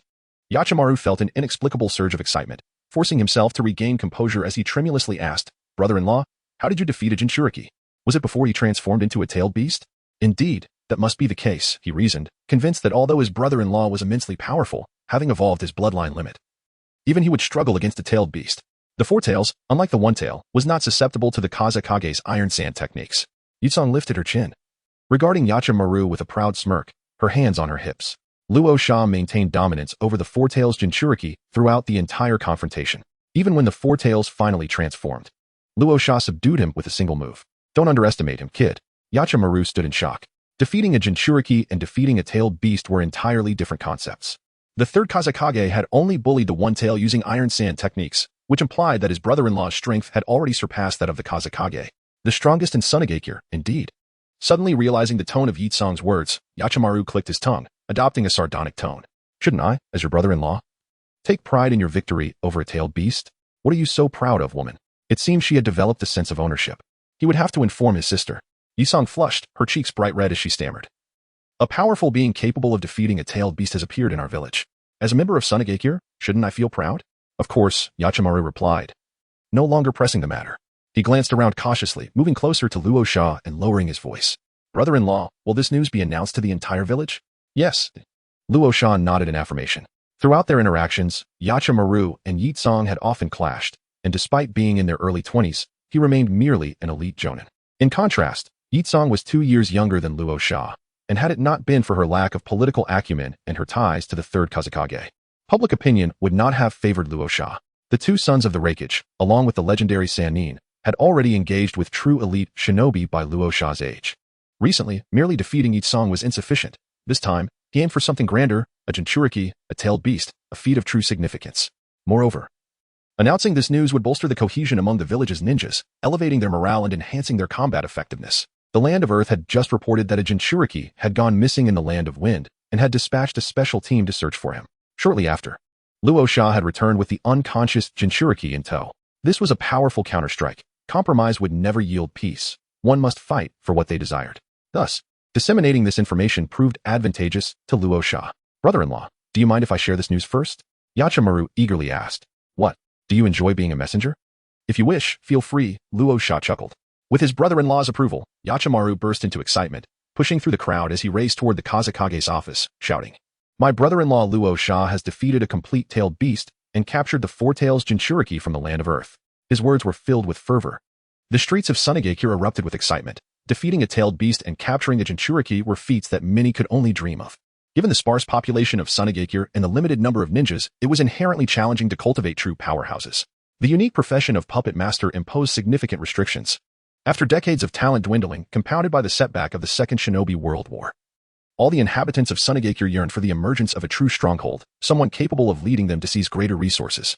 As Luo Sha and his companions advanced through the streets, the crowd parted, gazing at him with expressions reflecting their hopes for the village. Admiration radiated from their eyes. And even older ninjas were moved to tears, spreading the word and exclaiming that Sunagakure had hope. The significance of an elite shinobi capable of defeating each song and another who could subdue a tailed beast and capture a Jinchuriki was entirely different. The latter would undoubtedly uplift the morale of the entire village. Luo Sha remained composed, unfazed by honor or disgrace. He opened the coffin, manipulated the sand to elevate the old purple, showcasing his accomplishments to all present. With a score of 1, he had ultimately conquered all the sand-hidden villagers. Even those who supported Yutsong had to concede that Luo Sha was better suited to be the wind shadow. Wealth does not return to the homeland. Akin to a silk robe worn in the night, the Duke of Zhou fed his guests, and the hearts of the people gravitated towards him. Amidst the cheers, Luo Sha made his way to the Wind Shadow's office, where Yutsong had already discreetly stepped aside.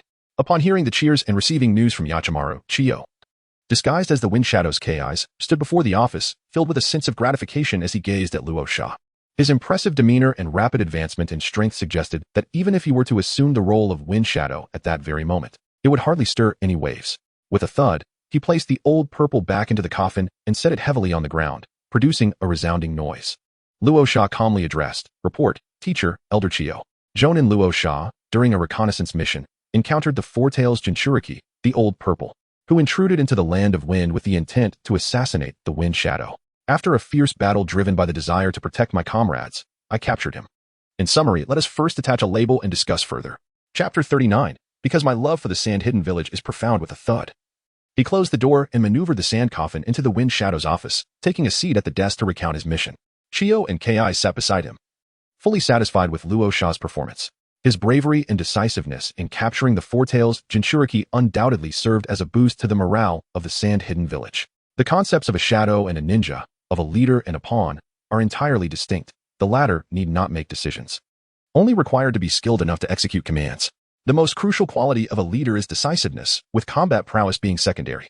Regardless of whether one is a hawk or a dove, the decisions made must not be indecisive, irrespective of their appropriateness. Luo Sha's quick decision to engage after defeating the special team from the rock-hidden village aligned perfectly with their expectations of him. Though the sand-hidden village was established out of necessity in the desert, over the years it has cultivated a spirit of resilience, daring to fight against nature and all forces. And what of the rock-hidden village? Who cares? What? Capturing the old purple would provoke an attack from the rock-hidden village? Would an action spare them from being struck? Compromise cannot be exchanged for peace. Those in the gang must be firm when the time calls for it. This encapsulates the entirety of the mission. Luo Sha smacked his lips, feeling somewhat parched after such a lengthy recount. The next step should involve discussing how to deal with the old purple, he mused. Chiyo, with a smile in her eyes and wrinkles on her face, poured a glass of water and handed it to Luo Sha, alluding, "Luo Sha, did you not just mention that you and Yutsong cooperated quite well? How do you perceive this?" Luo Sha, perplexed, nodded slightly. It's acceptable. It hasn't caused me too much trouble. What do you think of Yutsong?" Chiyo inquired further, her mind calculating. He possesses considerable potential, with ample room for growth. With focused training over the next few years, he could very well ascend to the ranks of a shadow-level powerhouse. The lower and upper thresholds of a bloodline limit ninja surpass those of an ordinary ninja. If he progresses methodically, he is highly likely to become a Nin, a feat unattainable by most common ninjas. I am not referring to that aspect, Chiyo replied with a playful smile. From a male perspective regarding females, what do you think of Yutsong? With a tactical lean, Luo Sha narrowed her eyes, perplexed by Chiyo's meaning. After a moment of contemplation, she stated earnestly, "Young, beautiful, and exceptionally capable, she must be the dream lover of most ordinary men. However, it is quite challenging for an average man to assert dominance over her. Indeed, it is quite difficult for an ordinary man to exert control over her." Chiyo, in agreement, clapped her thigh and inquired, "Do you think there is a possibility between you and Yutsong?" "It seems improbable, given our previous tumultuous relationship," Luo Sha replied. The connection between Yutsong and Luo Sha's former self could hardly be described as anything less than fraught. Yutsong's brash disposition clashed with her former self's more duplicitous nature, marking them as fundamentally incompatible. Yet, there remains a possibility. Your current rapport has improved due to your conscious efforts to ease tensions, and I perceive that each song harbors a certain admiration for you. Hai Lao Song interjected. API call failed with status code 429. Error. Code. For 29. Message. Resource has been exhausted. E.g. check quota. Status. Resource exhausted. Luo Sha. With a tactical tilt, seemed peculiar. Could it be that Jiaoluo had implored the two elders to discreetly gauge his intentions? With the red flag steadfast at home and colorful banners fluttering outside, this had been Luo Sha's original aspiration. Had Jiaoluo seen through it all? Adopting a facade of righteousness. He asserted, Yi Song is a fine girl, but my heart belongs to Jiaoluo. If I must choose, I would undoubtedly marry her. One could marry both or take turns. Chiyo tentatively suggested. Damn it, to probe me, he would stoop to such words. Luo Sha's expression grew more solemn as he once again declined, saying, a lifetime together for one couple. My heart is intertwined with Jialu, and we are on the brink of marriage. Elder Chiyo, are you not forcing me into a grave misstep? Elder Chiyo slammed his hand on the table, rising in frustration, and sternly remarked, if we speak of errors, then you have merely committed the same folly that all men in the ninja world inevitably do. Young Luo Sha, let me be candid. You are the appointed successor to the position of Kazekage, and you must adopt the perspective of a leader when contemplating these matters. Luo Sha regained his composure, perhaps not inquiring into himself, and curiously asked, what connection does Shadow's thoughts have with this matter? Chiyo let out a soft sigh, descended from the table, clasped her hands behind her back, and began to pace while speaking eloquently. In the past, due to the competitive relationship between you and Yi Song, the ninjas in the village were divided into two factions. There were those who supported you, and others who rallied behind Yi Song. This was inevitable, given that you are of similar age and strength. Even if you have significantly enhanced your abilities now, suppressing the Four Tails Jinchuriki and gaining the recognition of all, risks still linger. No one is infallible. When you eventually succeed to the position of Kazekage, should you make a grievous error that leads to the village's detriment, those ninjas who initially backed Yi Song may rekindle their discontent, pondering whether the situation would be entirely different had Yi Song been the successor. Pray tell, what will you do then? Luo Sha remained silent, confident that his strength would undoubtedly grow, steadily developing without faltering, effortlessly dominating the entire ninja realm. However, if he were merely an average shadow-level warrior facing such a predicament, he would have only 3 courses of action. Firstly, to strive for improvement, a task most arduous. Secondly, to eliminate those who raised objections, sending any dissenters to their demise. And thirdly, to dispose of Yi Song, as the absence of rivals would quell any thoughts of rebellion. In all likelihood, he would opt for both the first and second options. Loyalty that is not absolute implies an inherent disloyalty. As for Yi Song, a top-tier fighter easily swayed, discarding her would entail a significant loss. He had never considered himself a paragon of virtue, merely an ordinary man. Otherwise, he would not have pursued Yi Song in the first place.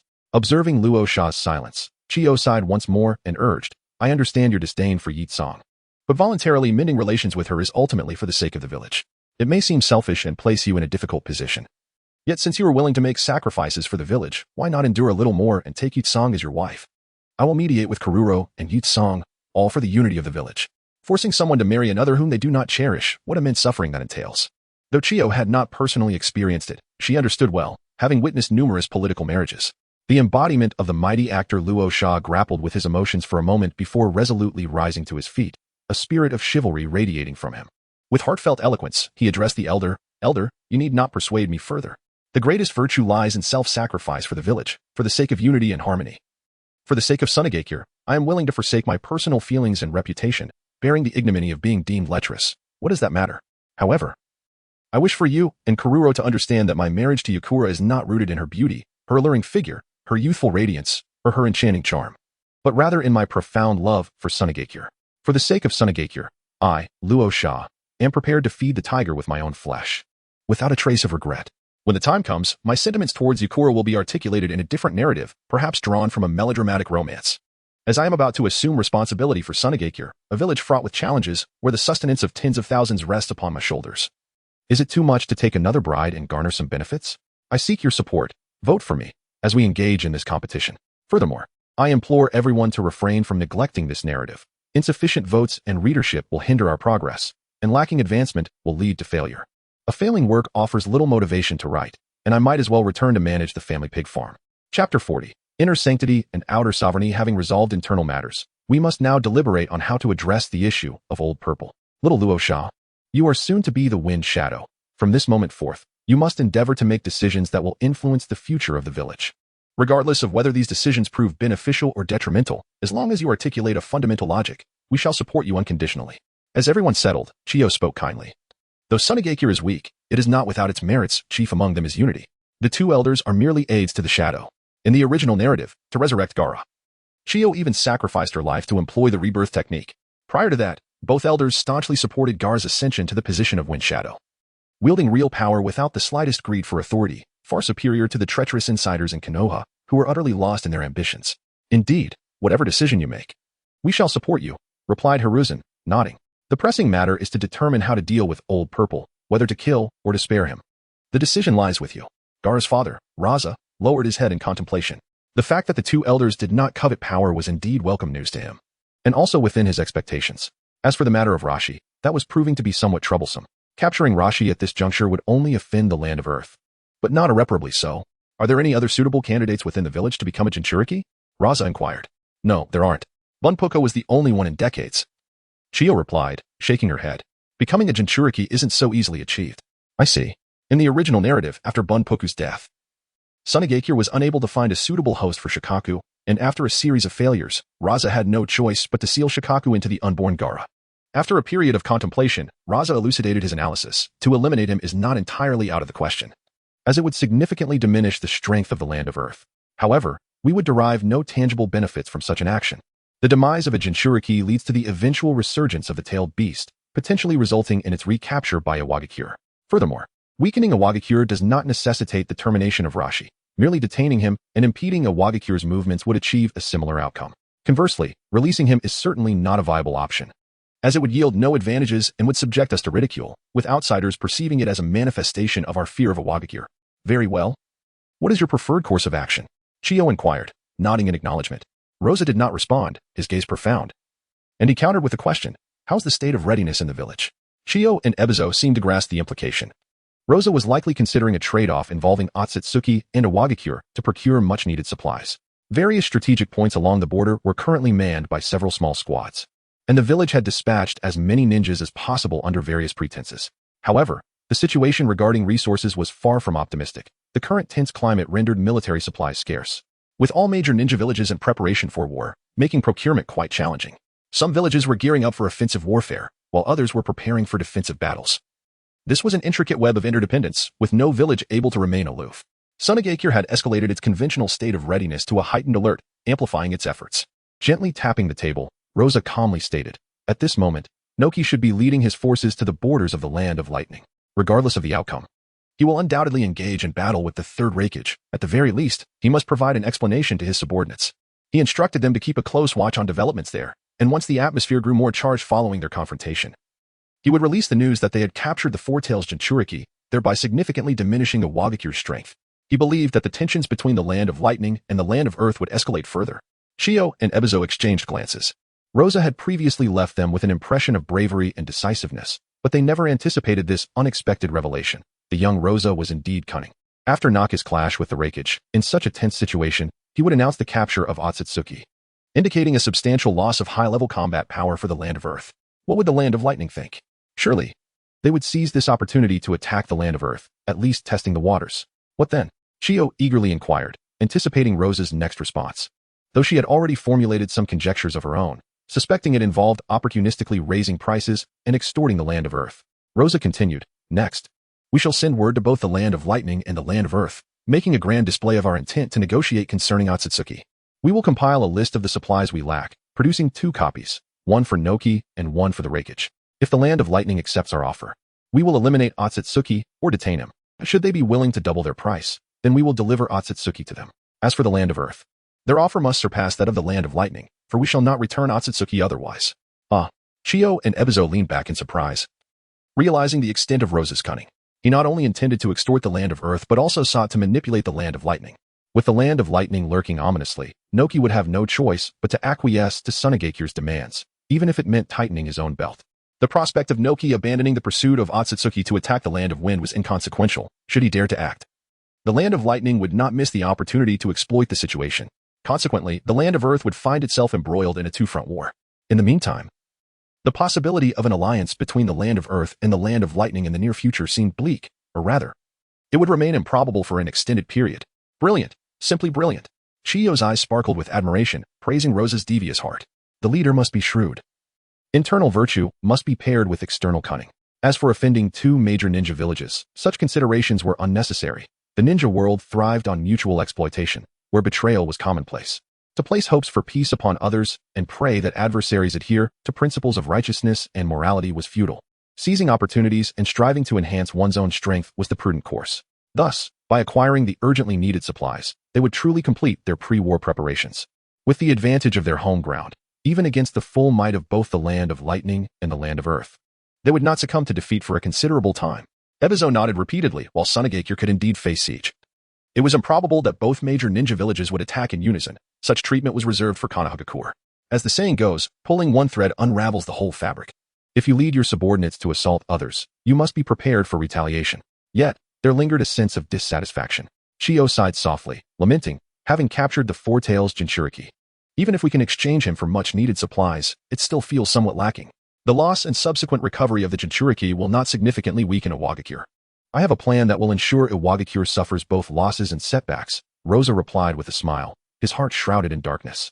For he was indeed a professional in this regard. Chapter 41. The Dark Heart continues. Oh, how do you intend to execute this plan? Chiyo and Ebizo inquired with curiosity, eager for Rosa's insight. Since the demise of the Third Kazekage, Rosa's performance had consistently met their expectations for the Fourth Kazekage. He exhibited political acumen, formidable strength, and a blend of courage and cunning that repeatedly surpassed their anticipations. Each time they believed he had reached his peak, Rosa unveiled an even more impressive display, asserting, "I am destined to be the Fourth Kazekage. None other shall claim the title." At this moment, they were keenly interested in how Rosa intended to resolve the impending issue. Once Akatsuki was returned, the future between the Land of Wind and the Land of Earth would likely lead to another confrontation, with Akatsuki emerging as a formidable threat. Chiyo, have you ever heard of myocardial infarction? Rosa inquired mysteriously. Chiyo nodded. Those adept in the art of poison often possessed some medical knowledge. Although her healing techniques fell short compared to Tsunade's, she was competent at a level comparable to that of an elite shinobi. I have previously conducted research on this ailment.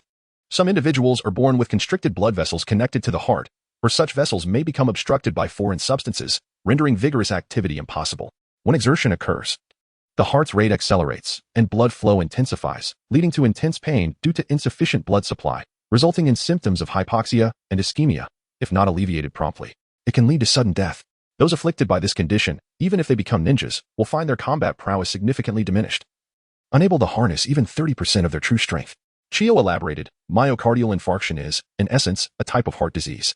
If the condition is due to acquired factors, with the heart's vessels obstructed, I must ask, is there anyone in the ninja world capable of treating it? Rosa inquired further. Chiyo pondered for a moment before responding. It is unlikely. Perhaps Tsunade of Konoha possesses such medical skills. However, surgeries related to the heart and its vessels carry immense risk. Even Tsunade would not be entirely confident.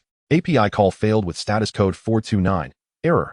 Code. For 29, message. Resource has been exhausted. E.g. check quota. Status.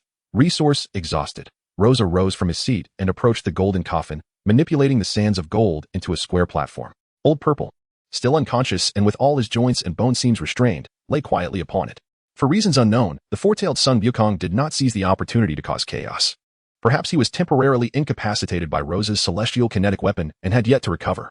Chiyo, the elder, followed closely beside Rosa, eagerly anticipating his next move. Electromagnetic force, activate. Deep beneath the earth, fragments of dense and hard metallic particles, weighing approximately 1 or 2 pounds, gradually congregated in Rosa's hands. Chiyo suddenly realized Rosa's intent, and his admiration for him grew even stronger. This was not merely wicked, it was wicked to the core, yet they welcomed such malevolence. Rosa withdrew a shuriken and sliced through one of Old Purple's arteries, causing blood to flow forth. He guided the metallic particles from the opened wound into Old Purple's artery. Chiyo instinctively assisted, employing medical ninjutsu to staunch Old Purple's bleeding and heal the major artery. The human body contains a substantial amount of trace metallic elements in its blood. Yet Rosa's precision with electromagnetic force was insufficient for control at that moment. He maneuvered the metallic fine sand to traverse Old Purple's arteries, some adhering to the blood vessels to restrict the flow of blood. Portions were directed to and affixed to the left ventricle of the heart. Once the operation was complete, Rosa snapped his fingers joyfully, exclaiming, "To earn little is to incur a loss. Thus, we can minimize our damages." From that point onward, Old Purple would be incapable of any vigorous activity. Otherwise, the metallic fine sand concealed within his arteries and left ventricle would claim his life. This human pillar had been utterly rendered ineffective, significantly draining Iwagakure's energy. Few were suitable candidates for the role of a human pillar. Until a new candidate could be found, Old Purple would become a mere burden. tasteless yet regrettable to discard. Even if he chose to become fully tailed beastified, it mattered not. Our losses would be minimal. At that time, I would manipulate the metallic particles in his heart to send him on his way. The four tails would once again meet their demise, reverting to a wild state. How awe-inspiring. Remarkable indeed. A vast expenditure of resources yielded a human pillar who could no longer fight. Upon discovering the truth, the Wagakure would surely be driven to madness. I longed to witness the expression on Inoki's face at that moment. Chiyo clapped in approval, recognizing that mercy towards enemies is cruelty towards oneself. Rosa's wickedness was rooted in the welfare of Sunagakure. Those who sincerely adopted conciliatory policies towards potential foes were nothing but traitors, traitors in spirit, traitors in reality. Gazing upon the celestial vortex within his mind, Rasha noted his 407 points. Once these negotiations with the land of lightning and earth conclude, and I further alter the original narrative, I should accrue the 500 points necessary to enhance the precision of my electromagnetic force to LV2. Augmenting the intensity to LV2 would demand 2,000 points. A matter for later consideration. For now, augmenting his capabilities was paramount. Were I to possess the strength to dominate the ninja world outright, I would naturally scorn such clandestine tactics, instead opting for unadulterated ostentation. Until then, however, subtle stratagems remain necessary. Alas, this wretched ninja world has compelled so virtuous a youth as myself to adopt the guise of a schemer. Woe is me. A thought then struck Rasha, and he declared, "Ah, yes, instruct the village's adepts of sealing techniques to apply additional layers of seals upon Rashi. Regardless of their efficacy, apply as many as possible. Furthermore, task them with studying the sealing technique employed by the stone village to contain the four tails. I recall our village's sealing techniques possessing inherent flaws. Even the sealing technique employed on Bunpoku was not without its imperfections. Shikaku's docility was solely due to its recognition of Bunpoku. Whether Gar's birth proceeds smoothly remains to be seen, but he would certainly not seal Shikaku within Gar's body, given the dark circles around the eyes of his son in the original narrative. Nevertheless, studying the stone village's advanced sealing techniques remained essential, as Rasha would not forego any opportunity to enhance his capabilities and those of his comrades. Such was his unwavering pragmatism. Chiyo and Ebizo assented, summoning the village's sealing technique specialists to carry out Rasha's instructions, thoroughly examining Rashi. The outcome of Inoki and the Raikage conflict would likely take some time to surface, and in the interim, they could not remain idle, but rather exploit their resources. Several days later, upon finally awakening from his stupor, Rashi was dismayed to discover that he had been stripped bare and adorned with countless layers of sealing techniques. A throng of ninja bustled about him, treating him as a mere laboratory subject. Chapter 42. Inoki's fury. Luo Sha has been closely monitoring the movements in the Land of Lightning. Daemu, known for his fiery temper, led a band of several hundred followers, racing with fierce determination to the borders of the Land of Lightning. Yet, awaiting him was the Third Raikage, commanding a similar number of subordinates. Daemu's intentions were glaringly obvious, targeting the Land of Lightning, making it impossible for them not to notice. He confronted the Third Raikage, demanding to know why he had dispatched his own son and disciples to sabotage the special operations team aimed at a Wagakure. Naturally, the Raikage could not admit to such a baseless accusation. With undeniable evidence in hand, and seeing the Raikage attempt to wriggle out of the situation, Daemu became agitated, leading to an all-out clash between their forces, resulting in losses on both sides. Finally, Daemu's anger subsided, as his actions had at least restored some dignity to his village. Often, it is unnecessary to elucidate every detail. Identifying a scapegoat and placing the blame upon them, followed by a show of force, can swiftly stabilize both military and civilian morale. Having suffered an unwarranted calamity, the Raikage felt a deep sense of frustration, pondering whether Daemu was indeed contemplating war against the Land of Lightning. Each side returned to their village, reacting in diverse ways, signaling that this matter was far from resolved. Daemu kicked open the door to the Tsukikage's office, entering with a sense of relief, having diffused a potential crisis, thanks to his decisive actions. Inside the office, his son Huang Tu wore a complex and gloomy expression, hastily concealing an object behind his back upon seeing Daemu return. "What troubles you, Huang Tu? Why the long face? I have just put the Raikage in his place. Is that not a cause for celebration?" Daemu remarked with a hint of dissatisfaction. "I just had a confrontation with the Raikage, and you look as if you've lost your father." After much hesitation, Huang Tu finally mustered the courage to present the envelope he had been hiding, expressing his indignation. "Father, you must see this for yourself. Only you can make a decision regarding this matter." Confused, Daemu took the envelope, and with a sudden sound, something fell from it, a severed pinky finger radiating the chakra signature of the old Jiraiya. Daemu swiftly adopted a serious demeanor as he opened the envelope, revealing a photograph and 2 sheets of paper. The photograph depicted the Four Tails Jinchuriki, old Jiraiya, bound by sealing jutsu on a bed, his right pinky missing, while a young man with red hair stood beside him. A jolt of alarm surged through him. His hands trembled as he pressed the photograph behind him, rapidly scanning the contents of the letter. "To whom it may concern, a young and capable jonin from our village, Luo Sha, recently captured your village's four-tails Jinchuriki, who was attempting to assassinate our wind shadow within the borders of the Land of Wind. Our village, in its magnanimity, wishes to forgive the transgressions of your Jinchuriki and, adhering to the principles of neighborly friendship, intends to return him. However, due to the shock this has caused our wind shadow, we would like to invite the Kazekage Daimyo to the Land of Birds in 7 days to discuss matters concerning the four-tails Jinchuriki and compensation for the wind shadow's emotional distress. We hope Mr. Daimyo will not bring too many guards, as it may cause further harm to your Jinchuriki. The letter concluded with a signature. Flipping to the second sheet revealed a meticulous list of war supplies and quantities, along with a detailed address for the negotiations. Sunagakure, Old Jiraiya. Daimyo held to the heavens, his fury igniting old wounds from his battle with the Raikage, causing him to spit blood. I spoke out of anger. And yet you foolishly went to the Land of Wind to investigate? If you had to go, at least do not get captured. What a disgrace for a Jinchuriki. In this list, these supplies, or ransom, are alarming even for me as the Kazekage. What the hell is this emotional distress fee? Old Jiraiya, reckless as he may be, could not possibly have directly charged into Sunagakure. At most, he would have wandered the borders, in the vicinity of Luo Yongshin, before being captured. Such a coincidence raises suspicion in Daimyo's mind. Could it be that Sunagakure and the Land of Lightning conspired against him? He examined the photograph again, his gaze fixed on the young red-haired man in the corner, filled with an intense desire to glare him to death through the picture. Luo Sha, presumably the disciple of the third wind shadow, has surprisingly developed the strength to defeat a Jinchuriki without revealing his true capabilities. What should be done now? On the verge of suppressing his fury, Noki contemplated the situation. His first impulse was to lead his subordinates to the Land of Wind, but he quickly dismissed the idea. The timing was inappropriate. Having just emerged victorious from a conflict in the Land of Lightning, he could not afford to incite further animosity by striking again. Compromise became the only feasible course of action, while he sought opportunities to reclaim the lost resources. The Jinchuriki was of paramount importance. The sooner he was recovered, the better. Prolonged delays could lead to leaks of information, which might provoke unforeseen complications. Not to mention, the brute from the Land of Lightning, who had just faced him in battle, could very well exploit the situation for his own gain. A Jinchuriki is akin to a nuclear weapon, wielding immense deterrent power. The Land of Earth, having suffered a grievous loss, must be prepared for the inevitable predatory instincts of those who scent blood. Picking up a severed finger from the ground, he recognized the chakra signature of the old purple, belonging to the four-tails. With his doubts dispelled, Noki growled. Take this list and prepare the resources for the exchange of the hostage. Furthermore, keep this matter under wraps. I do not wish for a third party to be aware of it. In a few days, you and I shall proceed to the Land of Birds with the supplies. Mobilize the ninjas in the village under the pretext of military exercises to stand by at the border of the Land of Birds. I cannot afford any unforeseen incidents. What if this is a trap? The second Hokage, Senju Tobarama, fell victim to a scheme devised by the Golden and Silver Brothers from the Land of Lightning.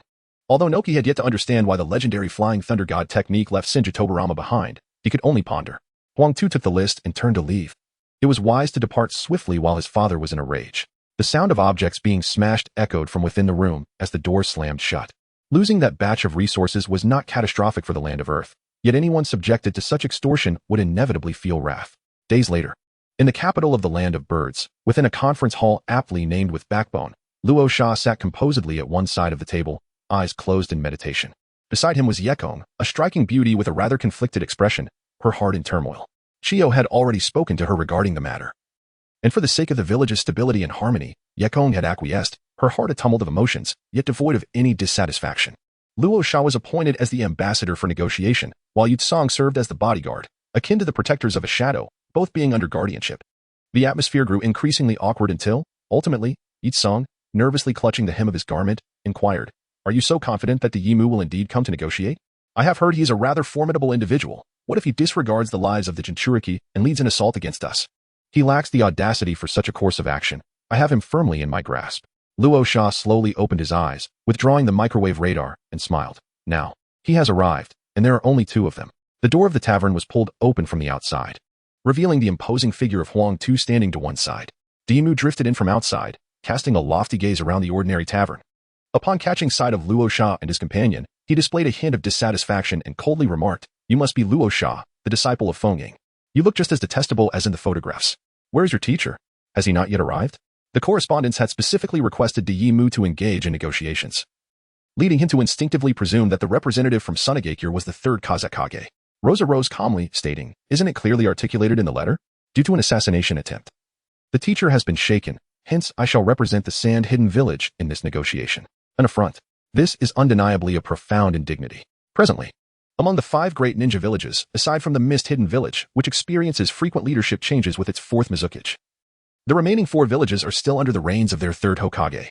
To summon a disciple before oneself is nothing short of a personal insult. Does a Wagakure not hold the Sand Hidden Village in contempt?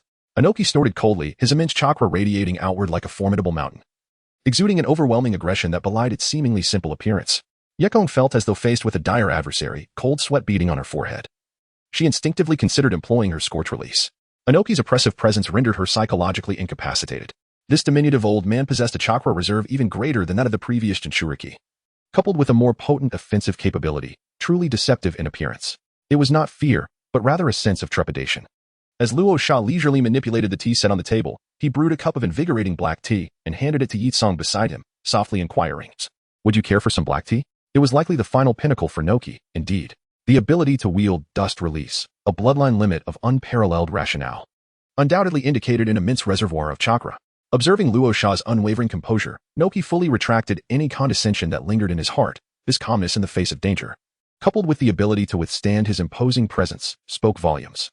Though this red-haired individual may have lacked in status, his prowess was undoubtedly substantial, meriting a place at the same table for discourse. Suddenly, Noki posed a question. My dust release possesses the most formidable offensive capability in the ninja world, capable of disintegrating the vast majority of objects into nothingness. Furthermore, it requires no hand seals. Are you not concerned that I might suddenly unleash it, exchanging your lives for that of the old purple one? Yitsong's throat tightened slightly. She was indeed aware of the destructive nature of dust release, and the fact that it required no hand seals was true. Most elite shinobi would fall to Nakus might within a single move, reduced to ashes. You may certainly attempt to discern whether your dust release is swifter than my magnet release, she retorted. Rasha lifted his gaze, his eyes blazing with intensity as he locked them with Inoki's. A binding force exists between atoms, whether through the sharing of electrons or the transfer thereof. This interaction is known as a chemical bond. Inoki's dust release is assuredly not the annihilation of matter into nothingness, as that would contravene the law of conservation of energy, but rather the decomposition of matter into its atomic constituents, albeit on a scale too minute for observation. The general method involves disrupting the chemical bonds between atoms, a feat I should be able to accomplish as my abilities progress. Even now, there is no need to fear Inoki, while dust release requires no hand seals. Inoki's execution of it, as depicted, still necessitates a moment or two to form the cube, followed by a certain degree of damage latency. It is akin to 2 mid-laners facing off, where Rasha's network latency is 10 milliseconds, and Inoki's is 2,000 milliseconds. Even the peak faker would be at a disadvantage. After a prolonged stare-down, even Yakura and Katsuchi sensed the tension between the two, and were beginning to fret that the negotiation would fall apart. Abruptly, Inoki withdrew his imposing aura, floated to a chair on the opposite side of the table, and sat down, placing his hands on the surface, appearing as an ordinary elder. As if nothing had transpired, Inoki remarked casually, indeed, quite bold. The Kazekage has taken on a fine apprentice. Where are the individuals I requested? Those you seek may not have been brought here. Luo Sha instinctively recited a line from the film Infernal Affairs, unable to suppress a chuckle, and remarked, Old Z is staying at a certain inn within the city. I shall not release anyone without compensation for my teacher's emotional distress, regardless of the circumstances. He was determined to maintain the upper hand in negotiations. Diimu, unperturbed, recognized his current lack of leverage. He lightly tapped the table, signaling Huang Tu to bring forth the items. The towering figure of Huang Tu promptly stepped forward, laying out a dozen storage scrolls on the table. Count them, for my time is limited, and I do not wish to squander it unnecessarily. The ransom you seek is contained within these. The storage scrolls are merely a bonus. Diimu expressed his impatience, his thoughts drifting to the remarkable young talents of Sunagakure, feeling a pang of disappointment for his village, where, apart from the Jinchuriki, there was scarcely anyone capable of combat. Raza delved into the scroll, meticulously enumerating the supplies contained within, cross-referencing them with the inventory list. Simultaneously, he conducted a thorough inspection of the items to ensure their integrity, wary of any potential tampering by the rock-hidden village. The requisitioned materials primarily comprised shuriken, kunai, explosive tags, and specialized metals. He was not particularly demanding regarding provisions or medical supplies, as any manipulation of these items would be subtle and challenging to detect. It can be said that Raza harbored a rather cynical disposition, instinctively contemplating the worst intentions of his adversaries. After a comprehensive examination, he found no significant issues. Some weapons showed signs of wear, likely discarded secondhand goods from the rock-hidden village, yet they remained functional. The Sand Shinobi were so impoverished that they could hardly afford to be choosy. Luo Sha remained silent, sweeping his arm to push the storage scroll on the table before Diimu. What is the meaning of this? Diimu frowned slightly, his prominent nose twitching in dissatisfaction. Everything you requested is contained within, without any discounts. Why do you push it back to me? The items listed on the inventory can indeed be checked against the contents. With hands resting upon the table, Raza leaned forward, his eyes narrowed, and he remarked, however, the situation has undergone a slight alteration since our previous discussion. Just yesterday, within these very confines, I convened with representatives from the Hidden Cloud Village. They have expressed a willingness to tender an equivalent sum for the acquisition of the Four Tails Jinchuriki from our possession. Therefore, if you aspire to secure Rashi, your current offer proves insufficient. Additional compensation will be required. This development stirred a sense of displeasure within Raza, who inwardly fumed. Confound those scoundrels from the Hidden Cloud Village. To think they would offer such a paltry sum for the Four Tails Jinchuriki. Do they hold so little regard for a tailed beast? Are they attempting to trifle with me? Inoki levitated abruptly, his anger palpable, his prominent nose twitching violently. His imposing aura as a Kaga-level shinobi washed over the room, leaving Waikai feeling as though she were adrift at sea in a fragile vessel, buffeted by towering waves. Such was the extent of the pressure exerted upon her. Chapter 44. Parody with Tsukumo Hataki and opportunistic price hike? Inoki could scarcely contain his indignation.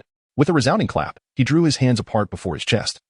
Adopting a stance reminiscent of Tien Shinhen's tri-beam technique, a surge of chakra emanated from his being, converging between his hands, culminating in the dust release, detachment of the primitive world technique, capable of disintegrating nearly any substance into its constituent atoms, renowned throughout the shinobi world for its unparalleled destructive force, impervious even to the Susanoo, and boasting swift execution. The dust release cube could be conjured in under 2 seconds, ensuring the complete disintegration of its target.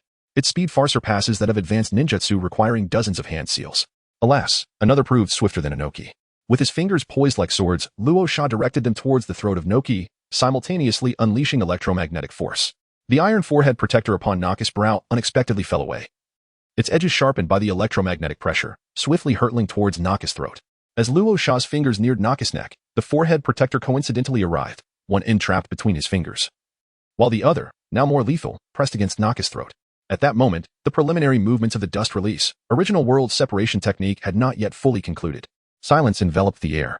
Noki felt the hairs on the back of his neck rise, a cold sweat breaking forth as his mind raced. Magnet release, magnet release. The potential for evolution in bloodline limits existed, akin to Konoha's Sharingan. It was evident that this youth's bloodline limit had indeed evolved. Sand iron, sand gold. The forehead protector, these were all metals. This red-haired youth's current bloodline limit must have ascended to a higher tier, enabling him to manipulate metal directly. The forehead protector was made of iron. What of the Shuikin and kunai? Noki dared not contemplate further. He could only acknowledge that from that moment onward, his previously unwavering confidence had placed him in peril. He had been overly complacent, believing that possessing dust release would allow him to look down upon the ninja world, only to stumble today.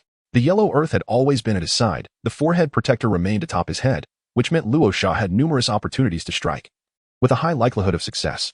Naka's eyes became vacant, his chakra dissipated, and his hands fell helplessly. He never anticipated that today, he would be schooled by a junior.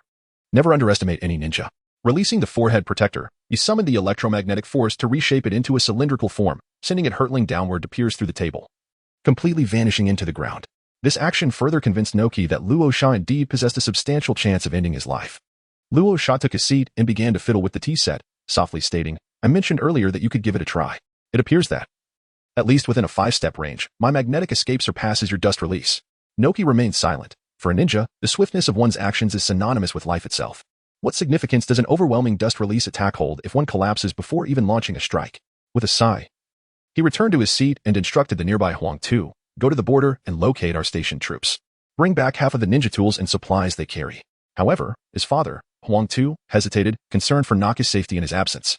After all, the border troops served as a secondary safeguard for Noki, as long as he was not ambushed and swiftly eliminated. The forces would have ample time to respond and come to his aid. Yet, what is this? Do they truly believe that a shadow-level powerhouse like me requires your protection? Noki frowned and retorted, the border troops are my true assurance of life. From what that young man just displayed, if he truly intended to assassinate me, he would have a considerable chance of success, yet, he refrained from doing so. This indicates that they are genuinely engaged in negotiations, rendering the border army unnecessary. With a smile, Luo Sha continued, we merely seek wealth, as honorable individuals do, unlike those uncouth rascals from the land of thunder. Huang Tu pondered this, realizing its truth, and hurriedly made his way to the border. Having fully articulated his thoughts, Luo Sha had indeed substantiated his prowess, causing Daimyo to no longer harbor any disdain, regarding Luo Sha as an equal among formidable beings. With nothing pressing to attend to, they engaged in casual conversation, during which Luo Sha jestingly criticized the land of thunder, fostering a sense of camaraderie with Daimyo. Your magnet release is quite impressive. However, it achieves its most astonishing effects only upon first use. Young man, when we meet again, tread carefully. Even if I were to sacrifice 10,000 ninjas, I would still ensure your demise, Daimyo stated calmly. He recognized that Luosha's bloodline limit posed a significant threat to ordinary ninjas. In his perspective, there were two viable approaches to subdue Luosha. The first involved a shadow-level powerhouse intervening personally. Though victory was not guaranteed, Old Purple had failed in such an endeavor. The second was a strategy of overwhelming numbers, whereby simultaneously manipulating a vast quantity of metal would inevitably entail greater mental and physical exertion. Rasha smiled, offering no rejoinder, and drew Yakura, who had been standing guard, to sit beside him. With the beauty in his embrace, he subtly flaunted his advantage before Inoki, who had reached an age where such pleasures were beyond his grasp. While Inoki harbored no envy, being a man not given to lasciviousness, he felt it was an unnecessary display. Rasha picked a grape from the fruit platter, peeled it, and placed it into Yakura's mouth, who seemed somewhat restrained and ill at ease. Turning to Inoki, he complained, "We agreed not to bring too many guards. I've only brought my betrothed, Earth Shadow. Your actions are hardly honorable, deploying a large army at the border. Do you have so little faith in the integrity of our sand village?" Yakura, her face flushed, swallowed the grape. Inoki, witnessing the couple's affectionate display, felt a pang of bitterness and retorted, "We're all guilty of similar tactics. You, young man, have even contacted the Land of Lightning to exert pressure on us, forcing us to concede to your terms. That hardly makes you a paragon of virtue. I suspect you've also positioned a large army along the Wind Country border." Lo Sha gently shook his fingers, squinting as he negated, "No, no, no. Once the troops are mobilized, it will consume vast amounts of resources. Our sand-hidden village cannot afford such extravagance. I have merely arranged for individuals to stand by Old Z's side. If I am not seen within a day, they shall prepare him for transport to the Land of Lightning.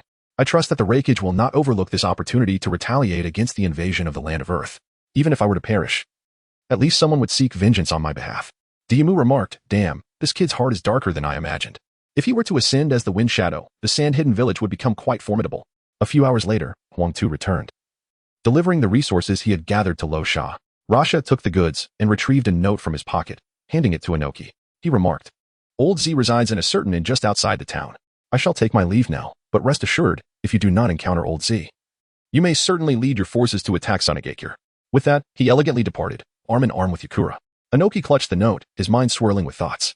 The young man had indeed spoken falsely. He had just claimed that Old Z was in the city.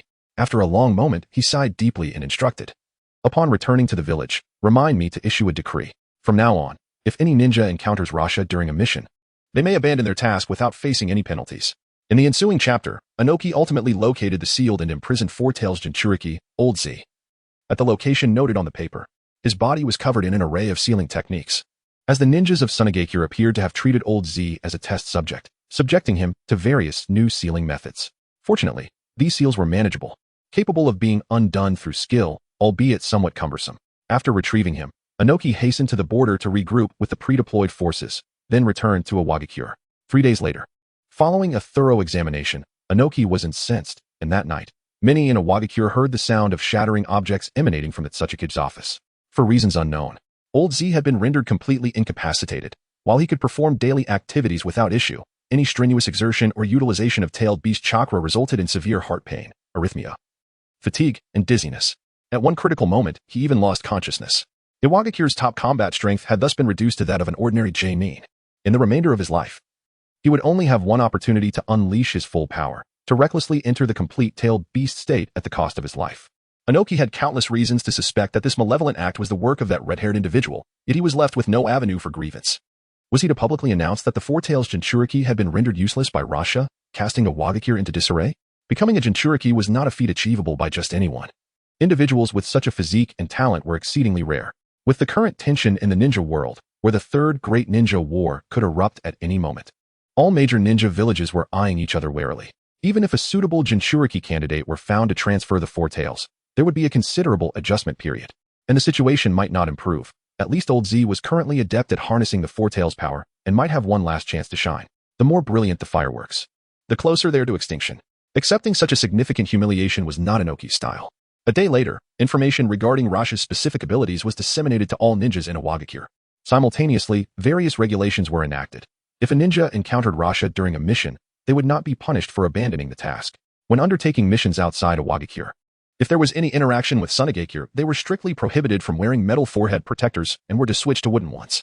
If not for the grassroots ninjas' heavy reliance on physical techniques and ninja tools, Inoki would have considered replacing all of Awagakure's equipment with wooden variants.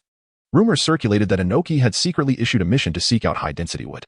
The considerable commotion in Iwagakure could not escape the notice of outsiders, and news regarding Rasha spread swiftly throughout the ninja world. The ninja realm was shaken. Sunagakure had risen another top-tier powerhouse, one that posed a significant threat to both low-ranking ninjas and even Jainin. Various ninja villages began to deliberate on how to confront Rasha and counter his ability to manipulate metal. The answer seemed nearly insurmountable. Everyone was aware of Inoki and the might of the Kage. How to counter and limit them had long been a recurring topic among rival villages. True Kage-level powerhouses are undeterred by targeting and limitations. They may have weaknesses, yet they remain formidable even when restricted. This distinction between Kage level and sub-Kage level is the essence of their resilience against tactics designed to undermine them. In Sunagakure, Danzo stormed into the Hokage's office. A stack of documents in his arms, his expression dark. He approached Sarutobi Hiruzen's desk and slammed the papers down before him. Sarutobi.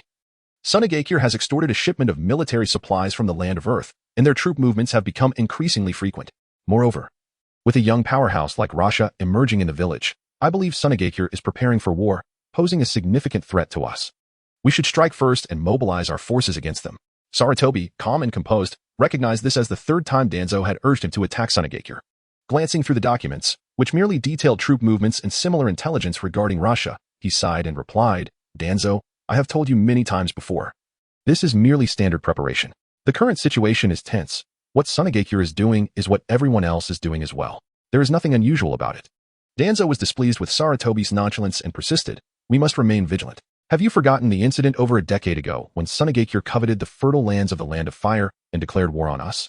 The past may very well repeat itself. We should take the initiative and deploy our forces to secure the upper hand. Sarutobi firmly rejected Danzo's proposal, patiently explaining, Danzo, I understand your inclination towards expansion, but have you considered what benefits we would gain from conquering the Land of Wind, the Land of Earth, or the Land of Lightning? The Land of Fire is vast and rich in resources. We possess everything other villages have, and even what they lack. We have no justification for expansion. It does not align with the village's interests. Moreover, our dominance over such abundant resources is a divine favor. As long as we do not initiate expansion, even if other villages harbor resentment, they will find it difficult to unite against us. However, should we strike first and conquer any nation, all other villages will feel threatened and will truly unite to expel us. We need peace. We cannot exhibit any inclination toward expansion. As the saying goes, a surrounded army must leave a gap. As long as we do not force other villages into a corner, they will not rebel. With that, Sarutobi slowly closed his eyes. This was why he preferred a passive approach. Iwagakure couldn't withstand the full might of the other ninja villages, so he sought to avoid that possibility at all costs. Danzo remained silent for a moment, realizing he could not sway Sarutobi, and then insisted. Then let us first eliminate that Rasha. His threat to ordinary ninjas is too great. Once war breaks out, he will be Sunagakure's sharpest blade. Sarutobi shook his head. Tossing Danzo's documents into the wastebasket, countering, Inoki poses a significant threat to ordinary ninjas as well. Should we also send someone to assassinate him? Danzo. Such actions would amount to declaring war and would only unite the other ninja villages against us. Nothing is permitted, nothing at all. Sarutobi, you will eventually regret your decision. Hanzo, filled with rage, stormed away, retreating into the shadows. I am the root that safeguards Konoha. Let me bear all sins and evils. Chapter 46. Electromagnetic Canon. The ninja world is in turmoil, with varied reactions from all sides. In Sunagakure, Rasha reaps the benefits of the chaos. Seated comfortably at home, he passes the time engaging in conversation with his two fiancées, while points cascade down from the heavens. What a delightful situation. With Chiyo mediating, Kururo holds a rather lenient stance regarding Rasha's intention to take another wife, as it is all for the good of the village. On the other hand, Yakura expresses a disdainful fade, claiming to act solely for the village's benefit, yet deep down, he does not seem particularly opposed to the arrangement. The only one truly troubled is his brother-in-law, Yoshimaru. As I had anticipated, the sister's husband has indeed fallen prey to that wicked woman. Thus, when he next encounters Yakura, he can no longer boast with the same bravado as before. One day, Rasha envisioned the swirling starry sky within his mind, his points now totaling 502. Having surpassed the significant threshold of 500. With the assistance of Noki and the butterfly effect in play, the transformations within the ninja world have grown increasingly profound. Remarkably, the time taken to accumulate these 500 points was merely half that of the previous occasion. Without hesitation, he elevated the precision of his electromagnetic force to level 2. The change was minimal, yet he received a crucial piece of information. The points required for level 3 precision were equivalent to the strength needed for level 2, both amounting to 2,000 points. As I had surmised, precision equates to authority, while strength denotes power. Although strength holds slightly more significance, both elements are essential. I wonder where the limits of the starry vortex lie, and if it can truly elevate me to become the god. In the depths of Luo Sha's contemplation, a myriad of thoughts swirled, accompanied by a faint sense of regret. Theoretically, the potential of electromagnetic force is boundless when pushed to its limits through a unified field. It could accomplish anything that human imagination conceives. This is akin to the omnipotent deity of Christianity, the God, who possesses infinite knowledge and power, capable of anything. Humanity is an insatiable creature. Prior to acquiring the Golden Finger, Luo Sha's sole ambition was to cling to the coattails of Konoha, striving merely for survival. However, after obtaining the Golden Finger, Luo Sha's ambitions burgeoned progressively. When presented with the opportunity to evolve into an omniscient and omnipotent being, how could one possibly relinquish such a chance? Rasha's concern revolves around the accumulation of points. Given the points required to elevate his rank and the points he has garnered, he realizes that even if he were to upheave the entire shinobi world, it would be impossible to amass enough points to fully develop his abilities. He has grown quite familiar with such tropes prevalent in online novels. Achieving level 1 necessitates 100 points. Yet reaching the pinnacle of even level 1 could demand hundreds of thousands, if not millions, of points. As the saying goes, living in the moment before becoming the god. It would be prudent to set a modest goal, perhaps to conquer the entire shinobi realm, including that group of extraterrestrials. Citing the need to attend to certain matters, he exchanges a few words with his two fiancées, then equips himself with the necessary tools and materials, venturing into the wilderness to experiment and develop new abilities. The weight of the metals he can manipulate and the extent of his control have significantly improved. Yet he remains limited to manipulating electromagnetic waves and employs microwaves only in a rudimentary manner. After a series of attempts, he feels somewhat disheartened. The avenues for development appear rather narrow, confining him primarily to the path of electromagnetic acceleration. Consequently, he decides to first experiment with the renowned technique of the Railgun. In the shinobi world, coins do indeed exist. Rasha tosses the coin in his hand, fixing his gaze on a pure iron target 100 meters away. Hoping not to be greatly disappointed. Electromagnetic force, activate. There are various types of electromagnetic cannons: coil guns, rail guns, thermal guns, and heavy connection guns, among others. The method employed by Misaka Makoto, known for her rail gun, closely resembles that of the heavy connection gun, making it the most feasible approach for Rasha to implement. He constrains the electromagnetic force, simulating two rectangular coils around the coin. Subsequently, he amplifies the output of the electromagnetic force, causing the coin to be propelled by the powerful magnetic field generated between the two rectangular coils, swiftly breaking through the sound barrier as it hurtles toward the target 100 meters away. The coin, now surpassing the speed of sound, experiences violent friction with the air. Generating intense thermal energy, its exterior begins to erode and ignite, trailing a plume of white smoke. After traveling over 30 meters, it vanishes entirely.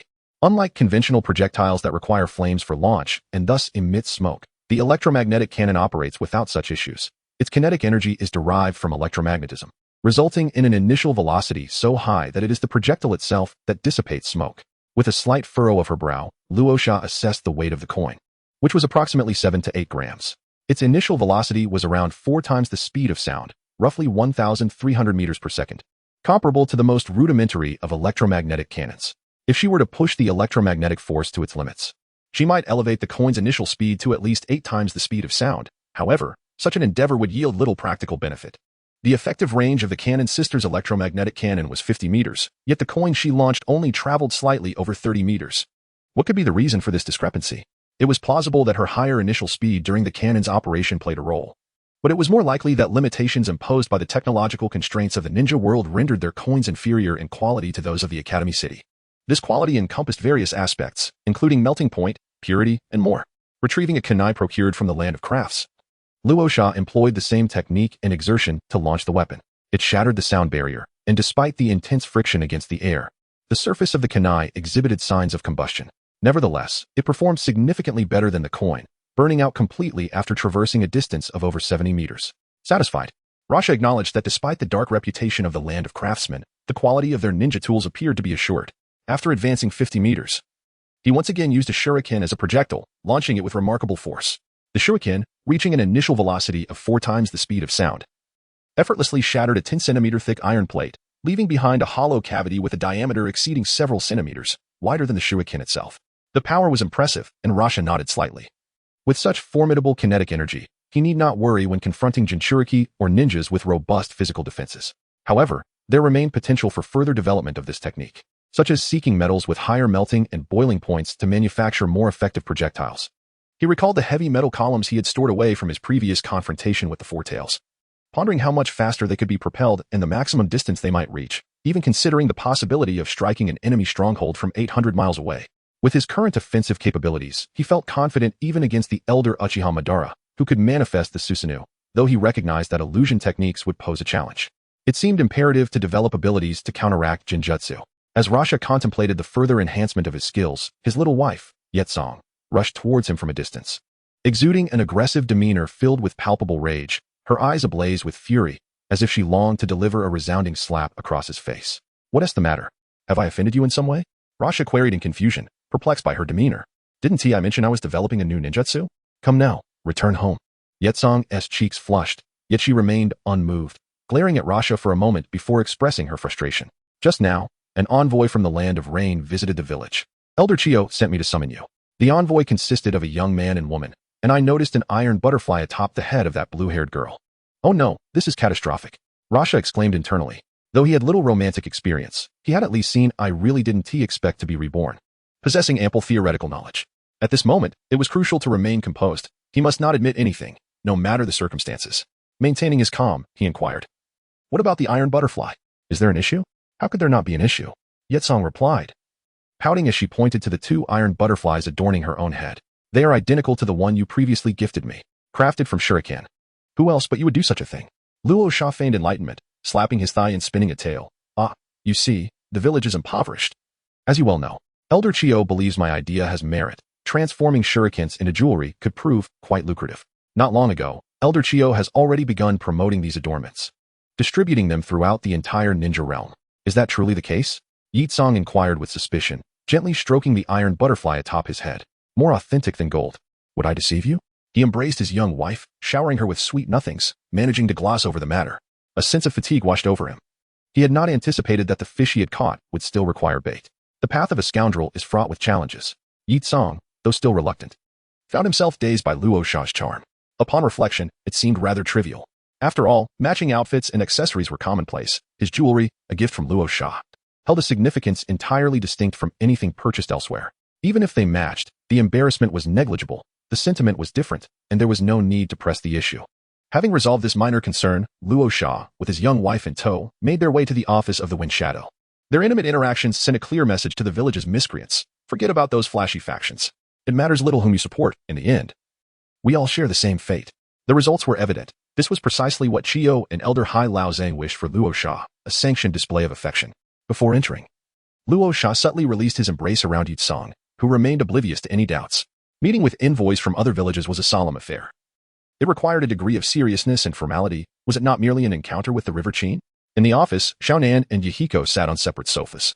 Upon their arrival, Xiaonan lifted her gaze first, scrutinizing Yitsong for a moment before examining Luo Sha, her expression perplexed. He appeared entirely different from the person etched in her memory.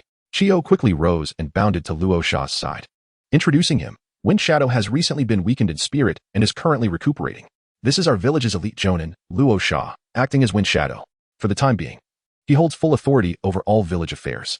The village's military preparations were nearing completion, and Luo Sha had captured the Four Tails Jinchuriki, demonstrating his prowess and garnering considerable esteem.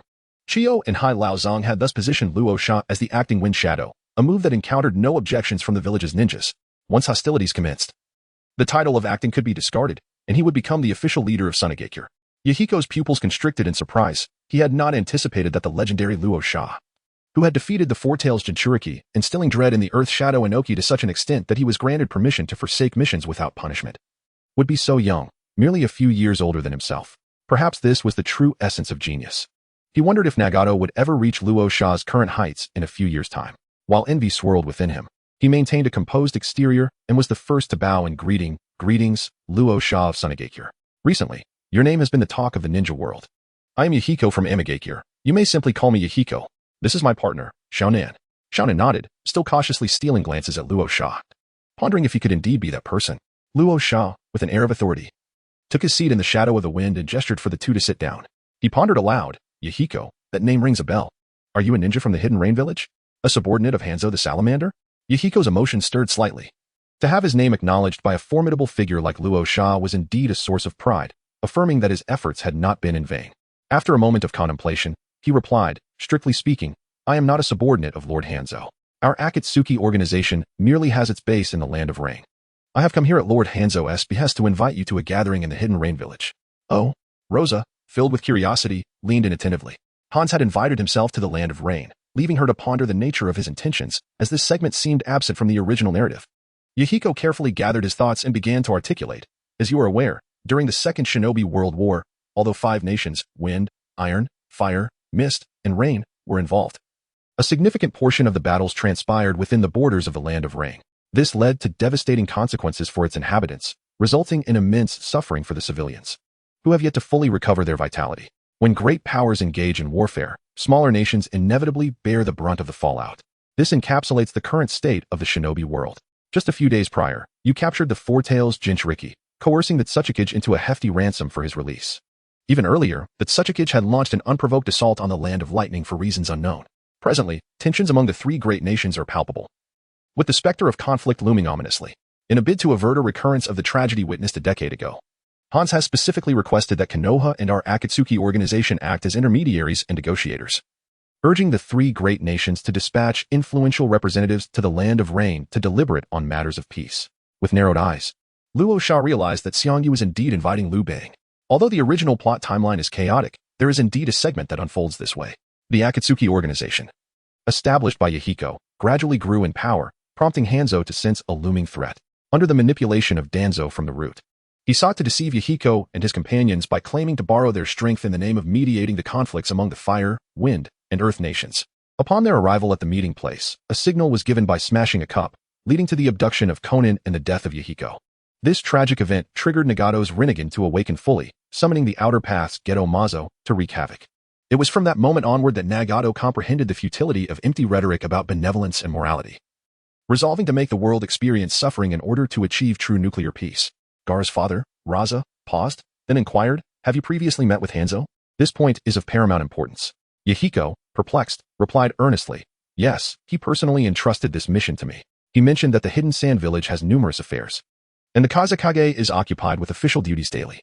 He doesn't expect to invite the Kazekage himself, but securing your presence would suffice. As a veteran who witnessed the rise of the Sannin, Lord Hanzo greatly desires to meet you and to observe your esteemed figure during the talks. It seems this is directed at me. At least I am one of the targets. If I agree to attend, would you then proceed to the Land of Earth and the Land of Lightning?"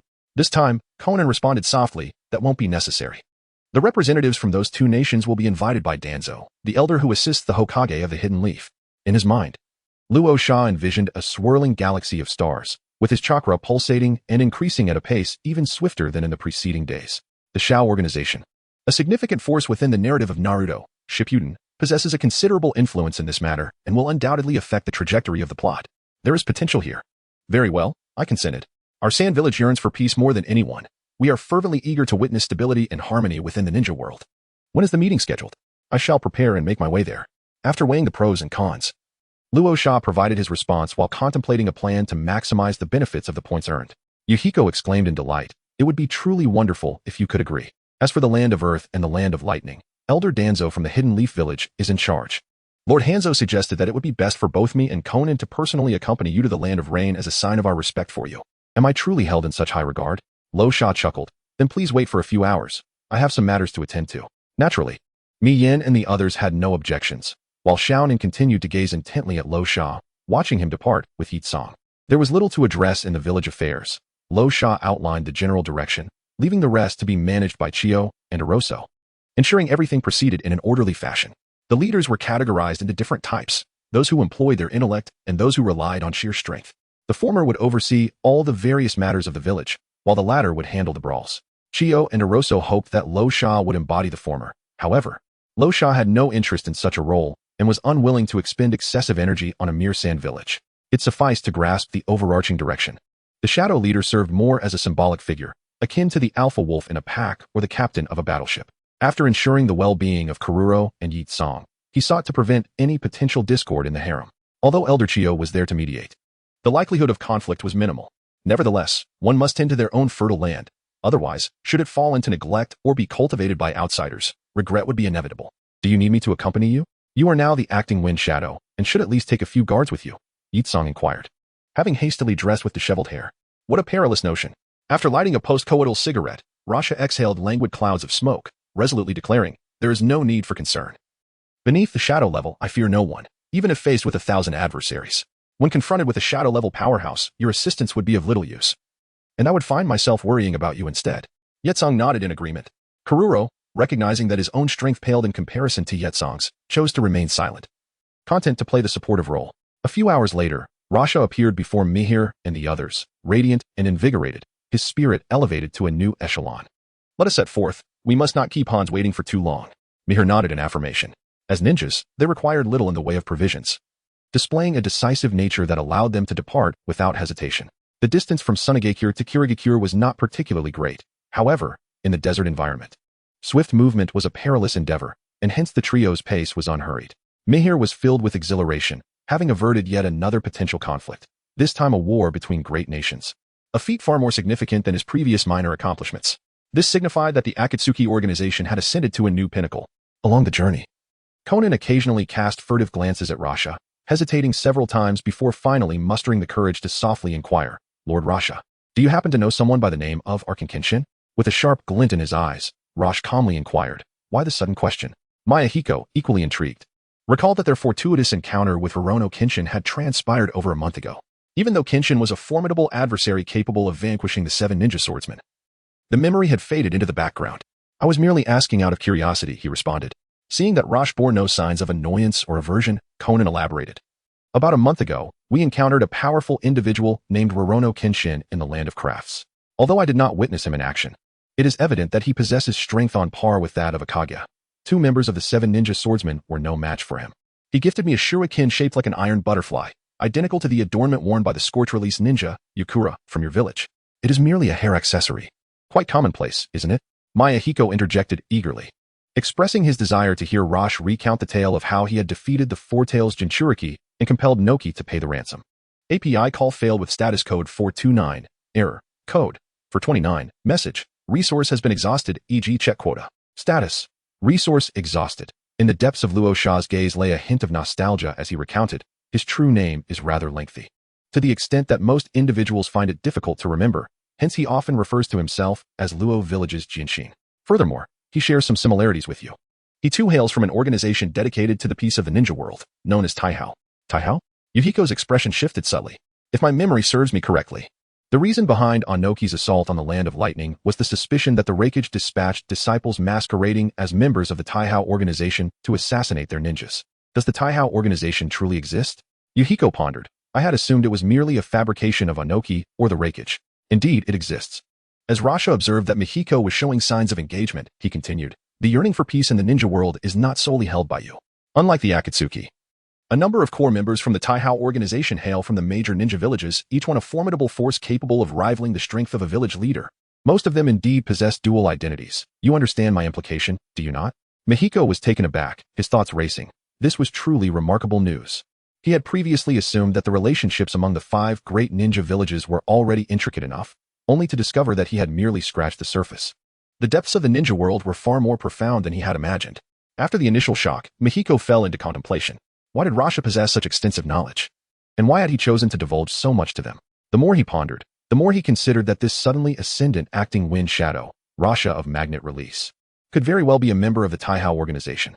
API call failed with status code 429, error, code, for 29, message, resource has been exhausted, e.g. check quota. Status, resource exhausted, not long ago, in Loatsuan, Jinshin proposed to the leader of the Taihao organization to admit you as an external member. The leader rejected this proposal, citing your insufficient strength, but designated you as a key subject for evaluation. Although Yuhiko has become the leader of the Akatsuki organization, his youth renders him susceptible to the influence of Luo Sha. He finds himself spiraling from questioning why he wishes to join the Taihao organization to pondering why its leader would refuse his inclusion. With the participation of our Akatsuki organization, wouldn't it be easier to achieve peace in the ninja world? After a profound reflection, he despondently realizes that if the core members of the Taihao organization are indeed all of the shadow-level strength, they must hold significant sway within the various ninja villages, capable of influencing their decisions. In a moment of haze, Yuhiko is struck by the illusion that the peace the ninja world has enjoyed over the past decade is the result of the relentless efforts of the core members of the Taihao organization. The most perilous aspect of personal speculation lies in the insidious theories surrounding hidden families, such as the Rothschilds, who are believed to secretly control the world, which can easily deceive the youth. In this contemplative state, not only Yuhiko, but also Conan, whose thoughts are even more intricate, finds herself immersed in reflection. API call failed with status code 429, error, code, for 29, message, Resource has been exhausted, e.g. check quota. Status. Resource exhausted, Luo Village's Jinshin. Or perhaps the enigmatic figure behind the recent assault on Awagakure. If Luo Sha indeed belongs to the Taihao organization, he would have assumed the role of the acting Kazekage for Sunagakure, suggesting that this organization wields an alarming level of power. Who else within the shinobi world might be affiliated with Taihao? These shadowy manipulators of the ninja realm, is their true intention to maintain peace within it? Yahiko and Konan remained silent, repeatedly mulling over these questions, ensnaring themselves in a web of contemplation. The land of rain and the land of wind can be regarded as neighboring countries, with a stretch of land connecting them that seamlessly blends the climatic characteristics of both nations. The temperature is high, with abundant rainfall and dense forests, reminiscent of the tropical rainforest near the equator on Earth in a previous life. Luo Sha had donned a striking black outfit, draped in a red and black cloak, and adorned with a wide-brimmed hat, elevating his appearance far above that of an ordinary ninja. After all, he did not require nimble movements to eliminate his foes. He was a human cannon, and any garments that might hinder mobility would not diminish his combat prowess. As he ventured deeper into the rainforest, his boots crunching through clusters of grass and splashing through puddles, Luo Sha suddenly halted, lifting his gaze to the distance ahead. What is it? Yahiko inquired, puzzled by Luo Sha's abrupt stop. There is an ambush 300 meters ahead, spanning from 9 o'clock to 3 o'clock. The numbers range from 35 to 40 individuals, with at least 3 being elite jonin, while the rest are chunin. As Luo Sha spoke slowly, he continued to advance with an air of nonchalance, willingly stepping into the enemy's trap. Yahiko and Konan were struck with astonishment. How could anyone have ambushed them? Over 30 ch nin and 3 j nin. Such forces could not possibly be summoned by an ordinary village. Indeed, the entirety of the Akatsuki could barely muster a comparable contingent. Yet it was rare for anyone to deploy all their forces for a single operation. Aside from the erratic and radical Tsuchika Jinoki, no leader in the ninja world would undertake such a perilous endeavor. Most would calculate the risks of failure, keeping them within manageable limits. The most alarming aspect was Luo Sha's uncanny ability to detect enemy presence from 300 meters away, especially when the ambushes were intent on concealing themselves and suppressing their chakra fluctuations. For most ninjas, detecting an enemy from 30 meters was already remarkable, as that was the conventional range for shuriken attacks. Yet Luo Sha not only extended that distance tenfold but also accurately pinpointed the enemy's location and general strength. Yahiko could not doubt the veracity of Luo Sha's claims. Suddenly, Konan recalled something and hurried to catch up with Luo Sha. Lowering her head and speaking in a hushed tone, Lord Luo Sha, please do not misunderstand. The ambushes have no connection to us. We were unaware of their presence. We genuinely only wish to invite you to a meeting in the Land of Rain. Yahiko then realized the implications. What if Luo Sha believed they were allied with the ambushes? Would they not be at risk of being eliminated on the spot? The supposed invitation to a meeting would turn into an ambush, leaving them with the dire burden of responsibility. Before Yahiko could elaborate, Luo Sha reached out to smooth Konan's disheveled hair, a result of her hurried movements. In a gentle tone, he said, I am well aware that this is not your fault. It seems our movements were inadvertently leaked. There are indeed those in the ninja world who wish to see me dead. For now, act as if nothing has transpired and follow closely behind me.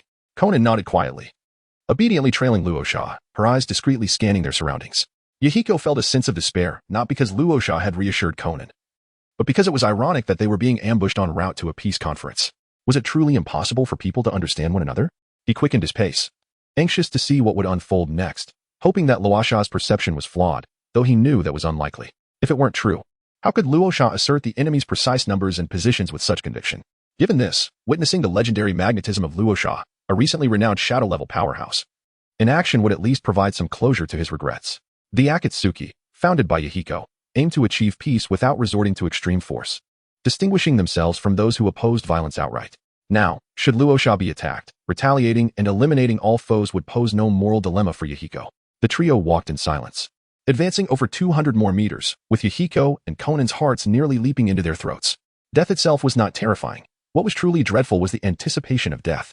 Several times, Yahiko considered urging Luo Sha to take an alternate route, but the rumors surrounding Luo Sha's prowess, the invincible warrior, held him back. Here they come, Luo Sha stated flatly. From the direction he indicated, a dozen ninjas burst forth, armed with kunai, shuriken, and an array of jutsu, hurtling through the foliage towards the trio. A volley of attacks was imminent.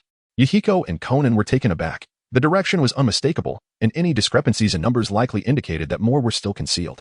A multi-stage offensive was a common tactic among ninja squads, enabling them to strike decisively when the enemy was preoccupied with the initial assault. This was no amateur troop. These were organized and disciplined ninjas likely hailing from a formidable faction. As electromagnetic forces surged forth, attempting to manipulate the incoming projectiles, Luo Sha noticed the feedback was surprisingly weak. It was not metal. Had the enemy anticipated his abilities to such a degree? Electromagnetic forces could control not just metal but all things. It was merely a matter of his current limitations. However, he remained unfazed. With his eyes slightly narrowed, Raza unleashed a torrent of formidable chakra, transforming it into countless grains of sand and gold, which blanketed the ground beneath him, creating an ocean of shimmering sand. The magnet release, sand gold technique still held some utility, for the current electromagnetic force was insufficient to achieve the transformation between energy and matter. Electromagnetic force, activate. Countless grains of sand and gold ascended, forming a protective canopy that shielded the three from all assaults. Shuriken and ninjutsu collided with the barrier, producing only the slightest ripples. Impeccable. Yahiko and Konan marveled inwardly at the astounding defensive capability. Most importantly, it required no hand seals, effortlessly repelling the enemy's attacks in an instant. Their unease dissipated, replaced by an inexplicable tranquility, as if standing behind this man rendered them free from the burdens of adversity. The concealed ninjas ambushing Raza hesitated, their initial barrage thwarted flawlessly. The high-density wooden shuriken proved utterly ineffective. What course of action should they take next? Chapter 50, The Art of Tongue Calamity Eradication. Cover your ears, Raza murmured. And from beneath his cloak, dozens of kunai were launched. This attire was not merely for show, it allowed for the concealment of various ninja tools. Yahiko and Konan were momentarily taken aback, but quickly covered their ears, eagerly anticipating Raza's next move. The microwave radar unfurled, detecting the precise locations of dozens of foes through the returning echoes as kunai pierced through the golden sand barrier. Suddenly accelerating, they shattered the sound barrier, a thunderous roar erupting in an instant. Even Yahiko and Konan, who had preemptively covered their ears, felt a sharp pain in their eardrums. The enhancement in precision allowed Raza not only to wield the electromagnetic cannon, but also to manipulate metal with remarkable accuracy. The enemies whose figures had been revealed faced kunai traveling at speeds barely surpassing the sound barrier, striking their intended targets, throats, hearts, or brains, without fail. For those still concealed behind the massive trees and various rocky shelters, Raza employed his newfound ability, an electromagnetic cannon, with an initial speed of 4 Mach. Each kunai generated sparks as they fiercely scraped against the air, their temperatures soaring, cleaving through trees and rocks alike. Those hidden behind cover were eradicated, their formidable kinetic energy either bursting open chests, shredding throats, or obliterating heads. A dazzling and ephemeral blossom of death unfurled in the dense forest, its fleeting existence shorter than that of the moonlit epithelum, a rarity most would never witness in their lifetime. Cherry blossoms bloom but once a season, and true love occurs only once. If it is merely loneliness, do not profess love for me. As the golden sand barrier slowly receded, Yahiko and Konan were left in utter astonishment, trembling slightly. Corpses lay scattered, their deaths remarkably serene. From the expressions of those whose heads remained intact, it was evident that they had suffered little to no pain before their demise. Pain lasted but a fleeting moment. API call failed with status code 429. Error. Code. 429. Message. Resource has been exhausted, e.g. check quota. Status. Resource exhausted. The speed at which Rasha strikes has transcended the pinnacle of ninja prowess. With a single move, any adversary, regardless of their location, meets their demise. It is no wonder that he has stirred such considerable upheaval in the ninja world, compelling the Tsukikage, Anoki, to yield. With such astonishing velocity and formidable power behind each strike, a ninja lacking exceptional skills and creativity is merely delivering takeout, regardless of their numbers. A true weapon of war. A foe to thousands, he is indeed deserving of the title. What is the name of this technique, Lord Rasha? Konan inquired softly. Such an impressive move must surely possess a name of equal grandeur, as Nagato always bestows a title upon every new technique he develops. This is merely a conventional application of electromagnetic force, throwing dozens of ninja tools together. Can such a thing truly be considered a technique? Luo Sha adjusted his hat and pondered for a moment. Since Wave Wind Watergate could conjure such an array of flamboyant and dazzling names, he, as the 4th Hokage, could not afford to be outdone. If he were to choose a name, it would be Green Bamboo Hat, Green Raincoat. The gentle breeze and fine rain require no return. It was somewhat lengthy. Shannon tilted her head, lightly tapping her cheek with her finger. The gentle breeze and fine rain require no return could indeed be considered fitting. Although the colors of the hat and cloak did not quite match, you will come to understand that I embody more than just the names of techniques. More than just the names of techniques. Could it be a pseudonym? Xiaonan recalled Luo Sha once saying. The true name of the Luo village sword heart is quite lengthy. Luo Sha stepped forward, approaching several lifeless bodies, inspecting them for any peculiar symbols or markings. As he pried open the mouth of one corpse, he noticed the somewhat familiar black mark on the tongue, causing his pupils to constrict. It was the seal of tongue, a specialized sealing technique employed by Danzo on the tongues of root members, rendering them incapable of divulging any information regarding him. Indeed, it was a perilous trap, and one could only admire Danzo's ingenuity in utilizing wooden ninja tools, though ultimately, it proved futile. Even armed with merely a long blade, he could still carve his way through legions without suffering a scratch. Yahiko and Konan hurried over to assist in examining the information on the corpses. After a flurry of activity, Yahiko lamented, "What a pity. If only you, Lord Luo Sha, could have spared one life, we might have uncovered who sought to assassinate you." How could one not feel regret? The ability to delve into the memories of the deceased is relatively rare within the ninja world, and those skilled in such techniques are few and far between. Unfortunately, neither Yahiko nor Konan possessed this capability. Nevertheless, Luo Sha responded, "This assassination attempt bears no significance for me. Without a certain level of strength, no number of assailants can pose a threat." Luo Sha remarked calmly, adding, "Moreover, even if there are no survivors, I will still discern who orchestrated this assassination." Mi Yin and Xiaonan nodded in agreement. Indeed. Had it not been for Luo Sha's extraordinary restraint that surpassed that of ordinary ninjas, the ninja world would not have been set ablaze with such turmoil, prompting Noki to enact such regulations. Upon hearing the latter part of Luo Sha's statement, Xiaonan lifted her head in curiosity and inquired, "Lord Luo Sha, who was it that attempted to assassinate you? Is it someone we are acquainted with? It can be at least ascertained that they are not affiliated with the Akatsuki organization. But if they happen to be connected to someone they know, it could potentially lead to complications. What if they become embroiled in it?" API call failed with status code 429. Error. Code. 429. Message. Resource has been exhausted, e.g. check quota. Status. Resource exhausted. Luo Sha has already mastered a fundamental quality of the powerful, never taking the fall. What should we do now? Should we continue onward? Xiaonan expressed her concerns. She hoped Luo Sha would press on to attend the peace conference, fulfilling Yahiko's dream. Conversely, she dreaded the thought of Luo Sha being assassinated. "Of course we must forge ahead. They are merely a pack of rats. Consider it a post-meal exercise," Luo Sha remarked casually. A mere handful of individuals couldn't even allow him to stretch his limbs. As dusk fell, the trio finally arrived at the outskirts of Rain-Hidden Village. A fine drizzle fell like needles, and the scenery was delightful. If it weren't for the perpetual absence of sunlight, it could be a paradise untouched by the world. Within Rain-Hidden Village, atop a high knoll, two middle-aged ninjas stood poised, gazing through binoculars at the approaching Luo Sha. One, clad in a black robe with short black hair, bore a frosty countenance, indicative of a deeply cunning nature. The other wore a gas mask that obscured all but his eyes, rendering his expression inscrutable. They were Danzo and Hanzo. Through the lenses, they scrutinized Luo Sha, who approached with measured steps, unhurried yet composed, a stark contrast to the recent assassination attempt, which felt like a distant memory. Raindrops pattered upon his hat and cloak as Luo Sha moved with an air of confidence, as if he were traversing a realm far removed from this one. "It seems your roots have proven utterly ineffective. He hardly appears to have sustained any injuries," Hanzo observed through the binoculars. "A band of useless fools," Danzo scoffed, his gaze icy and rasping. However, this was anticipated. It is rumored that his magnetic release can manipulate all metals. Surely he would carry some with him. A dozen ninjas wielding wooden tools would be utterly futile. To truly eliminate him, only powerful beings like you and I could take action.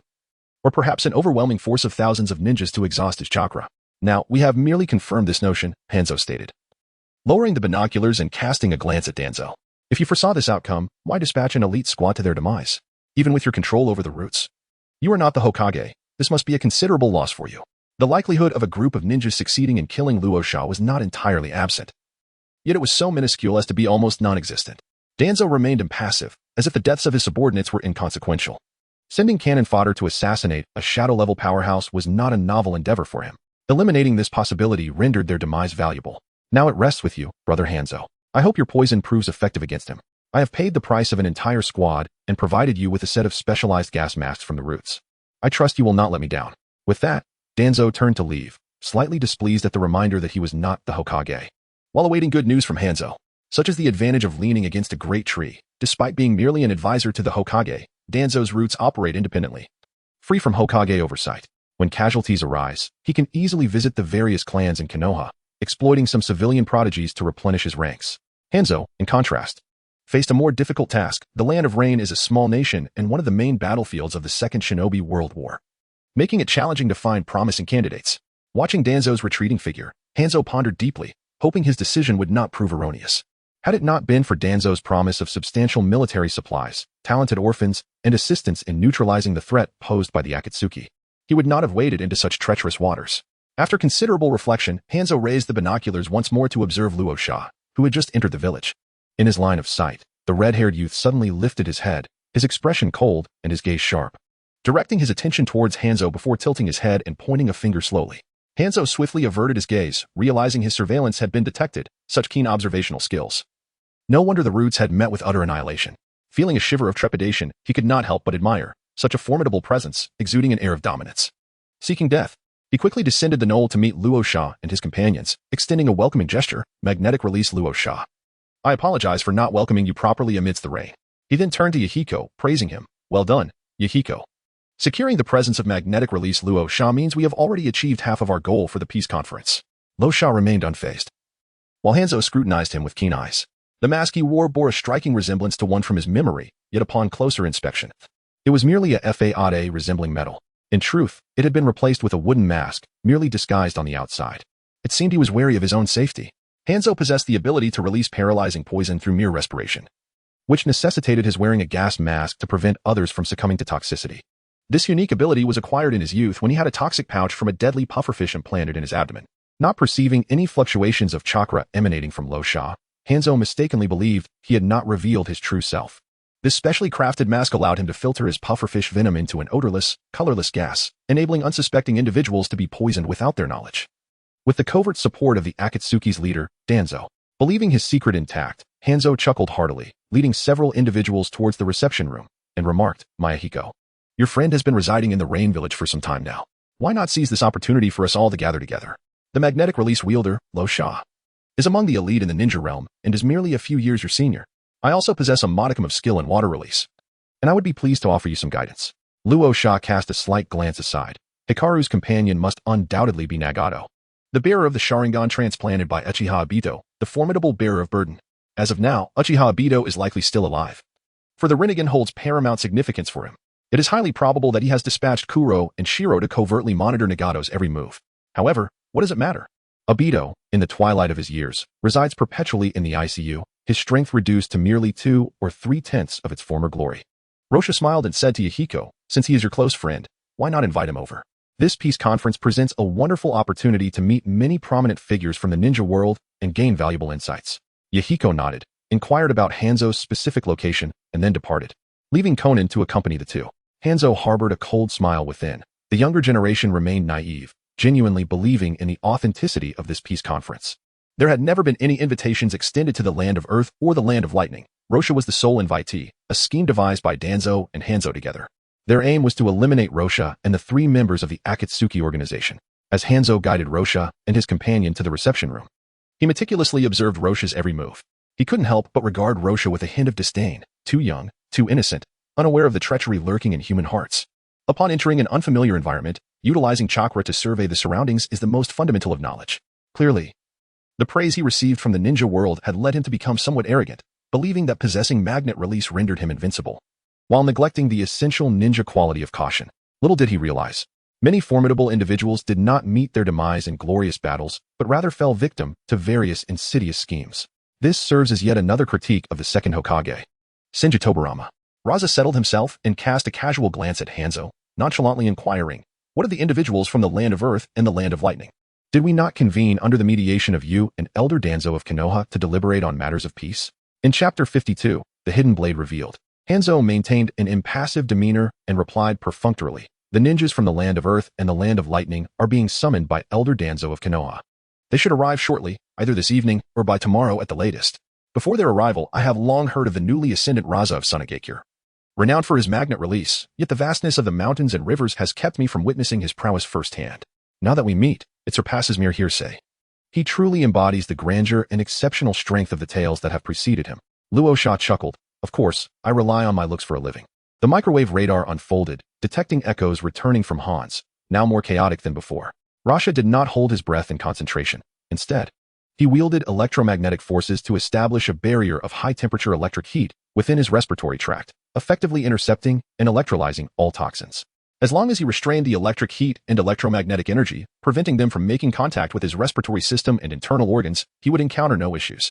Achieving such precision was relatively simple at this stage. The toxin from the pepper fish is a neurotoxin capable of rapidly paralyzing the patient's nervous system, resulting in numbness and sluggish reactions, thereby inhibiting the full expression of one's abilities.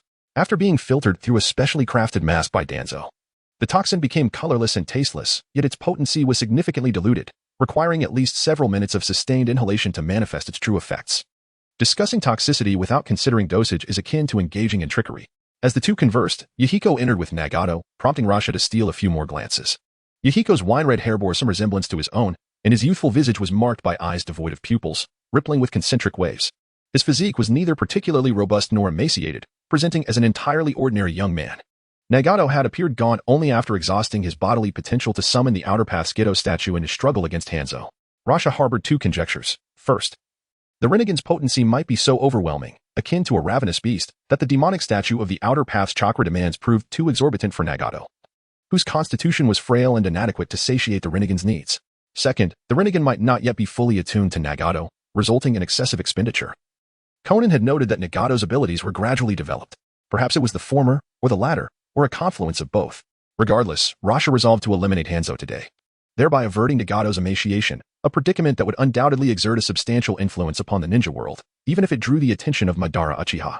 Simultaneously, he would endeavor to subsume the Akatsuki entirely under the aegis of the Taihao organization. The Akatsuki's prominence in the unfolding narrative was simply too pervasive, verging on par with that of Naruto, the protagonist himself. Consequently, Rasha needed to feign cordiality with Hanzo for a few more minutes, allowing Yahiko and the others to discern Hanzo's true nature. Amidst the shattering of their worldview, Rasha could then capitalize on the opportune moment. API call failed with status code 429, error, code, 429, message, resource has been exhausted, e.g. check quota. Status, resource exhausted, Arsha replied with a smile. The similarity in their hair color evoked a sense of familiarity in Nagato. At that moment, Hans the Salamander suddenly lifted his head, his gaze reminiscent, as he recounted a bygone tale. Today, meeting with the magnetic release user Arsha reminds me of an event from a decade ago, and of several individuals from many years past. Yahiko and his companions felt a stirring within. Was it not the second great ninja war a decade prior? It was during that tumultuous time that their loved ones were mistakenly identified as spies and perished at the hands of Konoha's shinobi, leaving them orphaned, subsequently apprenticing under Jiraiya to master ninjutsu. Surely, he spoke of that incident. Nagato's eyes glistened with moisture as he interjected, Lord Hans, you must be referring to the battle with the legendary three ninjas of Konoha. Indeed, Hans nodded, noticing the trio's rapt attention. He released another wave of toxic gas and continued. Over 10 years ago, the major ninja villages turned the land of rain into a battlefield, leading to immense suffering for its people. Moved by the plight of the common folk, I challenged Konoha's three most exceptional young warriors. Should I emerge victorious, they would be compelled to cease their harm against the citizens of the land of rain. The duration of that conflict has faded from memory. Yet the brilliance of those three young prodigies remains vividly etched in my mind. Though I ultimately triumphed, I recognized their potential and strength, sparing their lives and bestowing upon them the title of the legendary three ninjas. Nagato and his companions were deeply touched, echoing in unison, Lord Hans's benevolence is commendable. API call failed with status code 429, error, code, 429, message, resource has been exhausted, e.g. check quota. Status, resource exhausted, Luo Sha feigned curiosity and inquired, at that moment, Hans tilted his head, gazing at Luo Sha with a look filled with regret for the talents of the younger generation, and replied in a low voice, just like this very moment. Was he not implying that Luo Sha bore a striking resemblance to the legendary Sannin? Yahiko and his companions held a special affection for Jiraiya, one of the Sannin, as he was their esteemed mentor. Upon returning to Konoha, Jiraiya would often send letters, praising their actions and encouraging them in their endeavors. Yahiko, astonished, glanced at Luo Sha, realizing that it suggested Luo Sha was also a person of benevolence akin to that of their revered teacher. Such a striking similarity was indeed remarkable. Luo Sha furrowed his brow. While Orochimaru could be considered a coldly handsome figure and Tsunade a beauty of tempestuous allure, the average aesthetic appeal of the Sannin, once Jiraiya was included, would significantly diminish, rendering any comparison with himself rather unjust.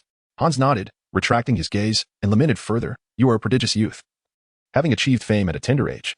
The difference lies in your superior prowess. At the same age, you possess strength that commands respect throughout the ninja world.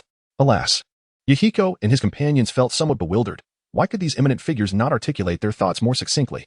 The back of Luo Sha's hand trembled slightly, instantly alerting him. Hans cast a glance at the four individuals, rising to step into the center of the meeting room, his hunched back gradually straightening. The aura of a demigod from the ninja realm emanated from him. With each step, Nagato and the others felt their minds shaken, their thoughts growing increasingly muddled. Was this the overwhelming presence of a conqueror, or perhaps the regal aura of a powerful being? Xiaonan could no longer maintain her composure, collapsing into Luo Sha's embrace, her gaze drifting into confusion. As the plot unfolded, Hans looked down from his elevated position, surveying Luo Sha, who cradled Xiaonan in his arms. There was a glimmer of regret in his eyes, but more so a chilling malice as he coldly remarked, it is unfortunate that you do not understand the essence of restraint and caution. Not just you, but all three of these youngsters shall perish here today. In the meeting room, there were only 3 tables. Hans sat alone at the main seat, while Luo Sha and Xiaonan occupied the left side, with their comrades seated on the right. The table was sufficiently wide, originally allowing a meter of distance between Luo Sha and Xiaonan. However, that space was obliterated by Hans's venomous presence. Yahiko and Nagato, seated across from them, felt their consciousness fading, their bodies paralyzed. As if they had fallen into a hazy dream, slumped over the table. Their eyes reflected a myriad of emotions: confusion, disbelief, regret, and guilt, as they gazed at Hans standing in the center of the room and Shounen across from them. Why, Hans-sama, why do this? Yuhiko's worldview shattered, he muttered. Recalling the past when Hans had championed righteousness, his benevolence renowned throughout the ninja realm. Why engage in such treachery? I know not why this is so. Love, crossed out, peace is not as I envisioned. Under the scrutiny of Yuhiko and Nagato, Luosha refrained from overstepping. Pursuing romantic interests could never eclipse pressing matters. Summoning all his strength, he strained to gently push Shounen away, arranging her in a more graceful and comfortable position against the table's edge. A noble gentleman. Yuhiko and Nagato's affinity for Luosha increased by 1-1. If blame were to be assigned, it could only be directed at this ninja realm. After all, their brilliance was inescapable, especially being ninjas from the land of rain. It is not I who am at fault, but this world. Hans leisurely turned, one hand behind his back, gazing down at Yuhiko and Nagato, who lay slumped over the table. The younger generation, inexperienced and naive, failed to grasp the treacherous nature of humanity. Coldly, he remarked, your Akatsuki organization is growing too rapidly, much like I did in my youth. I have no doubt that given sufficient time, you could reach the level of the legendary Three of Konoha. Yuhiko, his eyes devoid of clarity, clung to the last shred of hope, novelly asserting, though we are not ninjas from Amigakure, we hail from the land of rain. If we truly can grow strong, it would surely stabilize our homeland. Would it not be a good thing for the land of rain? Perhaps, but who will speak for the land of rain then? You. Or I? Hans leaned down, locking eyes with Yuhiko, countering his statement. At last, Yuhiko comprehended that, in contrast to peace, Hans prioritized his dominion over the land of rain. One cannot allow others to slumber upon their own bed. The Akatsuki's presence in the land of rain was ultimately naive. Even relocating to the neighboring bird country would not alter this reality. From a perspective devoid of divine oversight, Hans had committed no error. Embracing diversity and excluding dissenters are the two optimal choices. Hans chose the latter. Nagato's forehead pressed against the table. He could clearly see the tears streaming from Yuhiko's eyes. A silent echo resounding as if it were the sound of shattered dreams. Why can't people understand one another? The Renegade glimmered faintly, its power seemingly striving to transcend the barrier of the neurotoxin that ensnared Nagato. Luosha remained seated, his head bowed as he inquired solemnly, Hans, I have but one question. At any point, did you ever genuinely entertain the notion of convening a peace conference? Hans's thoughts were crystal clear to him. This inquiry was merely an attempt to drive a deeper wound into Yuhiko and Nagato's hearts. By obliterating everything, he could reshape their worldviews anew. Never once. My aim from the outset has been these three young souls. As for you, magnetic release Luosha, you are merely a pawn in a game, tasked with eliminating a nuisance on behalf of another. Crack. Yuhiko and Nagato's hearts turned to ashes. I apologize, Lord Luosha, for involving you, Conan said. Leaning against the table, her head tilted in regret. She truly was a girl with an angelic demeanor. If apologies are in order, there is no need, she continued. My friend, Roronoa Kenshin, remarked that your origami flowers are exquisite, like orchids in a secluded valley. Once the toxin is lifted, do send me one as well. Luosha rose slowly, no longer exhibiting the symptoms of poisoning. With a calm demeanor, he fixed his gaze upon Hanzo and intently declared, Hanzo, today, only one of us shall emerge alive from this courtyard. I will not permit you to so callously trifle with the dreams of the young. I, Luosha, am the harbinger of justice. Hanzo cast a disdainful glance at Luosha, a smirk curling at the corners of his lips as he taunted. You can only revel in your fleeting heroics for now. Since the moment you stepped into the reception room, I released a neurotoxin and have been monitoring your every move. In the span of mere minutes, you failed to sense any disturbance or react accordingly. Without a doubt, you have succumbed to my neurotoxin. That you can still stand is a testament to your formidable willpower, yet what can you truly accomplish in your current state?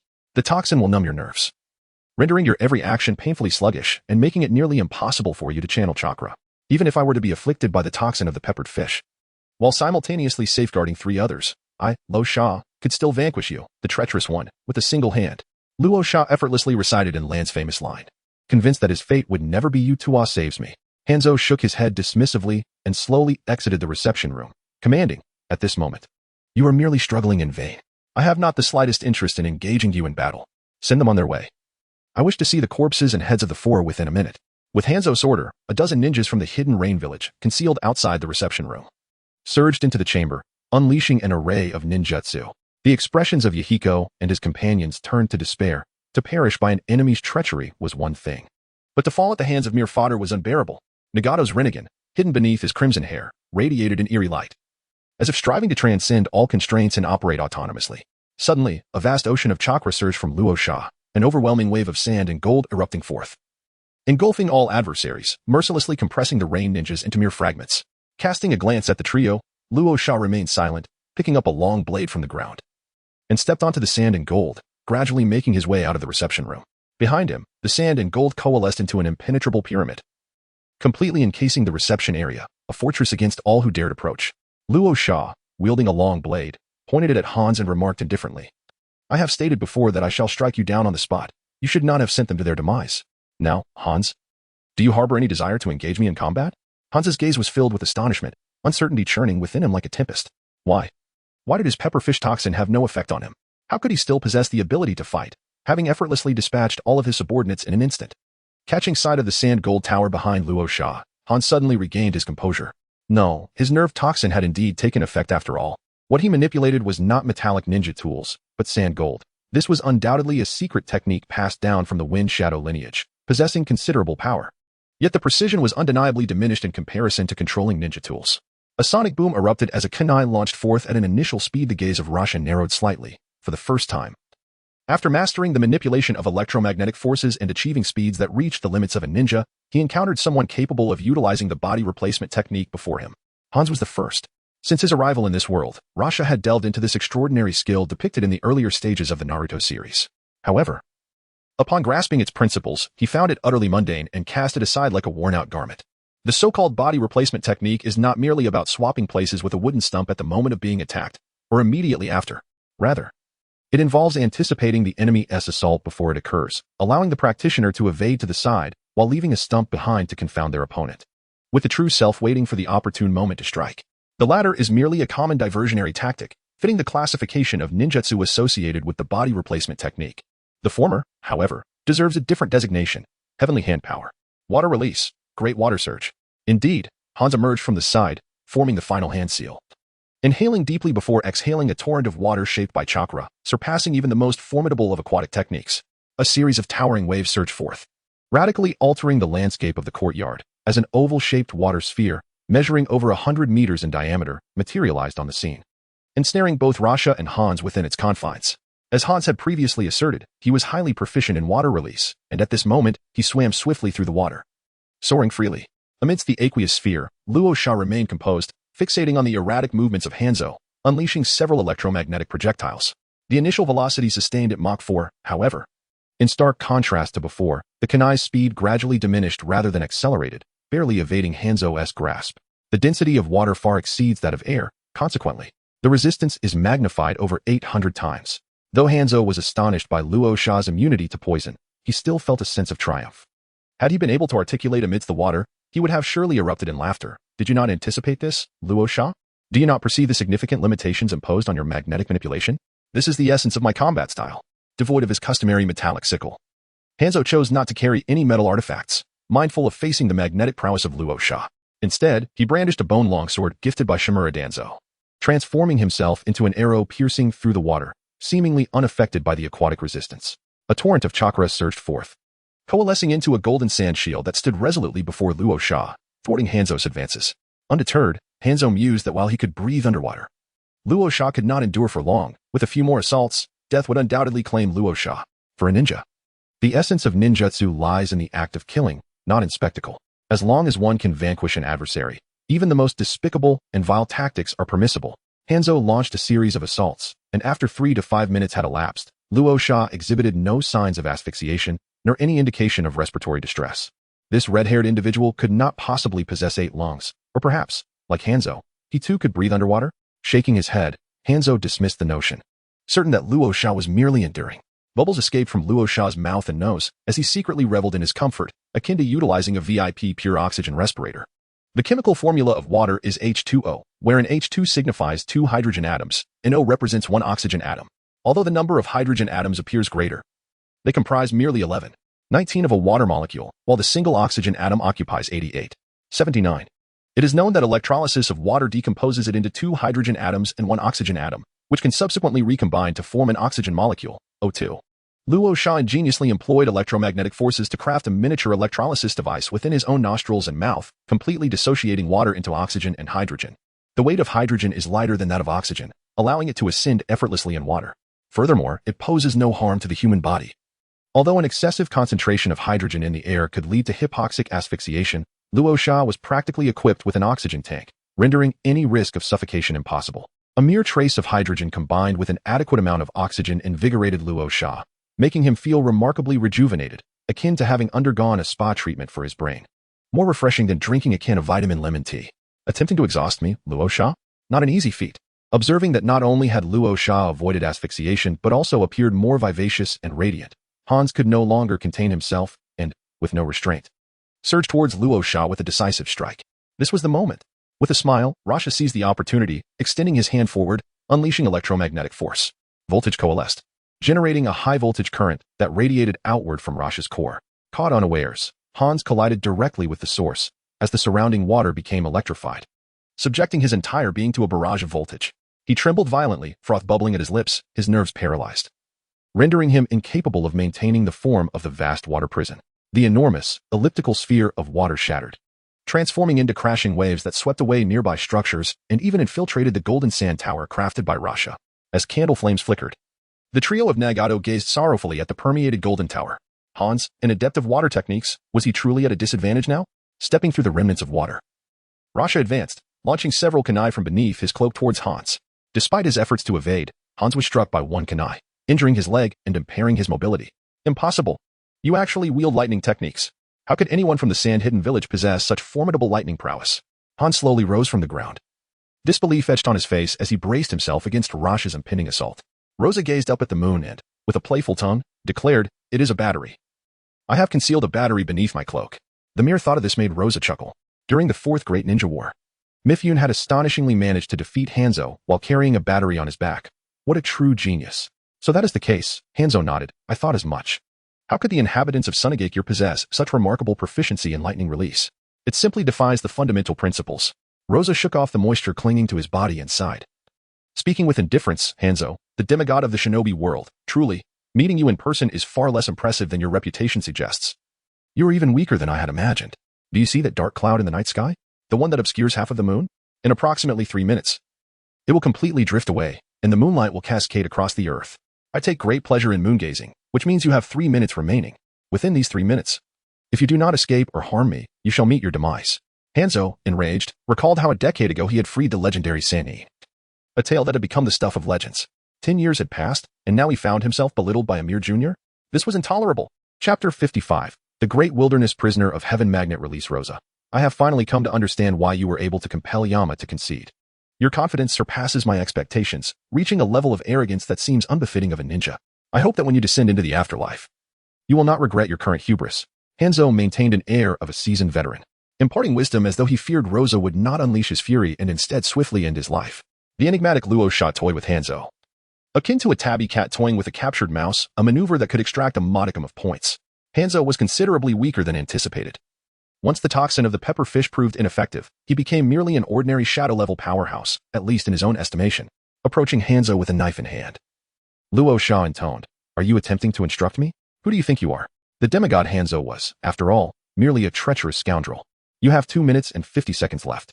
Hanzo gritted his teeth in fury, reluctantly acknowledging that the red-haired adversary before him was the most formidable foe he had encountered in decades, potent enough to threaten his very life. With swift hand seals, he leaped backward, and in an instant, a powerful electromagnetic cannon erupted from Luo Sha, shattering the kneecap of Hanzo's injured leg. With a crack, Hanzo fell to one knee. Struggling to rise, beads of sweat forming on his brow. Clapping his hands together, he summoned a summoning technique. Chakra surged forth, coalescing into a radiant summoning array, from which a colossal pepper fish materialized. Its tail struck the ground with tremendous force, propelling Hanzo into the air. Riding atop the pepper fish, Hanzo reignited his fighting spirit. Inhaling deeply and unleashing a series of crashing waves, thriving in the synergy of the pepper fish and Hanzo, Rosa felt a surge of repulsion. He was a person of simplistic tastes, enamored with the furry and disdainful of the slick. He favored felines and canines but held a strong aversion to fish. Furthermore, Hans's pepperfish, with its pockmarked skin resembling that of a toad, was far from slick. It was, in fact, grotesquely ugly. Hans patted the back of the pepperfish, which understood the cue, opening its mouth wide to unleash a plume of purple toxic mist. The potency of this toxin was several dozen times stronger than its diluted counterpart, rapidly enveloping the surroundings. Rosa, your ability to withstand the diluted toxins of the pepperfish truly surprises me. But this undiluted venom, let us see how you shall resist it. The moment you exhibit even the slightest symptom of poisoning, a vicious cycle shall ensue. Tonight shall mark your demise. Hans stood tall upon the pepperfish, brimming with confidence. In this moment, he believed himself to be in his prime. Without the pepper fish, could one still be called a demigod? Before the toxic gas could engulf him, Rosa harnessed electromagnetic energy to create a layer of thermal electricity around himself, completely isolating him from the external environment. The air within this electric layer was sufficient for him to sustain himself for over an hour. As the visible purple mist approached Rosa, it was suddenly obstructed by an unseen force, undergoing electrolysis and evaporation. Hans, aghast, had yet to react when Rosa stepped boldly into the purple haze. A mighty surge of chakra erupted forth, transforming into a colossal hand that obscured the moonlight, descending upon Hans and the pepperfish. Water release. Water dragon bullet. Hans swiftly formed hand seals, executing an advanced water release technique. The waves morphed into a water dragon that surged toward the golden hand, washing away layers of sand and gold, forcefully halting its descent. Just as Hans relaxed, believing he had withstood this assault, a thunderous boom echoed. Two electromagnetic cannons simultaneously broke the sound barrier, shooting forth from the purple mist with blinding speed. One shattered Hans's other knee, while the other pierced the abdomen of the pepperfish. A feint to the east, a strike to the west, such was Rosa's style, demanding a fade while harboring a cunning heart. The pepperfish let out a mournful cry, flipping Hans aside, thrashing helplessly upon the waves. The wounds inflicted by the electromagnetic cannons were not fatal to its massive body, yet the pain was undeniably acute. Luo Sha stepped forth from the noxious mist and murmured, "Beast, you ought to be properly disciplined." Great wilderness prisoner S-Finger. Casually uttering a name for a technique, chakra surged forth once more, transforming into golden sand, which coalesced with a colossal hand of sand suspended in the air. Together, they were formed into an immense, robust middle finger, measuring over 10 meters in length. Descending from the heavens, it pressed down upon the body of the puffer fish, submerging it beneath the waves and anchoring it to the earth. With a resounding crash, the ground shattered, and the puffer fish was forcefully embedded into the soil, its body cleaved in two. It lay lifeless, a mere fish now. Hanzo trembled, engulfed by an inexplicable sorrow and rage. The puffer fish had been his closest companion, a comrade in arms. Without it, he would never have achieved his formidable reputation. Now, the fish was dead. "I want you dead." Hanzo bellowed to the heavens, consumed by fury akin to the loss of a father. He ceased to conserve his chakra. Making a final, desperate stand, he summoned the waves beneath him, transforming them into water dragons that surged toward Luo Sha. Electromagnetic force activated. High-voltage electricity surged along the length of his blade as Luo Sha swung it, slicing through the water dragons, the currents evaporating instantaneously in the path of his strike. Hanzo momentarily found himself in a daze. This swordsmanship seemed far beyond the capabilities of a mere ninja from the land of wind. Rosa cast a disdainful glance at Hans, a smirk curling at the corners of his mouth. With a swift motion, he plunged the blade into the water, unleashing a surge of electricity that coursed through the currents and struck Hans, rendering him utterly paralyzed. The waves gradually receded. Two electromagnetic cannons shattered the sound barrier, obliterating Hans's shoulders. His arms and legs lay incapacitated, leaving Hans at the end of his tether. In the Dragon Ball saga, Kakarot triumphed over the original King Piccolo with but one arm remaining. During the World Martial Arts Tournament, he defeated the second-generation Piccolo, having rendered all his limbs useless, relying solely on a single rocket head technique. Hans, however, was no Kakarot. He knelt on the ground, his arms hanging limply like strands of noodles, desperately yearning to continue the fight, yet utterly powerless. The protective barrier of the sand tower began to dissipate, now rendered unnecessary. Yahiko, Nagato, and Conan had been anxiously waiting in the pitch-black room for over 10 minutes. At the sight of light, their hearts raced uncontrollably. The sand tower, a safeguard laid by Rosa, was now fading away, indicating one of two possibilities. Either Rosa had emerged victorious, rendering the barrier pointless, or Hans had triumphed, having breached the sand tower with the intent to eradicate any threats. After a prolonged respite, the toxicity had significantly diminished. The three young ones managed to rise, their gazes filled with hope as they peered outside, the light almost within reach. Conan turned her face away, then cautiously glanced back, torn between the desire to see and the dread of witnessing something horrifying. With the sand tower completely gone, their vision finally cleared. As they comprehended the scene before them, their minds felt as though struck by a heavy blow, leaving them momentarily dazed. Chapter 56. Hans's decapitation. What is Hans's title? He is known as the demigod of the ninja world, a figure whose prowess rivals that of the legendary duo from the past. During the Second Ninja World War, Hans led the Rain Village, engaging in battles against multiple great ninja villages, ultimately preserving the Rain country and his own life. His strength is evident. Yahiko and his companions, orphans of the Rain country, grew up hearing tales of Hans. Even now, as he delivers a sudden betrayal, they cannot deny his formidable power. Undoubtedly, he stands as a titan in the current ninja world. And now, reduced to a mere dog, his limbs shattered, he kneels before Rosa, all in a matter of mere minutes. In stark contrast, Rosa bore no visible wounds apart from a few water stains. His clothing remained unscathed. The shock experienced by Yahiko and his companions was akin to a terror level of 3. 5, drawing in sharp breaths of disbelief. With a thud, Hans collapsed to the ground, gazing up at the darkened sky, where a solitary cloud had just drifted away from the radiant moon. The flawless moonlight cascaded gracefully, illuminating every inch of land, its coolness reminiscent of water. "You have won," he proclaimed. "In the ninja world, talents arise in each generation. I, Hanzo the Salamander, have been bested. To die at the hands of such a formidable opponent is a fitting end." Lying on the ground, Hans felt an unusual calmness wash over him. He had been defeated and, at the very least, wished to retain some dignity. Suddenly, overcome by a surge of emotion, he coughed up blood, yet managed to smile. "Magnet release, Rosa. 10 years ago, I bestowed upon 3 young men of Konoha the titles of the 3 Senni. On the brink of death, let me perform one final act of kindness. Today, I, Hanzo the Salamander, relinquish the title of demigod of the ninja world to you." Luo Sha regarded Hanzo with disdain, sneering, "Yield to me? You truly jest. The things I desire, I shall acquire myself. This title of demigod was seized by my own hand, not bestowed by yours." Hanzo chuckled bitterly, a shadow of sorrow crossing his face. "Indeed, you have a point. A vanquished foe holds no right to confer titles upon others. Moreover, the title of demigod in the ninja realm seems rather diminished," Luo Sha added, leisurely remarking. "You are well aware, aren't you? In a one-on-one confrontation, you are unlikely to match the formidable strength of Inoki, the Tsukikage, let alone surpass the prowess of the Third Raikage. At least, you cannot dominate the ninja world as the legendary duo did in their prime, effortlessly overcoming all formidable opponents."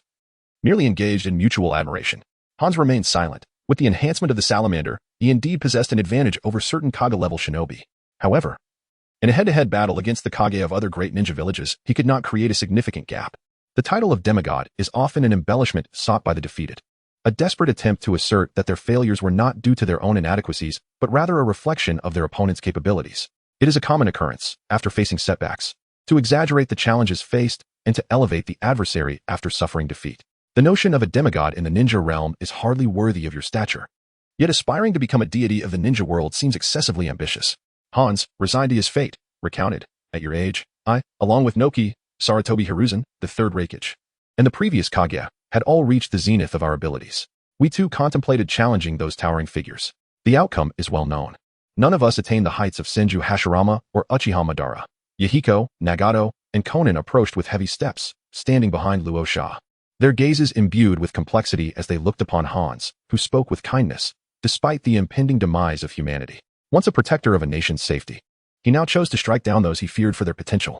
Luo Sha cast a glance at the 3 youths and posed the final question. "Hanzo, if given the chance to start anew, would you still choose to attempt to eliminate them?" "Yes," Hanzo replied resolutely. "They represent an unpredictable variable in the land of rain. My only regret is succumbing to the insidious whispers of others and turning against you." His unwavering commitment to his dominion over the land of rain overshadowed all else. The 3, Yahiko and his companions, felt an overwhelming sense of despair. Luo Sha shook his head, realizing that a re-election was inevitable. Hans could hardly escape death. Whether it would be at the hands of Nagato or Uchiha Bido, his fate was sealed. With a swift stroke of the blade, the demigod Hanzo's head rolled, his expression serene in death. Luo Sha deployed the microwave radar, meticulously scanning the surroundings for any signs of movement. All echoes appeared perfectly normal. Had Danzo fled in advance? It mattered little. Aside from the 4-symbol seal, there was no threat to him. In Luo Sha's heart, there lingered a glimmer of hope. If Danzo could persuade other formidable warriors to stir the tides of the ninja world, how delightful it would be if they turned their attention towards him. Much like the ninja world's version of Shinganbao, with a mere utterance of "fellow traveler, please stay," the narrative could shift dramatically without any exertion on his part. He earnestly wished for Danzo to display a bit more strength. Luo Sha turned around, gazing at Xiaonan with a smile and said, "Now that Hanzo is dead, the crisis has been averted. Could you grant me a paper flower?" Xiaonan's cheeks flushed slightly, and feeling a touch of shyness, she cast her eyes downward towards her shoe tips. Drawing upon her chakra, she folded a delicate paper flower and offered it to Luo Sha. "I sincerely appreciate your assistance, Lord Luo Sha," she expressed gratefully. Rosa took the paper flower, inhaled its fragrance, and bid farewell to the 3 individuals, expressing his initial belief that this could be a pivotal moment for peace in the ninja world. Little did he know it was merely a ploy orchestrated by certain power-hungry individuals, which left him profoundly disillusioned. Nevertheless, he considered it a worthwhile journey to have met these 3 young souls, urging them to continue their efforts for peace. "If there is nothing further, I shall take my leave," he declared, turning away without a hint of nostalgia, silently counting, 1, 2, 3. "It's time for them to call me." "Wait," Nagato interjected, extending his hand in an earnest attempt to halt Rosa. "Lord Rosa, may I trouble you for a few more days of your time?" Luo Sha turned around and inquired, "Oh, is there something on your mind?" Nagato cast a fleeting glance at the despondent Yahiko, clenched his fists, and with a trembling voice, implored, "A decade ago, The flames of war spread to the land of rain. In our struggle for survival and our aspiration to bring peace to the ninja world, we sought the guidance of Lord Jiraiya from Konoha, learning both ninjutsu and the principles of humanity under his tutelage. After the war concluded, Lord Jiraiya departed from the land of rain, and we, driven by our dreams, established the Akatsuki organization. We vowed to build bridges of communication between people, striving to realize our vision of peace in the ninja world without resorting to extreme violence. Yet, after all these years, despite some modest achievements, we have been unable to progress further, ultimately finding ourselves in such dire circumstances today. API call failed with status code 429, error, code 429. Message, resource has been exhausted, e.g. check quota. Status, resource exhausted, API call failed with status code 429, error, code 429. Message, resource has been exhausted, e.g. check quota. Status, resource exhausted. Rasha gazed at Yahiko and remarked, "You, like Jiraiya, are an exceptionally extreme idealist.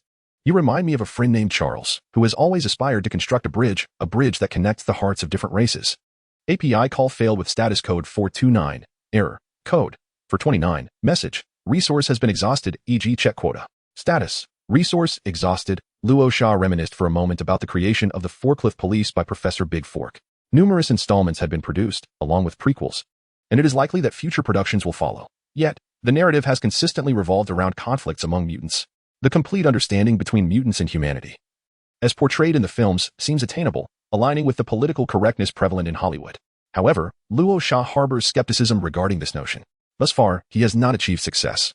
And even after his demise, it is unlikely that he will ever attain true fruition. Nonetheless, if one were to consider his endeavors in terms of stages, he has made partial progress, only to encounter the present circumstances that have left him stagnating. Luo Sha paused for a moment before continuing. One might as well categorize my friend alongside Jiraiya. Their pursuit along this path is entirely justifiable. Both possess formidable strength and influence, and whatever they say or do invariably yields some degree of effect. However, you are different. You lack Jiraiya's prowess and the backing of Konoha, thus rendering your fundamental base incapable of expansion. In the short term, finding solace in each other's company within the land of rain, banding together for warmth, is the best possible outcome. You must understand that true mutual understanding between individuals is perpetually elusive. In this world, no two flowers are identical, and hence, a bridge capable of uniting all cannot exist. Your dreams are destined to remain unfulfilled. Yahiko, perplexed, turned to his close companion Nagato and countered, "But Lord Luo Sha, Nagato and I can understand each other. Within the Akatsuki, there exist many like-minded comrades.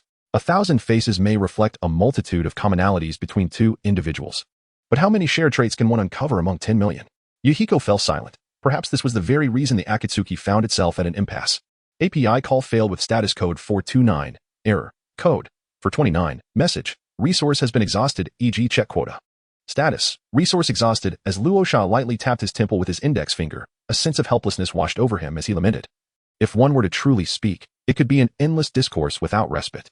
Absolute peace remains but an ideal, constrained by societal and temporal limitations, thus perpetually elusive. Consequently, we, the seekers of peace, must settle for a lesser form, aspiring for a relative tranquility.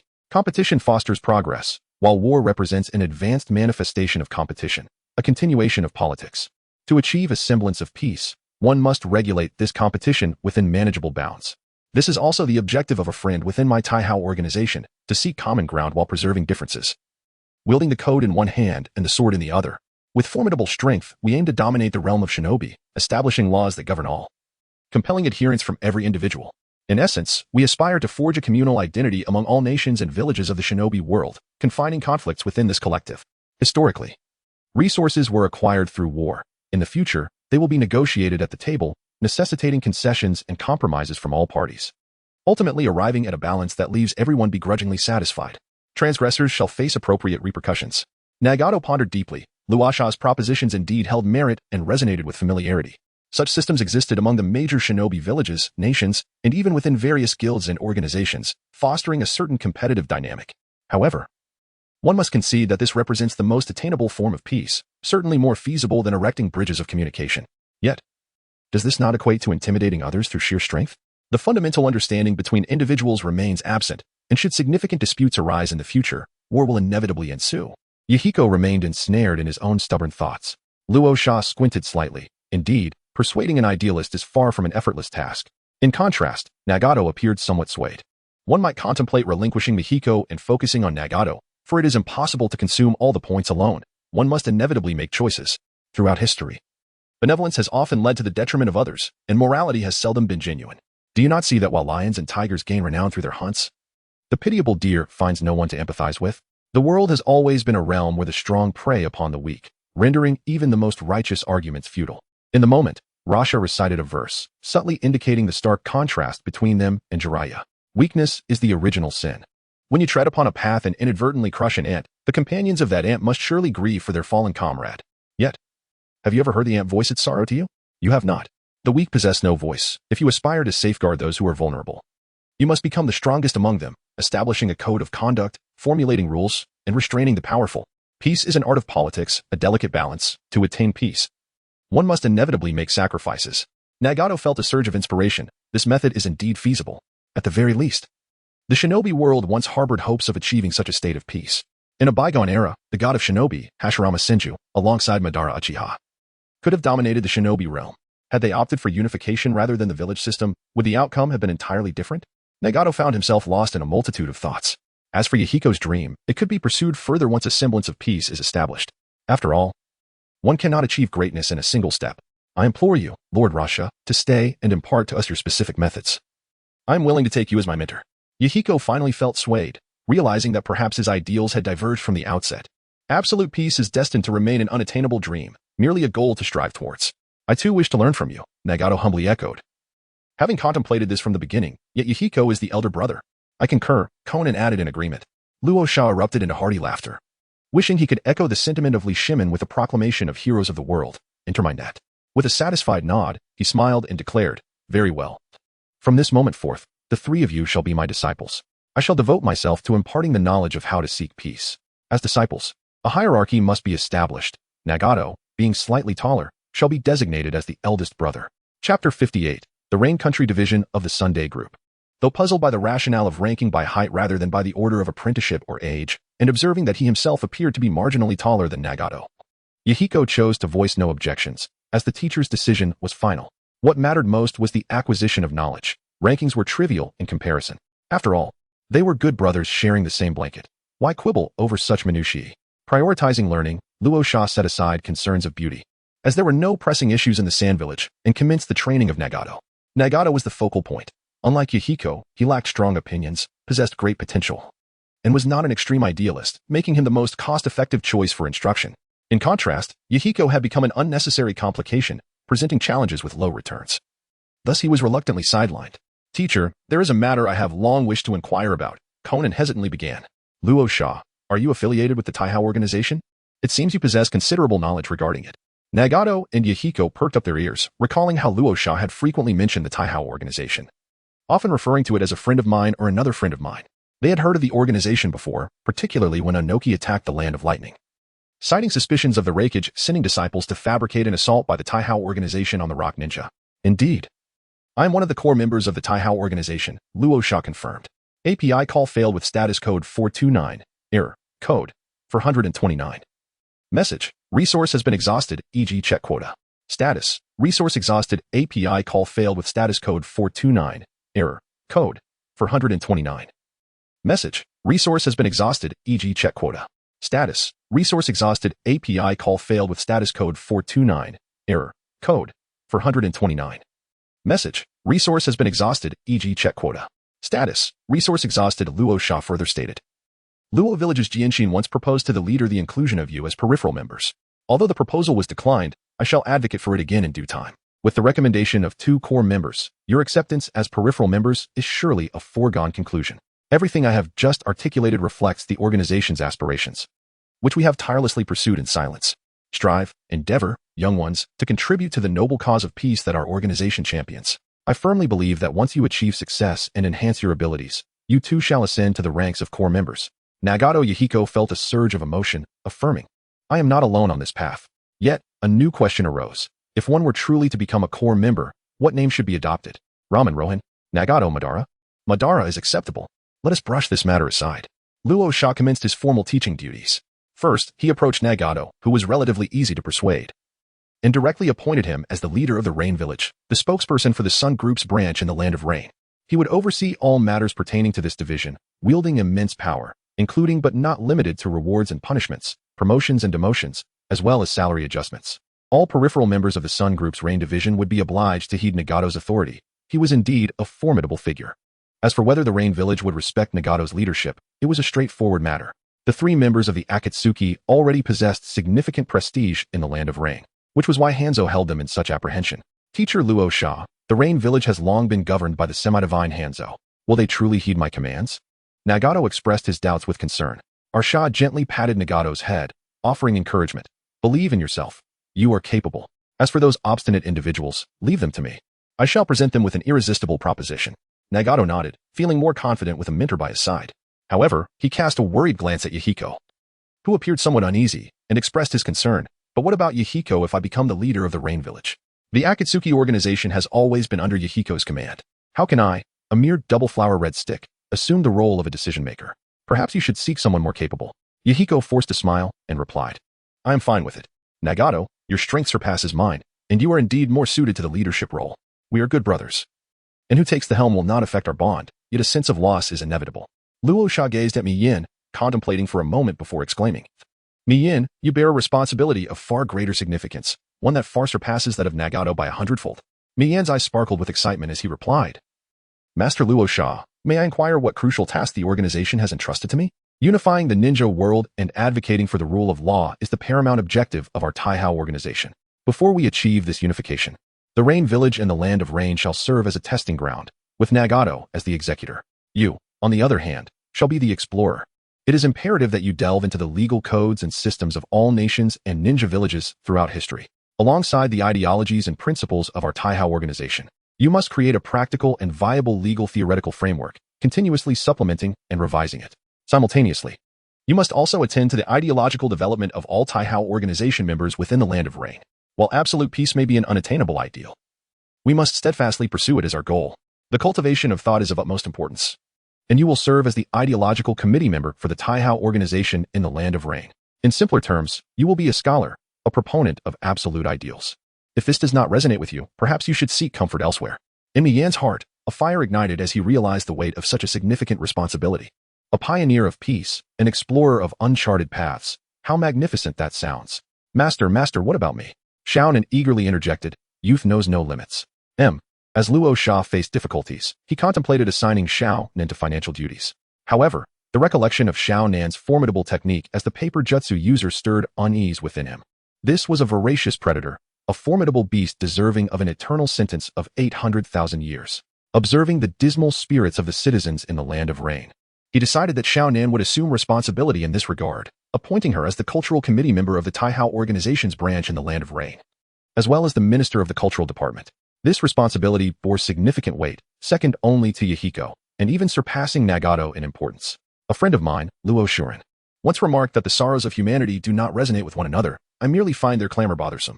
It is evident that a lack of morale can adversely affect the work ethic of all and impede the pursuit of peace. Chapter 59. The tremor of Sunagakure. The affairs of the Land of Rain have thus been provisionally settled. The obstinate elements unwilling to submit to Nagato's rule have been dealt with by Luo Sha, and the remaining ninjas have come to understand a crucial truth. Those who recognize the times are akin to Lin Junjia. In the tranquil village of Rain, Rasha remained to instruct 3 individuals, while the news of the slaying of the demigod Hanzo did not remain confined. In silence and without a trace, it spread throughout the ninja world in just a few days, igniting a tremendous uproar. After all, this was Hanzo, who single-handedly faced multiple great ninja villages during the Second Shinobi War and had yet to be vanquished. Now, he had been slain by a newly emerged descendant, in Sunagakure. After Elder Chiyo decided on that matter, Karura and Yakura simultaneously moved into the Rasha household to quell the discord within the village. To mitigate Yakura's influence in the village, Chiyo and Arozakura had recently refrained from assigning Yakura any missions. The ninja world is indeed peculiar, regardless of a female ninja's prowess before marriage. Her frequency of undertaking missions drastically diminishes post-marriage, with many even becoming full-time housewives, as seen with Hinata and Sakura. This phenomenon can be considered one of the rare, comforting aspects amidst the ceaseless conflicts of the ninja world. On the 6th day of his departure, Yakura found herself missing him. Dressed in her backless attire, she pushed open the window, gazing longingly towards the direction of the rain country. The evening breeze laden with sand tousling her hair. The streets basked in the glow of the setting sun, as villagers and returning ninjas ambled about.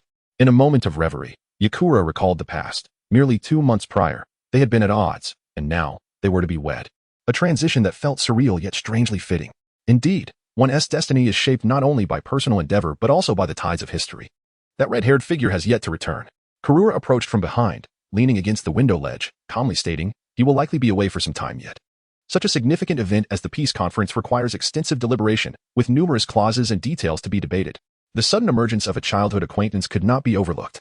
Yet opposing it seemed futile. As the saying goes, golden-haired individuals often meet their downfall. Yukura retracted her gaze, closing the window. Her ears tinged with redness as she attempted to conceal her thoughts.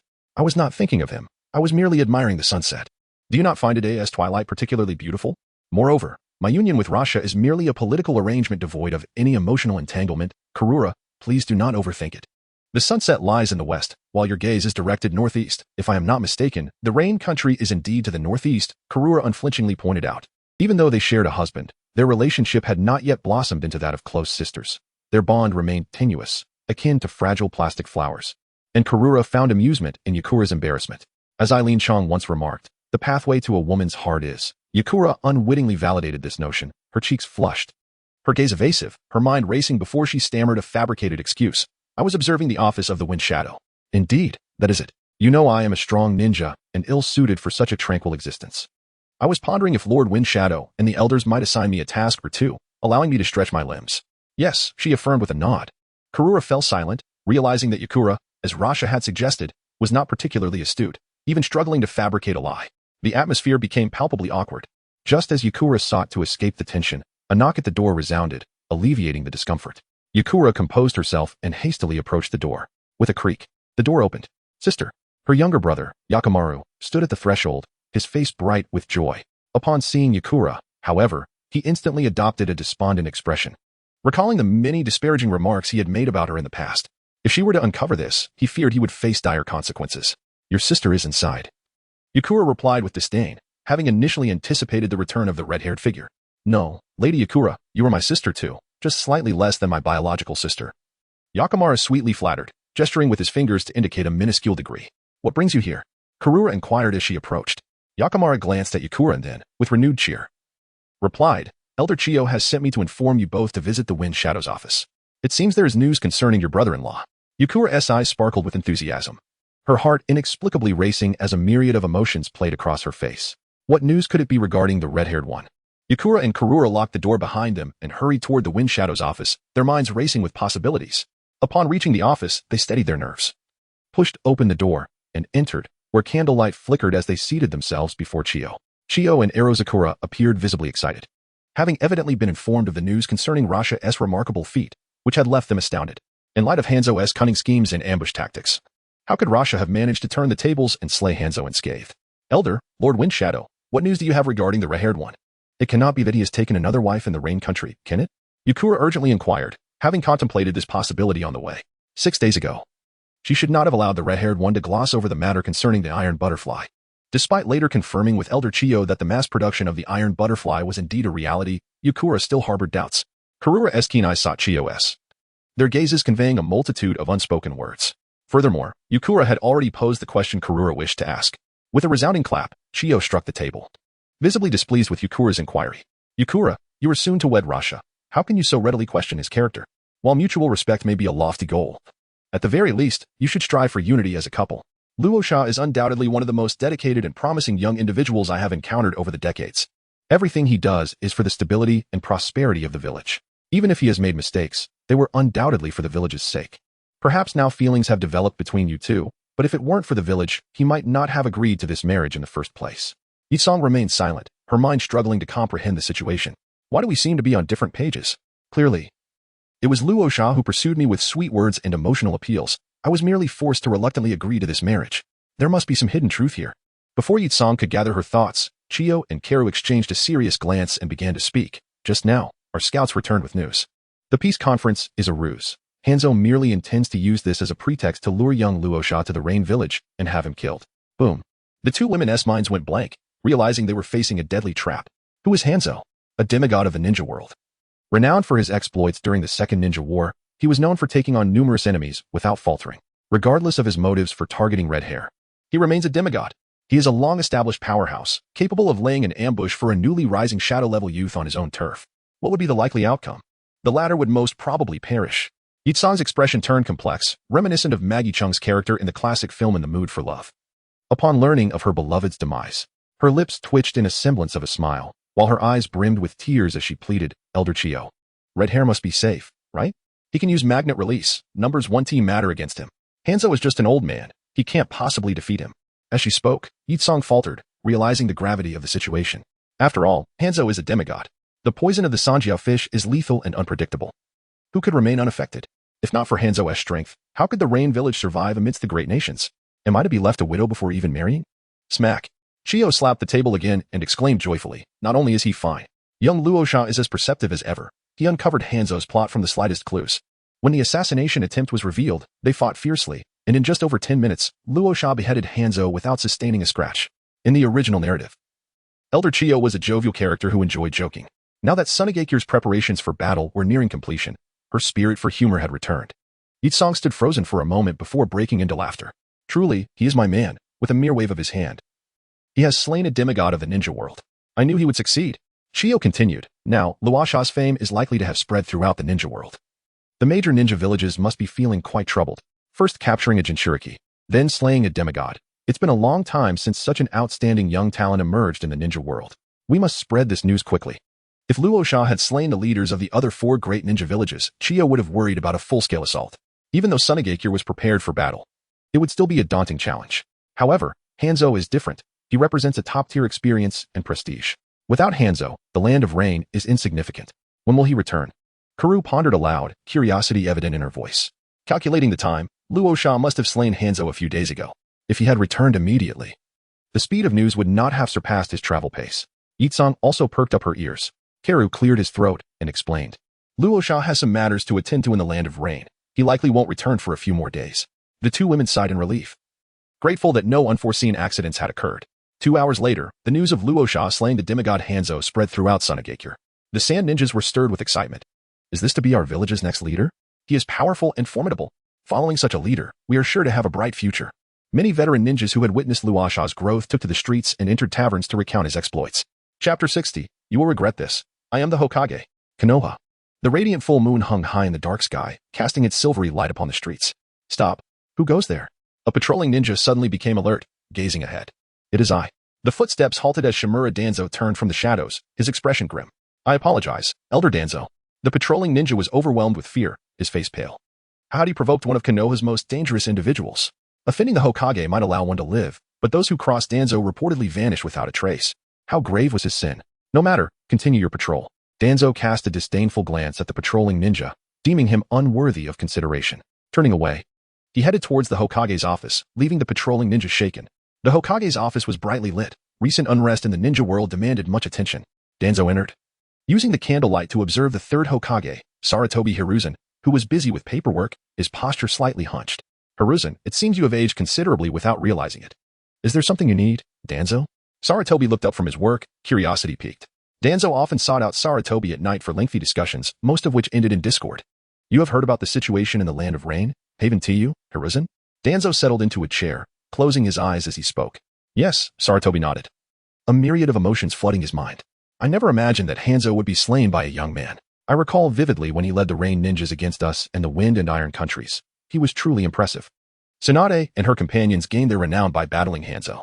Who would have thought he would commit such treachery, disguising assassination as a peace offering? To be killed by a young man is certainly a case of karma. Reflecting on this, Sarutobi found himself puzzled as to why Hanzo would target Luosha. Logically, fostering a peace agreement among the 3 nations would benefit the Land of Rain, as the small nation would suffer the most in the event of conflict. Even the Wind country had not fully recovered from the Second Ninja War, let alone the Land of Rain. What gave Hanzo such confidence, or what interests were at play? Sarutobi could not understand. Danzo opened his eyes, smirking coldly. I have long warned you that we must not allow magnet release Luosha to grow. He will become a significant threat to our future. If you had heeded my advice and declared war on the Wind country in a timely manner, he would not have had the chance to develop. Sarutobi was at a loss for words, countering that Luosha could slay Hanzo is indeed beyond my expectations. His strength and potential likely surpass even Orochimaru and the others at this moment. But Danzo, when did you last advise me? Has it been less than half a month? Do you truly believe that half a month is sufficient for someone to reach such heights? Had I heeded your counsel and dispatched someone to assassinate him, it would not have been Hans who perished, but rather our own men. Danzo found himself at a loss for words, acknowledging that he was indeed speaking out of turn. Once this matter was set aside, He, in a fit of rage and humiliation, declared, "This issue is behind us, Hizashi. I have come today for a different purpose." "Oh? Pray tell, could it be that Root is once again short-staffed and seeks to recruit from the various clans? How long has it been since the last time?" Sarutobi Hizashi raised a brow in confusion. The frequency with which Danzo sought aid from the clans was becoming rather excessive. That is not the case. Danzo shook his head, indicating that while Root had indeed suffered substantial losses, he had devised a means to replenish their ranks. Persistently troubling the major clans was hardly a sustainable strategy. "Hizashi, we both understand that the only reason Amigakure has endured thus far is due to Hanzo's presence. Without him, the village holds little significance. Our ninjas from Root ventured into the Land of Rain a few days ago and returned with no survivors. I suspect they fell victim to Hanzo's treachery while he still drew breath. A life may be lost, but this debt must be settled. I propose that we swiftly mobilize our forces and march into the Land of Rain. The current state of disarray in Amigakure presents us with an opportune moment to seize this nation and expand our territory." Danzo's fervor mounted as he spoke. Having recently orchestrated Hanzo's demise, and now poised to claim Hanzo's domain, such were the faces of brotherhood, mere pretense. Without a moment's hesitation, Hizashi countered Danzo's assertions. "That is impossible. Our village of Konoha has always prided itself on its love for peace, and now is not the time to initiate aggression." Danzo, lamenting the unfortunate state of affairs while seething with anger, retorted, "Hizashi, how long will you remain obstinate in your ignorance? The Land of Wind is one thing, but the Land of Rain is another. If the former can be considered a major power, possessing natural advantages, what then of the latter? Without Hans, Amigakure stands defenseless. We could easily dispatch a unit to conquer it without incurring significant costs. Furthermore, to allow the war-torn Land of Rain to find refuge under the protection of the Land of Fire is an act of mercy, is it not? Who among the populace would dare to refuse the offering of food and drink to welcome the general?" Danzo seemed on the verge of delivering a lengthy monologue. "Have you considered the consequences of such actions, Danzo?" Hizashi rose abruptly, casting a fierce glare at Danzo. Articulating each word with precision, "It is indeed feasible to conquer the Land of Rain. However, what of our front lines? While we often engage in battles within these smaller nations, it does not imply that our homeland lacks its own lines of defense. Amigakure may lack strategic depth, and its subsequent development is not our concern. That falls under the purview of the daimyo. Capturing Amigakure would merely invite the ire of other major powers, yielding us no tangible benefits. Moreover, this could lead to far graver repercussions. Seizing Amigakure would place us directly adjacent to both the Land of Wind and the Land of Earth, eliminating any buffer zones. Should conflict arise, there would be no room for retreat, resulting in an increase in friction and a shift in the current balance of power within the ninja world. It seems this is unacceptable, and that too is not viable. Lord Second Hokage, your choice of Sarutobi Hizashi was a grave error." Danzo glared fiercely, his teeth grinding audibly as he forced out a retort. "You will come to regret this, Hizashi. I am the Hokage Danzo." Hizashi finally asserted himself, uttering a phrase he had repeated on numerous occasions. The familiar theatrics of Hokage fanfiction. Humph. Danzo, still seething with indignation, stormed away, vanishing into the night towards a secluded training ground behind the village. To restore the greatness of Konoha, it appears that I alone must take charge. Chapter 61. Collusion in the quiet, damp forest following the rain, Danzo strolled through the thicket, navigating a convoluted path until he arrived at the entrance of a highly concealed cave.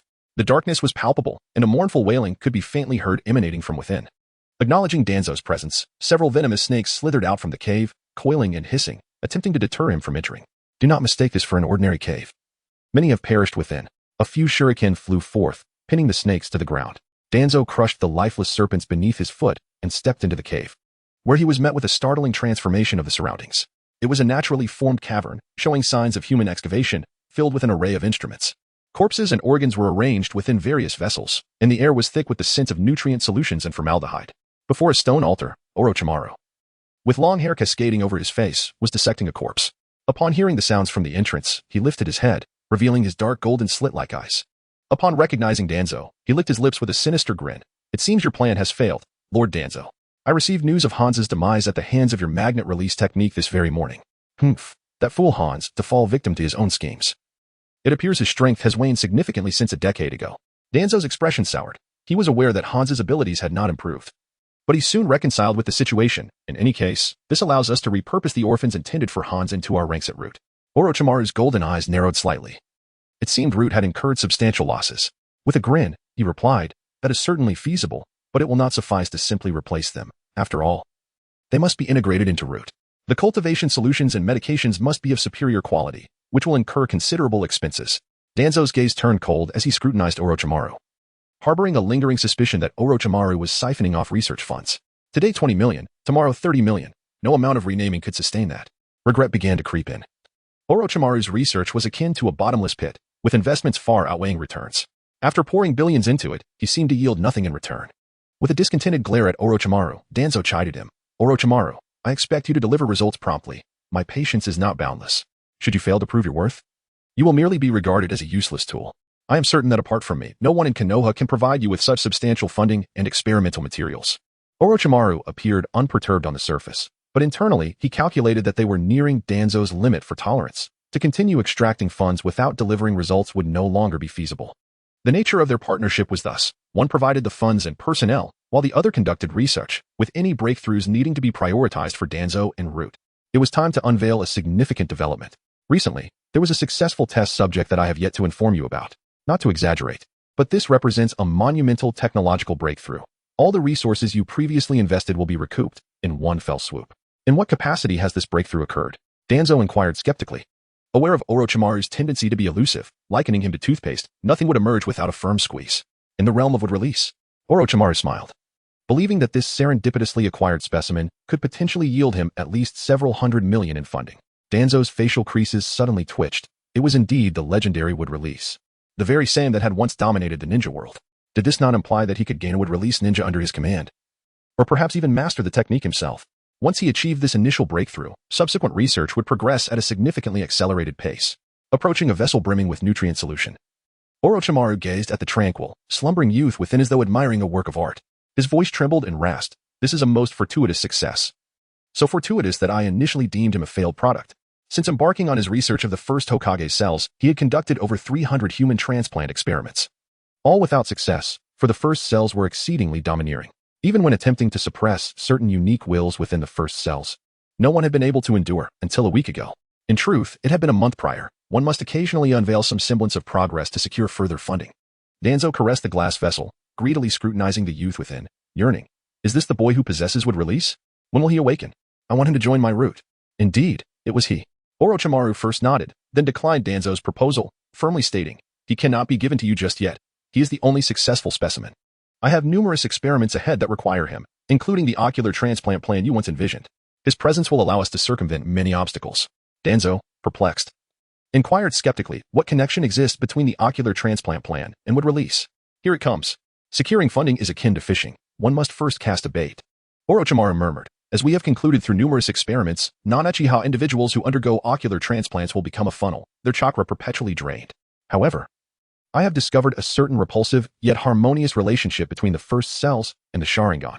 Possessing the first cells will substantially reduce the chakra consumption associated with the Sharingan. My intention is to use him as a blueprint, to further research the first cells, and subsequently perform simultaneous transplants of both the first cells and the Sharingan for you, allowing you to gain the powers of both. Danzo was greatly tempted. To possess the fated opposing powers of the Senju and Uchiha was an enticing prospect. He then contemplated a grave concern, regaining his composure to ask, how much more will it require? Not much, perhaps around 500 million, Orochimaru replied. For once the experiment was completed, the returns would be extraordinarily remarkable. He extended his tongue to lick his cheek, inflating the figure in his mind fivefold. 500 million was indeed not excessive. Danzo frowned. Compared to the potential returns, the investment seemed modest, yet the reality was that he lacked funds, having exhausted his resources. Thus, only one recourse remained. I currently have no money, but I possess a plan to generate funds rapidly. Not only will it provide the necessary finances, but upon its success, you will also acquire a plethora of living experimental materials, freeing you from the current precarious existence in this cave. What is it? Orochimaru was intrigued, harboring some discontent towards Sarutobi Hiruzen. Why should the second Hokage conduct human experiments with impunity while he could not? By covertly controlling the Rain Village. I believe that with our combined strength, we can achieve this with relative ease. In the dim light, Orochimaru and Danzo exchanged knowing smiles, their thoughts converging. Chapter 62. Who holds the reins in the land of rain? There were no issues from the Sunagakure's side in the event of sudden warfare. A complete collapse within just days was improbable. Thus, Raza chose to remain in the Rain Village to mentor Nagato. For Raza, both Sunagakure and the Rain Village were tools for accruing points, chips for his ascent to the grand gambling table of the ninja world. Being a chip, it inherently possessed varying degrees of value. With Nagato in the Rain Village, its worth might not be less than that of Sunagakure, meriting greater investment of his efforts. Within the village chief's office, Nagato was grappling with the affairs of the Rain Village, overwhelmed by the challenges of leadership. One does not truly appreciate the value of daily sustenance until one assumes the responsibility of managing it. The issues confronting the Rain village far exceeded those faced by Yahiko in leading the Akatsuki. Problems were omnipresent, yet at times it seemed as though none existed. Exhausted, Nagato ultimately resolved to seek counsel from his teacher. Clutching several reports, he made his way to the small river behind the village. Luo Sha reclined leisurely on a chaise lounge, a fishing rod resting before him, weighed down by a stone, inviting the willing to take the bait. Beside him, the enchanting disciple Shaonan diligently immersed herself in a comprehensive anthology of the ninja world's song and dance, ardently honing her skills. Perceiving the subtle vibrations conveyed by the radar and discerning the rhythm of footsteps, Luo Sha recognized it was Nagato, yet he kept his eyes closed, calmly addressing him. Ah. Nagato, have you encountered some trouble? Master Luo Sha, I indeed find myself faced with an insurmountable dilemma. Nagato responded respectfully, unfazed by Luo Sha's almost clairvoyant insight. A skill he had come to expect. Please, elaborate. Nagato produced several mission reports, positioning himself respectfully behind Luo Sha, and stated, firstly, the feudal lord of the Land of Rain has dispatched envoys demanding that we offer riches and various resources, threatening that failure to comply will result in the denial of our Rain village's legitimacy. Luo Sha slowly opened his eyes and let out a cold chuckle. The feudal lord of the Land of Rain is indeed a thin-skinned individual, he remarked. During Hanzo's tenure as the leader of Amidst, did the feudal lord ever send envoys? If so, how did Hanzo respond? Nagato took a moment to gather his thoughts before replying. According to the records in the office, the feudal lord did indeed send representatives in the past. However, after being met with Hanzo's uncompromising treatment during the initial encounters, the matter eventually faded into obscurity. Under Hanzo's rule, Amidst can be said to have, in every sense, severed ties with the authority of the Land of Rain. And just how uncompromising was he? Essentially, he ignored the envoys of the feudal lord, leaving them in neglect, refraining from any response or offerings. Then let us be even more unyielding than Hanzo. As Rasha beckoned, Nagato, ever perceptive, leaned in to absorb Rasha's teachings. I care not for the identity of the current daimyo, nor for his age or progeny. Within 3 days, I demand his demise.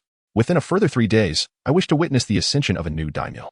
Should the daimyo perish and the potential successors fail to determine a victor within 3 days, lend your support to the contender with the second highest odds, and eliminate the one with the greatest claim. Once the new daimyo assumes power, if he does not acknowledge us within 3 days, he too shall meet his end. We shall continue this path of slaughter until no one in the Land of Rain dares to claim the title of daimyo, or until the ruling faction acknowledges the supremacy of Amidst over the Land of Rain. Let them comprehend who truly holds the reins of authority in the Land of Rain. Nagato was taken aback. Despite anticipating Rasha's inclination towards a firm approach, he did not foresee the extent of her resolve. Hesitantly, he spoke, Master, but he is a daimyo, a descendant of the divine. If word spreads of our actions against the daimyo, Amidst will become the common enemy of the ninja world. The ninja world resembles Japan's warring states period, where daimyo stand as daimyo, and ninja villages function as the shogunate, existing in a nominal hierarchy. However, the relationships between the 5 great ninja villages and their respective sovereign nations vary significantly. For instance, the Raikage of Sunagakure holds a status comparable to that of the daimyo of the Land of Lightning, while the Hokage is subordinate. In the original narrative, Sunagakure was merely a pawn of the daimyo of the Land of Wind, receiving the occasional bone when pleased and a kick when displeased. To alter this situation, Luo Sha must first suppress the influence of the daimyo, and the Land of Rain serves as the testing ground. As a threefold capable youth nurtured under the Crimson Banner, Luo Sha will not permit anyone to lord over the people. Pulling Nagato aside to avoid Conan, Luo Sha admonished, Nagato, have you forgotten the earnest teachings I imparted to you? Forgotten your ideals, and the goals of our organization, the sky? To achieve true peace in the shinobi world, we must establish a system of checks and balances, ensuring the equitable distribution of resources, where every individual receives their rightful rewards based on their contributions. If we possess the capacity, we should amplify our support for the weak and the impoverished.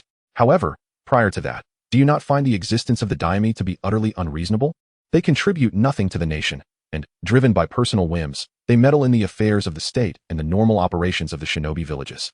They extort without merit, lacking both strength and ability, yet they ride high upon the backs of commoners, shinobi, and the likes of us, simply due to their alleged descent from a deity. The Land of Rain has suffered under the daimyo for far too long. Nagato was moved, his eyes glistening with tears, as he expressed remorse. You speak the truth, Master. Just as you once said, the Land of Rain belongs to all its people, not to be treated as the personal property of the daimyo. For the sake of our grand endeavor, even if the daimyo truly is a descendant of the divine, I am willing to bear the wrath of the gods. Luo Sha was quite pleased with Nagato's response. He was not pedantic, proving to be a promising candidate. Encouragingly, he added, be decisive in your actions. If you are not discovered, it is not a crime. The ninja world had become utterly corrupt, and in order to alter its dire state, one must adopt a bold and sweeping approach, which necessitates power. Strength equates to authority. And now is the time for us to reclaim the rights that belong to ninjas. In contrast to the distorted systems of the ninja world, Luo Sha deemed it far more reasonable for the strong to transcend the mundane, as depicted in fantasy novels. The logic of ninjas was utterly incomprehensible to him. Nagato then produced several reports, inquiring about them one by one.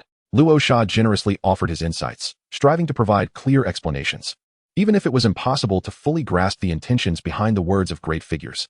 Luo Sha hoped for the ninja world to evolve as closely as possible towards a normal society. To hell with the will of fire, compared to the greats. They were insignificant. Their conversation stretched on for several hours, and Luo Sha's points steadily increased as they spoke, surpassing the threshold of 1,000, thanks to his previous actions.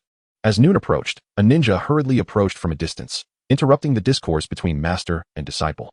He reported, "Leader, an outsider from another village has arrived. He expresses a desire to represent the Grass Ninja Village and wishes to establish a relationship of mutual assistance with us. The specifics require your detailed discussion." Grass Ninja Village? Nagato pondered momentarily. It seemed to be a small ninja village located in the neighboring country of the Land of Rain. Had word reached them that the Land of Rain had undergone a change in leadership, prompting them to seek an alliance? With his teacher present, he could not make a decision alone, so Nagato turned to Luo Sha. API call failed with status code 429. Error. Code 429. Message. Resource has been exhausted, e.g. check quota. Status. Resource exhausted, upon a sudden alertness.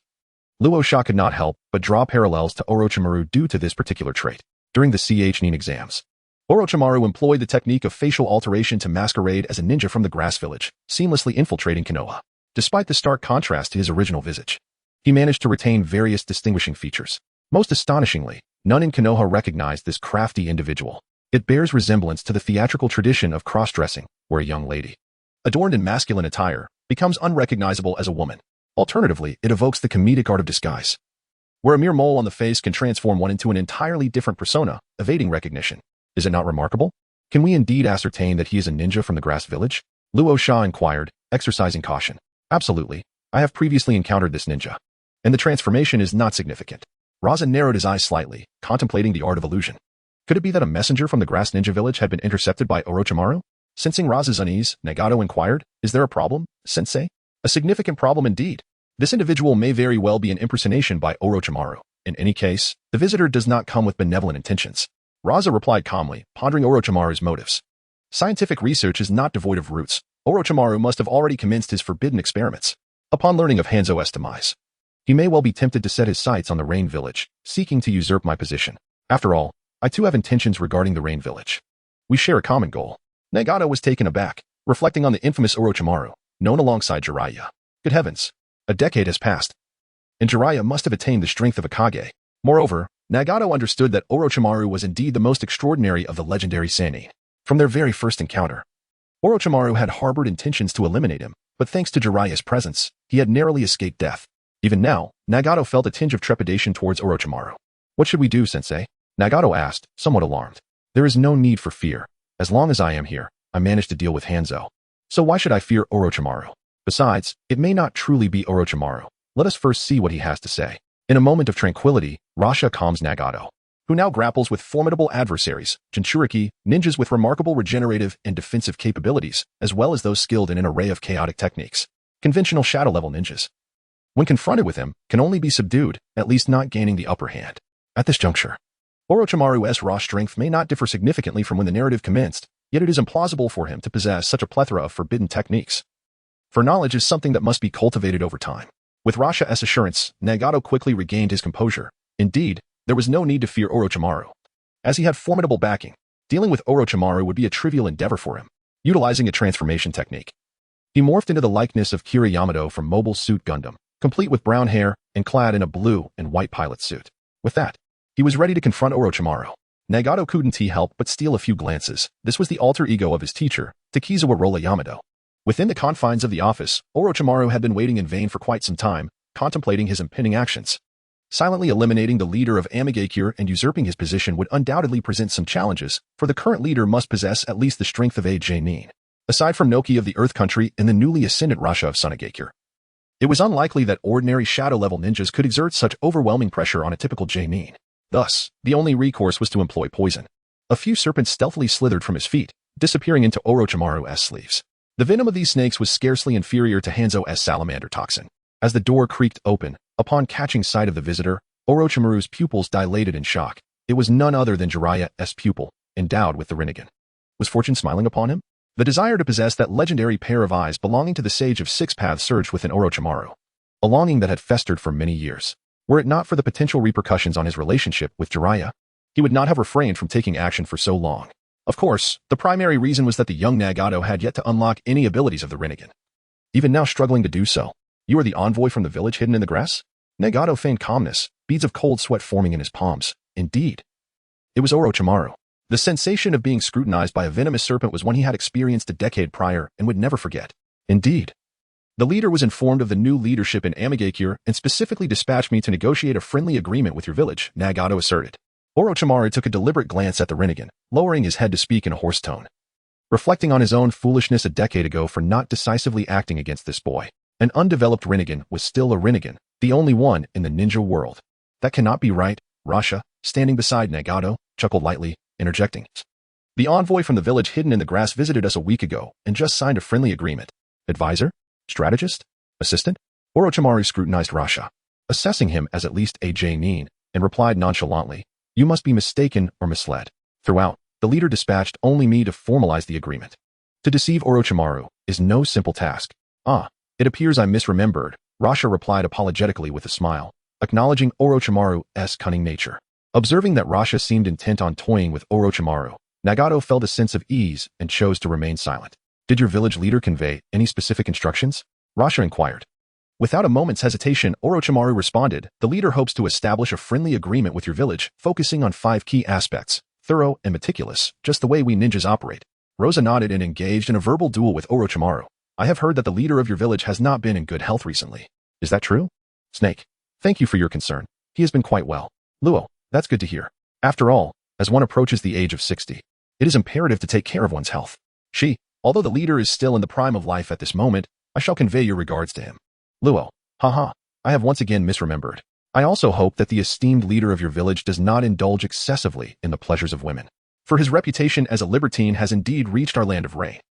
This is beyond my counsel, yet from my recollection. The leader is not one to be swayed by such distractions, devoted solely to his duties. After exchanging a few more pleasantries, Orochimaru observed that Luo had finally dispelled all doubts, and then he produced a letter. Presenting it to Nagato, This is a personal letter from the leader of my village addressed to you. The small serpent coiled around his arm, poised to strike at any moment, ready to incapacitate the two with its venom, while a smile lingered at the corner of Orochimaru's mouth. Suddenly, Luo Sha's expression turned stern as he grasped Orochimaru's arm firmly, a cold smile gracing his lips. At last, a flaw has revealed itself. Has no one informed you that the leader of the hidden grass village is a woman? Orochimaru's smile abruptly faded. Even the most meticulous plans can falter. What to do now? A small snake shot forth, just escaping the confines of his sleeve when an unexpected force struck, propelling both Orochimaru and the 2 small snakes out of the office. Nagato extended one hand, gasping for breath, and calmly declared, Shinra Tensei. The door and walls shattered with a resounding crash, sending Orochimaru hurtling backward and landing several meters away. Stand down. He is not someone you can contend with. The ninjas outside who intended to rush in and assist were all deterred by Nagato's authoritative command. If the target truly was Orochimaru, even he might struggle to intervene, let alone the ordinary ninjas. The loss of a loyal companion weighs heavily on one's heart. Nagato began to comprehend Luo Sha's sentiments. As Raza stepped forward, he observed the devastation wrought by Nagato's technique. Apart from the walls, the earth remained largely unscathed. A stark contrast to the extraordinary power displayed by Nagato after the plot had unfolded. There was a considerable gap of at least 15 years at this moment. Nagato's ability to execute the Rinnegan technique, Shinra Tensei, was already remarkable, sufficient to contend with ordinary Ch-nin and J-nin alike. Orochimaru, seemingly devoid of bones, contorted his body in ways that defied normal comprehension as he rose from the ground, brushing off the dust from his attire, with a tongue that flicked across his cheek. A glint of greed sparkled in his eyes as he gazed at Nagato, rasping, Years have passed. Have you developed abilities befitting the Rinnegan? It should be more than this. If the Sage of Six Paths eyes possess only this level of power, it would be rather disappointing. The ninja world extols the virtues of the 3 great dojutsu, the Sharingan, Byakugan, and Rinnegan. However, Orochimaru, having conducted extensive research on the Sharingan and being a disciple of the Third Hokage, had some understanding of Uchiha Madara's Sharingan. The Byakugan merely excels in its stable activation probability, boasting a higher starting point, yet the potential exhibited by the Sharingan evidently surpasses that of the Byakugan, disregarding the Tensigan. As this analysis is from Orochimaru's perspective, surely, the Rinnegan cannot be inferior to the Sharingan? Nagato emerged slowly from the chamber, approaching Raza while maintaining a vigilant awareness of Orochimaru. He tilted his head and quietly inquired, "Teacher, I seem to recall that the leader of the grass village was a man, was he not?" The Akatsuki organization was well informed about the surrounding powers. API call failed with status code 429, error, code, 429, message, resource has been exhausted, e.g. check quota, status, resource exhausted. Rosa smiled silently. For the present, Orochimaru lacked such prowess. He exchanged a knowing glance with Nagato, who understood the unspoken intent. It was a test of skill, a preliminary examination. Suddenly, Orochimaru's sleeve quivered, and several venomous serpents surged forth, their jaws agape, revealing their fangs as they lunged at Rosa. Utilizing the serpent's shadow technique, a unique C-rank ninjutsu devised by Orochimaru, the number of serpents was fewer than that of the shadow serpent technique, with less variation as well. Nagato propelled himself forward, intercepting the venomous beasts, deftly wielding his kunai to sever their bodies with ease, clearly displaying his considerable skill. With narrowed crimson pupils, Orochimaru displayed a remarkable prowess. The attack power and destructive capability of his hidden shadow snake hands technique may fall slightly below that of ordinary C-rank ninjutsu, yet it excels in speed of execution. He is undoubtedly a man of considerable insight. Upon witnessing the severance of his snake limbs, Orochimaru remained unfazed. A subtle smile playing upon his lips as he swiftly formed hand seals and struck the ground, invoking Earth Release, Earth Dragon technique. Chakra coalesced into a massive dragon's head, emerging from the depths of the earth, unleashing a torrent of soil directed towards Nagato. The true target of Orochimaru's intent was Nagato's Rinnegan. The other ninjas, including his own aide who had toyed with him, were of no consequence. Orochimaru was acutely aware of what was paramount for his own interests. Nagato extended a hand once more, chakra surging forth, softly intoning, universal pull. It was formidable, yet not unmatched, as a repulsive force surged outward from Nagato's center towards Orochimaru. The stream of earth collided with the repulsive barrier, manifesting a semicircular shield, the invisible and intangible repulsive layer laid bare before the spectators. Arsha lightly shook his head. Nagato, after all, lacked combat experience and revealed crucial information far too quickly. Orochimaru's actions were clearly a probing attack. If my conjecture holds true, Orochimaru would likely attempt another test. A commendable ability to displace the surrounding air and its matter, perhaps employing repulsive forces? With a flick of his long tongue across his cheek, Orochimaru remarked, "A commendable ability indeed, but acquiring merely this amount of information is insufficient." Intensifying his chakra output, the torrent of earth expelled from the dragon's head surged forth with greater force, causing even Nagato to feel a slight pressure. Reluctantly, he too amplified his chakra, and the repulsive barriers surged, obliterating the flow of earth, which then collided directly with Orochimaru. Utilizing the repulsive force, Orochimaru was propelled backward, executing a roll mid-air to land gracefully, and then swiftly formed hand seals once more, unleashing wind release. Great breakthrough. Even if it were merely a C-rank ninjutsu, with sufficient chakra, it could wield formidable power. To further probe the abilities of the Rinnegan, Orochimaru expended a significant amount of chakra this time. A powerful whirlwind erupted from his mouth, ravaging towards Nagato, sweeping up debris, sand, and remnants of walls. Earth Release, Earth Flow Wall. Chakra surged forth as Nagato swiftly performed hand seals, raising two earthen walls devoid of canine heads to stand before the tempest. Thanks to the Rinnegan, Nagato possessed chakra of 5 natures, yet after the onset of the narrative, the Rinnegan had been developed to a high level, rendering such conventional techniques unnecessary. However, at merely 15 or 16 years of age, Nagato had only just begun to wield Shinra Tensei. The whirlwind was halted by the earthen walls, and rather than feeling disheartened, Orochimaru found greater delight in the challenge. Not employing the repulsive technique perhaps stemmed from certain limitations, or was he luring me into an attack? Expelling a long sword from his mouth, Orochimaru charged towards Nagato, while his other hand transformed into a multitude of venomous snakes, lunging at Nagato. After approximately half a minute of intense exchanges, both sides engaged in several rounds of combat. Nagato grew increasingly weary, each encounter fraught with peril, relying solely on Shinra Tensei to cling to survival. Rosa clicked his tongue. Orochimaru could not be considered lenient, yet he was not entirely earnest either. His actions tinged with a sense of probing. Nagato, at this moment, appeared to possess the caliber of an elite jonin, aligning closely with Rosa's expectations. After Nagato employed Shinra Tensei once more, Orochimaru's demeanor shifted abruptly, his neck elongating in an eerie manner as he lunged towards Nagato, sword in mouth. The angle, speed, and timing were all executed to perfection. Orochimaru's heart was filled with exultation. Those Rinnegan eyes would soon be his. The younger generation, after all, remained somewhat inexperienced. That Shinra Tensei technique should have at least a 5-second cooldown. Beyond its initial usage, there ought to be no further applications. If there were, he would concede defeat. The longsword, akin to a shooting star, sliced through the resplendent brilliance, capable of severing Nagato's neck in an instant. With no avenue for escape at this critical juncture, Nagato remained unperturbed, for he was aware that the man standing behind him was there to safeguard him. Chapter 65, A true man must pilot a Gundam. The electromagnetic field was perpetually activated. Even at this moment, as Nagato faced imminent death, he sensed not the slightest disturbance. Uchiha Madara had not dispatched any observers to monitor Nagato, or perhaps the observer was confident in his ability to rescue Nagato. Rosa speculated it was the latter. Discounting extraterrestrial beings, there was no one in the ninja world capable of overpowering him. Should Nagato perish now, Rosa would undoubtedly accrue a substantial number of points. However, his mindset was to pursue a sustainable path. Nagato was a valuable resource that could be mined continuously and should not be allowed to die. Suddenly, Orochimaru felt the sword in his mouth, as if it had developed a life of its own, uncontrollably flying away to the side. His teeth had loosened considerably from the force. The sword, which should have severed Nagato's head, vanished into thin air, leaving only an emptiness in its wake. Throughout the ordeal, Nagato remained composed. With his teacher present, there was no need for trepidation. He fought with Orochimaru solely to demonstrate his own capabilities. As Orochimaru returned to his normal state, he cast a wary glance at Rosa, the eccentric figure who had initially deceived him and whom he had subsequently underestimated. There was something peculiar about him. He could not merely be a strategist providing simple assistance. Rosa held the long sword he had seized with one hand, bringing it before his eyes. He plucked a strand of hair and placed it against the blade, then gently blew upon it. The hair severed at once, a testament to the sword's sharpness. What an exquisite weapon, Rosa marveled, acknowledging that such a long sword would be a rarity throughout the entire shinobi world. He contemplated exchanging the one he had crafted himself, offering it as a token of affection to his beloved, Yekong, thereby applying resources wisely. Indeed, this is the Kusanagi, a sword that bears the name only if it possesses unmatched sharpness and resilience.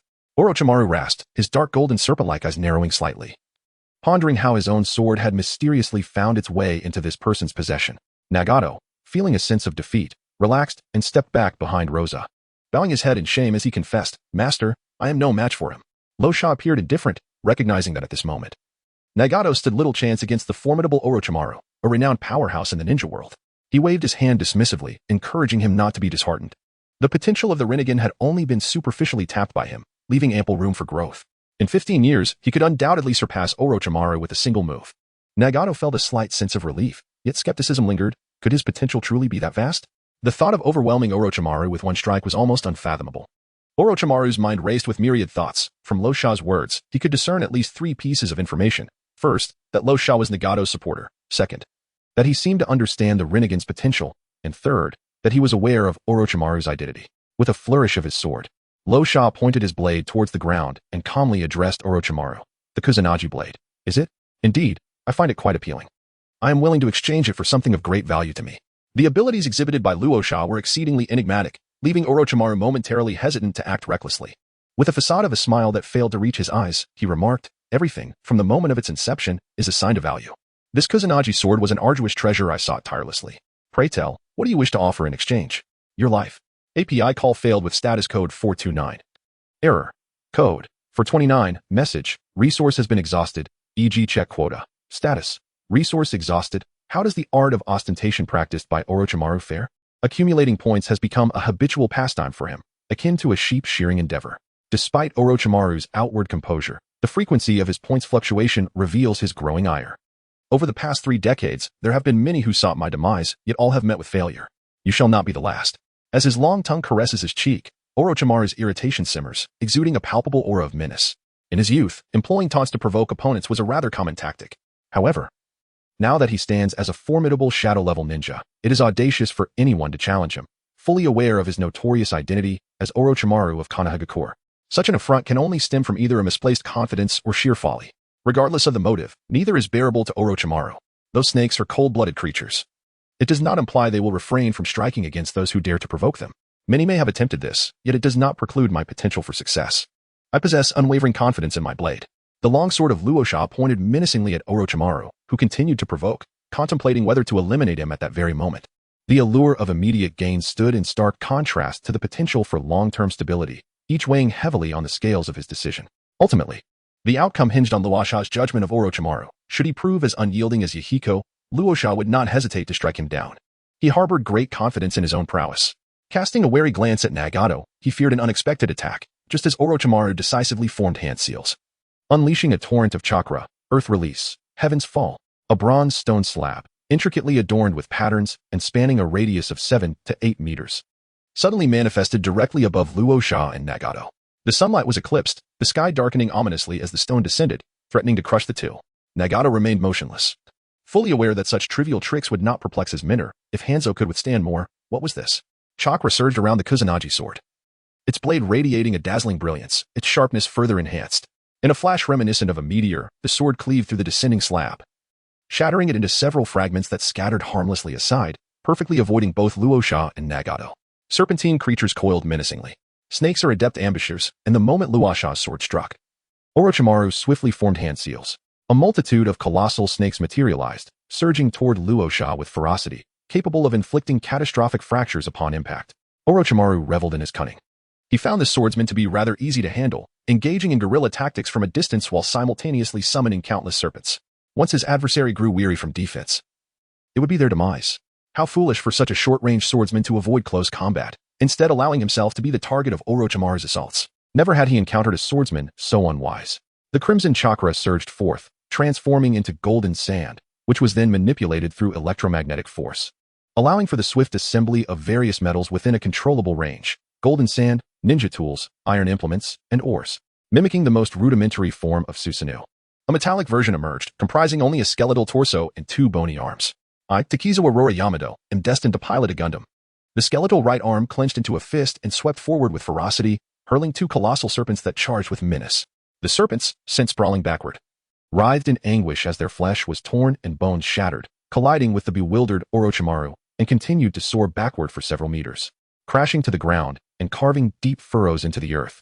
Where's the promised swordsman? Rosa cast a discreet glance towards the 10 o'clock direction before taking a step forward. Furthermore, I possess greater confidence in my mastery of the Gundam technique.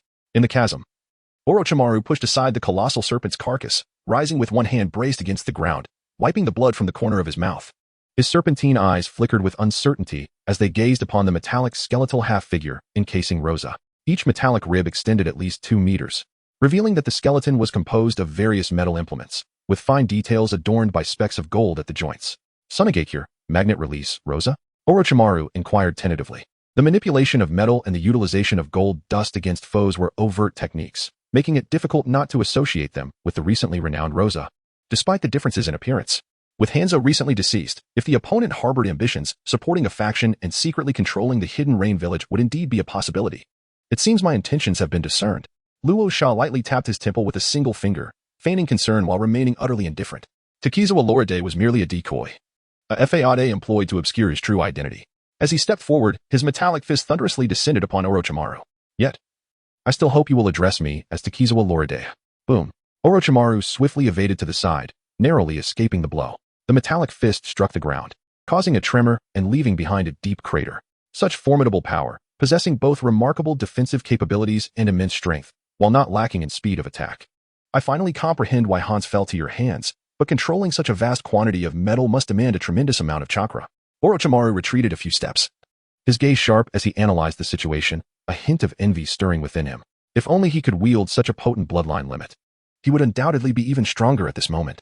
Far less than you might imagine, Luosha replied with a smile, revealing that he had been diligently developing the advanced application of electromagnetic force in pursuit of greater offensive power. What appeared to be a simple assembly of metal in his current technique was, in fact, a sophisticated application. Strength, defensive capability, and striking speed were all meticulously balanced. During attacks or maneuvers, electromagnetic propulsion could be employed, allowing for increased offensive power despite the initial reduction in speed due to sheer mass. The energy expended in electromagnetic propulsion was substantially greater than that of maintaining the giant frame, rendering this method of combat even more efficient in conserving stamina compared to previous tactics. If the giant serpent fails, then let us see how effective this technique is. Orochimaru licked his cheek with his tongue, a sinister smile playing on his lips as he swiftly formed hand seals, chakra surging forth to set up a grand formation. From his mouth and within the formation emerged thousands upon thousands of venomous snakes, slithering towards Luosha, creating a veritable den of serpents. This technique is known as the serpent's array. Faced with such an overwhelming number of snakes, can you truly strike fast enough to intercept them all? Or will you encase yourself in metal, defending against my onslaught before countering? Orochimaru cackled, unafraid even in the face of Luosha, who had previously vanquished Hans and coerced Noki into submission, instinctively seeking to test Luosha's prowess. Pain, positioned behind him, was about to charge in with a Shinra Tensei, but was halted by Luosha's command. Stand down. With your current abilities, attempting to repel all the snakes at once would surely cost you your vitality.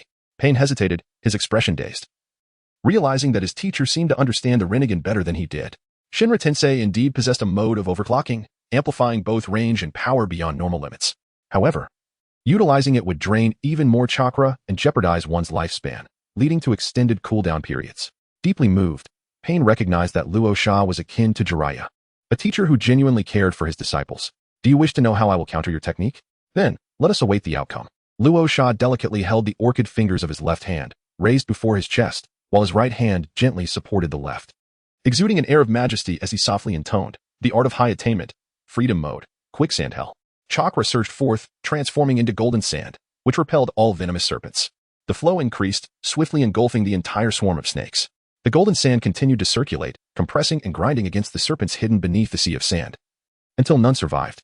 Orochimaru's lips twitched slightly, overly concerned with Luo Sha's newly exhibited abilities, yet he overlooked the traditional methods of the Wind Shadow lineage. Nevertheless, it posed little issue. With a single hand, he formed a seal, connecting with the corpses of the snakes, and explosions erupted in succession. This technique, akin to the corpse explosion technique, detonated the sand sea, sending gravel and fragments of serpentine remains flying like shrapnel. Fortunately, Nagato and the others from the Rain Village had already retreated, sustaining no injuries. The explosion's cloud of golden sand and blood obscured everyone's vision, causing Nagato to feel a pang of anxiety. Would his teacher, situated at the epicenter of the blast, be unharmed? The battle had been ongoing for some time when Konan and Yahiko arrived, rushing to Nagato's side, their faces etched with concern. "Where is teacher Luo Sha?" they inquired. Nagato pointed ahead, where the golden sand blood mist had yet to dissipate. Konan and Yahiko fell silent. Nagato's restraint indicated that he had been halted by teacher Luo Sha, who was always particularly vigilant about his disciples' safety. Orochimaru, too, observed the movements within the golden sand blood mist, suddenly struck by an unprecedented sense of crisis. He promptly extracted a vast reservoir of chakra, streamlining his hand seals. After forming several seals, he slammed his hands onto the ground. Summoning technique, Rashomon, a towering stone gate, intricately carved with demonic faces, rose from the earth, serving as a barrier between life and death, shielding Orochimaru behind it. The art of high attainment, freedom mode, missile fist. Amidst the golden sand blood mist, a massive metallic fist hurtled forth, breaking the sound barrier with a thunderous roar as it charged at Orochimaru. In the blink of an eye, it collided with the Rashomon, unleashing an unparalleled force that cracked the stone gate, the fissures expanding rapidly until a gaping hole was formed. The iron fist smashed through Rashomon and continued its relentless trajectory, striking the unprepared Orochimaru. His bones shattered, flesh and organs reduced to pulp. His entire body propelled away by the impact, flying several hundred meters until he landed outside the village. Left behind, Luo Sha emerged from the golden sand blood mist, encased in a metallic skeleton, completely unscathed. He turned to instruct the trio, manipulating a high-fidelity Susanoo to launch towards the direction of the metallic fist. In the original narrative, Orochimaru was renowned for his immortality, perpetually oscillating between defeat and resurrection, his ability to survive unparalleled in the ninja world. While it was not imperative for Luo Sha to eliminate Orochimaru, he intended to instill in him the understanding that he was the true powerhouse. Even if he were to be reborn countless times, Luo Sha could vanquish him time and again. Before that, however, he needed to ascertain whether Orochimaru was truly dead.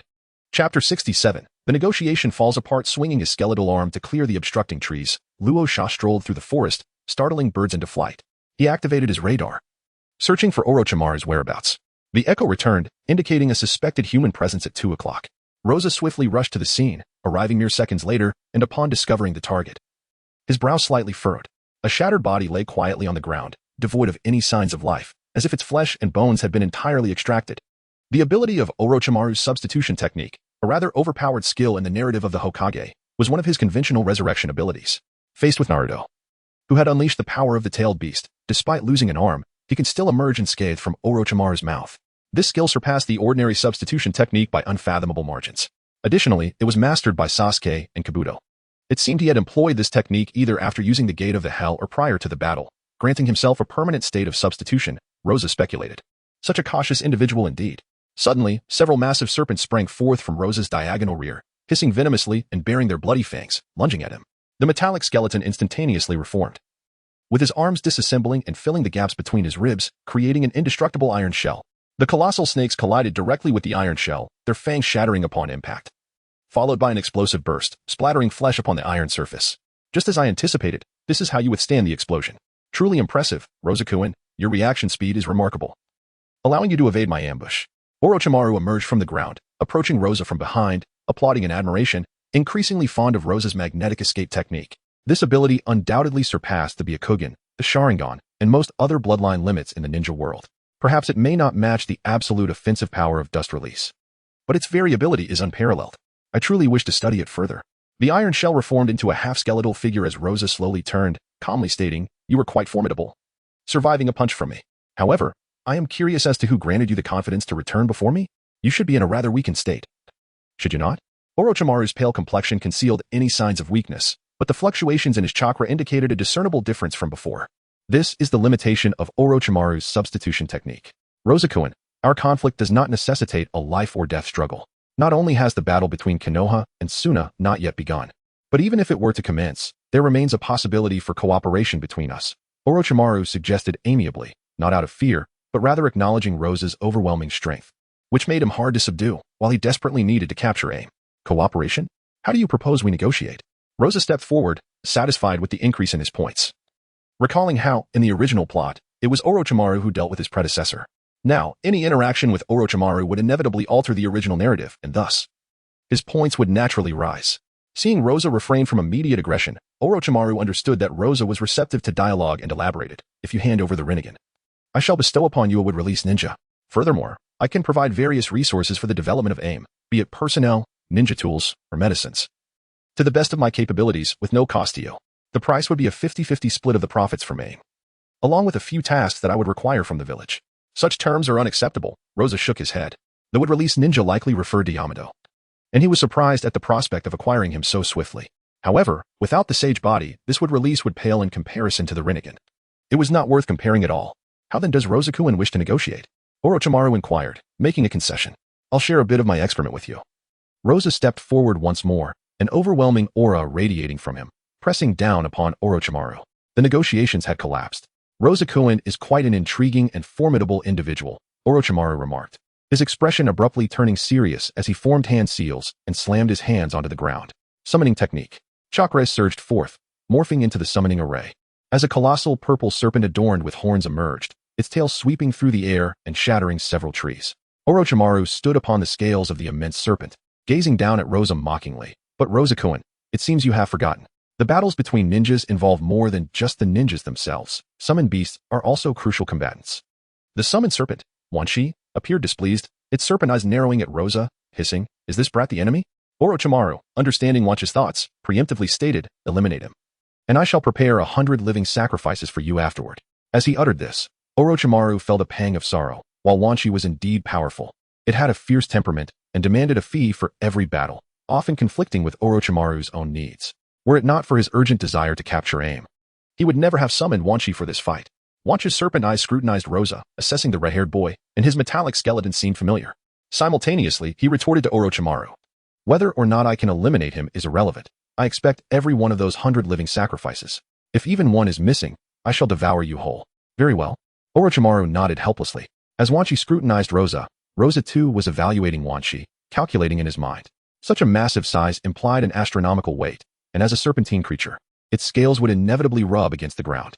If the scales were not sufficiently hard, the excessive weight would leave its surface raw and bloody. Given Wan Shi's mass, the hardness of its scales should exceed that of steel, bullets would be ineffective, and even mortars would likely prove inconsequential.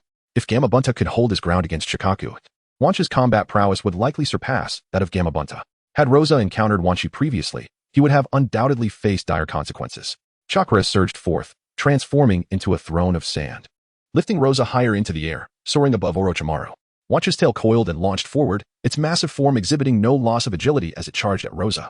With a resounding crash, the metallic skeleton disassembled, integrating some sand to reform into a shield, which was swiftly pierced by Wan Shi's assault. Seizing the opportunity, Rosa ascended to a greater height, looking down disdainfully upon Wan Shi and Orochimaru, declaring, "I do not enjoy conversing with those beneath me. Orochimaru, you have compelled me to utilize this technique." The metallic rod, used to vanquish the four-tailed Sun Wukong, materialized from the storage scroll, floating before Rosa. "Feel the pain of the world. Those who have never personally experienced suffering cannot comprehend fear, nor can they grasp the essence of reverence. Therefore, Orochimaru, may you feel pain. Contemplate pain, embrace pain, and understand pain, for I hope you never forget the suffering brought upon you by my strength. Only then will you truly comprehend what it means to revere." A metallic pillar loomed vertically downwards, directed towards Orochimaru and the myriad serpents. A sense of impending doom, akin to being ensnared by the full might of the Nine Tails, permeated Orochimaru's thoughts, causing an inexplicable flutter within him, as though calamity was on the verge of striking. "This does not bode well, Orochimaru," he murmured. The myriad serpents, with their eyes fixated above, restlessly thrashed their tails against the ground, their instincts urging them to flee.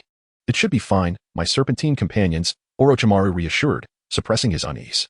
In the ninja world, there exists an abundance of jutsu, genjutsu, and sealing techniques, some of which I have yet to encounter. However, I firmly believe in an immutable truth, equivalent exchange. To gain something, one must sacrifice another. The more formidable the technique, the greater the chakra required. Ultimately, a ninja's battle is a contest of chakra. While having an abundance of chakra does not guarantee victory, it certainly enhances one's odds when other variables are closely matched.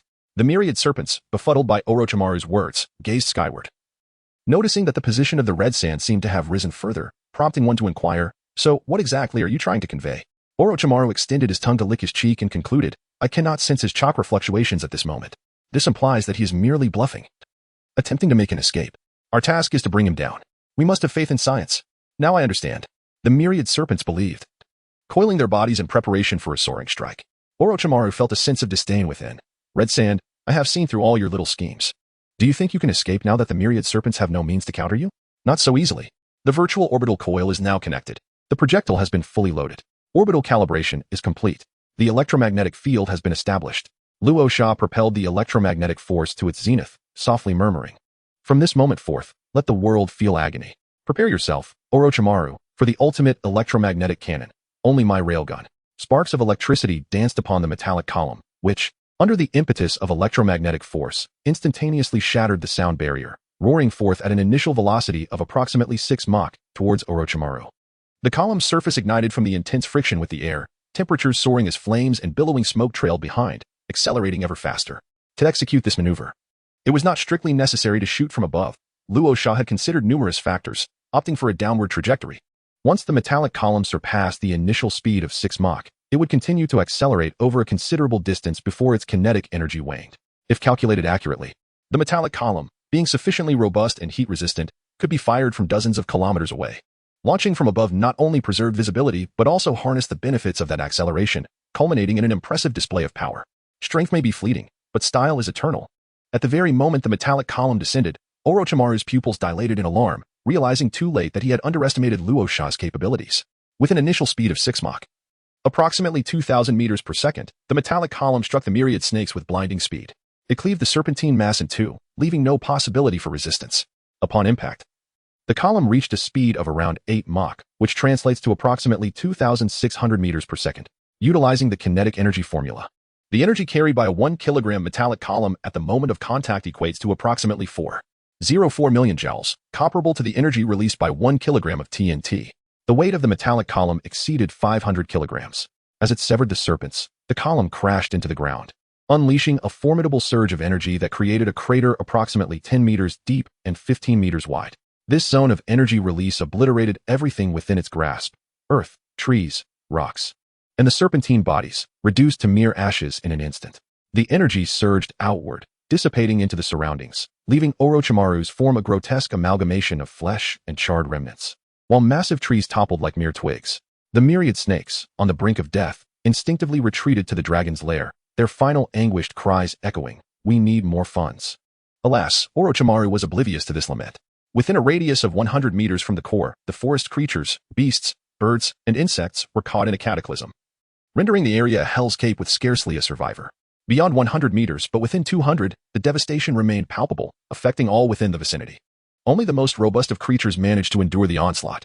Dust billowed skyward, obscuring the sun. The celestial kinetic weaponry was far from the legendary omnipotence. Yet it was certainly not as feeble as imagined. During World War II, a 2,000-pound shell contained a mere 400 kilograms of explosives, an unremarkable figure. However, when deployed effectively, it could completely annihilate a building and impact an entire city block with ease. In the Rain Village, the three young ones, along with all the Rain Ninja, trembled in awe at this extraordinary spectacle.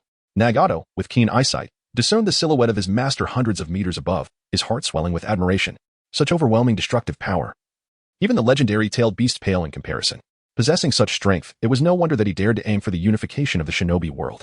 Through a narrow lens, Nagato's imagination ran wild. His master had spoken of achieving true peace in the shinobi realm through unparalleled strength. And the goal of the HAL organization was undoubtedly to unify the shinobi world. His master had also mentioned that every core member of the HAL organization possessed strength comparable to his own, perhaps an element of mutual flattery. Yet the embellishment could not be too excessive. The known core members of the HAL organization included De Luo, Xiao Luo, Si Luo, Master Luo Sha, Luo Village's Jinshin, and Luo Yongxin. The latter three had all demonstrated their prowess within the shinobi realm. What of the three leaders? Surely, there must be other core members of the How organization yet to reveal themselves.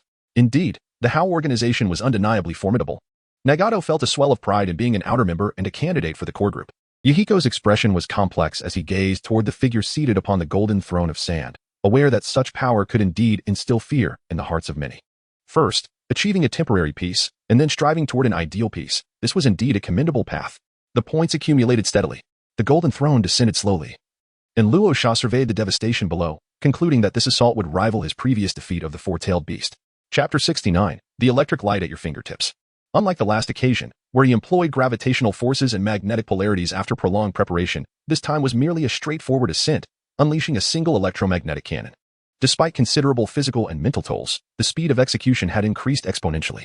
Additionally, the previous environmental constraints of the desert had obscured the extent of destruction. Now, in the forest, the magnitude of this technique was unmistakable. One should not underestimate the destructive capacity of 400 kilograms of TNT. Conventional missiles typically possess a similar yield. The atomic bomb dropped on Hiroshima, known as Little Boy, had a yield of merely 15 kilotons, resulting in the indirect deaths of 240,000 people. This electromagnetic cannon could equate to a staggering 137 of such bombs. The accumulation of points had not surged dramatically, leading Luo Sha to surmise that Orochimaru had not yet perished. His remarkable ability to cling to life was indeed astounding, even outside the epicenter of energy release.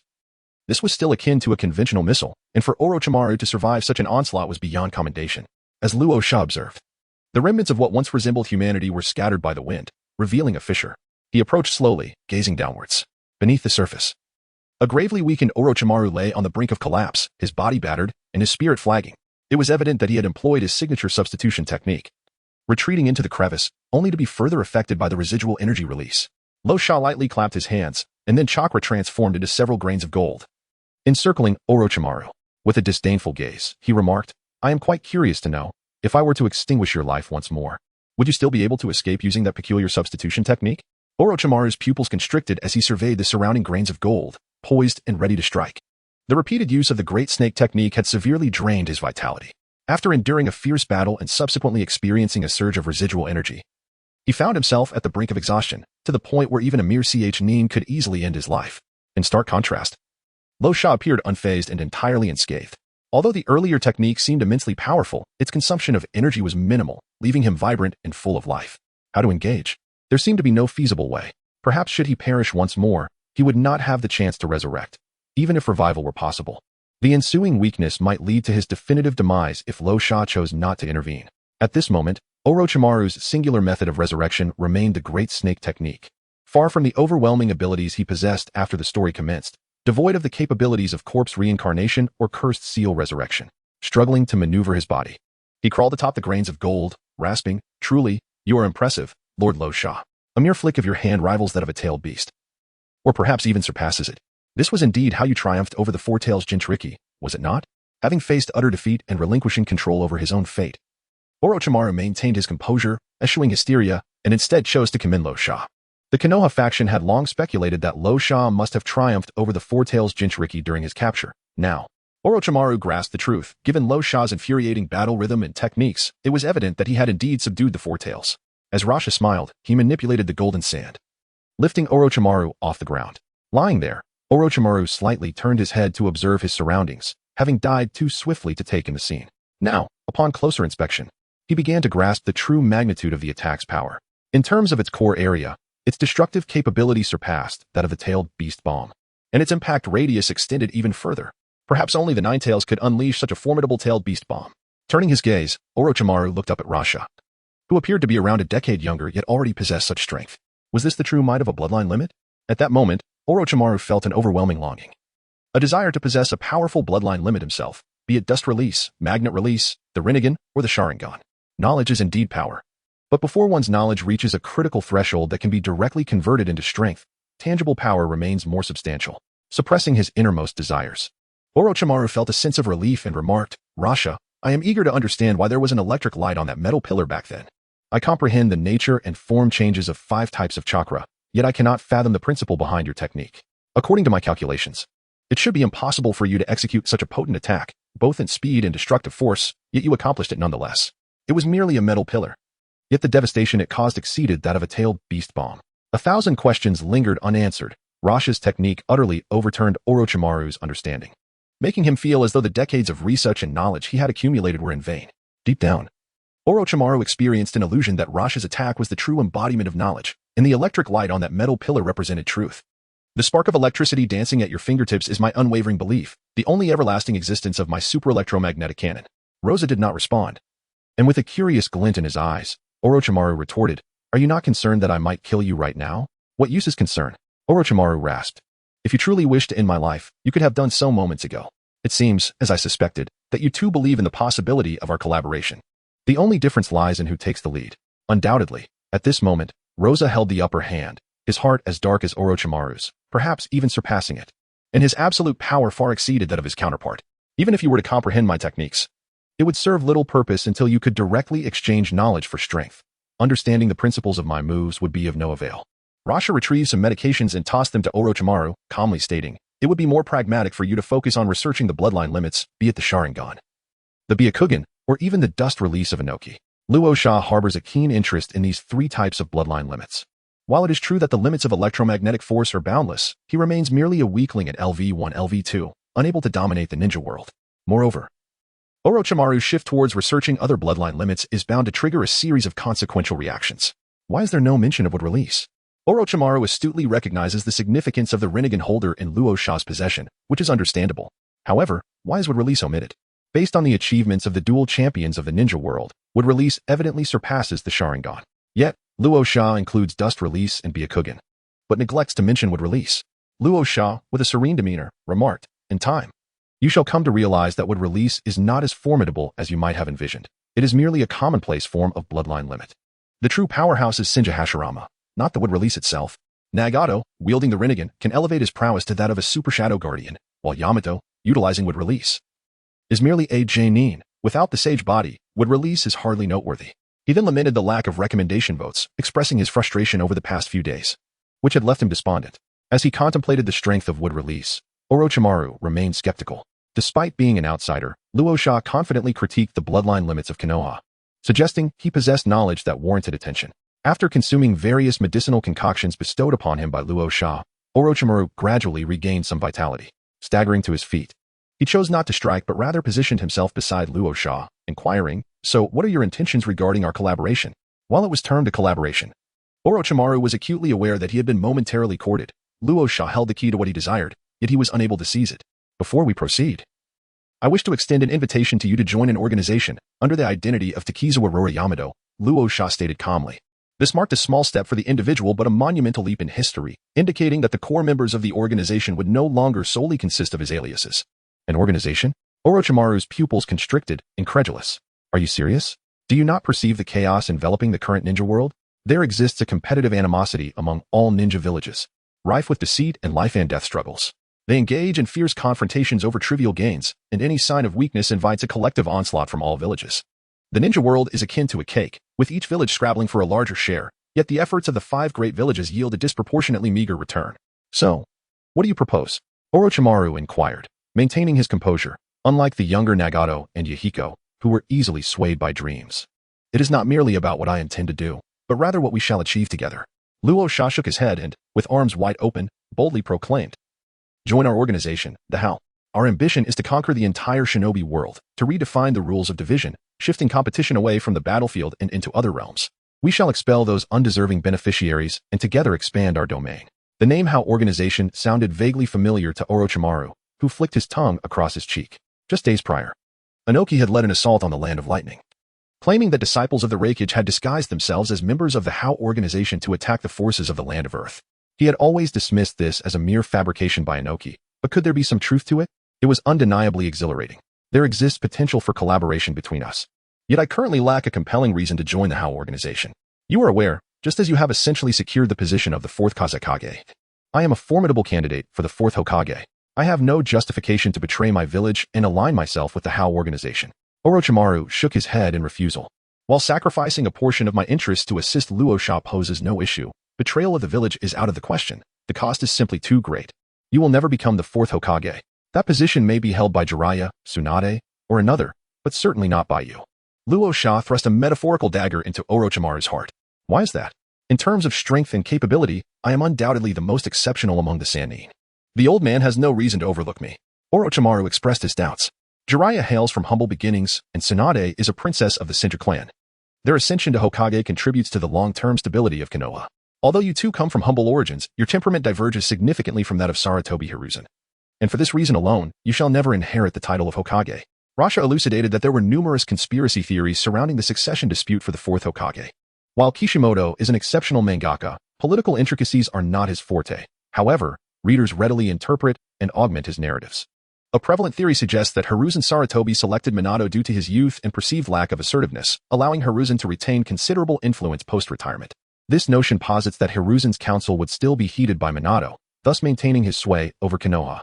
Rasha posited an additional reason for Orochimaru's failure to secure the Hokage position, a divergence in character. This dissimilarity has historically been a pivotal factor in the selection of candidates and heirs, as leaders typically favor successors who mirror themselves. Hiruzen Sarutobi, Jiraiya, and Minato Namikaze shared similar ideals and a pacifistic approach, whereas Orochimaru's association with Danzo and his distinct style set him apart from the Sarutobi lineage, marking him as a true disciple of Tobirama Senju. Furthermore, Rasha added that joining the organization would not compromise Orochimaru's Konoha affiliation, he could simply adopt an alias. Rasha pointed to his own example, noting that he had not defected from Sunagakure despite joining the organization. Intrigued, Orochimaru discerned a crucial detail. Rasha was not the founder of the organization, but, like himself, a latecomer. He inquired about the organization's trajectory, remarking on its unorthodox nature. Given the inclusion of a designated fourth Kazekage, Rasha explained that the organization aimed to covertly control the ninja world, transforming it into a unified entity and equitably distributing its resources through peaceful means to achieve lasting harmony. Orochimaru scoffed at the notion of peacefully redistributing resources. Recognizing the significant impact on Konoha, the foremost beneficiary of the existing ninja world order, he asserted that as Hokage, he would undoubtedly oppose such a proposition. Rasha countered that Orochimaru would eventually acquiesce, as their plan involved ousting certain individuals from the equation. Luo Sha chuckled and added, provided that you can succeed the Hokage. Some individuals? Orochimaru inquired with suspicion. In the division of the spoils among the 5 great ninja villages, who could possibly be expelled? There seems to be no room for such actions. The smaller villages combined yield little profit. For instance, the daime Orochimaru's pupils dilated in realization. This was no mere redistribution of interests, but rather a revolutionary upheaval. Traditionally, the ninja world is understood to encompass the 5 great villages and their lesser counterparts, a notion shared by the majority of ninja. It was only now that Orochimaru grasped the true meaning of Luo Sha's words regarding the ninja world. It referred to everything within this land. The idea of ousting the daime was an unprecedented concept, yet it held considerable feasibility. To speak frankly, Konoha currently possesses the strength to eliminate the daime, albeit at the cost of temporary economic hardship, which might invite opportunistic attacks from the other ninja villages. It is indeed a fascinating proposition. I sincerely hope we can succeed. Orochimaru remarked with satisfaction, ousting the daime would benefit all ninja. Their hands clasped together, 2 ambitious individuals united in a temporary alliance of interests. I wish to hold your hand like this forever. Can love remain eternally pure without sorrow? Chapter 71. You should have mentioned this earlier. What was the point of our conflict? In the core members of the organization, one must have the character Luo in their name, such as Luo Yangxin, Luo Kunjiangxin, or Luo Ladahi. You need to adopt a pseudonym for yourself. Roshan advised that for an organization to function effectively, it must maintain a sense of uniformity. Let us call it the Serpent's Veil, he proposed, and when operating under this guise, I shall endeavor to refrain from utilizing my serpent-style ninjutsu. Orochimaru squinted, pondering the necessity of concealing his clandestine activities behind Fade. Excellent, Roshan nodded in agreement. As for the risk of exposure associated with this alias, it is of little consequence. Whether or not I am discovered will not impede my plans. Even if exposed, I can create diversion swiftly. As long as I act with sufficient speed, pursuit shall not catch me. Do you have any recent insights regarding your research? Roshan inquired, keen on identifying the most suitable focus for Orochimaru. Currently, I am delving into release techniques in the Sharingan. However, my foremost ambition remains the pursuit of immortality. Orochimaru replied, revealing that such information bore little significance. He then queried, what is it? Do you have concerns? The issues are far more grave than you realize. API call failed with status code 429.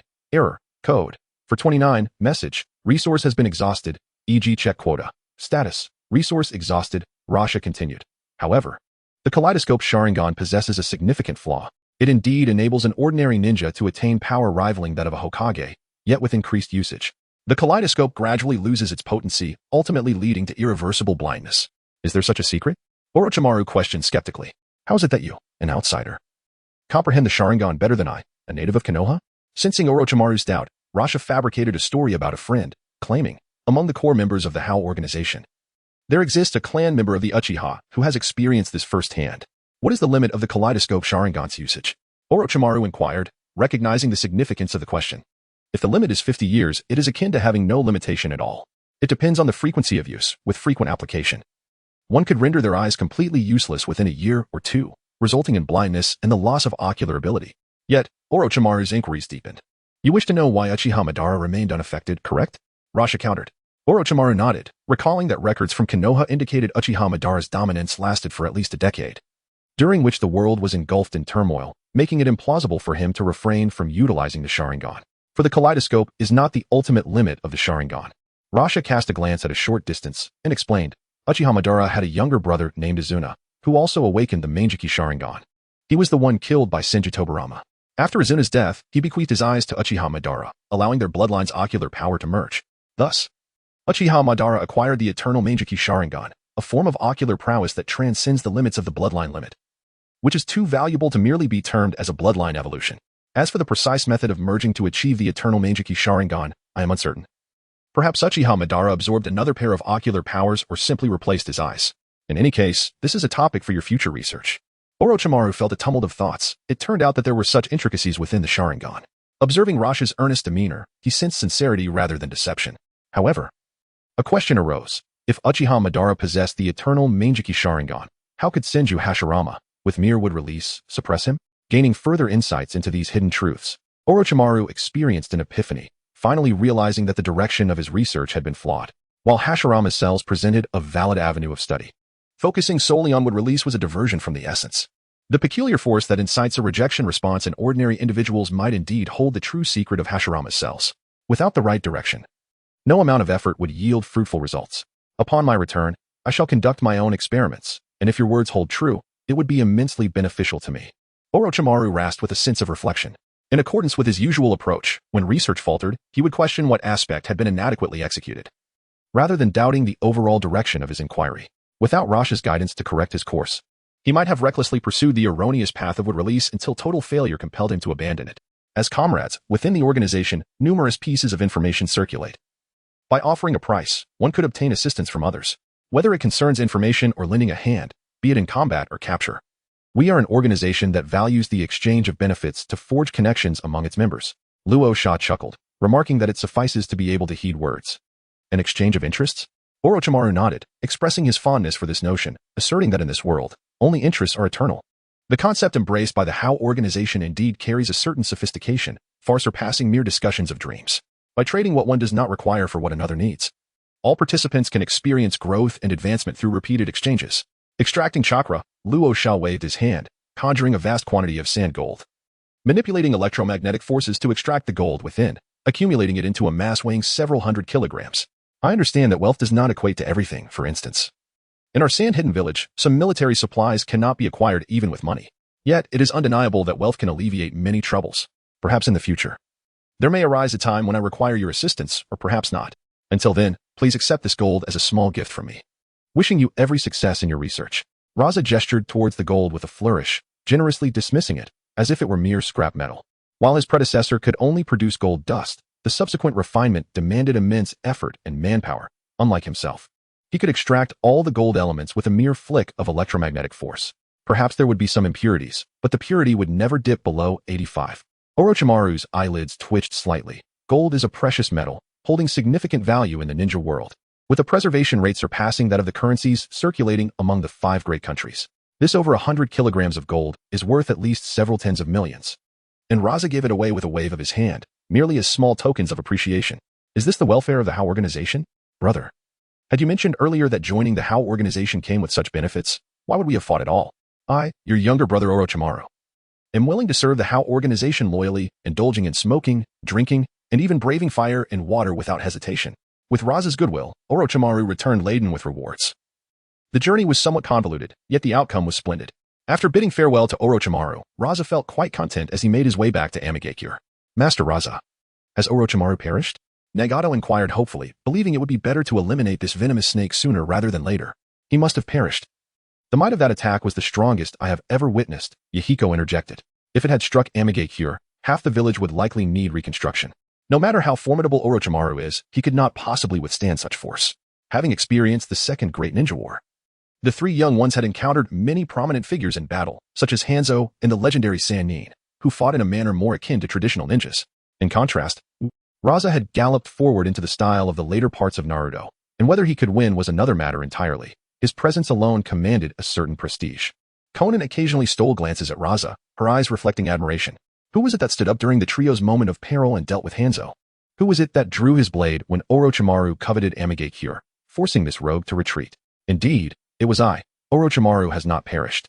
I have invited him to join the How organization, and he shall henceforth be a core member of it, Raza stated calmly. The three young ones were somewhat perplexed and astonished.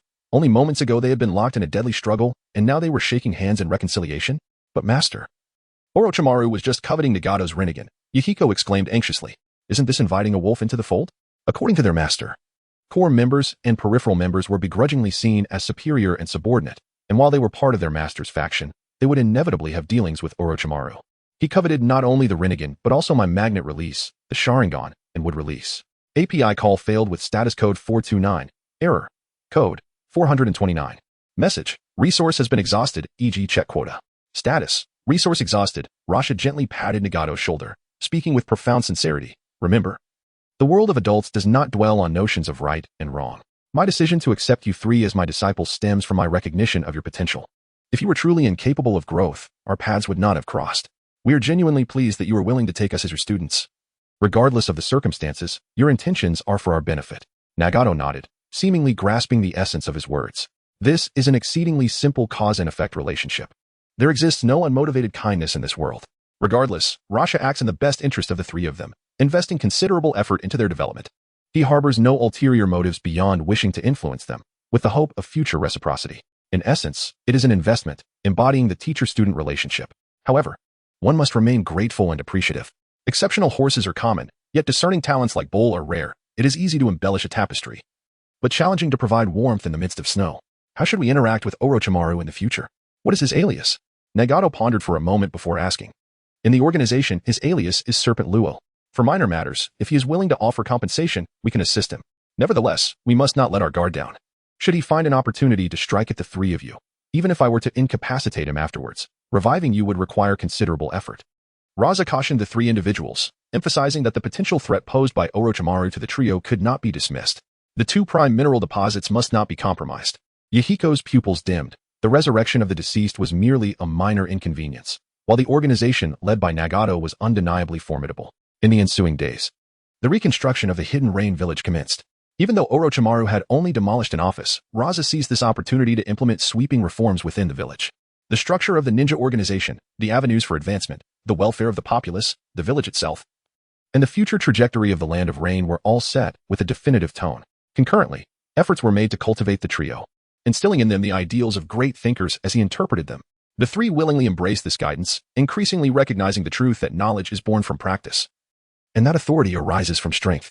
The absolute idealism embodied by figures like Jiraiya was deemed impractical. Such aspirations could serve as a goal, but it was imperative to engage in tangible actions rather than mere rhetoric.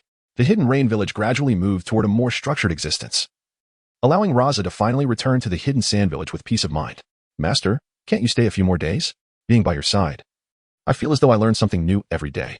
I have now gained insight into the essence of the ninja world, Nagato implored, tugging at Raza's sleeve, with Yahiko and Konan standing behind him. To this day, Yahiko had come to understand why Raza had chosen Nagato as the spokesperson. Nagato was indeed more fitting for the role than he himself. I cannot stay any longer. There are matters in the Hidden Sand village that require my attention. Remember, if anything arises that you find uncertain, or if you encounter any troubles, send someone to the Hidden Sand village to seek me out immediately.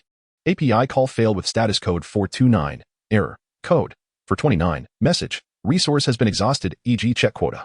Status. Resource exhausted. Having received the paper flower, Raza scrutinized it briefly and remarked, "This rose is folded exquisitely." Whereupon, he adorned Conan's hair with the paper blossom. With an iron butterfly and two paper flowers gracing her head, Conan's cheeks flushed, inwardly noting that it was not a rose, but rather another flower closely resembling it. Bidding farewell to the trio, Raza donned his conical hat, venturing into the rain and retracing his steps. Silence pervaded the journey until, several hours later, he halted abruptly upon reaching a dense thicket, unfurling his microwave radar and discerning something amiss. he stated frigidly, having shadowed me for this duration. Do you not intend to reveal yourself? There was no rejoinder, save for the sounds of the wind and rain, the rustling of leaves within the dense woods, and the scurrying of beasts, with no other activity. Luo Sha gently brushed the edge of his conical hat, then turned to gaze at a colossal tree 100 meters behind him. With a disdainful tone, he remarked, your ability to conceal yourself is indeed remarkable. Initially, I could detect no signs of your presence. However, after employing the technique of the high ascendance and mimicking the Susanoo of the kaleidoscope Sharingan, as well as engaging in discourse with Orochimaru regarding the eternal kaleidoscope, you revealed two distinct flaws. It is these very discrepancies that allowed me to fully imprint your energy signature in my memory. While it bears a striking resemblance to ordinary trees, there exists a subtle difference. With that, a shuriken flew forth from beneath his cloak, breaking the sound barrier as it sped toward the massive tree. Chapter 73, Black and White Absolute. Just as the shuriken was about to pierce through the giant tree, two figures, one black and one white, suddenly emerged from within the trunk. Moments later, the shuriken penetrated the tree, sending splinters flying. The Black and White Absolute, or rather, the Black Absolute and a vortex of White Absolute. Luo Sha squinted slightly, realizing that the number of individuals present exceeded his initial estimation by one. The only one he had identified was the swirling white Zetsu, known as Obito. As for the black Zetsu, he had not detected its presence at all, merely being unwittingly drawn into this encounter. Such formidable stealth capabilities. It was indeed alarming. Should he be struck by that technique, he might very well meet his demise. The swirling white Zetsu, Obito, leapt about in agitation, circling the colossal tree that had been shattered, and then turned to Luo Sha, greeting him. Greetings, I am Obito. And this is my companion, Black Zetsu. The latter cast a cold, disdainful glance at Luo Sha, harboring an intense desire to eliminate him on the spot. The two figures, who had long concealed themselves beside Nagato, fortuitously discovered Luo Sha's extraordinary nature and subsequently shifted their focus onto him. The secrets of wood release. The mysteries of the Sharingan. Each revelation Luo Sha shared sent tremors through Black Zetsu's heart. He was well aware of these secrets, as was Uchiha Madara. Yet how could this outsider, Luo Sha, possess such knowledge? Moreover, Black Zetsu harbored a vague suspicion that this unassuming red-haired individual knew far more than he could fathom. Had he gleaned this information from the sages of the Three Great Lands or some other source? Black Zetsu could not ascertain. All he knew was that he must never allow this red-haired man to encounter Uchiha Madara. Doing so could jeopardize his grand plan to rescue his mother. Greetings. I am Luo Sha. API call failed with status code 429. Error. Code. For 29. Message. Resource has been exhausted. E.g. check quota. Status. Resource exhausted. Raza found himself between laughter and tears, baffled by the question. A maiden of beauty would never deign to such bodily functions. And as a handsome man myself, certainly neither would I. Black Zetsu, playing coy, inquired with caution, how do you possess such knowledge? He was perplexed, unable to comprehend how a red-haired shinobi from the village hidden in the sand could be privy to so many Uchiha secrets. Could this youth's affiliation with Sunagakure be a mere facade, with his true lineage tracing back to the Uzumaki clan? As distant relatives of the Senju, and thus arguably descendants of Indra, it wouldn't be implausible for such records to exist within their clan. Black Zetsu's mind raced with possibilities. Has it not been stated already? Surely you must have heard, Raza responded. Within our organization, the House of Hot, there exists a member of the Uchiha clan. Furthermore, our order boasts a venerable history, rendering our familiarity with certain arcane matters hardly surprising. API call failed with status code 429. Error. Code.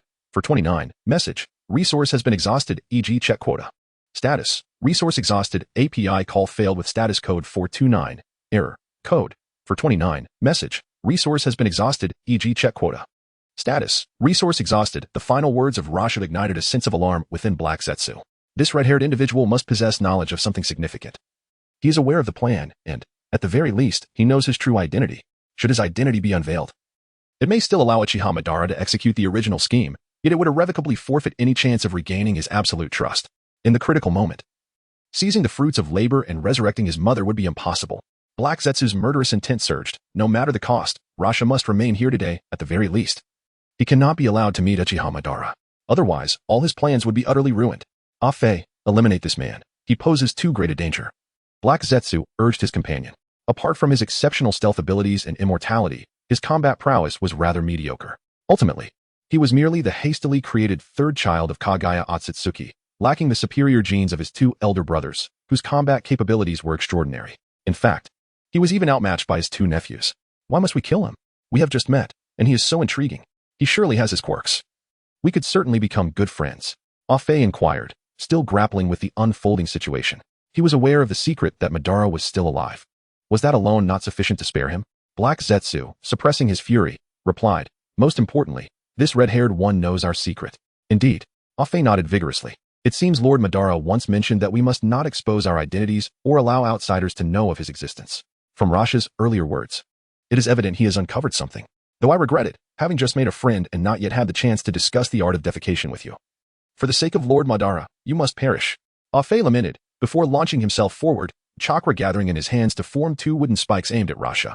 Rosa stepped back, transforming his chakra into golden sand, which formed a wall before him. The wooden spikes pierced through the golden sand wall, absorbing the chakra within, growing wildly, and erupting into sharper branches that protruded beyond the wall. Would release, insertion technique. Without the support of chakra, the golden sand wall crumbled into grains, scattering upon the ground. While Rosa had already retreated a considerable distance, this peculiar would release from the white Zetsu possessed an uncanny ability to absorb chakra from the golden sand, showcasing a level of sophistication surpassing that of Yamato's would release. Suddenly, from the forest floor, countless saplings burst forth, growing aggressively, rapidly maturing into bizarrely shaped trees. Their branches extended swiftly, resembling tentacles, reaching out towards Rosa in an attempt to restrict all his movements. A smirk curled at the corner of Black Zetsu's mouth. After all, he was merely an ordinary shadow-level warrior, and Obito was no ordinary white Zetsu. In the depths of the forest, their side would hold the advantage. A glimmer of cold light flashed. Rasha brandished the Kusanagi blade, seized from Orochimaru, its resplendent light severing the encroaching tendrils of wood. Yet, even this proved insufficient to halt the inexorable advance of the wood release. Despite his celerity in felling the arboreal growth, Toby's wood release exhibited an even more accelerated propagation. Intriguing, he mused. If the problem defies resolution, then the instigator shall be eliminated. A railgun projectile was discharged with a resounding roar, tearing through the intervening branches and trees. Hurtling towards the white Zetsu, Toby. In a moment of dire peril, Black Zetsu, with alacrity, interjected, possessing Toby and executing a swift roll to evade the electromagnetic projectile. The proliferation of the arboreal tendrils palpably decelerated. Rasha, having severed the wood release around him, advanced towards the black and white Zetsu with measured steps. That was a close call, Toby muttered, prostrate on the ground, still in the throes of relief from his narrow escape, his combat experience evidently waning. Fool, Black Zetsu retorted, castigating Toby as a foreman would a construction worker. Aware of your impending demise, yet you remain inert? Should he advance, I may be spared, but your demise is assured. Black Zetsu, the third scion of Kagaya Akatsuki, possessed no formidable powers save for the Black Tiger Heart Snatch, capable of felling even Madara Uchiha in his 6-path sage mode. However, it had also been granted the gift of immortality. Its corporeal form was akin to a fluid, capable of being severed, yet upon reintegration underground, it would emerge unscathed. He who laughs best, Black Zetsu mused. Having outlived his rebellious elder brothers and his troublesome nephews, it was you who insisted on this confrontation, Toby grumbled. An unwinnable battle. Toby unleashed his chakra, causing a forest primeval to erupt from the earth, obstructing Rasha's path. Black Zetsu found himself in an enviable predicament. The prospect of Toby vanquishing Rasha was negligible, and even impeding Rasha's advance seemed a Herculean task. Yet, he was committed to his ill-conceived strategy, wielding the Kusanagi blade with practiced ease. Rasha observed the nature of this art. Hashirama and Madara both wield would release, he mused. Whether I confront them in the future remains to be seen. But it would be most welcome to reap the rewards. Prior to such encounters, thorough preparation was paramount, to ensure the most ostentatious display of power. Hashirama Senju's would release exhibits rapid growth, absorbs chakra, and suppresses the tailed beasts, he reflected. Madara's should possess similar attributes. Yamato, however, is inconsequential. This white Zetsu's would release is undeniably derived directly from Hashirama Senju, or perhaps the divine tree, possessing both rapid growth and chakra absorption. It possesses some merit, but it is insufficient. Rather than conjuring gold dust with chakra, he employed electromagnetic force to extract subterranean metallic elements, forging a colossal blade of immense size. This blade, however, was merely a simulacrum, devoid of true sharpness, and would revert to a pile of loose sand without the sustaining electromagnetic force. He then imbued it with high-voltage electricity, augmenting its destructive potential. With a swift motion, Rasha unleashed a long sword imbued with high-voltage electricity, severing the relatively slender wooden constructs in its path, which were essentially pierced by the electric current. The dry wood lacked conductivity. However, the issue lay in the fact that Afei's wooden constructs were not dry. The electric current coursed through the moist earth, extending towards the black and white Zetsu, crashing upon the two figures. Ah, it hurts terribly. My skin feels as if it has turned charred. Afei lamented, having only recently polished and waxed himself. Gazing at the half of his body struck by the electric current, he panicked and cried out, "Isn't this ruining my appearance?" "Silence, you fool," Black Zetsu retorted, delivering a punch to the other half of Afei's face, urging him, "Hurry and strike back. Use a more formidable wooden technique. If he allows Rasha to approach, it would be far worse than merely being scorched." Having previously observed the battle between Rasha and Hanzo, Black and White Zetsu were aware that beneath Rasha's cloak lay an improbable battery, and at this moment, They could only curse inwardly at the battery's remarkable endurance. Turning his gaze towards Black Zetsu, Rasha narrowed his eyes. The resilience of these two against high-voltage electricity exceeded his expectations, while Black Zetsu was not entirely unaffected. The impact of the electric current was minimal. One could not help but marvel at the lineage of Kaguya Otsutsuki's third son. After being struck, White Zetsu merely exhibited charred skin and slowed movements. The original body of White Zetsu had been effortlessly dispatched by the second pillar's Amaterasu, marking it as one of the latter's most significant victories. This incarnation of Vortex White Zetsu, in terms of combat prowess, chakra quantity, and uniqueness, surpassed the original White Zetsu. In the original narrative, it was capable of attaching itself to a Bido, serving as an exoskeleton and manipulating Yamato to perform wooden techniques, akin to a being birthed directly from the divine tree. Now it's time to strike. A phase expression suddenly turned grave as chakra surged into the earth. Would release. Chaos of hell.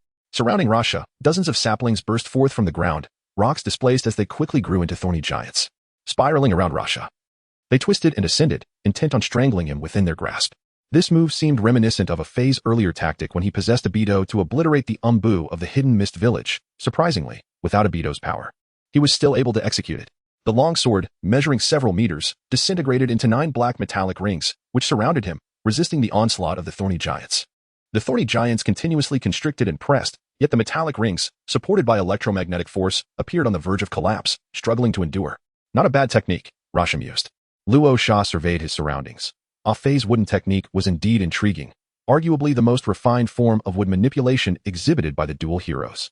With his palm facing inward, he extended one hand before him and then clenched it abruptly. High-voltage electricity surged once more, enveloping the metallic ring, while electromagnetic forces commanded the ring to expand outward in an instant, piercing through and severing the thorny giant tree. What to do? It seems this move cannot restrain him either. Vortex White Jew exclaimed in astonishment, delivering a punch to Black Jew's face, cursing, "It's all your fault. We were getting along just fine, on the verge of becoming friends. If you hadn't compelled me to act, how could this have escalated into a fight?" API call failed with status code 429. Error. Code. For 29. Message. Resource has been exhausted, e.g. check quota. Status. Resource exhausted. Rasha brandished his sword, the flashing blade resembling a celestial meteor, cleaving Zetsu in twain. However, it would be more accurate to say that Zetsu, sensing the unfavorable turn of events, proactively separated. "I'm done for." The White Zetsu of the Uzumaki clan's expression shifted dramatically. Having always been the one initiating attacks, now facing imminent demise, he wondered if he was about to be cleaved in two. With a sweep of his longsword, Rasha delivered another blow, bisecting Black Zetsu, who crashed to the earth in 2 pieces. Much like Frisia at the hands of Trunks, Black Zetsu wore a bewildered expression, questioning why he was the one being struck. Furthermore, he was taken aback by the sensation of pain and the unusual difficulty in healing the inflicted wounds. Chapter 75. An unconventional sage art seizing the opportunity as Rasha remained fixated on Black Zetsu. The White Zetsu of the Uzumaki clan swiftly darted aside, traversing through the earth and trees with remarkable speed. With a swift motion, Rasha unleashed 2 strikes, tearing Black Zetsu into 8 pieces. And he focused intently on observing Black Zetsu's reaction. The vortex of White Zetsu, while not yielding significant points, provided an invaluable opportunity to scrutinize Black Zetsu closely. Severely fragmented, Black Zetsu felt an excruciating pain emanating from every wound, and with no other option, he transformed into a fluid state, silently retreating underground. Even upon reassembling, he still sensed the profound extent of his injuries. Although his body appeared intact, the feeling of being damaged was palpable. The lost portion of his strength and chakra returned at a painfully slow pace, as if it would never fully recover. Black Zetsu was struck with terror, fearing for his life. If he endured a few more blows from this red-haired adversary, it might indeed be his end. Immortal and unyielding, his remarkable regenerative abilities had always been his greatest reliance, allowing him to lurk in the shadows throughout the annals of the ninja world since his inception. Lacking any other power, he would have long been obliterated and entombed in concrete had it not been for this capability. How could he continue to sow discord otherwise? Now, realizing that Rasha could inflict harm upon him, panic ensued. He swiftly traversed underground, seeking refuge beside Vortex White Zetsu, reattaching himself without the previous authoritative demeanor. Filled with caution, he cast a wary glance at Rasha, his once formidable presence diminished. Noticing the unusual demeanor of his companion, Vortex White Zetsu, puzzled, retreated while lowering his voice to inquire. "What transpired? You seem quite afraid of him." Black Zetsu, shrouded in secrecy, hesitated before finally responding, "This Rasha, it seems he possesses sage techniques. Such techniques can indeed harm me. He cannot be allowed to live." The implication of sage techniques sent a ripple of dread through him. The ears of Luosha subtly twitched as he raised his hand to examine the situation repeatedly, and then he understood. So it is. The Dao Gem. forged from the 5 elemental chakra and yin-yang release, remains susceptible to sage arts, or rather, it can withstand ordinary ninjutsu but not the powers of sage techniques. Kurosetsu. The third offspring created by Kagaya Akatsuki using yin-yang release combined with a fragment of her own will, though neither aging nor mortal, cannot surpass the essence of the Tao Gem. Even Kagaya Akatsuki, the progenitor of chakra, is not immune to sage arts. The 2 rebellious sons, Naruto and Sasuke, utilized sage techniques to seal Kagaya on 2 occasions. As for Sakura Haruno, she plays a mere supporting role, even if it were Kakashi's ninja dog, Hakken, who ultimately allied with Naruto and Sasuke, it would likely still succeed in sealing Kagaya. Why is this so? Because Kagaya is an extraterrestrial being. Chakra cannot truly be considered the energy of the ninja world, but rather an invasion from an outsider. The indigenous energy of the ninja realm is, in fact, natural energy, which lacks a direct application system. However, when intertwined with chakra, it can manifest as sage arts. As an outsider leading the charge, it seems rather presumptuous to attempt to govern the sage arts, which belong to the local hybrid lineage. In Luosha's mind, there lingers a conjecture that electromagnetic forces permeate all existence, even within a fantastical realm like that of Hokage. While certain aspects may diverge from Newtonian principles, fundamentally, they must adhere to this law. The high-voltage currents he harnesses through electromagnetic power, though distinct from lightning release, are essentially akin to the natural phenomenon of lightning. When augmented by chakra, even in the absence of enhanced potency or the ability to enter sage mode, it still possesses certain characteristics reminiscent of mystical techniques. Luosha gazed at Heibai with a knowing smile. So, you fear this, do you? It is not surprising, for even your mother cannot be immune to celestial techniques. To withstand does not equate to immunity. Although the power of celestial techniques may not rival that of the 6 paths, it possesses the inherent qualities capable of inflicting harm upon the Tao-seeking jade, and that suffices. Heibai's expression transformed dramatically, his features contorting in horror as he exclaimed. How could you possibly know this? How could you know this? He had initially intended to inquire why Luosha employed celestial techniques, given that he bore no trace of the auras from the 3 great divine lands, which should have rendered him oblivious. Yet, upon hearing Luosha's revelation, all such queries became trivial, mere tangents. I have previously stated that my knowledge surpasses what one might imagine. If you seek to learn more, I can divulge further details, such as the origins of your mother and her reasons for coming to the shinobi world. With a delicate tap of his finger against his temple, Luosha coldly remarked that his ability to inflict harm upon Kurosetsu signified the latter's diminished value for research. Cursed. Kurosetsu had utterly lost his composure, abandoning the calm demeanor once characteristic of the shinobi world, descending into a state of hysteria. Stripped of any power, Kurosetsu had always prided himself on being the son of Akatsuki Kagaya, the unseen hand manipulating the shinobi realm. His 2 elder brothers and 2 nephews, including Obito and Shin Uchiha, had witnessed countless formidable warriors arise over the years, all of whom Kurosetsu regarded with disdain. This was due to his unwavering belief in his role as the puppeteer. He thought that as long as he was willing to exert effort, he could guide and control them. Per Tom, played like a mere pawn. What good is it to wield a blade if one does not possess intellect in this world? Now, the last vestige of Kurosetsu's pride and composure was brutally stripped away by Luosha. Apart from the 3 great sages, he remained unremarkable. Kill him, quickly. End him. Kurosetsu howled at the possessed Uzumaki Obito, his anger palpable. If not for his lack of strength, he would have readily engaged Luosha in a fierce duel. Afu landed another punch squarely on Kurosetsu's face, indignantly exclaiming, I've told you countless times, without the necessary strength, why can't you comprehend this? None of us can endure this any longer. We should swiftly devise an escape plan. If you are truly bewitched, let me be the one to rouse you from this stupor. Raz's expression shifted subtly. Was he contemplating an escape? Excellent, preferably directly to Madara Uchiha, allowing for a calculated ambush and a thorough thrashing of the lonely elder. Tracking Black Zetsu proved exceedingly difficult. White Zetsu, however, instilled a modicum of confidence.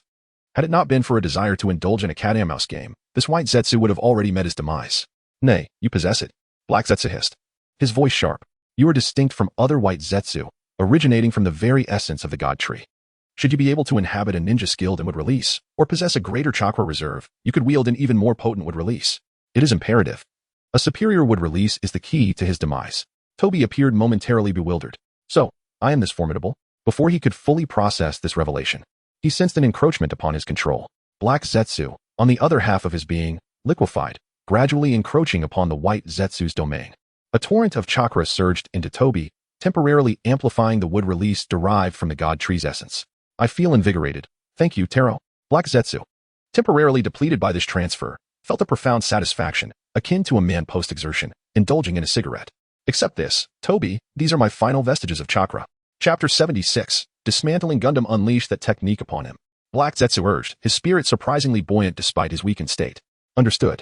Toby nodded. extending his hands and rapidly forming hand seals. A surge of chakra emanated forth, causing the earth to tremble. Subsequently, a colossal Buddha statue erupted from the ground. This statue stood nearly 100 meters tall, its countenance serene and majestic. Behind it, a vast halo of nearly 100 arms formed a disc, complemented by 5 tentacle-like wooden appendages.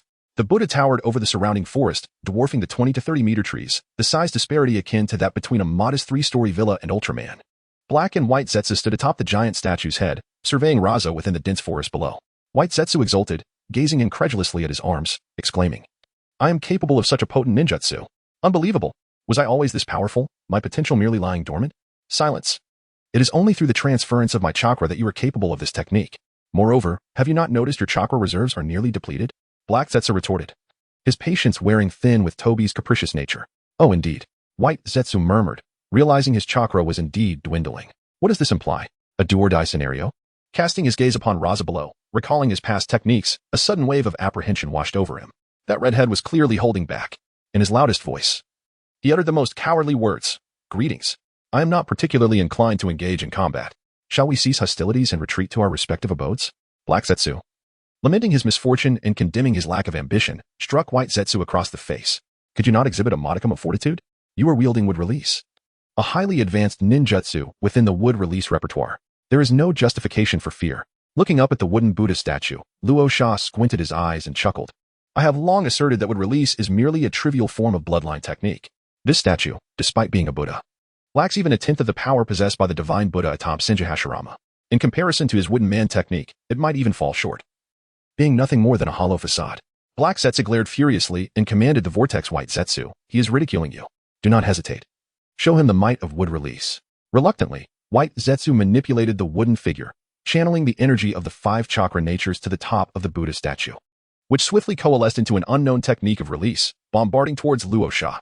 Black Zetsu, brimming with unwarranted confidence, boasted that Senju Hashirama's wooden man technique could contend evenly with the complete Susanoo of Uchiha Madara, surpassing even the wood dragon technique as a high-level ninjutsu.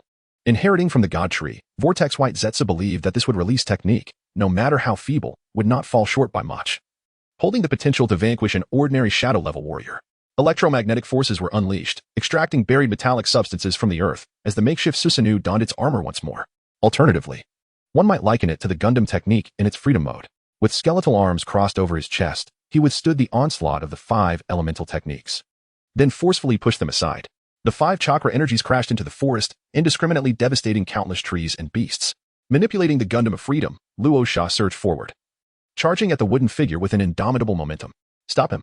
Black Zetsu's expression shifted in alarm. These 5 techniques were at least comparable to standard B-class ninjutsu, and their rapid release had yielded no effect whatsoever. Vortex White Zetsu nodded, wiping away the non-existent sweat from his brow, and unleashed another barrage of 5 techniques while simultaneously directing 5 tentacle-like arms towards Luo Sha. Blocking one of the arms, Luo Sha subtly shifted his electromagnetic force, transforming the left arm of the Gundam technique into a blade-like form, enhanced with high-voltage electricity, severing a wooden arm with ease. As I had anticipated, it is merely a superficial display. To expect such a cumbersome toy to eliminate me is rather naive. Wouldn't you agree? Luo Sha gazed up at the Buddha statue, his mind engaged in intricate calculations. The transformation of the Buddha atop Senju Hashirama is a manifestation of celestial prowess. Yet even his wooden puppet technique could contend evenly with Susanoo in terms of strength, speed, and durability. In contrast, the wooden puppet of Uchiha Obito, though endowed with 5 elemental ninjutsu, falls significantly short when compared to Senju Hashirama's wooden technique in all 3 aspects: might, swiftness, and resilience. When faced with a typical ninja battalion, the disparity in power may not seem substantial, but against his own abilities, he finds himself at a distinct disadvantage. Is this a reflection of the inherent quality of the wood release, or a mere difference in chakra volume? Luo Sha believes that both factors are present, yet the latter's influence is more substantial. The chakra of Senju Hashirama is as vast as the ocean, even when combined. The powers of Black and White Zetsu cannot rival it in the slightest. With an equal amount of chakra, 2 wooden figures are created, one larger, adorned with flamboyant skills, and the other considerably smaller, plain and unembellished, striking with sheer force. While the former may have a 50-50 chance against weaker opponents, it is undoubtedly the latter that proves more effective when facing formidable foes. Not to mention that the chakra consumed by Black and White Zetsu is less than that of a single wooden figure created by Senju Hashirama. This results in a degradation of the wooden statue's quality and a significant decline in its hardness. Realizing this truth, Luo Sha no longer harbors any trepidation. Stepping onto an arm that was swung at him, charging towards the head of the statue where Black Zetsu resides. Aura, aura, aura, aura. Black Zetsu, taken aback, pushes the limits of the statue's endurance, extracting more power as 5 arms flail wildly, unleashing desperate ninjutsu upon Luo Sha. The atmosphere suddenly takes on a Lovecraftian quality. The techniques of Haida are executed with unparalleled ease. 2 metallic arms strike with the ferocity of dragons, employing styles such as Xingyi Quan, Baji Quan, and Wild Monkey Fist, obliterating everything in their path. Some of the ninjutsu that are shattered are deliberately directed towards the giant Buddha, resulting in a cacophony of explosions as the Buddha's body sways precariously, riddled with wounds. Not only can we pilot the mecha, but we also excel in dismantling it. We cannot allow him to ascend, Black Zetsu uttered in fear. Vortex White Zetsu nodded, gritting his teeth and resolutely launching a ninjutsu that severed the arm upon which Luo Sha was advancing. Shall we take this opportunity to retreat? White Zetsu suggested hesitantly, his ultimate techniques quickly being dismantled in less than 10 seconds. Black Zetsu remained indecisive. Rasha ascended, his feet firm on the wooden arm, until he stood before the Black and White Zetsu. The White Zetsu, piloting the Great Buddha, instinctively unleashed a barrage of ninjutsu. The Gada technique deconstructed and reformed into a circular shield, warding off the attacks before scattering once more, revealing the menacing Rasha behind it. You won't escape, Rasha declared. Gada technique. Free mode. M01 Scorpio, electromagnetic saber. Metallic elements coalesced into a blade over 20 meters in length, infused with high-voltage electricity and chakra, a pseudo-sage art. Wielding the blade, Rasha cleaved through the air, dismantling the makeshift Buddha statue. I'm going to die. The White Zetsu shrieked, plummeting earthward as the colossal Buddha crumbled. A kunai, breaking the sound barrier, hurtled through the air, its passage marked by a trail of white vapor as it collided with the atmosphere and raindrops. An electromagnetic cannon roared, piercing the sound barrier, prompting the White Zetsu to swiftly adjust his descent, his body contorting. Boom. The electromagnetic projectile tore through the Black Zetsu's form, unimpeded, before expending its energy meters away, leaving a wisp of smoke in its wake. Why am I always the one getting hurt? The Black Zetsu lamented, momentarily stunned. Fortunately, the electromagnetic blast, lacking the potency of a true sage art, inflicted minimal damage, and his wounds were quickly mended. Another electromagnetic cannon fired, its trajectory pre-programmed to intercept the Black and White Zetsu. As they crashed to the earth, they instinctively rolled away, narrowly avoiding the blast, and sought refuge within the trunk of a giant tree. Impressive survival instincts, Rasha observed, managing to evade my attacks, but without the means to retaliate. Your fate is sealed. Escape. I will hunt you down, and I will eliminate you. Chakra emanated from Rasha, solidifying into a throne of gold dust. Rasha, sans his regal trousers, crossed his legs, resting an arm on the throne's armrest, reclining upon it. Now, he mused, the theatrics begin.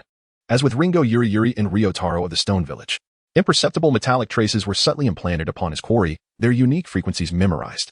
Moreover, every object with a temperature exceeding absolute zero emits electromagnetic waves, leaving an indelible trail no matter where the White Zetsu fled. A feigned retreat? Luring them out? A simple ruse, yet simplicity often proves most effective. Complex and intricate plots are prone to unraveling, leaving no margin for error. Sensing the White Zetsu's presence, Rasha's lips curled into a smile, and he extended a finger. A surge of high-voltage electricity, laced with chakra, erupted forth, striking the tree concealing the Black and White Zetsu. The ancient tree groaned under the assault, a fissure rent through its trunk.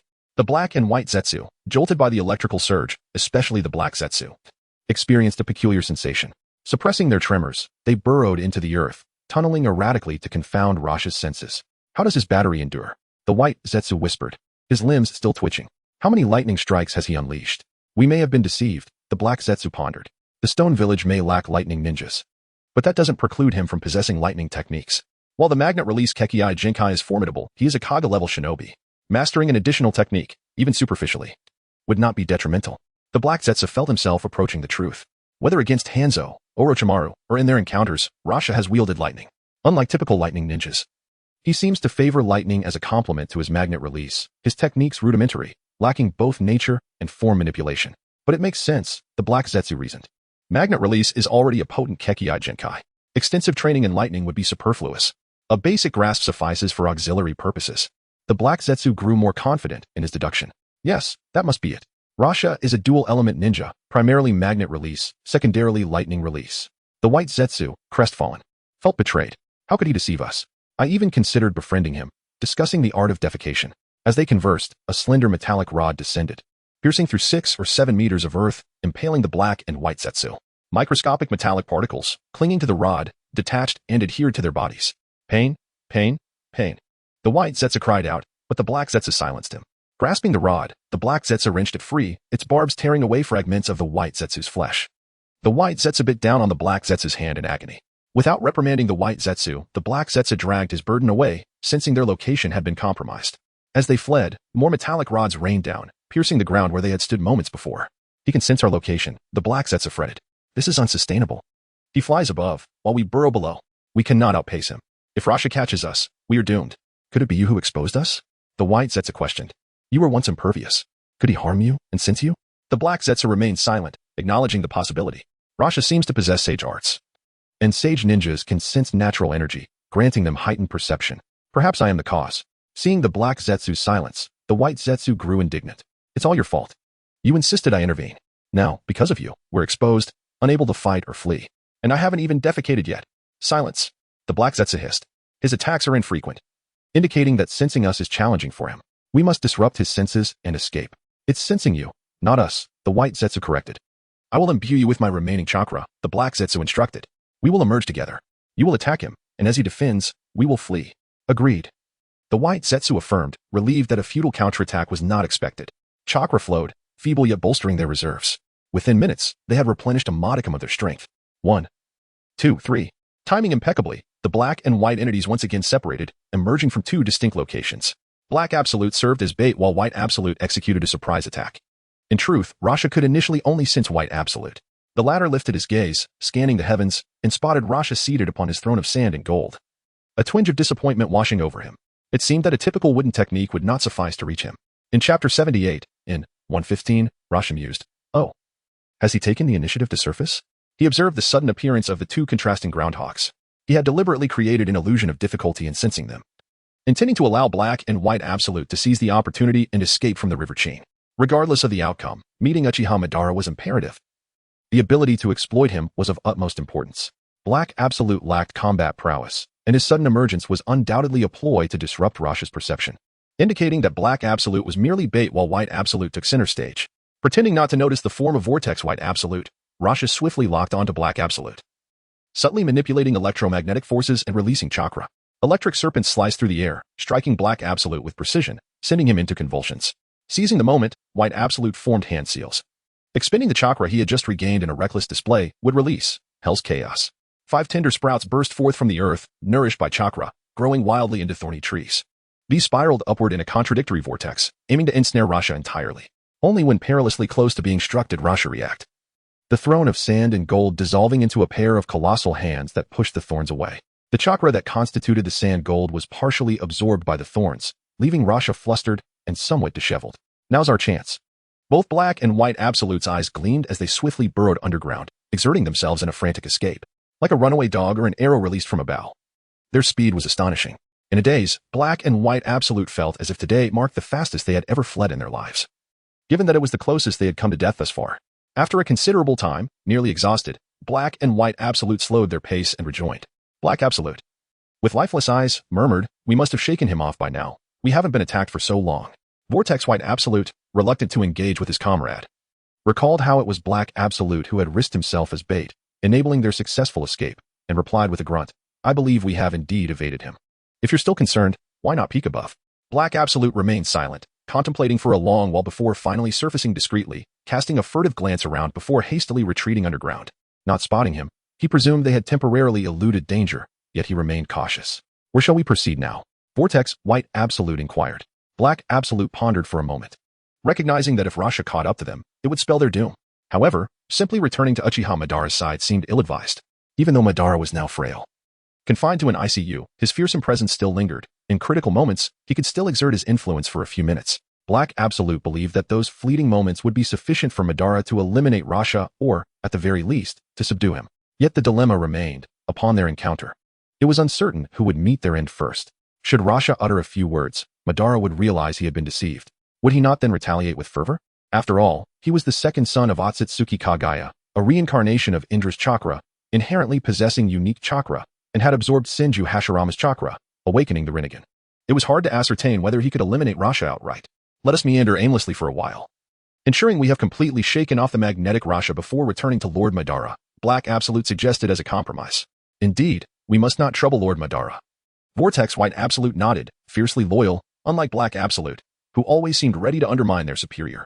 He glanced at Black Absolute with disdain, lamenting, "When we eventually meet Lord Madara, I shall inform him of your misdeeds. Our task was merely to observe Nagato. Being discovered by the magnetic Rasha was unfortunate, but we could have fled on the spot. Instead, you insisted on confrontation, nearly costing us our lives. Had we escaped immediately, we wouldn't be in such a dire predicament now." Vortex White Absolute argued passionately, "I am cowardly, yet I am justified." Black Absolute felt an urge to silence Vortex White Absolute, realizing he had forgotten how much of a blabbermouth he was. This incessant chatterbox could not resist voicing his thoughts. If he divulged too much, would it not jeopardize their standing? After scrutinizing Vortex White Absolute for some time, Black Absolute finally reined in his murderous intent. Everyone was utterly exhausted, and the difficulty of dealing with Vortex White Absolute was too high.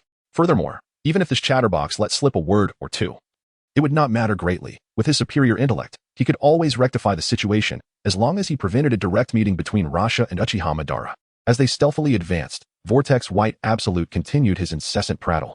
In an unusual turn of events, Black Absolute engaged in conversation, discussing everything, even the art of defecation. He felt he had thoroughly outsmarted this simple-minded individual, knowing that the details of their previous encounter would likely fade from Vortex White Absolute's memory. Once he was assured that Black and White Absolute had successfully evaded their pursuer, Rasha released a surge of electrical energy, more dazzling than a Super Saiyan second form, instantly dismantling the wood release, Hell's Chaos. With his feet firmly planted upon the sand gold, he descended gracefully to the ground, unleashing electromagnetic forces to trace the paths left by the two beneath the surface. Among these, White Absolute's trail was the easiest to follow. Black Absolute, while not at absolute zero, still emitted electromagnetic energy that was oddly elusive, likely due to the peculiar rules of this world. Moreover, Rasha had embedded metallic particles within both of them, remnants he had casually extracted from nearby metal ore. These particles were likely indium, a rare metal from the fifth period of the periodic table, with the symbol In. Naturally occurring indium has two isotopes, In 113, a stable nuclide, and In 115, which undergoes decay. The particles were presumably In 115, capable of emitting extremely weak radiation, which is nearly harmless to humans. While radiation is not electromagnetic waves, it essentially consists of high-speed electrons, making them easier for Rasha to perceive than microwaves. "I have found them," he declared softly, opening his eyes as he followed the trail left by Black and White Absolute. A path only he could track, proceeding at a measured pace. It was evident that they were intentionally taking a roundabout route, perhaps to counteract any tracking or simply to meander. Yet Rasha was not particularly concerned. Coincidentally, dismantling the statue had drained a portion of his energy, and this presented an opportunity to recuperate and regain his strength. After all, his ultimate objective was to confront the most formidable recluse in the ninja world at this moment. Chapter 79, Autumn Pear Syrup, Say No More. In a secluded underground cavern within the Rain Country, a famished mouse, having endured prolonged hunger, cautiously emerged from the damp, shadowy corners, seeking sustenance to sustain its existence. The emaciated creature scurried about, but to no avail. As it lifted its head, it beheld the entirety of the cavern. The dark stone walls were adorned with various figures, resembling struggling human forms, crafted from stone or wood, their exact material difficult to discern. Upon a stone throne sat an elderly man, frail and decrepit. His long, pallid hair cascaded down to his waist, a fringe obscuring his right eye. His skin, withered and lifeless, resembled centuries-old bark, devoid of vitality. Sunken eye sockets and parched lips encased his toothless gums, a visage of impending demise. Behind him, upon the throne, two weapons were crossed, a scythe and an enigmatic fan adorned with a three-tomo pattern. Further back loomed a colossal, humanoid figure of indeterminate material, exuding an aura of profound danger. The mouse, upon merely glancing at this ominous figure, instinctively sensed peril. Its fur bristled, and as it attempted to flee, it found itself ensnared by a chilling presence, pinning it to the ground in trembling terror. The dormant Uchiha Madara slowly opened his eyes, three tomo swirling within. Fixating on the prostrate mouse, he murmured, "Have Kagaya and Abido not returned yet? Ah, it has been many years since I have savored such delicacies." With that, he rose and approached the skeletal rodent, which, in its futile attempt to escape, succumbed to unconsciousness. Indifferent, Madara seized the mouse, swiftly decapitating it and indulging in its flesh, relishing the crunch and flavor reminiscent of chicken. Feeling revitalized, he reflected that, despite the life force being transmitted from the outer path statue, he still preferred the taste of real food.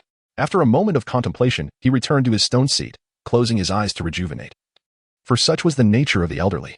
Time passed, and Madara seemed to sense something amiss. He reopened his eyes and gazed into the vacant space ahead, calmly stating, "Have you returned? This absence has been longer than usual." The weary black Zetsu emerged from the depths, kneeling before Madara, bowing his head in apology. "I apologize, Lord Madara. We encountered some difficulties, but they have been resolved. Resolution is paramount. Nagato is crucial to my plans, and we must ensure absolute success, Madara acknowledged with a nod. Refraining from further inquiries, he had always believed Black Zetsu to be a creation born from his awakening of the Rinnegan and mastery of the Six Paths techniques, a continuation of his will. In the original narrative, Madara had even imparted the so-called Six Paths techniques to Obito, who could only produce black rods. Regardless of how Black Zetsu had slain Six Paths Madara with the black truth-seeking balls, the fact that he could eliminate Madara demonstrated Madara's unwavering trust in him. Thus, when Black Zetsu claimed that nothing was amiss, Madara believed him, convinced that all was indeed resolved. However, the reality was far different. They had been thoroughly outmatched throughout the ordeal. Had it not been for Madara's would-release techniques restraining their opponent, they might have been dispatched on the spot. Obito emerged from the shadows, accusing Black Zetsu of deceiving Madara. In a hidden corner, Black Zetsu's expression darkened, nearly dripping with malice. Damn that Obito. Truly a nuisance. He should have silenced him and returned alone. Nonetheless, he remained confident. Oh, do elaborate on what transpired, Madara urged, his curiosity piqued. Casting a scrutinizing glance at Black Zetsu, who felt a slight tremor of doubt in Madara's absolute trust. As this was the first time Black Zetsu had attempted to conceal something. There is nothing to worry about. We merely encountered Raza of Sunagakure on our return. His sensory abilities are formidable. Even when we combined our strength with the Wood Golem technique, we could not withstand him for even 3 minutes. However, we ultimately managed to evade him. To prevent Obito from prattling on, Black Zetsu recounted the events following their encounter with Raza in detail, confident that there was nothing further to discuss. Sunagakure and magnetic release? Madara mused, recalling that Sunagakure was the most powerful village outside of Sunagakure. Hence Hashirama had allocated only one-tailed beast to them, even though the one-tail was among the strongest of the 9-tailed beasts. It could not compensate for the numerical disparity against the others. If ordinary Kaga-level ninjas rated from Diamond 5 to Diamond 1, the remaining tailed beast would be Diamond 2. While the one-tail would stand at Star 5, and the 8-tail at Star 1. As for the 9-tails, even when split, each half could still reach a score of 500. Illustrating the vast difference in power. Magnetic release. It must be that Raza, imitating the one-tail's abilities, has created a bloodline limit, Madara continued, recalling Raza, the second Kazekage. With a hint of recognition. Over the decades, Madara had kept a watchful eye on the significant events within the ninja world from a lofty perspective. Yes, indeed. Black Zetsu confirmed, fearing any oversight, and added, Raza is a young ninja who has recently risen to prominence in Sunagakure. His bloodline limit has surpassed that of the Third Kazekage, and his abilities even exceed those of the One-Tail. However, compared to you, he is but a grain of sand. Vastly inferior. Black Zetsu refrained from mentioning the term peak, as it was clear that, in his prime, Madara would undoubtedly possess the strength to overpower Raza effortlessly. Yet, age was one of Madara's greatest burdens. Once a dominating force in the ninja world, now he was constrained by time, forced to languish in this cavern. Madara's doubts dissipated, realizing that Raza was merely an ordinary Kaga-level ninja, albeit an exceptional one. In my eyes, there is only you, Hashirama, and none other, he thought. Upon hearing Obito's laughter, Black Zetsu sensed impending doom. However, with Madara present, he could not simply eliminate Obito. As expected, Obito chuckled and added, moreover, Lord Madara. That magnetic release Raza is quite formidable. Not long ago, he had just slain Hanzo, becoming the true power in the Rain Country. He even took Nagato as his apprentice, and subsequently clashed with Orochimaru of Konoha, managing to subdue him. They conspired to research the secrets of the Sharingan, aiming to create an eternal Manjiki Sharingan. Typically inarticulate and whimsical, Obito suddenly spoke with clarity. Black Zetsu felt as though he had plunged into an abyss. Wishing to silence Obito immediately. Enough. Cease your prattling. Chapter 80. The informant Akatsuki. Uchiha Madara's gaze suddenly deepened. Nagato was of utmost importance. A decade prior, when Madara had implanted the Rinnegan into Nagato, he had dispatched numerous white Zetsu to vigilantly monitor and protect him day and night. It was only in recent years, after Nagato had attained the strength of a Jonin, that the surveillance had slightly eased, with only a few white Zetsu sent daily and black Zetsu visiting periodically. He resembled a weary father who could no longer fight, yet proudly watched his child grow. My child, when you receive the Sharingan. The forests of the rain-drenched ninja world softly whispered your name, Nagato. I take pride in watching you mature into the vessel of the Rinnegan. Remember, we have always conquered this ninja world through strength. I believe you will swiftly unlock the power of the Rinnegan. But know this, true strength lies in the spirit of self-sacrifice. One day, your life will reach its conclusion, and I shall be crowned as king. Such was the extent of his concern. Black Zetsu knelt, trembling as if on the brink of an abyss. Akatsuki had unleashed too many shocking revelations, and he needed time to formulate a response. Moments later, under Madara's penetrating gaze, Black Zetsu explained, I thought, like 10 years ago when Nagato apprenticed under Jiraiya. He would not require such special attention. Madara was indifferent to Nagato's apprenticeship with Jiraiya. In fact, he welcomed it, believing Jiraiya could help Nagato through his most arduous developmental phase. How could it be the same? Jiraiya taught Nagato with kindness, while Raza is cunning and ruthless. Currently, Nagato could execute feudal lords and several candidates without a flicker of remorse. His sole focus was to follow Raza, the user of magnet release, in unifying the ninja world. White Zetsu muttered a complaint, stabbing deeper into Black Zetsu's heart. Madara's eyes narrowed. In his memory, Nagato had been innocent and easily manipulable, much like Hashirama. How had he now become so unrestrained, capable of eliminating feudal lords? Once, Madara himself had merely contemplated such actions without taking them. Raza possessed something intriguing. Furthermore, the desire to unify the ninja world had once been Madara's own ambition, albeit one Hashirama did not share. Regardless, Nagato's eyes contain my contingency. He cannot truly escape my grasp. His ambition aligns with mine. Raza likely requires the power of the tailed beast to achieve his goal. Perhaps I need not prepare a backup plan to guide Nagato after all. Every phenomenon possesses duality, and Madara maintained a positive outlook, perceiving the brighter side. Black Zetsu sighed in relief, believing he had evaded scrutiny, only to feel a sudden tremor, as though being watched by a prehistoric beast. Madara fixed his gaze upon Black Zetsu and stated deliberately, however, we cannot overlook the Mangeki Sharingan, nor the Eternal Mangeki. I am curious about what Raza discussed with Orochimaru. Black Zetsu, enlighten me, share with your master. Madara was no stranger to the name Orochimaru, having heard it several times over the years. He was the disciple of Tobirama, Hashirama's brother, and was rumored to share a similar temperament with Tobirama, exhibiting a penchant for research and remarkable talent, though hindered by innate limitations. Raza, the user of magnet release, was aware of the Mangeki, which was not surprising. Many in the ninja world knew of Uchiha's Mangeki. However, his knowledge of the Eternal Mangeki astonished Madara, for only a handful within Konoha were privy to such information. Now, this secret had been exposed to outsiders, and he sought to collaborate with a Konoha trader to study the Sharingan. What comes after the Eternal Mangeki? The Rinnegan. Did he know of it as well? Raza claimed he understood how to evolve the Sharingan into the Mangeki and the Mangeki into the Eternal Mangeki. His hypothesis suggested that merging or exchanging the powers of two pairs of Mangeki from blood relatives would enable the awakening of the Eternal Mangeki. Black Zetsu dared not utter a word, trembling in fear. Madara remained silent. As far as documented history indicated, he was the sole individual to have awakened the Eternal Mangeki. And Raza's conjecture was not far from the method he had employed. How did Raza know? Did he possess further knowledge? Madara suddenly recalled the stone tablet within the Uchiha clan grounds, which inscribed that the fusion of Uchiha and Shinja powers could yield the Rinnegan. Did Raza know of this revelation as well? For the first time, Madara found himself genuinely invested in a third party outside of Hashirama and Izuna.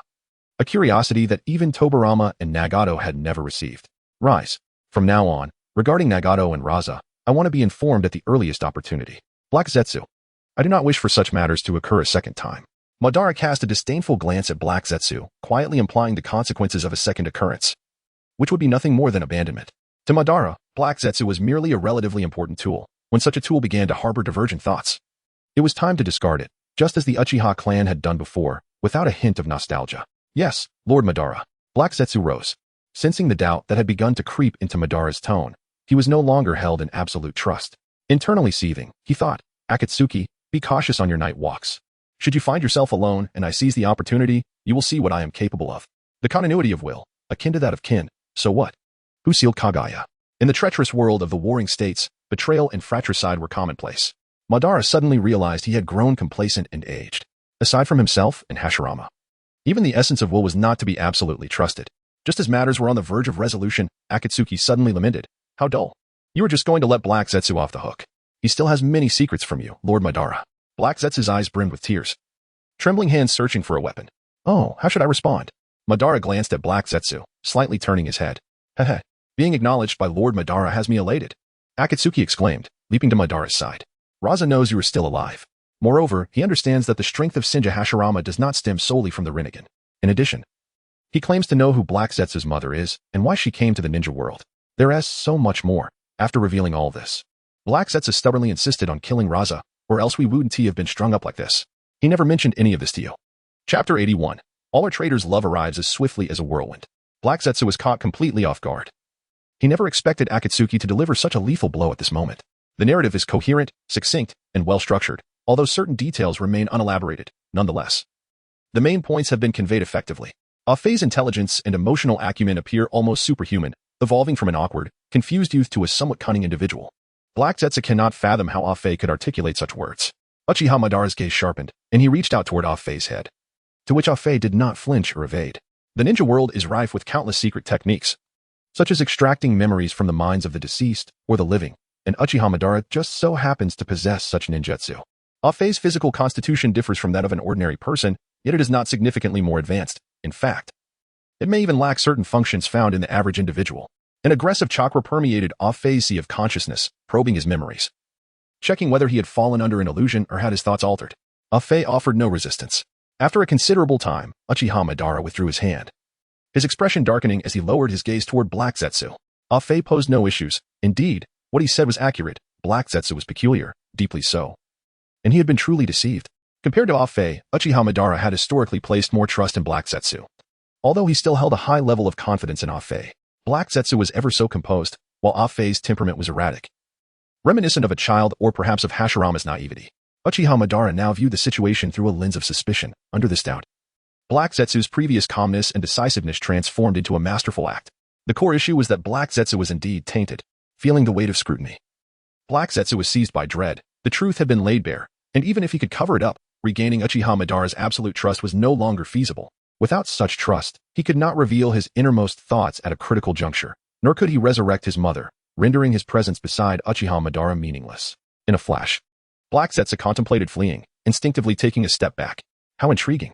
Uchiha Madara pondered, his murderous intent surging. This retreat from Black Zetsu signified everything, at the very least. Black Zetsu was not entirely loyal. Uchiha Madara had always perceived Black Zetsu as a continuation of his will, imbued with absolute fidelity. What should a truly loyal subordinate do in such a moment? At the very least, they should defend themselves and clarify matters. Yet Black Zetsu did neither. He stepped back, seeking an escape.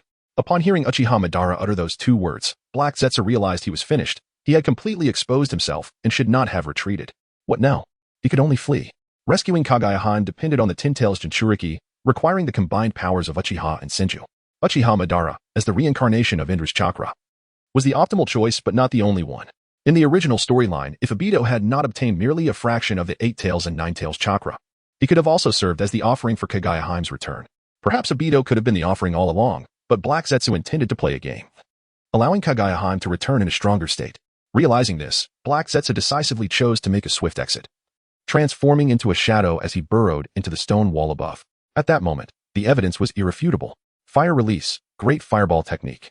Uchiha Madara softly intoned, unleashing a massive fireball with a diameter exceeding 3 meters, hurling it toward the stone wall where Black Zetsu had vanished. The dark, damp cavern was instantly filled with scorching waves, oxygen being partially consumed, causing Uchiha Madara to experience slight difficulty in breathing. The wall was blasted inward, creating a large hole. Yet Black Zetsu emerged unscathed, at least visibly unharmed, continuing his ascent. The fury of betrayal consumed Uchiha Madara's heart. He should have anticipated this. He had created this life, yet could not replicate it. He had created this life, yet could not destroy it or extinguish it. Thus, he contemplated employing a different tactic. Uchiha Madara slowly raised his gaze, drawing upon the chakra of the outer pass golem behind him, utilizing yin-yang release to forge a black rod in his hand, which he then hurled at Black Zetsu. Thud! The black rod embedded itself into the stone wall, piercing Black Zetsu. A mild sting coursed through Black Zetsu's mind. Yet he did not panic. He struggled upward with all his might. It appeared that the truth-seeking balls, Black Zetsu, and the black rods were fundamentally the same. Yet they were entirely different entities. The truth-seeking balls could only be wielded by one who commanded the power of the 6 paths, possessing properties of yin, yang, and the 5 elemental natures, encompassing the force of all creation. Black Zetsu was not merely a product of yin-yang release. He possessed 7 chakra attributes, being Kagaya's third son, resembling a unique variant of the truth-seeking balls. Sacrificing destructive power, he had gained cognitive and survival capabilities. Only the black rod was a product of yin-yang release, capable of disrupting chakra and countering tailed beasts, effective against Black Zetsu, though not overwhelmingly so. It could not annihilate him. The notion of subjugation was futile. Furthermore, the concepts of yin-yang attributes, yin-yang release, and yin-yang power were 3 distinct ideas. Without the power of yin-yang release merely conjured a black rod. Only upon acquiring yin-yang power could one unleash the full potential of yin-yang release, such as forming an eye or creating tailed beasts. The black rod could not vanquish Black Zetsu, and Uchiha Madara, seething with rage, commanded dozens of white Zetsu hidden within the stone wall to charge at Black Zetsu. He needed to capture this traitor first. Lord Madara, watch my move. Afe exclaimed as he leaped forth, diving into the wall, only to be intercepted by several white Zetsu, akin to stone puppets. Black Zetsu smirked, relieved to have kept a secret, having secretly gained control over several white Zetsu, which now proved invaluable. Sensing part of the white Zetsu slipping from his control, Uchiha Madara's heart sank. How could he control nothing?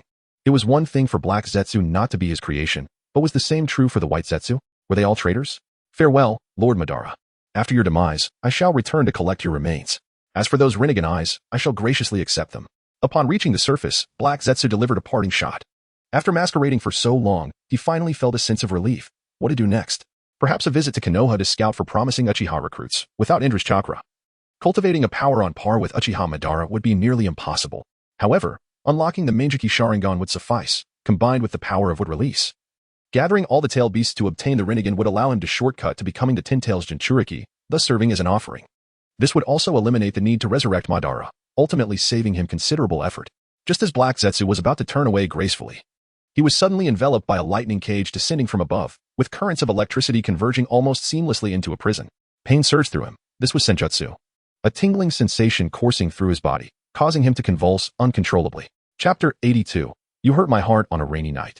Rasha treaded slowly through the muddy debris and fallen leaves, her black boots remaining untouched by dirt.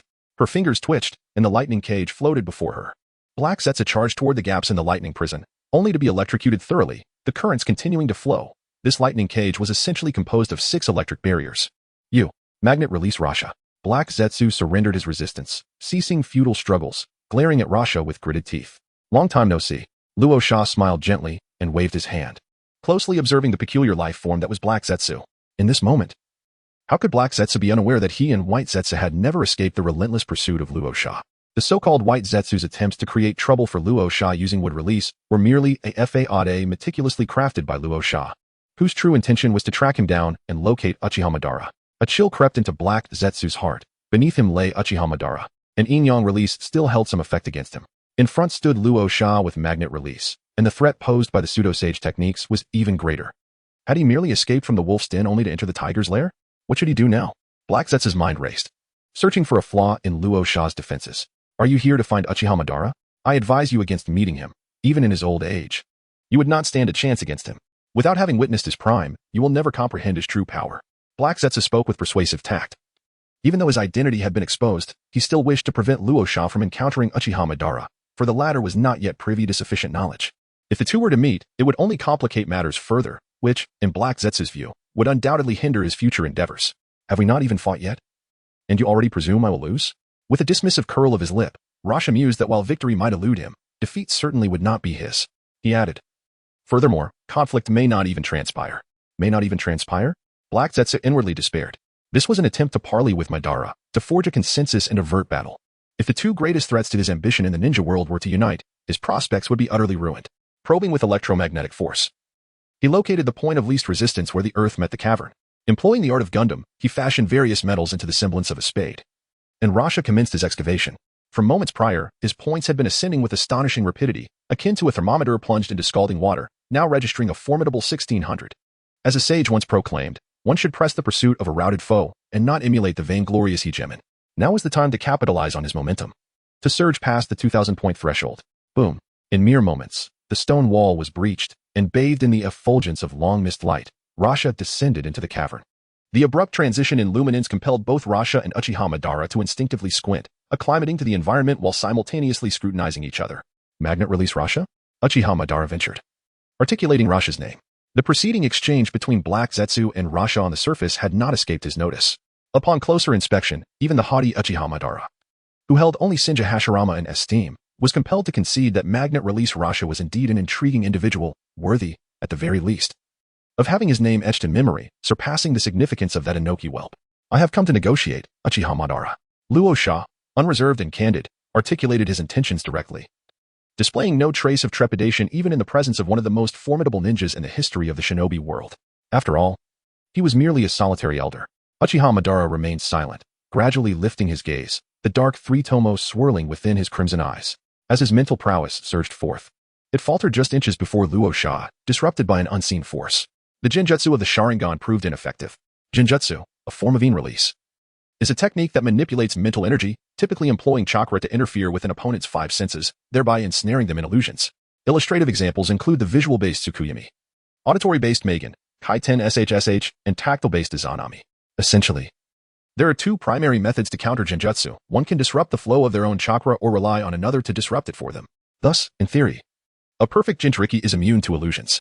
Just as Luo Sha had barely drifted into slumber, the tailed beast within his mental realm let out a thunderous roar, rousing him from his rest. Perceiving the ripples on the electromagnetic barrier before him, Luo Sha chuckled. It appears your Sharingan Genjutsu has no effect on me. Genjutsu embodies the essence of mental energy. In simpler terms, it is akin to brainwaves, a type of biological electric pulse. Misaka Makoto had previously utilized an electromagnetic barrier to thwart genjutsu, as electromagnetic forces are also a form of wave, proving to be quite effective. To facilitate a meeting with Uchiha Madara, Luo Sha had prepared extensively. First, the electromagnetic barrier was set up. Irrespective of whether the frequency would align or whether the techniques of Hokage and Tora Mijitsu no Index were analogous. Second, chakra, a fusion of cellular and mental energy, is capable of manipulating the chakra within an opponent's mind. However, at this moment, Luo Sha possessed no ready chakra, he was merely wielding supernatural abilities. As long as I remain impoverished, I shall not fall below -8,000. Third, the starry vortex within his mind, the most fundamental aspect, left Luo Sha apprehensive about the potential repercussions if foreign energy infiltrated his brain. Nevertheless, when employing electromagnetic force, the starry vortex inherently emitted waves that could disrupt invading mental frequencies. To his surprise, the outermost electromagnetic barrier proved effective, much to his delight. You are quite remarkable. Worthy of conversing with me. Retracting his Sharingan Genjutsu, Uchiha Madara offered a slight nod. In his memories, only Hashirama, aside from Uchiha, could remain entirely impervious to Uchiha Genjutsu. You too are impressive. Otherwise, I would not have made the effort to seek you out. Rosa raised a finger to the heavens, manipulating the lightning cage on the ground, passing through the opening to land before Uchiha Madara. As a token of our first meeting, I present this to you, hoping it pleases you. Hello, Lord Madara.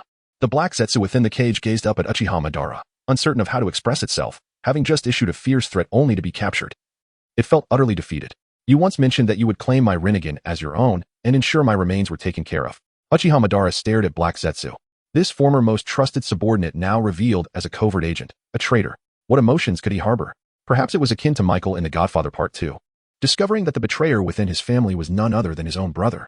Amidst the flickering lights and bustling crowd, Michael cradled his brother Fredo's face, pressing a fervent kiss upon him, heartbroken as he lamented, I know it was you, Fredo. You broke my heart. You broke my heart.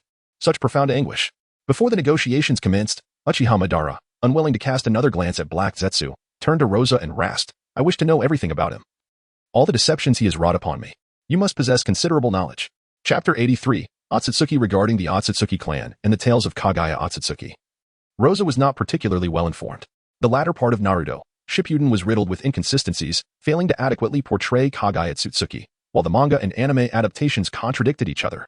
Furthermore, the theatrical releases and the convoluted sequel, Boruto, rendered the Otsutsuki narrative more tangled than the character relationships in a melodramatic Korean drama. Rasha could only rely on his own memories to recount the tale. You are aware that the ninja world is, in fact, a planet, correct? Uchiha Obito nodded, fully cognizant of this fact. This planet, while not insignificant in size, is predominantly engulfed by oceans, with the landmass of the ninja world resembling a solitary island adrift upon the vast waters. Have you ever contemplated the existence of other planets beyond the ninja world? Before Uchiha Obito could respond, Rasha continued his narrative. The story dates back several millennia. Amidst the boundless cosmos, there exists a planet which we shall refer to as the Tsutsuki planet, inhabited by beings known as the Tsutsuki. Although the meaning of Rasha's words eluded him, upon hearing the name Tsutsuki, Kurizetsu sensed impending doom. Rasha possessed knowledge of magnet release that perhaps surpassed his own. The Tsutsuki were distinctly stratified, divided into nobility and commoners, the disparity in power between the two factions being immense. For the sake of the tale, let us momentarily disregard the commoners, for they play no significant role in this narrative. This is but Rasha's conjecture, within the fleeting glimpses of the story. It is evident that the Tsutsuki clan boasted numerous members, their appearances starkly contrasting with figures such as Kaguya and Momoshiki, akin to mass-produced versions versus elite personnel. The Tsutsuki mastered a unique technique, the cultivation of the divine tree. By planting a divine tree and nurturing it until maturity, they could harvest a fruit. Those Tsutsuki who consumed the fruit would undergo an evolution, becoming Super Tsutsuki. However, the divine tree is no ordinary plant. It requires extraordinary nutrients, specifically the life force of a living planet to sustain it. Reluctant to cultivate the divine tree on their home planet, the Tsutsuki selected a woman named Kaguya Tsutsuki to be sent forth with the divine tree to another planet, namely, the ninja world. Upon hearing this, Kurizetsu comprehended that this recounted the origins of his mother, Kaguya, a tale even he was unaware of. Upon her arrival in the ninja world, Kaguya planted the divine tree and safeguarded it, awaiting the arrival of her clan to harvest the fruit once it ripened. However, in a twist of fate, the Navi Kaguya fell in love with the emperor of the land, and amidst the blessings of the people, she bore 2 children under the condition of abstinence. The divine tree's fruit matured swiftly, yet her clan failed to appear as promised, and Kaguya found herself betrayed by the emperor. In her moment of desperation, Kaguya consumed the divine tree's fruit, acquiring unparalleled power chakra, which she wielded to quell the ensuing chaos. From that moment forth, Kaguya was venerated by all in the ninja world as the goddess of the moon and the progenitor of chakra. Uchiha Obito furrowed his brow slightly. Realizing that this was the origin of chakra, and Korezetsu's expression confirmed that Rasha's tale bore an air of truth. Yet, Uchiha Obito pondered. What relevance does this hold for what I wish to understand? With a gesture, Raza implored Madara Uchiha to maintain his composure, assuring him that relevance would soon be apparent. He elucidated that, subsequent to several years, Kaguya brought forth two progeny, named Hagoromo Otsutsuki and Himura Otsutsuki, respectively. The elder son, Hagoromo, later became renowned as the Sage of Six Paths due to her transgression of consuming the fruit of the god tree. Kaguya harbored profound trepidation regarding the arrival of the main family. Consequently, she dispatched emissaries to perpetually offer tribute to the god tree. The god tree, by assimilating human essence, fabricated a plethora of armaments of war, otherwise known as white zetsu. At this juncture, Raza posited that Madara should have apprehended a certain revelation. Madara Uchiha, in response, turned his gaze towards the enigmatic and grotesque visage of the demonic statue of the Outer Path, and after a moment of contemplation, surmised that the demonic statue of the Outer Path was, in essence, the god tree itself, and that the white zetsu were not of his creation, but rather engendered by the statue. Clapped. Luo Sha snapped his fingers crisply, correcting, to be precise, the external demonic form is merely the shell of the divine tree. Kaguya's two offspring are inherently endowed with extraordinary powers. Hikari possesses the Rinnegan, while Yumura wields the reincarnation eye. The people of the ninja world increasingly opposed Kaguya's actions. And at that juncture, Hikari and Yumura chose to stand with the populace, forsaking their mother to engage in battle against Kaguya. This was certainly beyond the capacity of Luo Sha. It was the toad of Mayaboka Mountain. Korezetsu suddenly exhibited intense emotional upheaval, howling in a frenzy.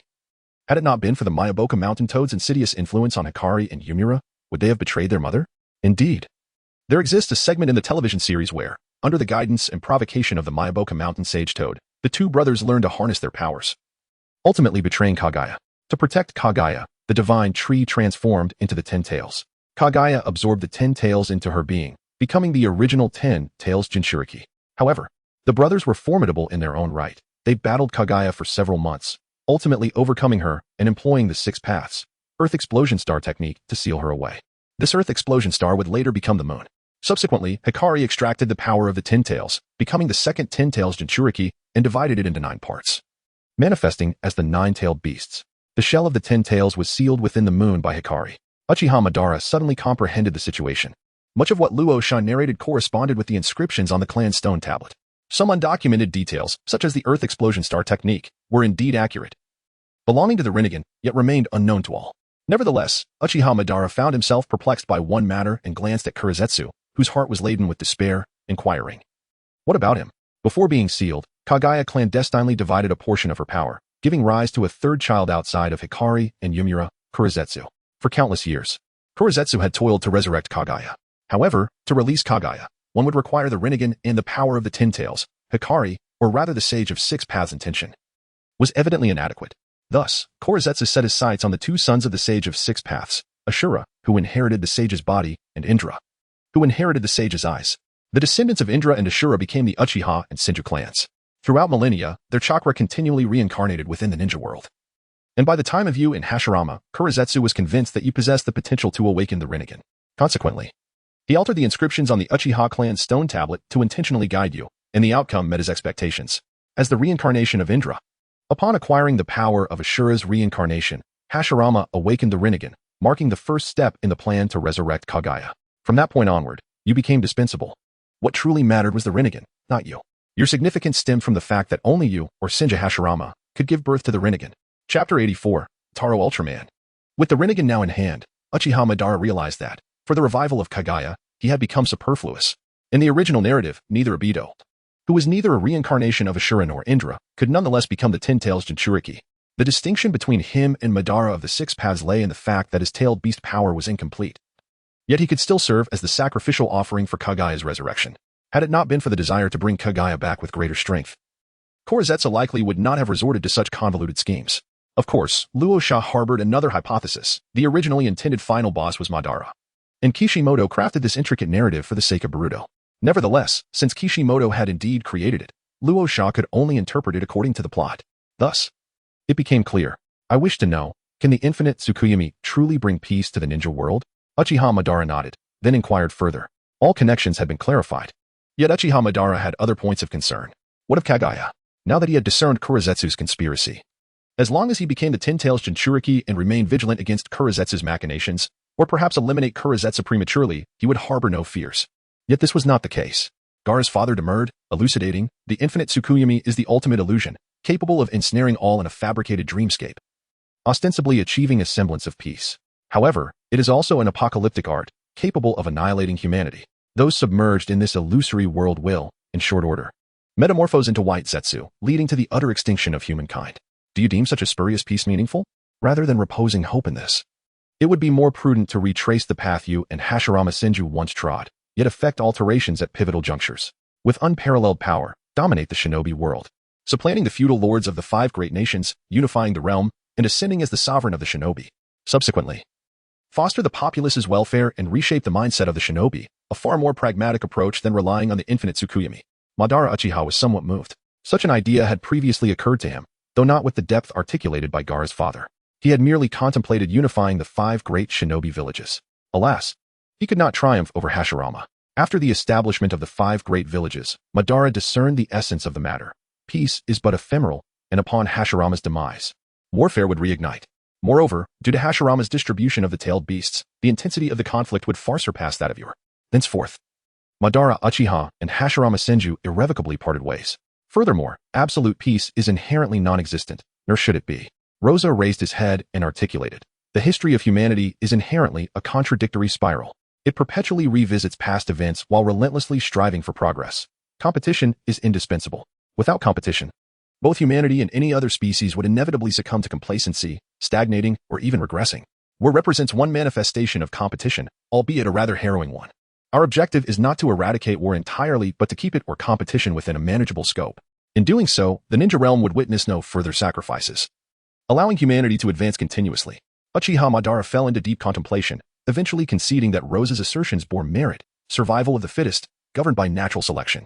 Rational competition ought not to be eliminated. Thus, an illusory peace holds no significance whatsoever. At last, a final query emerged. Uchiha Madara, with his eyes swirling with Tomo, gazed intently at the enigmatic Rosa and inquired, "How is it that you possess such profound knowledge?" Kurizetsu too perked up. For the content Rosa articulated was beyond even his comprehension, clearly not something a mere red-haired inhabitant of Sunagakure should know. Here it comes. It is because of a friend of mine. Rosa spread his arms wide and smiled. Allow me to introduce myself. Apart from being a ninja of the Sand-Hidden Village, I am also a core member of the HOW organization. This organization seeks to recruit individuals of exceptional strength and potential, aiming to achieve mutual benefit through the exchange of interests. It just so happens that I have met the criteria to become a core member and was invited to join. Each of the other core members of the HOW organization possesses strength comparable to mine, with some even surpassing my current abilities by manifold. Everything I know has been imparted to me by a core member named Taro. HOW organization, Taro? Uchiha Madara muttered. Taro, that name sounds so commonplace. Indeed, Taro Ultraman, another core member of the HOW organization, ranks among the most powerful of them all. Rasho embarked on what seemed like the beginning of another installment of one of my friend's series, expounding eloquently on Taro's identity. Taro Ultraman, hailing from the distant Nebula M78, is, as you might surmise, not of this world. Within Nebula M78, there exists a realm known as the Land of Light, governed by the esteemed Ultraman King.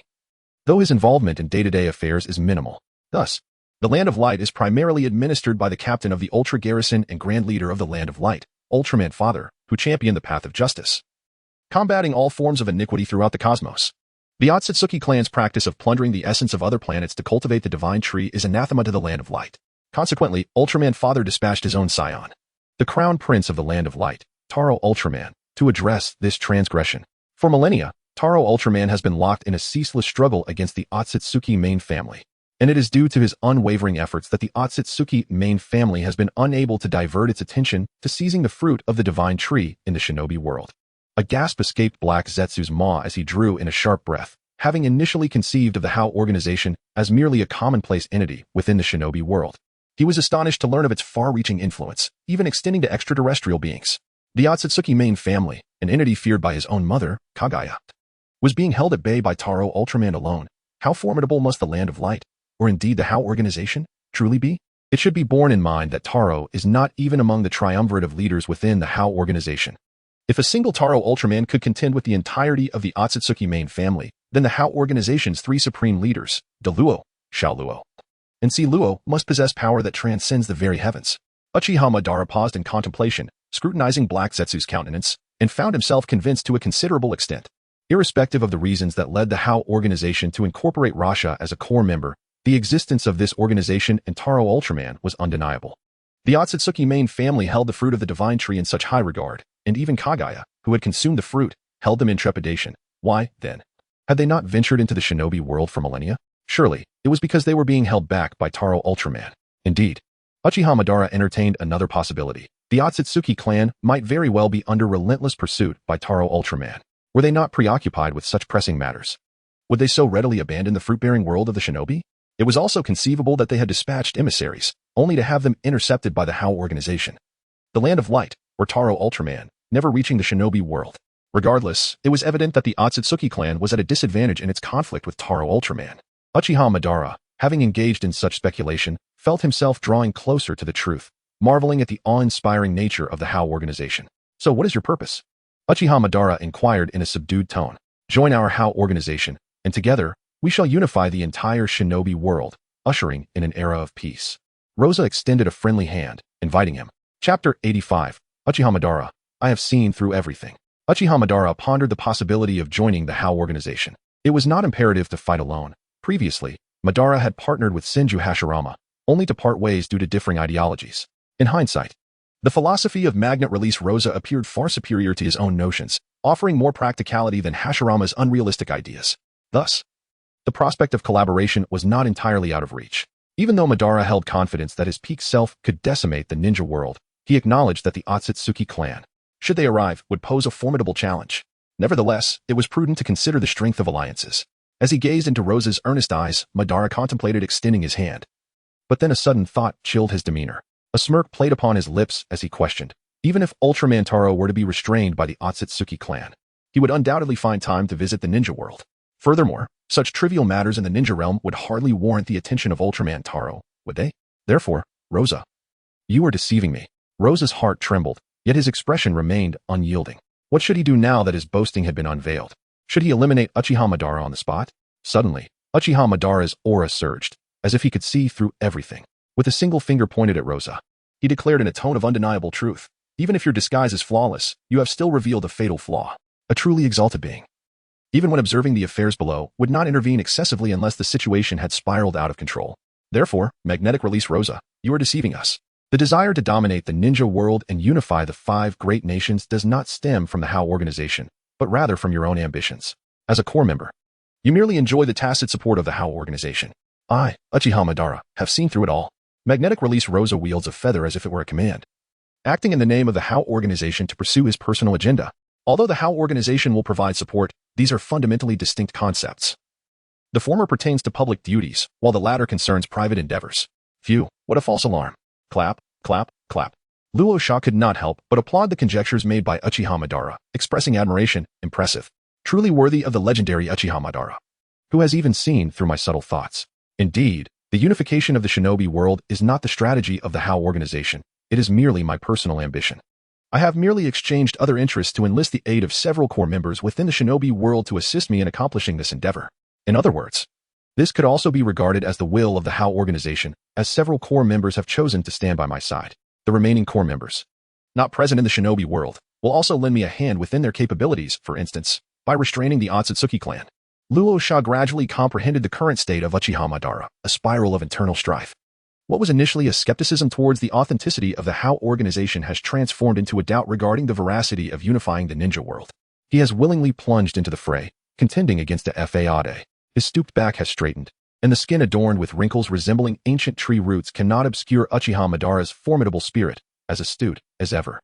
Uchiha Madara gazed down at Luo Sha with an air of indifference and calmly stated, thus, your invitation for me to join the HAL organization and unify the ninja realm is nothing but a farce. You merely wish to enlist my services for the realization of your personal ambitions. Do not speak in such a manner, he added.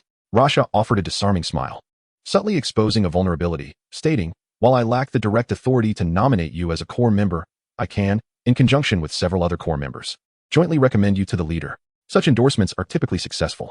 Your assistance in unifying the ninja world is, in effect, aiding the realization of your own aspirations. Subsequently, with my recommendation, you could join the Akatsuki organization, a mutually beneficial arrangement, wouldn't you agree? I had presumed that our rapport might allow for some consideration of sentiment. But it appears to be a mere transaction after all. Uchiha Madara paused in contemplation before inquiring, "How do you require my assistance?"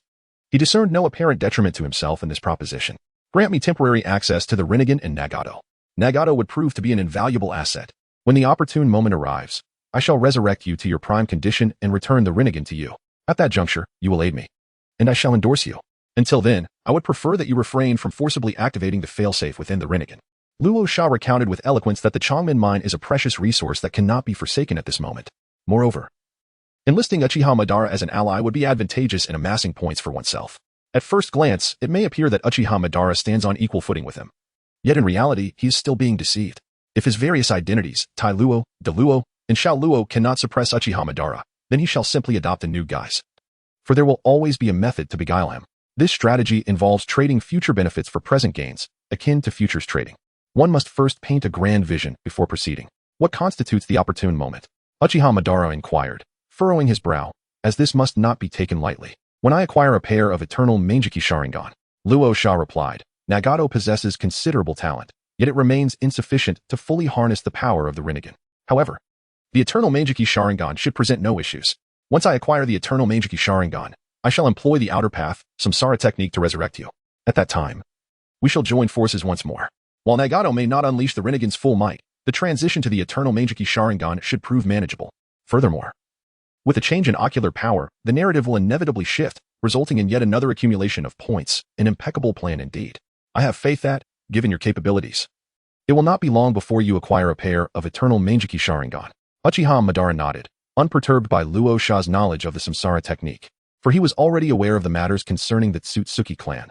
This information was merely a detail. It is known that non-Uchiha recipients of the Sharingan become mere vessels. Yet Nagato is an exception, being a member of the Uzumaki clan, a half-sage body. Even Obito, who awakened the Mangeki Sharingan, could only maintain one Rinnegan. However, Nagato managed to endure the strain of wielding a pair.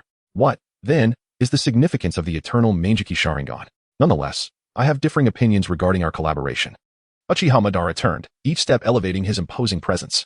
After 9 strides, the aged and lethargic visage had vanished, the legendary Uchiha Madara, who once dominated the shinobi world and quelled the chaotic era, seemed to have returned.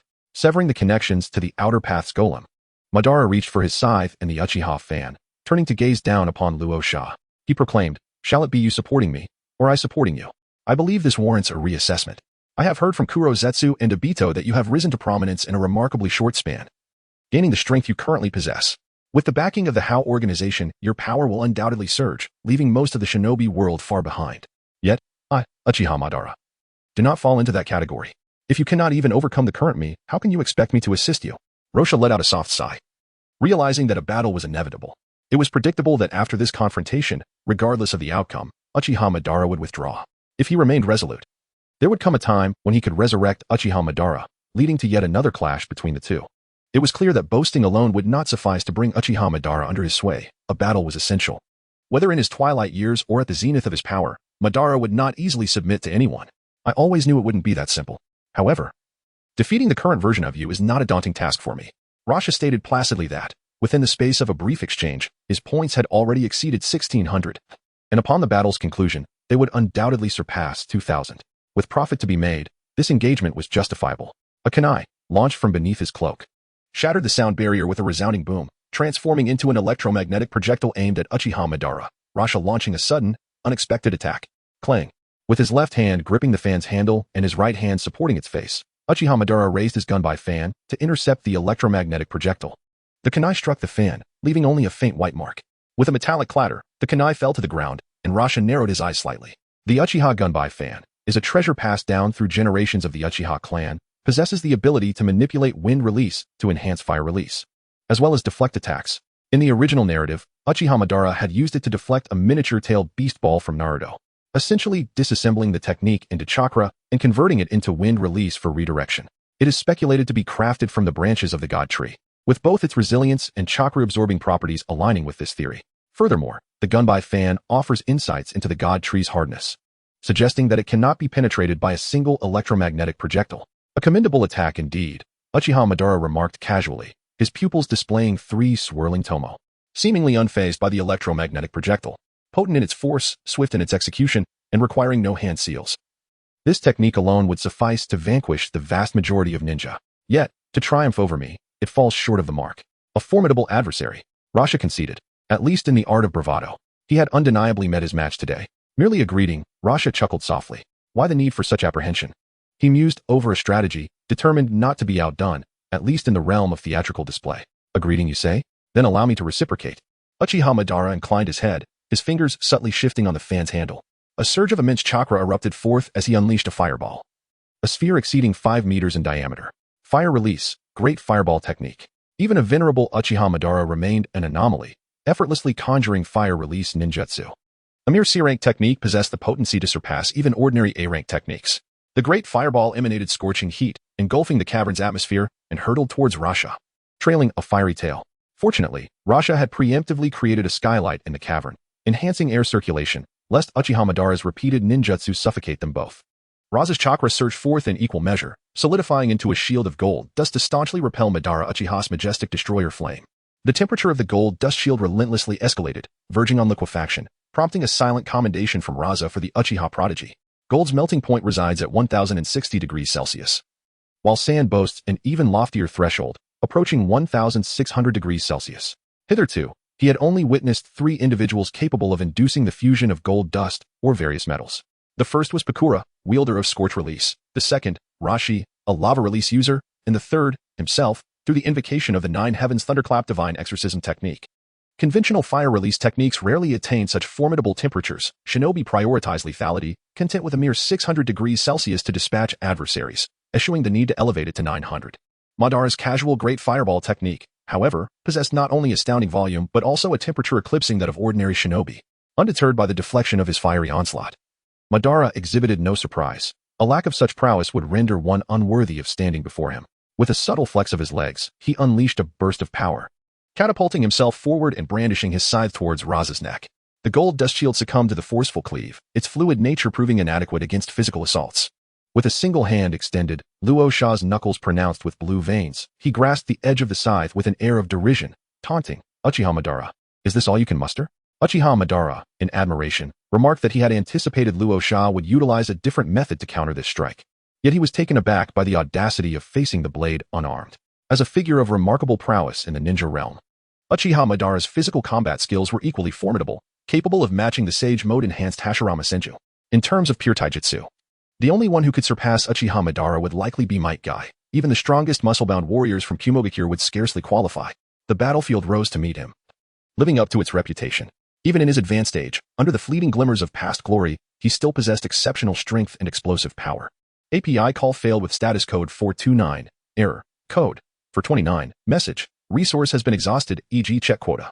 Status, resource exhausted. Luo Sha was acutely aware that in order to subdue Uchiha Madara, it was imperative to suppress him in every conceivable aspect, ensuring that no apparent weakness was exhibited. With a forceful twist of his wrist, he deflected the scythe, then raised his knee to strike Madara's chin, only to have it intercepted by Madara's hand. Remaining undaunted, he swiftly retreated, vaulting through the window to the outside, calmly stating, the space here is too confined. Let us find a more suitable arena for our battle. Uchiha Madara lifted his gaze to the skylight, then unleashed another massive fireball, enlarging the opening further and propelling himself after Luo Sha. As he emerged halfway, he suddenly perceived a shadow descending upon him, obscuring the entrance with an overwhelming darkness. As the corners of Luo Sha's mouth curled upwards, the disparity in brightness between the interior and exterior of the cave became evident, necessitating a moment of adjustment for the eyes amidst the abrupt environmental shift. Even with the superior adaptability of the Sharingan, the version of myself that emerged 2 seconds earlier could seize the advantage. Only by maximizing every detail can one truly exude unparalleled prowess. You may witness my might, yet you remain oblivious to the countless efforts I have expended to achieve this display. Chakra surged forth, transforming into a colossal fist of sand and gold, aimed squarely at Uchiha Madara. As I declared, return from whence you came. Uchiha Madara raised his fan of flames, successfully blocking the giant fist, which, upon impact, caused the chakra components of the sand and gold to disintegrate. The Uchiha clan retaliated. Chakra surged once more, and a commendable wind release erupted from the fan, colliding with the colossal fist and inflicting numerous wounds that quickly dissipated, thanks to this gust of wind. Uchiha Madara was forced back into the cave by the recoil and the fist's might. He executed a somersault upon landing, brushing away the debris from his body. Within the confines of the lightning prison, Kurizetsu stared in astonishment. Was Uchiha Madara truly being suppressed? This should not be the case. even in his elder state. Uchiha Madara should surpass the capabilities of any ordinary shadow-level fighter. Observing Uchiha Madara's intent to speak, Luosha approached the cave entrance with measured steps, raising a finger toward him, and coldly remarked, "Are you perhaps suggesting that mere gravel pales in comparison to you?" This phrase echoed Madara's own words upon his resurrection, directed at the second Hokage. A clever retort. The gesture of brushing off the gravel was reminiscent of a previous scene in which he showcased his daughter's prowess. Those who revel in ostentation often find themselves entangled in their own fabrications. In a way, I had avenged my daughter in advance. Uchiha Madara, momentarily taken aback, erupted into a wild laugh. Ahaha. Although I had no intention of uttering that phrase, I cannot deny, Luosha of Magnet Release, that we are kindred spirits. I eagerly anticipate collaborating with you post-resurrection. You are a far superior partner than Hashirama. As mutual appreciation blossomed, it became evident that more genuine abilities must be displayed. Undeterred by the miscalculation of prophecies, Luosha calmly stated, "At this moment, you should be experiencing a fleeting revival, deprived of the outer path's golem to sustain your vitality. Your time is limited. Therefore, strive, battle, and struggle to prove your worth. Should you fail to surpass my expectations of Nagato, I shall not resurrect you unnecessarily." Uchiha Madara harbored no objections to being outshone by the youth before him. After all, the masters of pretense uplift one another, fostering mutual growth. Then as you wish. I likely have 5 more minutes. Do not allow me to end your existence. Joining his hands to form a seal, Uchiha Madara softly intoned, "Fire release, great fire annihilation." He then soared skyward, bursting through the cave's mouth, as an overwhelming torrent of chakra surged forth, manifesting as an infinite inferno that surged toward Luosha. The flames expanded gradually, extending for dozens of meters, reaching skyward, incinerating the trees and slumbering creatures within moments. The steam from the evaporated rain mingled with the thick smoke from the burning trees, casting a haze over the forest and diminishing visibility considerably. The flames blazed fiercely, leaving a trail of devastation. A fire on the mountain led to a summons from the station below, and a wisp of smoke incurred a hefty fine. As a conscientious youth devoted to environmental preservation, Luosha could not turn a blind eye to Uchiha Madara's destructive actions against nature. He summoned a shield of sand to isolate the flames, keeping the fire at bay. Several electromagnetic projectiles were launched, aimed at the incapacitated Uchiha Madara, seizing the moment of vulnerability. With a swift motion of his fan of flames, Madara deflected several electromagnetic blasts, the recoil propelling him diagonally upward. As he scoffed, "I have already stated, at this level of technique, you lack the qualifications to defeat me." Before he could finish his retort, Luosha, wielding the Kusanagi sword, surged from the inferno, electric currents dancing along the blade as he swung it towards Madara's hand gripping the fan. What a treacherous move, Madara thought, slightly shifting the fan to block the blade while preparing to initiate Uchiha's counter. The fan had the capability to absorb the opponent's chakra and convert it into wind techniques for reflection, although it required some chakra from the wielder. It remained an invaluable asset. The electric currents on the Kusanagi sword were not of chakra origin. What else could they be? In a mere tenth of a second, the familiar sensation he had experienced countless times failed to resonate from the fan, leaving Madara momentarily stunned. Not chakra? Before he could ponder further, he was sent flying, tracing an arc through the sky before descending into the distant woods. Unlike Madara, Luosha possessed the ability to fly, albeit clumsily, which he deemed a modest advantage. Stabilizing himself in midair with the sand beneath his feet, he surveyed the landscape, calculating Madara's landing point before unleashing his electromagnetic force. Emulating the Prince of Vegeta's combat style, he conjured a high-voltage current in his palms, directing it toward Madara's descent. Boom, boom, boom. Streams of electricity cascaded down, striking the forest, igniting the trees, and creating precious lightning struck wood, transforming Luosha into an unwitting arsonist. Madara, evading the onslaught of lightning in the woods, was astonished by such formidable lightning techniques. Rare even in his time, it appeared that the red-haired youth was concealing his true prowess. After several evasive maneuvers, Madara grew weary. His blood-red eyes spun with 3 tomo, substituting chakra for ocular power, projecting it outward.